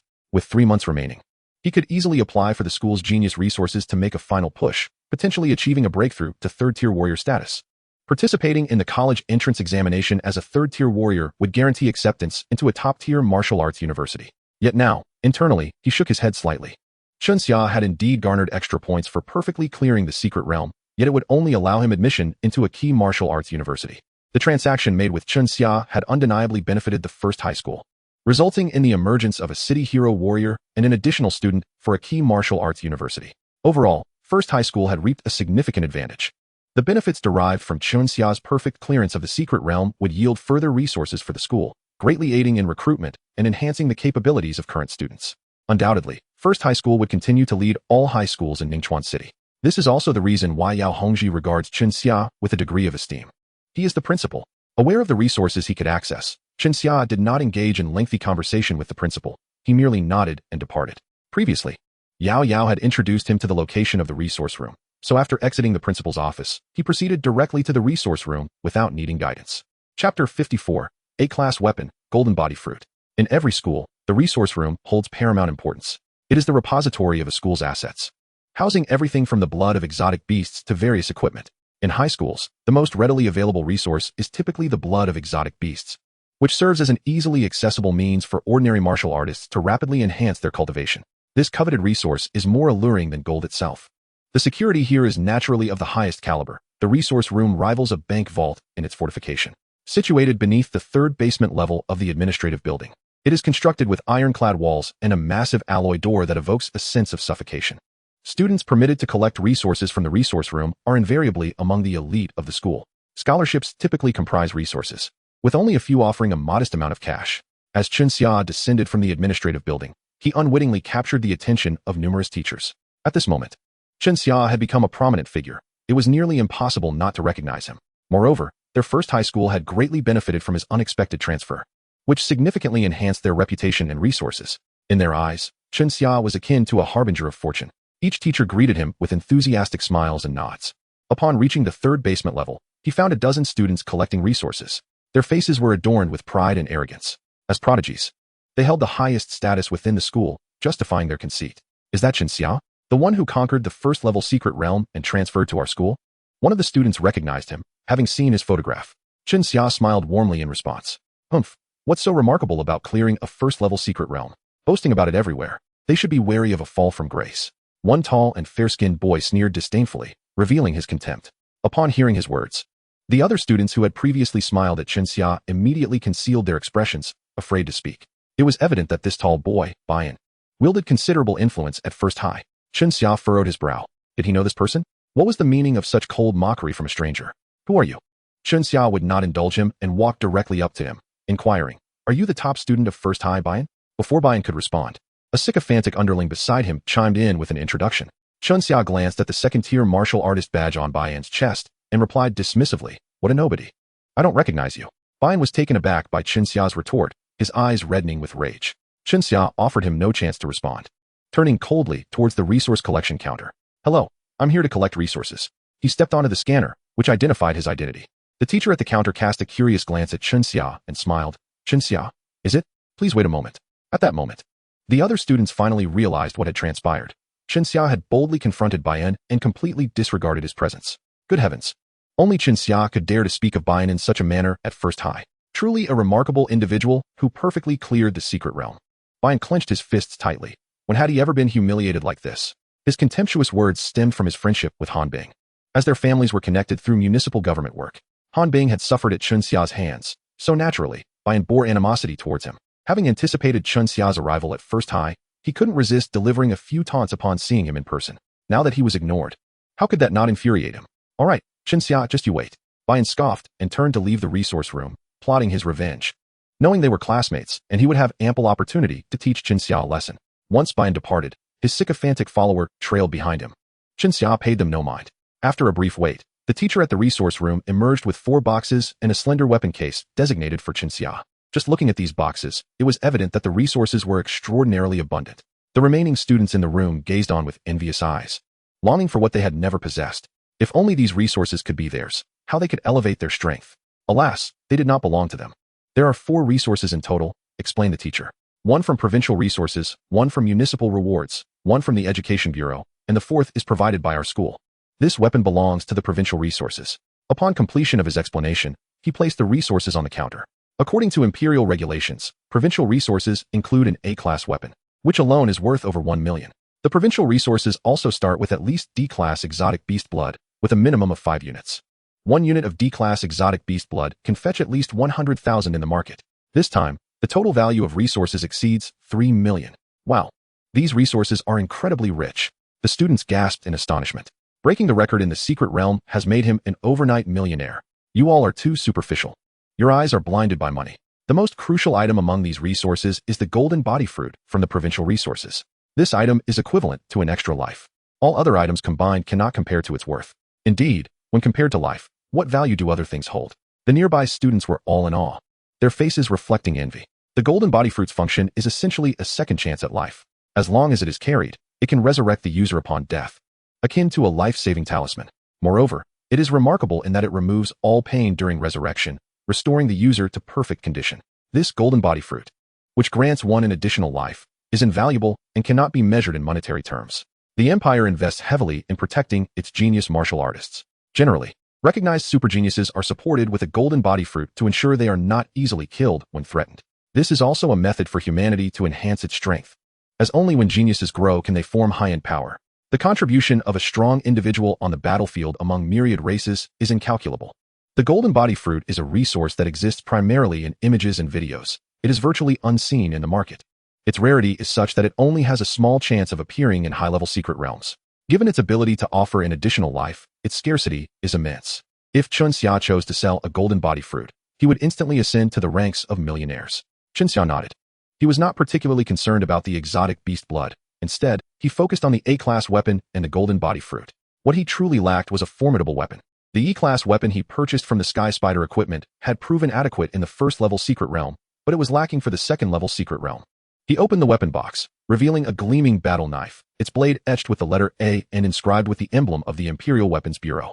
This battle knife was emblematic of the Empire's standard weaponry, typically reserved for those who had rendered significant service to the Empire, and its wielder was invariably held in high regard. Chun Xia picked it up, feeling its weight in his hand. As he raised the knife, it emitted a resonant hum, signifying its extraordinary nature. An A-grade weapon was indeed a rarity, especially for students, as only those from affluent families could hope to possess such a treasure. Now, with this knife in his possession, Chun Xia became the object of envy among his peers, their eyes glistening with jealousy. Indeed, he could not help but exclaim. With this A-grade battle knife complementing his legendary Windbreaker blade, his prowess ascended to an even higher echelon. Truly, a hero deserves a fine sword, just as a steed merits a splendid saddle. Additionally, he discovered the golden body fruit nestled within a small box, resembling a seated golden figure, hence its unique name. This was a precious item for survival, granting its possessor a second chance at life, a rarity worth its weight in gold. Just tap to confirm. And if all is in order, please sign. The resource room instructor chuckled. To be frank, he felt a twinge of envy for Chun Xia. An A-grade weapon was something he, a fifth-tier martial artist and a teacher, had yet to acquire, while here stood Chun Xia, a mere high school senior, already in possession of one. The golden body fruit was even more elusive. In the entirety of Ningchuan City, only a handful could claim ownership, and now Chun Xia was among them. The fruit could not be obtained through mere dungeon completion, as only a perfect clearance could yield such a reward. It was a treasure beyond the reach of ordinary individuals. After confirming the resource list, Chun Xia signed his name, gathered his resources, stacked the boxes, and affixed the battle knife to his waist before departing. Chapter 55, 6D Grade Martial Arts. Have you heard? On his first day at the school, Xia clashed with Bayan. What news is this? Do Bayan and Xia know each other? Huh, you underestimate the situation. Let me tell you, Bayan is acquainted with Han Bing. That explains it. Bayan is the top martial artist at our first high school. Who do you think would win in a match between him and Xia? Need you ask? Bayan, of course. He is a second-tier martial artist with 2 D-grade martial arts already at the foundational level. Xia may have cleared a first-tier dungeon, but that is merely the lowest tier. While he might be the strongest among his peers, facing Bayan, his chances of victory are slim. That makes sense. As Xia exited the resource room, he immediately overheard the murmurings of students discussing the incident. Upon seeing him, some pointed and whispered from a distance. The word spread remarkably swiftly. Xia smiled, choosing to ignore their chatter. The resources he obtained were of limited use to him. Compared to the blood of exotic beasts and tree spirit fruits, along with various potions to expedite his cultivation, redeeming points for martial arts insights seemed far more enticing. Why toil through arduous training? He could simply let Ma Ningguo have them. With this batch of resources, if Ma Ningguo consumed them, she might very well have the opportunity to break through to a third-tier martial artist before the college entrance examination. It could be considered her stroke of fortune. He carried the resources to the principal's office but did not seek out Yao Hongji. Instead, he walked directly into Yao Wei's assistant office. Sister Wei, I'll leave these resources with you for now. I'll come back for them after school. Xia casually placed the resource box in a corner. Yao Wei, busy with work, was dressed in sheer stockings, her toes playfully dangling in high heels as she rolled her eyes and nodded slightly, choosing to disregard Xia. After all, he was quite shameless. What could she say? See you later. Xia smiled as he took his leave. In class 1 of the 3rd year. As a key class at the 10th high school, all students admitted here possessed exceptional cultivation talents. It would be an understatement to say that half of them were second-tier martial artists, with the remainder striving to reach that level. Gao Guoxiang, wearing a broad smile, led Xia into the classroom, causing an immediate hush to fall over the students. I would like to introduce a new classmate to you all. I trust you already know his name, and henceforth, he will be your classmate. Let us give a warm welcome to Xia. Gao Guoxiang's enthusiasm resonated through the room, his voice brimming with joy. After all, Xia was a celebrated hero of Ningchuan City, now his student. Who wouldn't he be delighted to have such a remarkable student? It was akin to wealth falling from the sky. Hello everyone. I am Xia. He greeted the sea of students below with a nod and a smile, eliciting thunderous applause. This class was indeed quite respectful. Xia, this will be your seat. Gao Guoxiang indicated a position in the 2nd row. Xia nodded in acknowledgement. Then, astonishingly, he followed Gao Guoxiang out of the classroom. The classmates exchanged bewildered glances. Shouldn't Xia have taken his seat, attended class, and then gone to the training room? Why was he leaving? Moreover, wasn't he the homeroom teacher supposed to be extremely strict? How was it that he permitted Xia's departure? Gao Guoxiang had already received instructions from the principal to adopt a lenient approach toward Xia. Furthermore, Xia's return to the office was primarily to select D-grade martial arts. As a second-tier martial artist and a city hero, Gao Guoxiang believed Xia's enrollment would surely enhance the class's overall performance. Xia, here are the D-grade martial arts options. Take a look. In the office, Gao Guoxiang activated his smartwatch, displaying the D-grade martial arts before Xia. There were 6 D-grade martial arts in total, significantly fewer than the E-grade.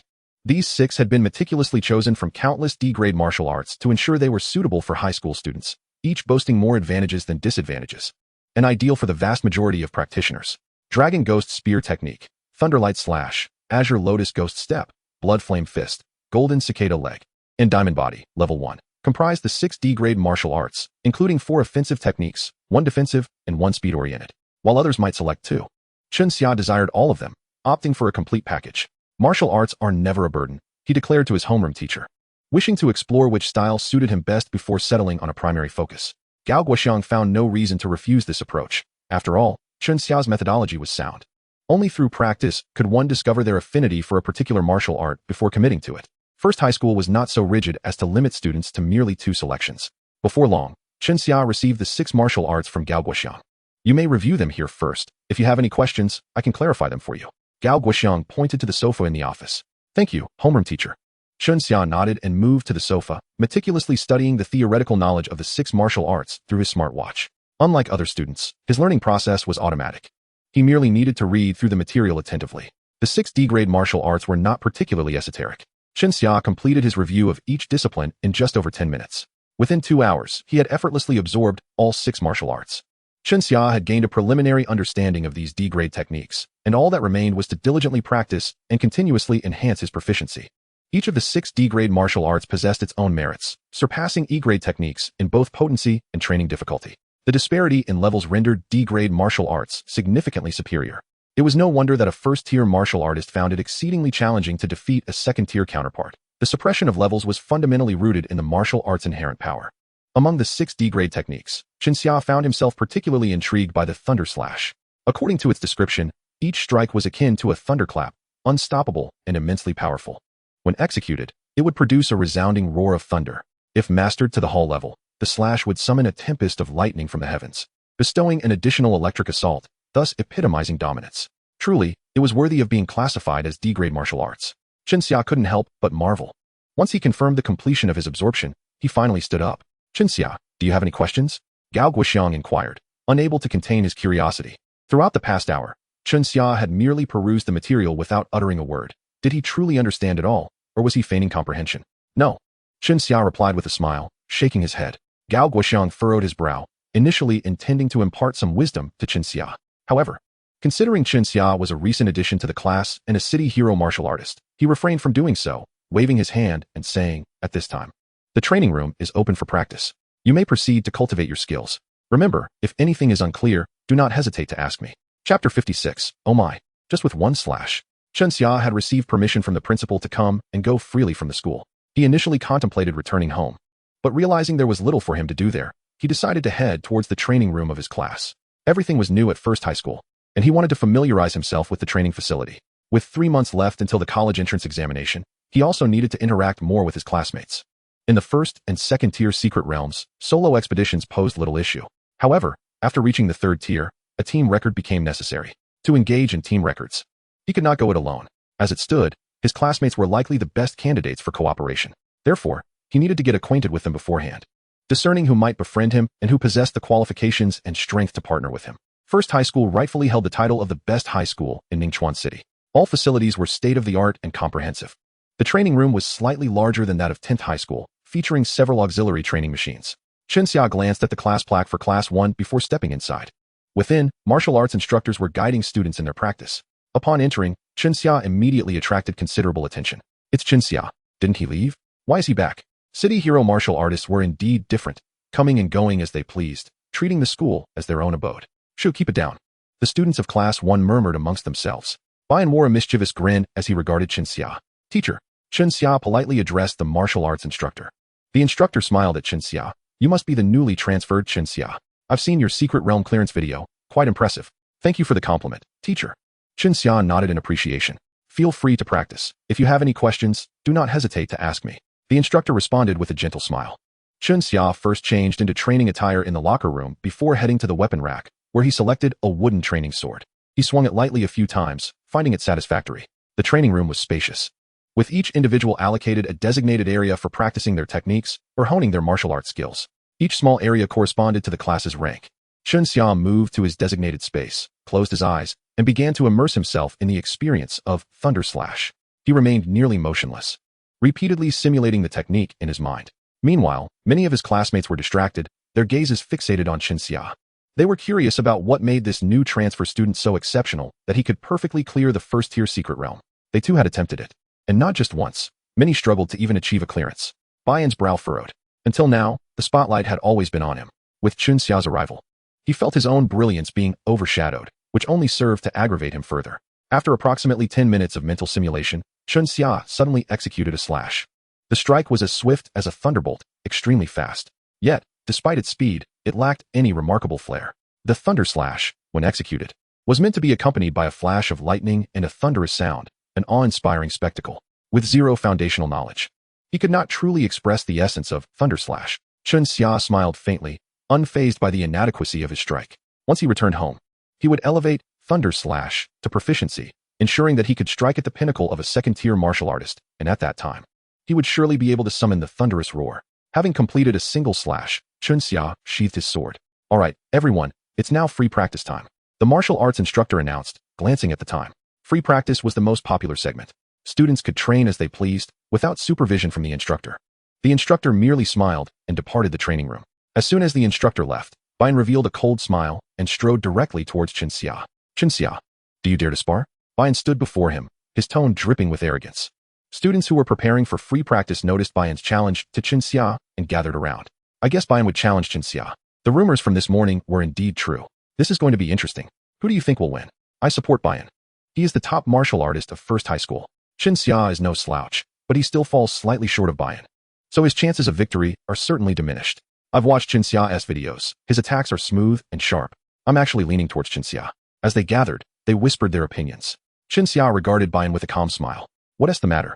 Are you afraid? Bayan scoffed again. Without hesitation. Chen Xia nodded and replied, all right. As the saying goes, a single punch can prevent 100.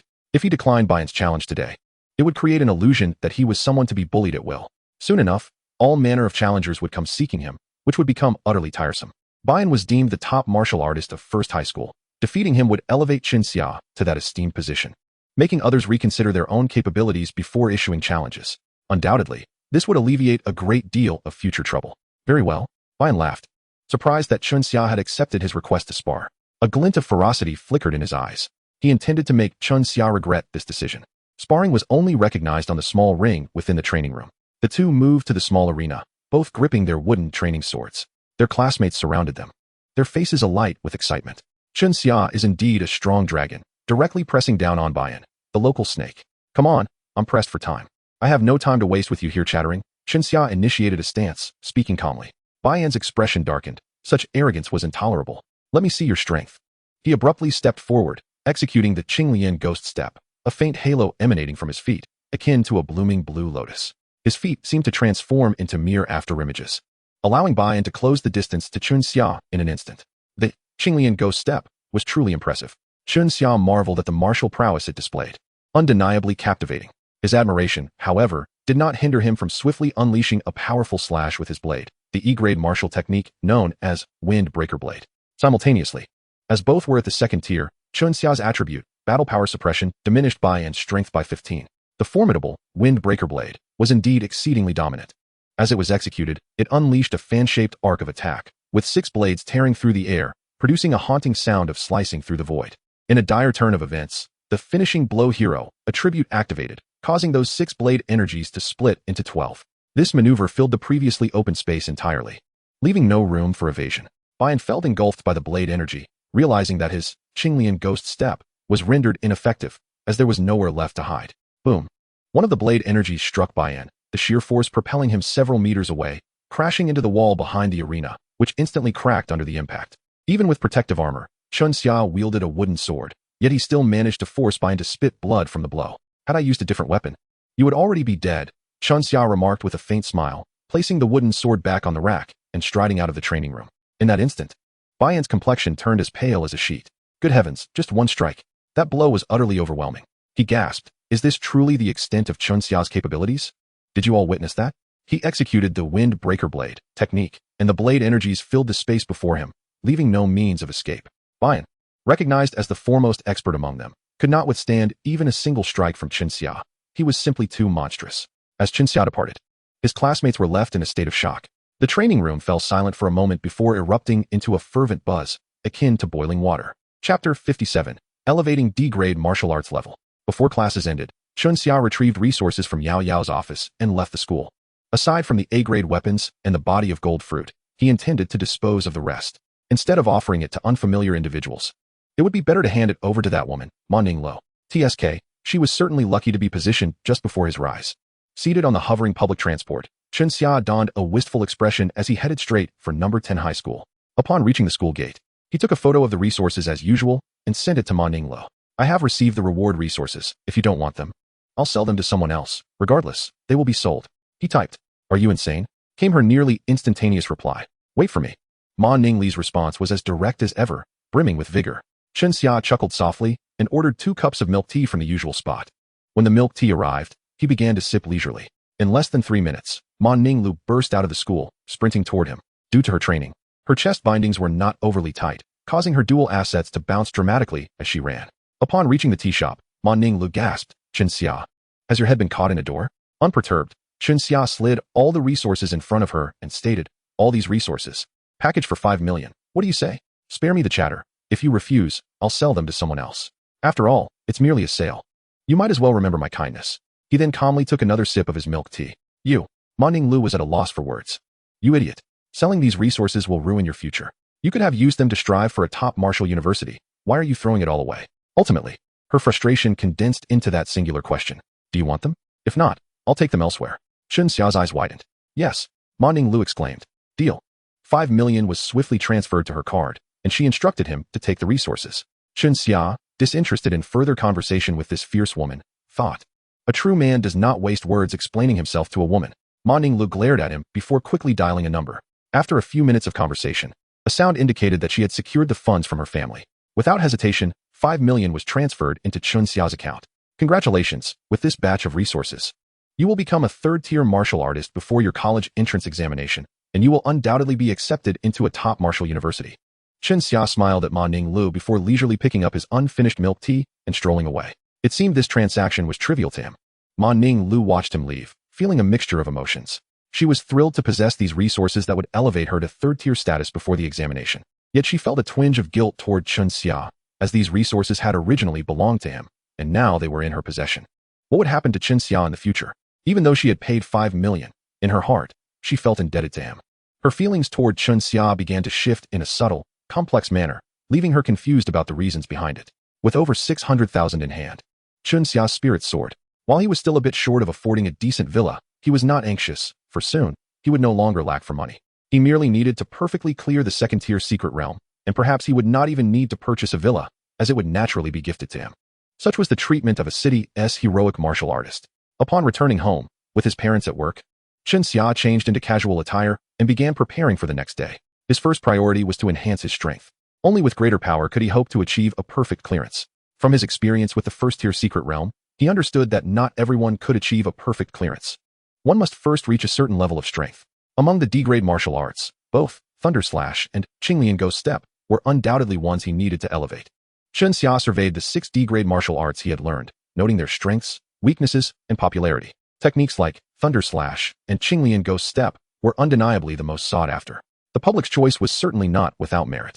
However, Chun Xia noticed one particular technique among the 6 D-grade martial arts, Diamond Body, Layer 1. Upon researching, he discovered that the Diamond Body was divided into 9 layers. And even the first layer reached the standard of D-grade martial arts, highlighting the technique's formidable nature. The complete 9 layers would elevate its martial art ranking to SS grade. Yet, the Diamond Body was notoriously difficult to cultivate, and reaching the 9th layer was an arduous challenge. Throughout humanity, only one individual had achieved the 7th layer. The full form of the Diamond Body remained largely speculative. Chun Xia glanced at his points, realizing he had spent quite a bit today, directly investing 480,000 into E-grade martial arts. He was left with merely 215 points. For the D-grade martial arts, one instance of enlightenment cost 250 points. This meant that Chun Xia could only redeem enlightenment for D-grade martial arts 9 times. The second-tier secret realm required second-tier martial artists to break the clearance record. Thus, he could not surpass the third-tier threshold and was confined to the pinnacle of second-tier strength. Consequently, his D-grade martial arts could only reach the familiar level.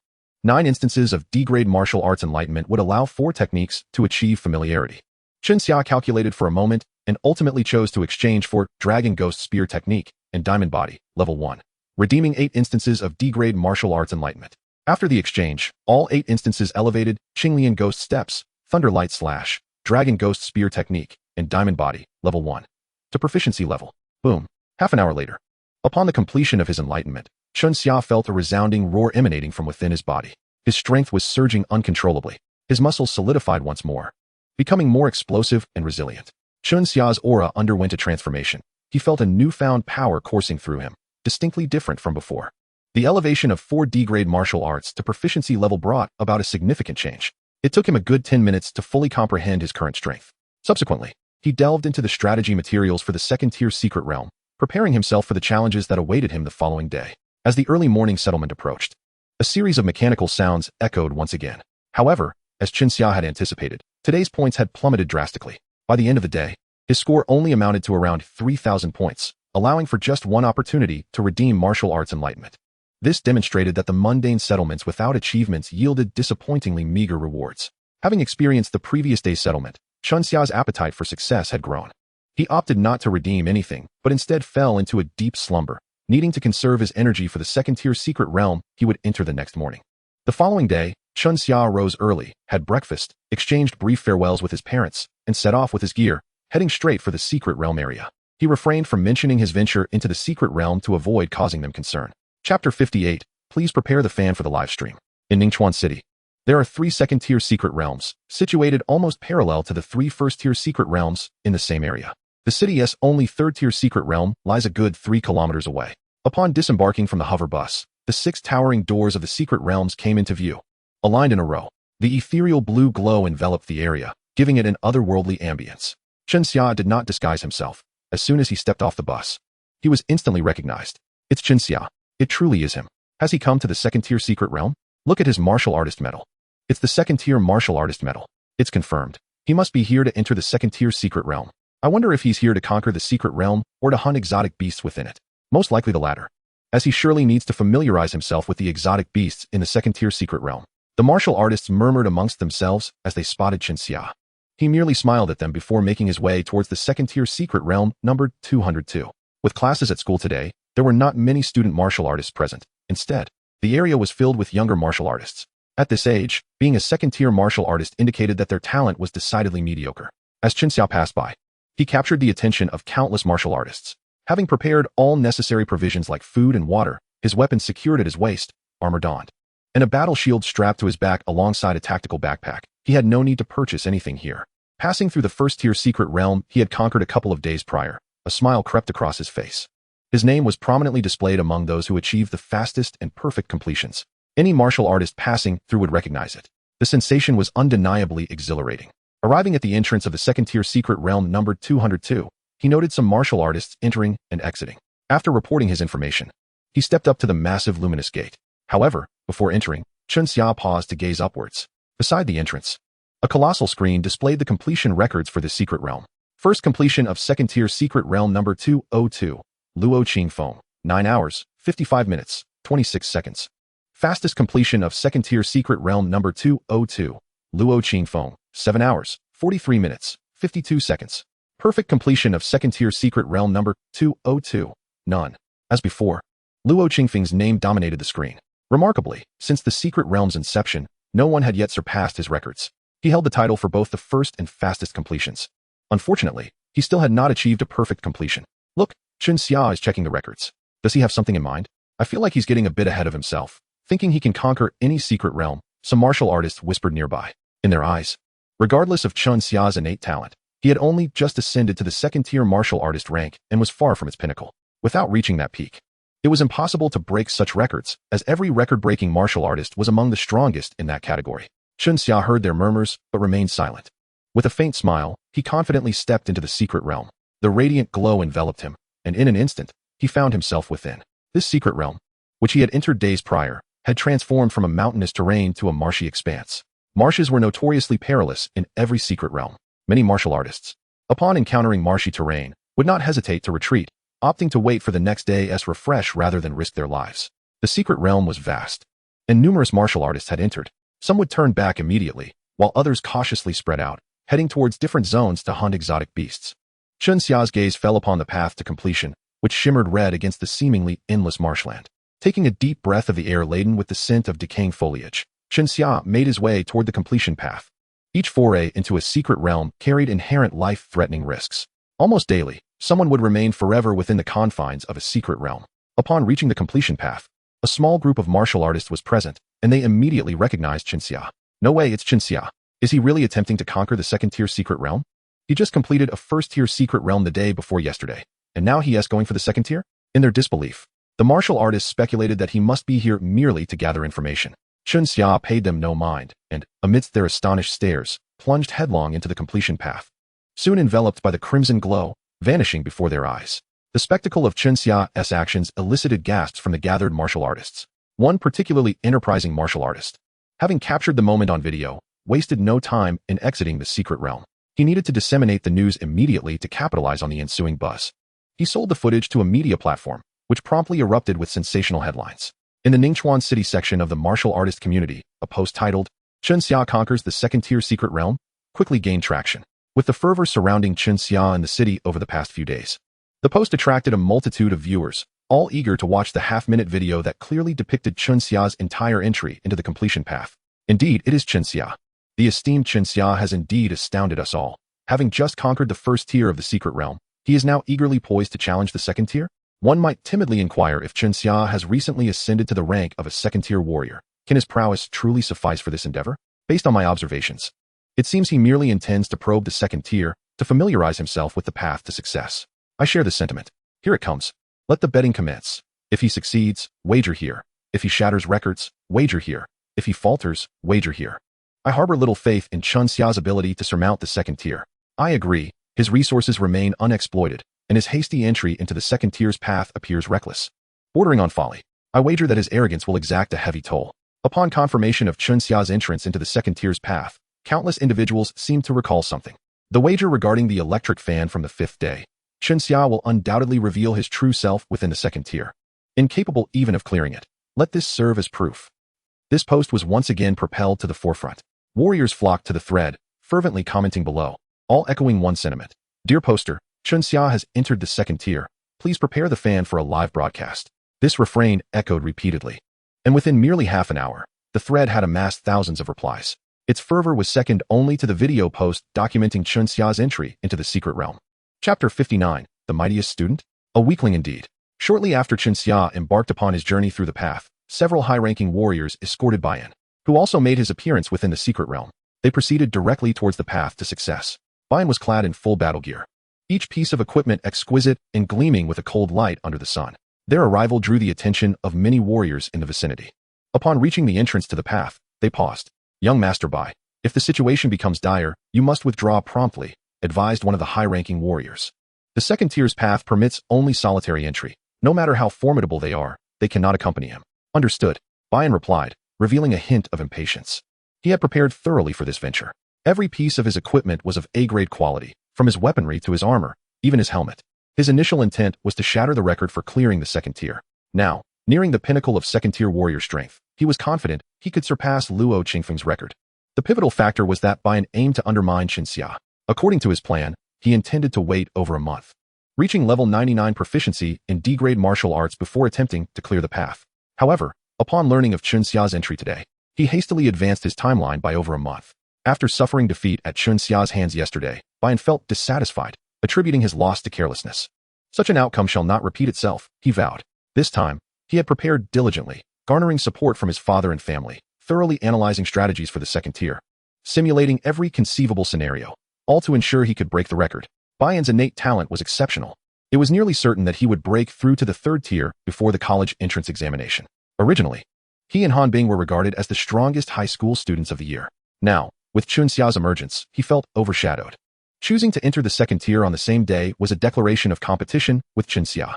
He did not believe that a newly promoted second-tier warrior like Chun Xia could break the record. Chun Xia's entrance into the path was merely an opportunity to acclimate and familiarize himself with the route to success. This was the perfect chance for Bayan. Should he break the record, he could trample Chun Xia underfoot, demonstrating his superiority. He intended to prove that he was indeed the strongest of the younger generation in Ningchuan City. Chun Xia, prepare to fall from grace, he smirked.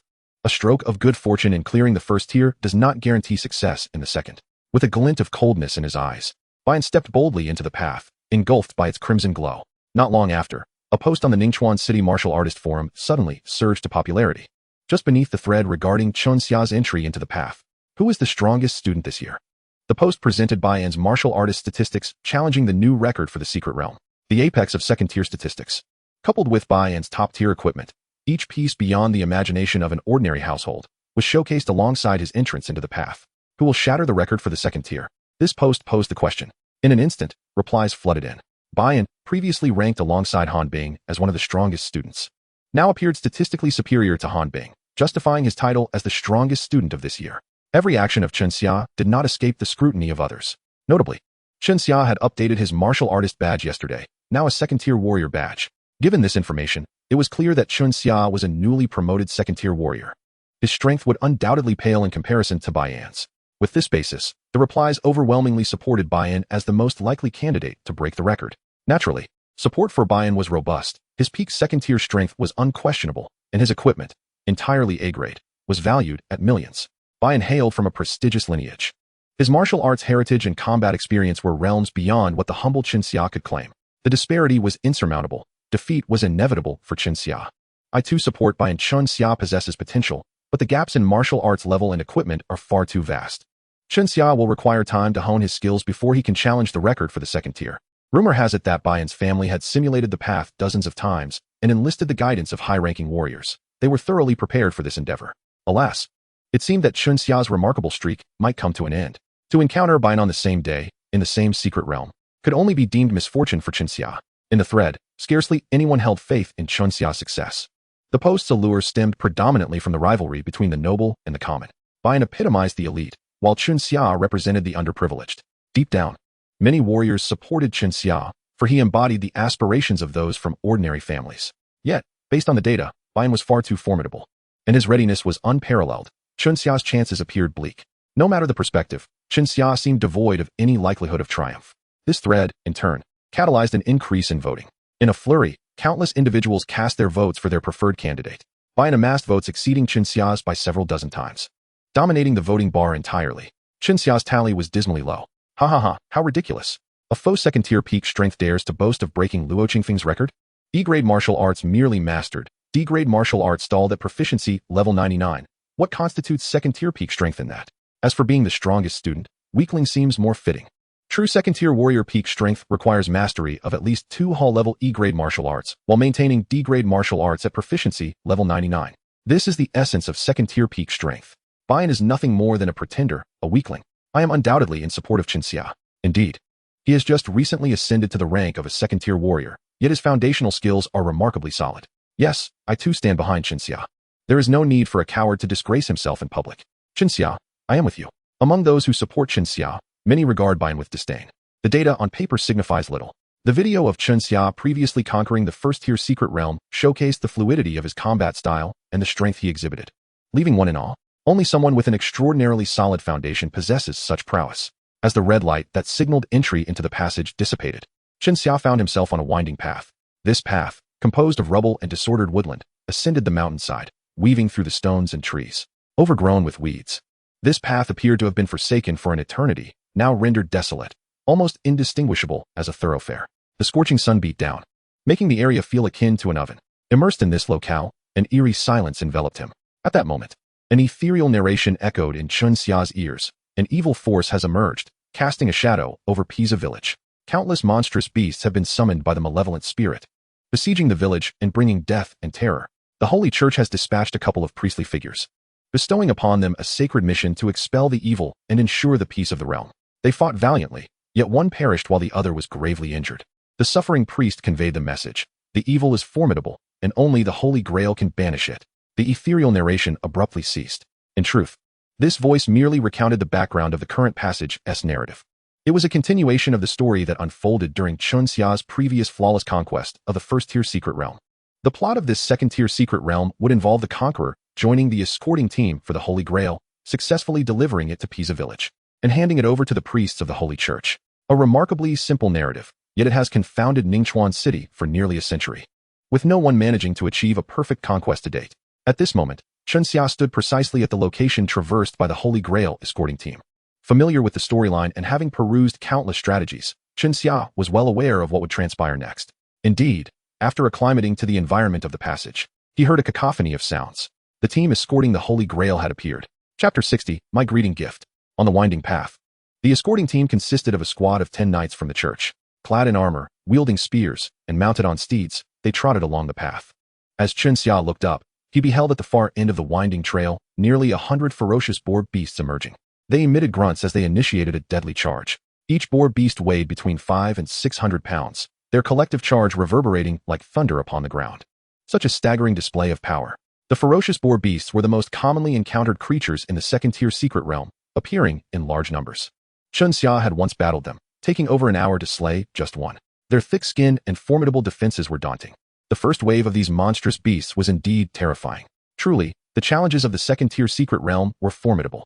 Chunxia felt the ground tremble beneath him. Monsters were coming. Accelerate, charge forward. The captain of the escorting team, a tall knight with a bushy beard, shouted. The cavalry, who had just been trotting, now were serious expressions.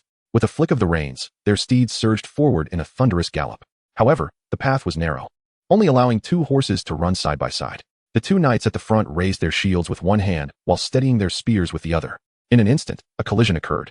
The boar beasts, undeterred by fear, charged headlong into the spears, one becoming impaled through its entire body. Yet, the force of its impact nearly caused the knight to lose his grip on the spear. As he struggled to retrieve it, another boar beast collided with him, its long tusks piercing the front leg of his steed, toppling it to the ground. Subsequently, the horde of boar beasts swept past, overwhelming the two knights who stood in their path, their anguished cries piercing the air. Kill! Their sacrifice disrupted the deadly charge of the boar beasts. The remaining 8 knights thrust their spears forward, almost one for each beast, piercing the hearts of the ferocious creatures. The piercing screams of the boar beasts echoed as they fell, yet their ferocity remained undiminished. The death of their comrades failed to sway them. With a staggering number exceeding 70, the boar beasts continued their relentless assault, inflicting wounds upon the knights. Amidst the chaos, a knight screamed as a tusk pierced his unprotected thigh, the injury grievous. In a frenzy, he drew a short dagger from his waist and decapitated the beast. But in doing so, he was also brought down. Several boar beasts surged forward, and his throat was pierced by a tusk, severing his carotid artery, blood gushing forth. Given the severity of his injuries, there was no hope for salvation. 3 knights had already perished, and the 4th did not last long. The overwhelming number of boar beasts rendered it nearly 10 against 1. Despite their formidable armor, the knights were outmatched. With a final scream, the 4th knight succumbed amidst the pool of blood. The team was now reduced to 6 knights, while the remaining boar beasts numbered over 70. Chun Xia recognized that the narrative had reached the critical juncture for intervention. The difficulty was terrifying. With such a multitude of boar beasts, the number of warriors capable of overcoming this initial challenge would be scarce. Chun Xia had witnessed numerous videos of failed attempts. Many had faltered at this very stage. Some warriors had even given up before the first challenge had commenced. The sheer number of boar beasts was overwhelming. Death within the secret realm signified true demise. Anyone would approach this with utmost caution. At that moment, the captain of the knight team, a tall knight with a bushy beard, spotted Chun Xia. An unusual glimmer flickered in his eyes as he shouted, "Warrior from another realm, we beseech your aid." The narrative had commenced. Without a moment's hesitation, Chun Xia rushed forward. The effects of the D-grade martial art, Azure Lotus Ghost Steps, were indeed dazzling. With each stride, a blooming azure lotus appeared beneath his feet, creating a trail of ethereal footprints. With a resonating sound, his A-grade battle knife was drawn, emitting a crisp metallic clash. Exposed to the air, the knife's tip vibrated. Drawing a sharp breath, Chun Xia's hand trembled as he unleashed the breaking wind blade. In an instant, the battle knife cleaved through the air, manifesting 5 distinct slashes in a single stroke. This was the formidable nature of the hull-level breaking wind blade, possessing a fan-shaped striking area. Simultaneously, these 5 slashes split into 10. The 15-chance effect of the finishing blow trait activated, with a series of crisp sounds of sharp blades slicing through flesh. 4 boar beasts were cleaved in 2, collapsing onto the ground. 2 of them died instantly, while the other 2, though severely wounded, writhed on the ground, emitting pained cries. The blade left behind a series of deep gashes on the ground. This marked the first time Chun Xia had employed the breaking wind blade in actual combat, and its effectiveness left him utterly astonished. No wonder it is said that if one is not at the pinnacle of the second-tier martial artist, this challenge is nearly insurmountable. The only possibility lies in relying on equipment of exceptional caliber. Chun Xia smiled faintly, currently wielding an A-grade weapon. The disparity between it and the E-grade weapon from the first-tier secret realm is akin to exchanging a mere sparrow for a cannon. Furthermore, within the same tier, Chun Xia suppressed the strength of the fangtooth boar beast at level 15. A single slash to slay it was entirely within reason. During his initial encounter with the fangtooth boar beast, Chun Xia had spent over an hour battling just one. Yet now, merely a few days later, he dispatched 4 with a single stroke. The bearded knight captain, just moments ago, regarded Chun Xia with a gaze that held an air of solemnity. He sensed Chun Xia's formidable prowess. Kill. Chun Xia, disregarding the state of the knights around him, uttered the word before delivering another lethal strike.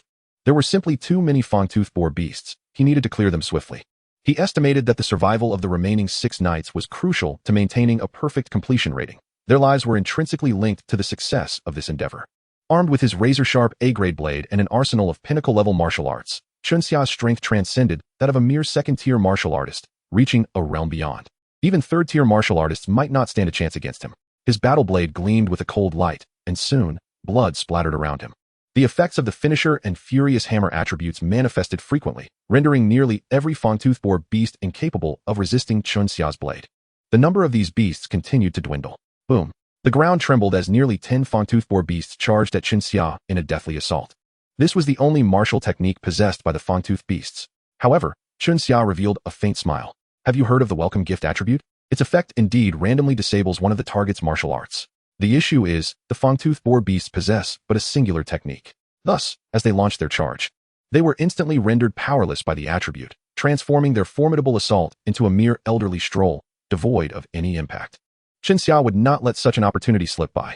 Once more, he unleashed his blade of the wind, delivering a devastating blow. As the 10 fang-toothed boar beasts charged together, 5 fell at once beneath his blade, their heads cleaved cleanly. With the majority of the pressure alleviated by Qinxia, the remaining 6 knights experienced a significant reduction in their burden. As knights of the sacred court, their prowess was undeniable. Their spears danced like serpents, striking with precision at the bodies of the fang-toothed boar beasts. Blood flowed freely in that area. Chapter 61. Swift Charge, Swift Death. The initial wave of aberrant beasts in the second-tier secret realm was eradicated under Chun Xia's ferocious output, complemented by the formidable cooperation of the 6 valiant knights of the sacred court. It took them merely 15 minutes to annihilate the horde. Every martial artist venturing into the second-tier secret realm must endure this initial bloodbath. From Luo Qingfeng's video, it was evident that he had spent 1 hour and 10 minutes just to clear the first wave of aberrant beasts. Chun Xia bore a smile. He knew he would surpass Luo Qingfeng, for his strength was truly the pinnacle achievable by a second-tier martial artist. Throughout history, it is unlikely that anyone has elevated 6 E-grade martial arts to the pinnacle level. Chun Xia speculated that Luo Qingfeng had at most refined only 2 E-grade martial arts to such heights. Within the secret realm, it was, in essence, a tangible world. The ground was littered with the corpses of fang-toothed boar beasts, their nostrils filled with the scent of blood. The materials from these beasts could certainly be harvested. However, Chun Xia remained unmoved. He was here to break records and could not afford to squander time in this manner. Thank you, brave warrior from another realm. I am Kate. The captain of this knight's squad approached, his light armor drenched in blood, his spear stained crimson. No need for thanks. Anyone in your position would extend a helping hand. Chun Xia replied with a light laugh. Brave warrior from another realm, your strength is astonishing. We are escorting the Holy Grail to Pisa village to combat an evil spirit, to save its inhabitants. Along the way, we are sure to face ambushes from the evil spirit's aberrant beasts. We have already lost 4 knights. Our strength is waning, making it exceedingly difficult to deliver the Holy Grail to Pisa village, Kate said, his demeanor turning grave. Brave warrior from another realm, can you assist us? You will earn favor with the sacred court. Of course. Chun Xia nodded without hesitation. This was, after all, part of the narrative. Very well, brave warrior from another realm. Your courage is commendable. Kate expressed his delight. Without delay, we must set forth. They performed a simple burial for the 4 fallen knights, and then the 7 of them continued onward. All their mounts had perished in the battle against the fang-toothed boar beasts, leaving them to trek on foot. The desolate winding path now took on a sinister air. According to the strategy, they would soon encounter the fang-toothed boar beast king around the next bend. Every martial artist entering the secret realm must familiarize themselves with the strategy, having studied it countless times until it was ingrained in their subconscious. This was a matter of life and death, and no one took it lightly. Countless individuals trained every minute detail into their very instincts before daring to attempt the challenge. Umph! Boom! As the 7 turned the corner of the path, a thunderous sound erupted from all around. A colossal fang-toothed boar beast king emerged, its size dwarfing that of ordinary fang-toothed boar beasts. If a typical fang-toothed boar beast resembled a diminutive vehicle, the fang-toothed boar beast king was akin to a light truck. Entirely on a different level. Accompanied by over 30 fang-toothed boar beasts, it charged down the slopes on either side of the path with a fearsome momentum. A timid person witnessing such a sight would likely be paralyzed with fear. After all, the herd of fang-toothed boar beasts rushing down the slope resembled a battalion of tanks thundering forward. Kate and his companions' expressions shifted dramatically. Form up, Kate shouted. As the 6 knights positioned themselves back to back, shields raised in one hand, spears poised in the other, clearly trained to perfection. Chun Xia found himself at the center of their protective formation. The fang-toothed boar beast king's abilities included the death charge and an incredibly tough hide. When these 2 skills combined in the beast king, it was a match made in heaven. Chun Xia fixed his gaze on the oncoming wave of fang-toothed boar beasts. Watching the videos and reading the guides had not elicited much of a response. But standing face to face with the impending charge of the fang-toothed boar beast king filled him with a sense of dread and despair. Navigating the secret realm was fraught with peril. Most martial artists attempting to traverse the second-tier secret realm were young, lacking in life experience and combat acumen. Caught in the midst of a charge, they could easily succumb to panic, entertaining thoughts of fleeing. In the videos Chun Xia had viewed, countless martial artists had weathered the first wave only to fall victim to the second challenge. After all, the ferocious momentum brought forth by the fang-toothed boar beast king leading its pack was far too overwhelming for mere flesh and blood to withstand. Remaining steadfast could very well lead to death. Yet, despite the terrifying assault led by the fang-toothed boar beast king, Chun Xia had studied the strategy and devised his own plan. For others, confronting a horde of frenzied fang-toothed boar beasts would be a daunting task. But Chun Xia felt an immense confidence. Captain Kate, allow me to confront the fang-toothed boar beast king, Chun Xia declared, his eyes resolute and brimming with lethal intent. In the realm of the otherworldly warriors, are you certain? Kate furrowed her brow. Chun Xia nodded and declared, I have a strategy to confront it. In that case, Valiant warrior of the other world, I wish you a victorious endeavor. Captain Kate decisively opened a passage, allowing Chun Xia to step forth. The air resonated with a thunderous roar. The charge of the tusked boar beasts grew ever louder as they closed in, their sprint reaching the zenith of their velocity. Among the second-tier martial artists, even those at their peak strength could not withstand the fatal collision of the tusked boar beast king. A collision meant certain death.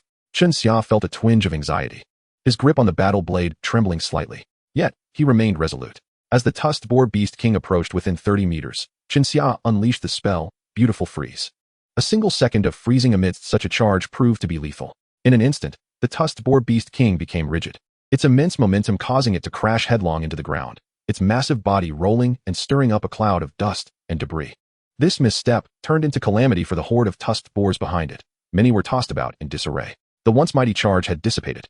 With the activation of My Greeting Gift, the tusked boar beast king's rugged hide was rendered ineffective, as was the death charge of the other tusked boars. A mechanical notification chimed. Chun Xia grinned. The Beautiful Freeze had interrupted its death charge for a second, and subsequently, My Greeting Gift nullified its rugged hide, effectively incapacitating it. Due to the non-specific nature of My Greeting Gift, a horrifying scene unfolded. It collectively disabled the death charge of all the tusked boars. This was the reason for their chaotic tumble. Originally, they had charged with death charge, but without that ability. The hooves of the boars could not keep pace with their inertia, leading to their inevitable falls. Boom. The rumbling continued, yet it was drastically different from before, especially for the tusked boar beast king. It rolled over 30 meters due to inertia, landing right before Chun Xia, coming to a halt. At that moment, it was dazed from the fall, emitting only instinctive grunts. With a swift motion, Chun Xia swung his blade. The sharpness of the A-grade weapon, combined with his mastery of the pinnacle of martial arts, delivered such force that it severed the head of the tusked boar beast king cleanly. Indeed, it proved true that those who charge swiftly meet a swift demise. Chapter 62, the third challenge, the boss appears. After successfully slaying the tusked boar beast king, the remaining ordinary tusked boars posed no threat. Before they could regain their bearings, Chun Xia executed the windbreaker blade. 5 arcs of the blade sliced through the air, conjuring a rain of blood. The power derived from 2 F-grade pinnacle martial arts and 6 E-grade pinnacle martial arts was nothing short of monstrous. In the context of this second-tier secret realm, it was akin to a dimensional strike. In mere minutes, all 30 tusked boars were dispatched. The other martial artists, during this second challenge, faced the onslaught of the tusked boar beast king and were compelled to momentarily evade its ferocity, resorting to guerrilla tactics. Throughout the process, some knights would inevitably fall. It would take them no less than an hour and a half to finally eradicate the tusked boar beast king and its entourage. In stark contrast, Chun Xia confronted the charge of the tusked boar beast king head-on, decisively slaying it. The entire process of annihilating all the tusked boars took him less than 5 minutes. It was an undeniable display of terror. Kate and the others were left utterly astonished. Initially, they had anticipated casualties among their ranks. Yet, what transpired? They found themselves mere spectators to an unprecedented display of violence. This warrior of another world was indeed fearsome. Captain, he is a prodigious talent. Incredible, they murmured. If he were to join our holy court and be nurtured, he would undoubtedly become an exceptional knight. Unbeknownst to Chun Xia, who was oblivious to the thoughts of Kate and the others, he retrieved a vial from his backpack to collect the essence blood of the tusked boar beast king. The essence blood of extraordinary beasts, particularly from these royal-tier creatures, commanded a price of around 80,000 imperial coins in the empire. Chun Xia was not overly excited about the tusked boar tusks, but he could not pass up the essence blood of the beast king. After securing the blood, he placed it carefully into his backpack. Captain Kate, let us hasten our passage through here, Chun Xia urged, pointing towards the winding path. The terrain was narrow, and should a beast charge, they would be left at a severe disadvantage. Let us go. Kate nodded. The 7 of them jogged along the narrow path, with Chun Xia leading the charge. He was unaware of the requirements for a perfect clearance, as no one had ever achieved such a feat. Everything was a matter of exploration. First and foremost, he needed to ensure that the 6 knights encountered no further issues. As they traversed the winding path leading to Pisa village, occasional tusked boars emerged, numbering only 1 or 2 at a time. Such small numbers posed no threat to Chun Xia, who effortlessly dispatched them with his A-grade blade. His combat experience continued to ascend, allowing him to face the second-tier beasts with a calm demeanor, his grip on the blade steady and unwavering. The martial artist's practical experience was indeed the greatest form of cultivation. Chun Xia's strength was rapidly escalating, growing bolder with each encounter. He pondered how much progress his involution of martial arts would yield by nightfall. Currently, the power of involution of martial arts was not yet evident, primarily due to the minimal points required to exchange for martial comprehension. Chun Xia was amassing points at a commendable rate, allowing him to elevate his martial insights by a level with a straightforward exchange. However, as he advanced to higher tiers. It might take 10 days or more to accumulate enough points for even a single martial comprehension exchange. At that juncture, the true potency of involution of martial arts would manifest. The simultaneous enhancement of all martial skills would yield a truly astonishing effect. The 7 of them advanced swiftly, soon navigating through the winding path, leading them to the mountains ahead. Pisa village lay just beyond, enveloped by the mountain range. This mountain was no easy obstacle to overcome. It marked the boundary of the 3rd challenge. Here, they would encounter the boss guarding the path to victory. To clear the challenge, they simply needed to defeat this boss and enter Pisa village, where Kate and the others would hand the Holy Grail to the priest guarding the village. Strictly speaking, the 2nd-tier secret realm consisted of 3 challenges. Compared to the 1st-tier realms, the narrative was considerably simpler. Yet, it was ironically this seemingly straightforward narrative that no one had managed to clear perfectly. Some had attempted analyses and experiments. For instance, escorting the Holy Grail to Pisa village and delivering it to the priest, while ignoring the emergent gate to victory, trailing behind the departing knights instead. Such actions would elicit a warning from the priest, should one disregard the warning. A chilling realization struck Xia as he organized the strategy. Any who ignored the warning and charged recklessly had left no record among the martial artists. It was not that they were not recorded. Rather, they had all perished along the path to victory, their names forever inscribed among the fallen. To articulate it differently, in order to conquer this 2nd-tier secret realm, one merely needs to escort the Holy Grail to Pisa village. Any extraneous actions may jeopardize one's life. This is no mere game. Death here is final, and once one succumbs, it is true demise. With countless lessons learned, who would dare to recklessly pursue? The reason this secret realm remains unconquered in a flawless manner is likely due to this very fact. After all, not everyone possesses the courage to wager their life in the quest for a perfect solution. Various signs lead to a singular conclusion. To achieve a flawless completion, one may indeed need to depart Pisa village alongside these knights to uncover the truth. This is a path devoid of answers. Perhaps one step leads to paradise, while another could plunge one into hell. For countless warriors, seeking such answers is simply not worth the risk. They only need to complete the challenge. Why pursue uncertain answers? It appears that the prolonged inability to achieve a flawless victory has its reasons. It is exceedingly perilous. Initially, Luo Qingfeng merely escorted the Holy Grail to Pisa village and handed it to the priest before concluding his endeavor. Minutes later, the group reached the summit of the mountains. Through the trees, they gazed down to see Pisa village, a mere speck below, nestled in the valley, entirely isolated from the world due to its remote location, leading a life of tranquility. Who would have imagined that such a village could suffer such calamity? Upon reaching the peak, despite the blazing sun overhead, Xia felt an unsettling chill. The winds here seemed laced with an eerie coldness, distinctly unusual. Kate and the others also sensed the disquiet. Everyone heightened their vigilance.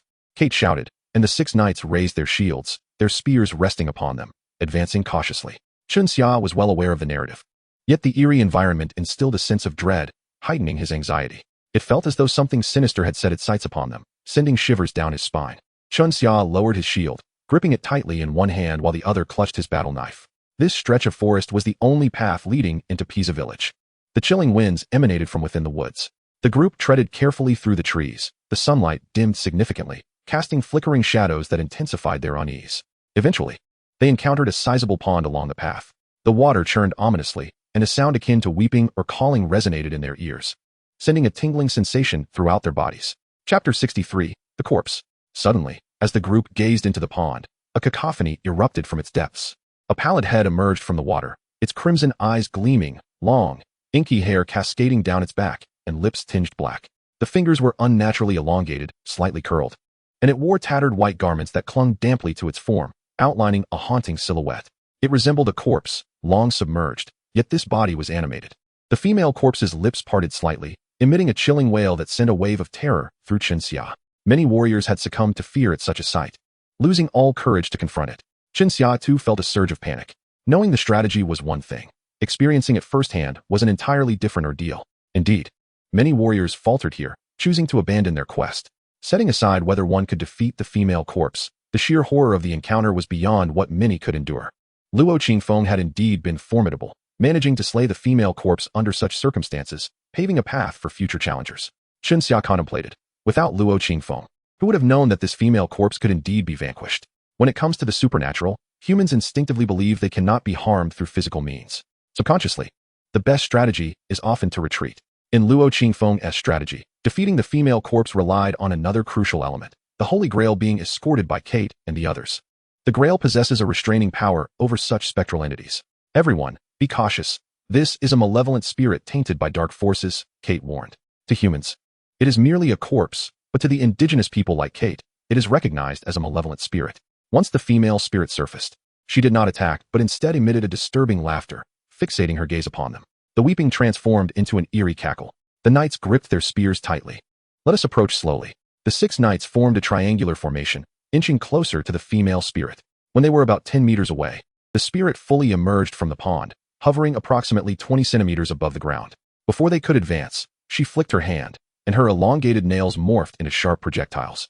Aimed directly at Chinxia. The atmosphere turned chillingly ominous, with a palpable sense of dread enveloping them.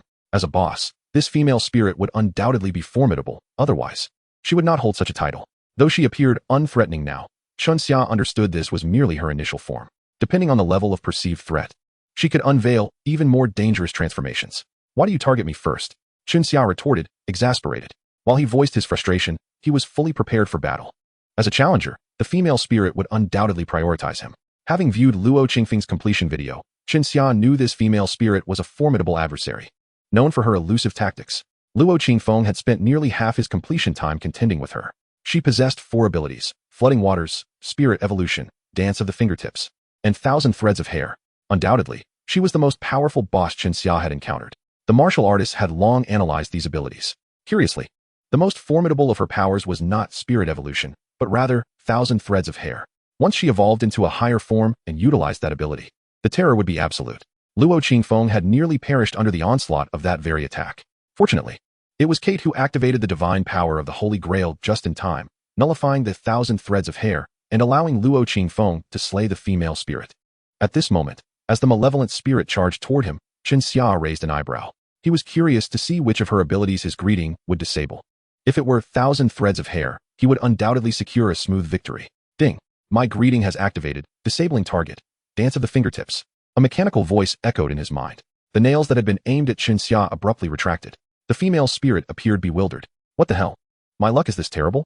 The ability disabled is her weakest, Dance of the Fingertips? Why not disable her Spirit Evolution instead? Chinxia felt as though he might bleed from frustration. The skill known as Dance of the Fingertips represents the weakest ability of this female malevolent spirit, rendering its impact negligible. In a choice among 4 options, the result was the elimination of the feeblest ability, leaving Chinxia uncertain whether this was a stroke of luck for the female spirit or simply his misfortune. Seizing the moment when the spirit was momentarily bewildered, Chinxia unleashed a decisive strike. This time, he employed the martial technique, Lightning Blade. A bolt of lightning tore through the dimness, crashing into the female spirit. Boom! The tremendous force sent the spirit tumbling back into the pond. Splash! A resounding sound echoed as the spirit sank to the bottom of the water. Chinxia was not naive enough to believe that this single blow had vanquished the malevolent entity. After delivering the strike, his expression grew exceedingly grave. A mournful wailing echoed from beneath the water's surface. An icy chill began to emanate from the pond, enveloping the previously sunlit forest in a shroud of gloom and eeriness. Crack! Crack! The sound of something hard scraping against itself emerged. Soon, over a dozen decaying corpses crawled out from the depths of the pond. Each corpse bore a pulsating sphere of dark energy at the heart, casting a ghastly glow over their pallid skin, rendering them grotesquely terrifying. What in the world is happening? Chinxia gasped in horror. None of the strategies he had consulted had ever depicted such a scene. They merely suggested defeating the female spirit. Why then? Did he now face a legion of decaying corpses? Had all his prior guides been misleading? Yet, these strategies were comprehensive, encompassing both illustrations and videos. Surely they couldn't be fabricated. It seemed his current trial was uniquely different. Caution, brave warrior from another realm. I sense a potent surge of malevolent energy from them, Kate urgently exclaimed, instinctively clutching the strap of his backpack. Should matters escalate, he would have no choice but to invoke the power of the Holy Grail to eradicate these fiends. Isn't that obvious? Chinxia internally scoffed. If they weren't being puppeteered by malevolent forces, how could corpses move at all? As the corpses emerged from the pond, they lunged toward Chinxia, their putrid forms exuding an unbearable stench of decay. With each step they took, water dripped from their bodies, freezing into thin sheets of ice. For the faint-hearted, this sight would surely induce trembling. The atmosphere was thick with terror. First, eliminate them. Chinxia, undeterred, thought to himself that the so-called malevolent power was merely a label. Their appearance on the path to victory indicated that they were not impervious to blade and sword. Activating Green Lotus Ghost Steps, lotus blossoms appeared beneath his feet, leaving a series of footprints in his wake. Chinxia's speed was unmatched, far surpassing that of the decaying corpses. His battle blades swept through the air. Thud! A decaying head shot skyward, rolling on the ground before coming to a stop. With another swing of his blade, he unleashed the breaking wind blade technique, manifesting 5 slicing edges. Thud, thud, thud. One by one, the corpses were cleaved in two by his relentless strikes. With a fierce display of power, half of the dozen corpses lay vanquished within mere minutes. The corpses emitted ghastly howls, their resistance all but extinguished under Chunxia's onslaught. In truth, their strength was akin to that of second-tier warriors, while Chunxia had long since surpassed such limitations. The disparity in power led to a near-instantaneous slaughter. In mere moments, the corpses were dispatched, dissipating into a swirling black mist that, although fearsome in appearance, remained within the realm of the physically slayable. Chunxia smiled faintly.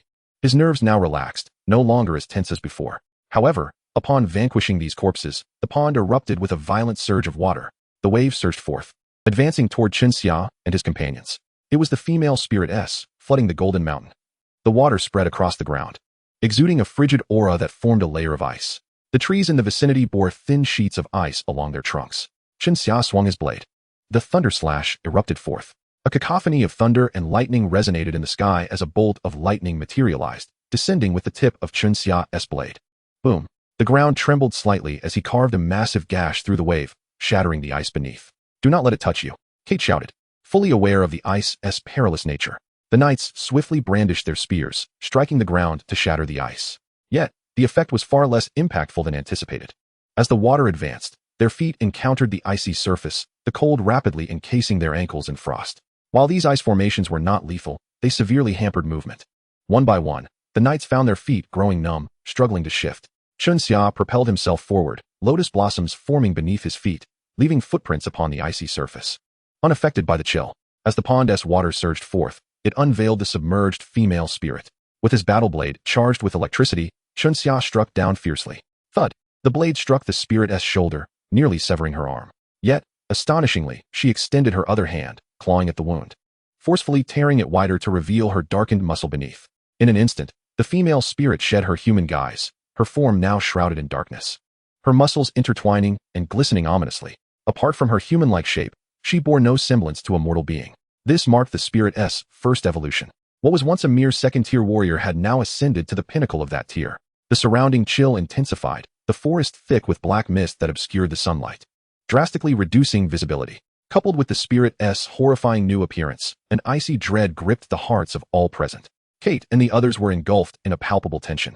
"She has grown stronger," one knight exclaimed in alarm. They found themselves immobilized. Should the female spirit launch an attack, evasion would be impossible. "Captain, should we not employ a knight?" ventured.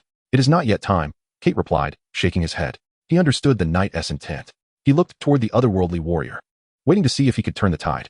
If not, invoking the Holy Grail could always follow. Chunxia had indeed been holding back. The strength of a pinnacle second-tier warrior did not intimidate him. It remained within his capability to handle. The true concern lay in the fact that the female spirit had the potential for a second evolution. Once more, Chunxia activated Green Lotus Ghost Steps, propelling himself toward the female spirit. As she raised her arm, it transformed into a tentacle-like appendage, sweeping toward him. Without hesitation, Chunxia lifted his shield. Bang! A tremendous impact reverberated as a force struck him, nearly causing him to lose grip on his shield. His arm felt as if it had been fractured, a numbness coursing through it, rendering him nearly unable to lift it. The strike from the female malevolent spirit was immensely powerful. It was none other than Chunxia, endowed with the legendary Bull of the Abyss and Iron Cloth, whose strength and vitality were far beyond that of any other martial artist. Roaring, the overwhelming force momentarily halted Chunxia, yet in the next moment, he unleashed a fierce cry, his legendary Serpent Step, transforming him into an irregular phantom. Seizing the opportunity while the female spirit had yet to retract her arm, Chunxia swung his blade once more. The Windbreaker blade manifested as 5 razor-sharp edges, 4 of which struck her form. The effect of Furious Heavy Hammer was activated, with a piercing sound. The doubled force was something even martial artists of ranks 4 and 5 could scarcely endure. This female malevolent spirit was brutally cleaved into several pieces by Chunxia's strike. A chilling scream emanated from her mouth, reverberating through the forest and causing leaves to cascade down. She was cleaved into fragments and hurled several meters away. A wailing sound echoed again. Chunxia was taken aback. Was she not dead? Truly, as one tainted by the power of dark spirits, she was formidable, completely inhuman. The severed remains of the female spirit, with her obsidian muscles exuding a thick black mist, began to stir. Before Chunxia's eyes, the pieces reassembled, returning to their original form. An eerie laughter escaped her lips. Her dark muscles began to turn crimson. As she grew larger, Her muscles shifted into tendrils, forking into innumerable smaller appendages. Strands of hair, 2 to 3 meters long, cascaded to the ground, dragging behind her. This marked the second evolutionary form of the female malevolent spirit, her ultimate manifestation. Her power soared to the pinnacle of a third-tier martial artist. It is essential to note that this was a second-tier secret realm. Only martial artists of the second tier could hope to pass through. Being one level above, any martial artist would undoubtedly find themselves ground into the earth. Defeating this female spirit appeared almost impossible. It was not a matter of lacking opportunity, but rather the odds were exceedingly slim. When Luo Qingfeng first arrived, he was utterly overpowered, and it was only through Kate's invocation of the Holy Grail's power that the female spirit was finally vanquished. Had it not been for the Holy Grail, Luo Qingfeng might very well have met his demise at the hands of the female spirit had he not retreated from the path of passage. It was precisely Luo Qingfeng's strategy that provided a reference for the subsequent martial artists. At this juncture, all would opt to have Kate wield the Holy Grail's power to eliminate the female spirit and clear this secret realm. Naturally, some chose not to utilize the Holy Grail's power, and the outcomes were as one might expect. The female spirit's might led to the demise of the careless, while others had to abandon their attempts to pass through. Few could hope to triumph over this female malevolent spirit through sheer force. Now, Chen Xia found himself in a similar predicament. The second evolutionary form of the female spirit, with her lengthy hair, represented her most potent attack. Once unleashed, only the power of the Holy Grail could counter her thousand strands. Chen Xia's expression turned grave. No matter how self-assured he was, anxiety crept in. After all, this was no mere game. A misstep could cost him his life. The female spirit in her second evolutionary form bore a faceless visage, devoid of nose, eyes, or mouth. Composed entirely of a single mass of muscle, instilling a sense of dread, provoking fear before the battle had even commenced. With a piercing shriek, a tendril shot forth towards Chen Xia. Chapter 65, The Fallen Priest's Token. The power of the malevolent spirit resembled a curse. The half-human, half-ghost form of the female spirit seemed to suggest that she had bartered her soul for her current strength. The tendril came crashing down with tremendous force. Serpent S-step. Chen Xia executed his legendary Serpent S-step, tracing an S-shape and leaving a phantom in his wake, successfully evading the strike. Crack. Boom. The earth trembled. The tendril cleaved a mighty tree in two, crashing to the ground and carving a deep trench. How formidable. Not far away, Kate and the others were wide-eyed in horror. The strength of this female malevolent spirit exceeded their wildest imaginations, casting a pall over their expressions. Had the spirit's last blow been directed at them, they would have been obliterated. Now, their only hope rested upon Chen Xia, this otherworldly warrior. Chen Xia, of course, would not allow her to continue her relentless assault unopposed. Serpent S-step, though merely an E-grade martial art, possessed a peculiar nature that rivaled that of Azure Lotus Ghost Step. While Azure Lotus Ghost Step was powerful, it was merely at the adept level, whereas Serpent S-step had been elevated to the legendary tier by Chen Xia, offering him a degree of mastery that slightly surpassed Azure Lotus Ghost Step. Seizing the opportunity while the female spirit had yet to retract her tendril, Chen Xia pressed closer. The battle blades swept through the air. With a slicing sound, a wound appeared in the female spirit's crimson muscles. Yet this wound healed with astonishing speed, almost visible to the naked eye. Before Chen Xia could launch a second attack, the injury had already vanished. Such formidable regenerative capabilities left Chen Xia astounded. No wonder Luo Qingfeng had been unable to slay her. With such regenerative prowess, it was indeed beyond the means of a second-tier martial artist to inflict lasting damage. At this rate, by the time he struck once, any subsequent attack would find the wound healed. How could one hope to fight? Surely, Luo Qingfeng must have felt a deep despair in his time, Chen Xia mused. He did not falter. His hand swung again. Swish, swish, swish. With a flurry of 3 strikes, the effect of furious heavy hammer was triggered, forcing the female spirit back several steps. Yet that was all. The indentations left in her muscles healed in the blink of an eye. This strike left no trace of injury. Such a degree of assault simply could not harm her. Boom. In turn, the freed female spirit lashed out with her tendril, forcing Chen Xia to roll on the ground to evade the blow. She seemed almost immune to physical attacks. No wonder so many scholars had postulated that only the sacred power of the Holy Grail could defeat her. Beyond that path, there appeared to be no alternative route. However, a glimmer of insight flickered in Chen Xia's eyes. He squinted slightly, acutely sensing that the female spirit's speed seemed to have diminished significantly, both in movement and in her strikes. This presented Chen Xia with an opportunity. If he wished to conclude the battle swiftly, there was but one method. In the realm of martial arts, speed is paramount. As long as I am sufficiently swift, with enough strikes, I have a chance to trigger the effect of try and you shall perish. Try and you shall perish entirely disregards the target's level or the nature of their terrifying presence. If the effect is activated, it results in an instant execution. A 3 chance indeed seems low. Chen Xia realized that in order to enhance his odds, There was only one solution: to increase the speed of his attacks. If 10 strikes were insufficient, then 20, or even 30. If he could trigger the effect just once, the female spirit would meet her end. With this notion in mind, Chen Xia closed the distance to the female spirit. Whoosh, whoosh, whoosh. His battle blade danced wildly. In the blink of an eye, he left numerous gashes upon the female spirit's form. These wounds exuded a dark mist, rapidly mending themselves. Chen Xia's speed was indeed swift. And while the female spirit's wounds healed quickly, Chen Xia's strikes were swifter, resulting in her body being marred by countless cuts. The female spirit seemed irate at Chen Xia's provocations. She tilted her head back and let out a roar. With her long, lustrous black hair suddenly floating and thickening into sharp, menacing spikes, the entire grove became ensnared by the hair of the female specter. At last, she unleashed her formidable technique. Silken threads unbound. This skill, in theory, rendered her invincible on the path to conquering the second-tier secret realm. No warrior could withstand its onslaught. Once activated, it would decimate all souls within the forest. If the female specter resorted to silken threads unbound, it would compel Kate and her companions to invoke the power of the Holy Grail, harnessing divine energy to vanquish the specter, rather than crediting themselves for overcoming the challenge. It would be more accurate to say that they relied on the Grail's might, for upon utilizing divine power to slay the specter, they would seamlessly enter Pisa village, merely needing to present the Grail to the priest safeguarding the village to achieve victory. The warrior's task would be to endure the initial 2 evolutionary forms of the specter. Throughout history, the approach to dealing with the female specter has sparked controversy. For instance, what would transpire if one refrained from using the Grail's power? Some warriors have attempted this, yet they were utterly incapable of confronting the specter. Once she activated silken threads unbound, she became nearly invincible. One point of contention remains whether the Grail's power is expendable or enduring. Would refraining from utilizing the Grail's power to defeat the specter trigger subsequent events in the narrative? Is this not a crucial factor for achieving a flawless victory? At this moment, Chen Xia's mind raced with countless analyses from warriors regarding this trial. The only viable option to eliminate the specter was to wield the Grail.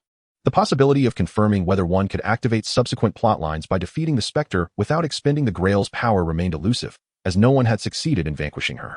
Numerous lives had been lost in futile attempts, with many nearly perishing due to such endeavors. Consequently, the warriors reached a consensus. This was a dead end, with but one answer. Only by leveraging the Grail's power could one hope to defeat the specter. Any alternative attempts would place one in immeasurable peril. Statistics reveal that each year, over 1,000 warriors perish in this trial, all of whom are deemed to be those who defy the odds. Is she truly unbeatable? Furrowing his brow, Chen Xia gazed upon the countless strands of thick hair swirling ominously around him. Ultimately, malevolent spirits would be vanquished by the divine. At that moment, Kate spoke up, sensing an overwhelming threat of death that compelled him to open his backpack. Observing his actions, it was clear he intended to retrieve the Grail and summon its sacred power. If left unchecked, this attempt at conquest would likely culminate in nothing more than an ordinary success. Captain Kate, I can handle it, Chen Xia asserted, raising his orchid finger. This was one of his trump cards, adept at interrupting various skill casts. The effect of Beautiful Freeze was activated. In an instant, the specter's silken threads unbound was disrupted, and countless strands of hair fell limp. Time seemed to suspend in that fleeting moment. Chen Xia acutely understood that his window of opportunity was limited. As he summoned a lotus blossom beneath his feet, he advanced toward her. With swift motions, his blade sliced through the air, creating afterimages that struck the specter with precision. A second felt fleeting, merely enough to interrupt her skill but insufficient to halt her entirely. As time resumed its course, the specter's hair once again floated menacingly. Yet this time, Chen Xia had closed the distance. Faced with the serpentine strands, he gritted his teeth and unleashed a flurry of strikes. The effects of Finishing Blow and Furious Hammer manifested, thwarting the specter's advance, particularly as Furious Hammer forced her to retreat. Ding! The effect of the try and perish entry is triggered. Target has been directly slain. At last, Chen Xia heard the prompt he had eagerly anticipated. With a sickening squelch, the specter's form convulsed violently. A piercing, anguished wail erupted, echoing through the grove. Dark mist poured forth from her being, dissipating the moment it escaped her corporeal form. Within that haze, one could hear countless agonized cries, as if a legion of malevolent spirits lamented. The silken strands that had once enveloped the grove vanished in that instant. Astonishingly, the specter regressed, reverting to the form of a deceased woman, her face pallid and her body mottled. In her once dull eyes, a flicker of unusual color glimmered, as if life had momentarily returned, locking onto Chen Xia with an expression that conveyed both relief and a haunting sense of yearning. After approximately a second, her gaze dulled to gray. Devoid of her malevolent power, the cadaver rapidly decayed, ultimately dissolving into a pool of putrid remains, leaving behind mere scraps of clothing. Chen Xia furrowed his brow, Pondering the significance of that final glance from the deceased woman, he approached the remnants of her garments, delicately prodding them with his blade. Clink! A small, ornate token fell to the ground, inscribed with mysterious runes. This is the mark of our holy court, signifying the identity of a priest. Kate approached, glancing at the token before speaking.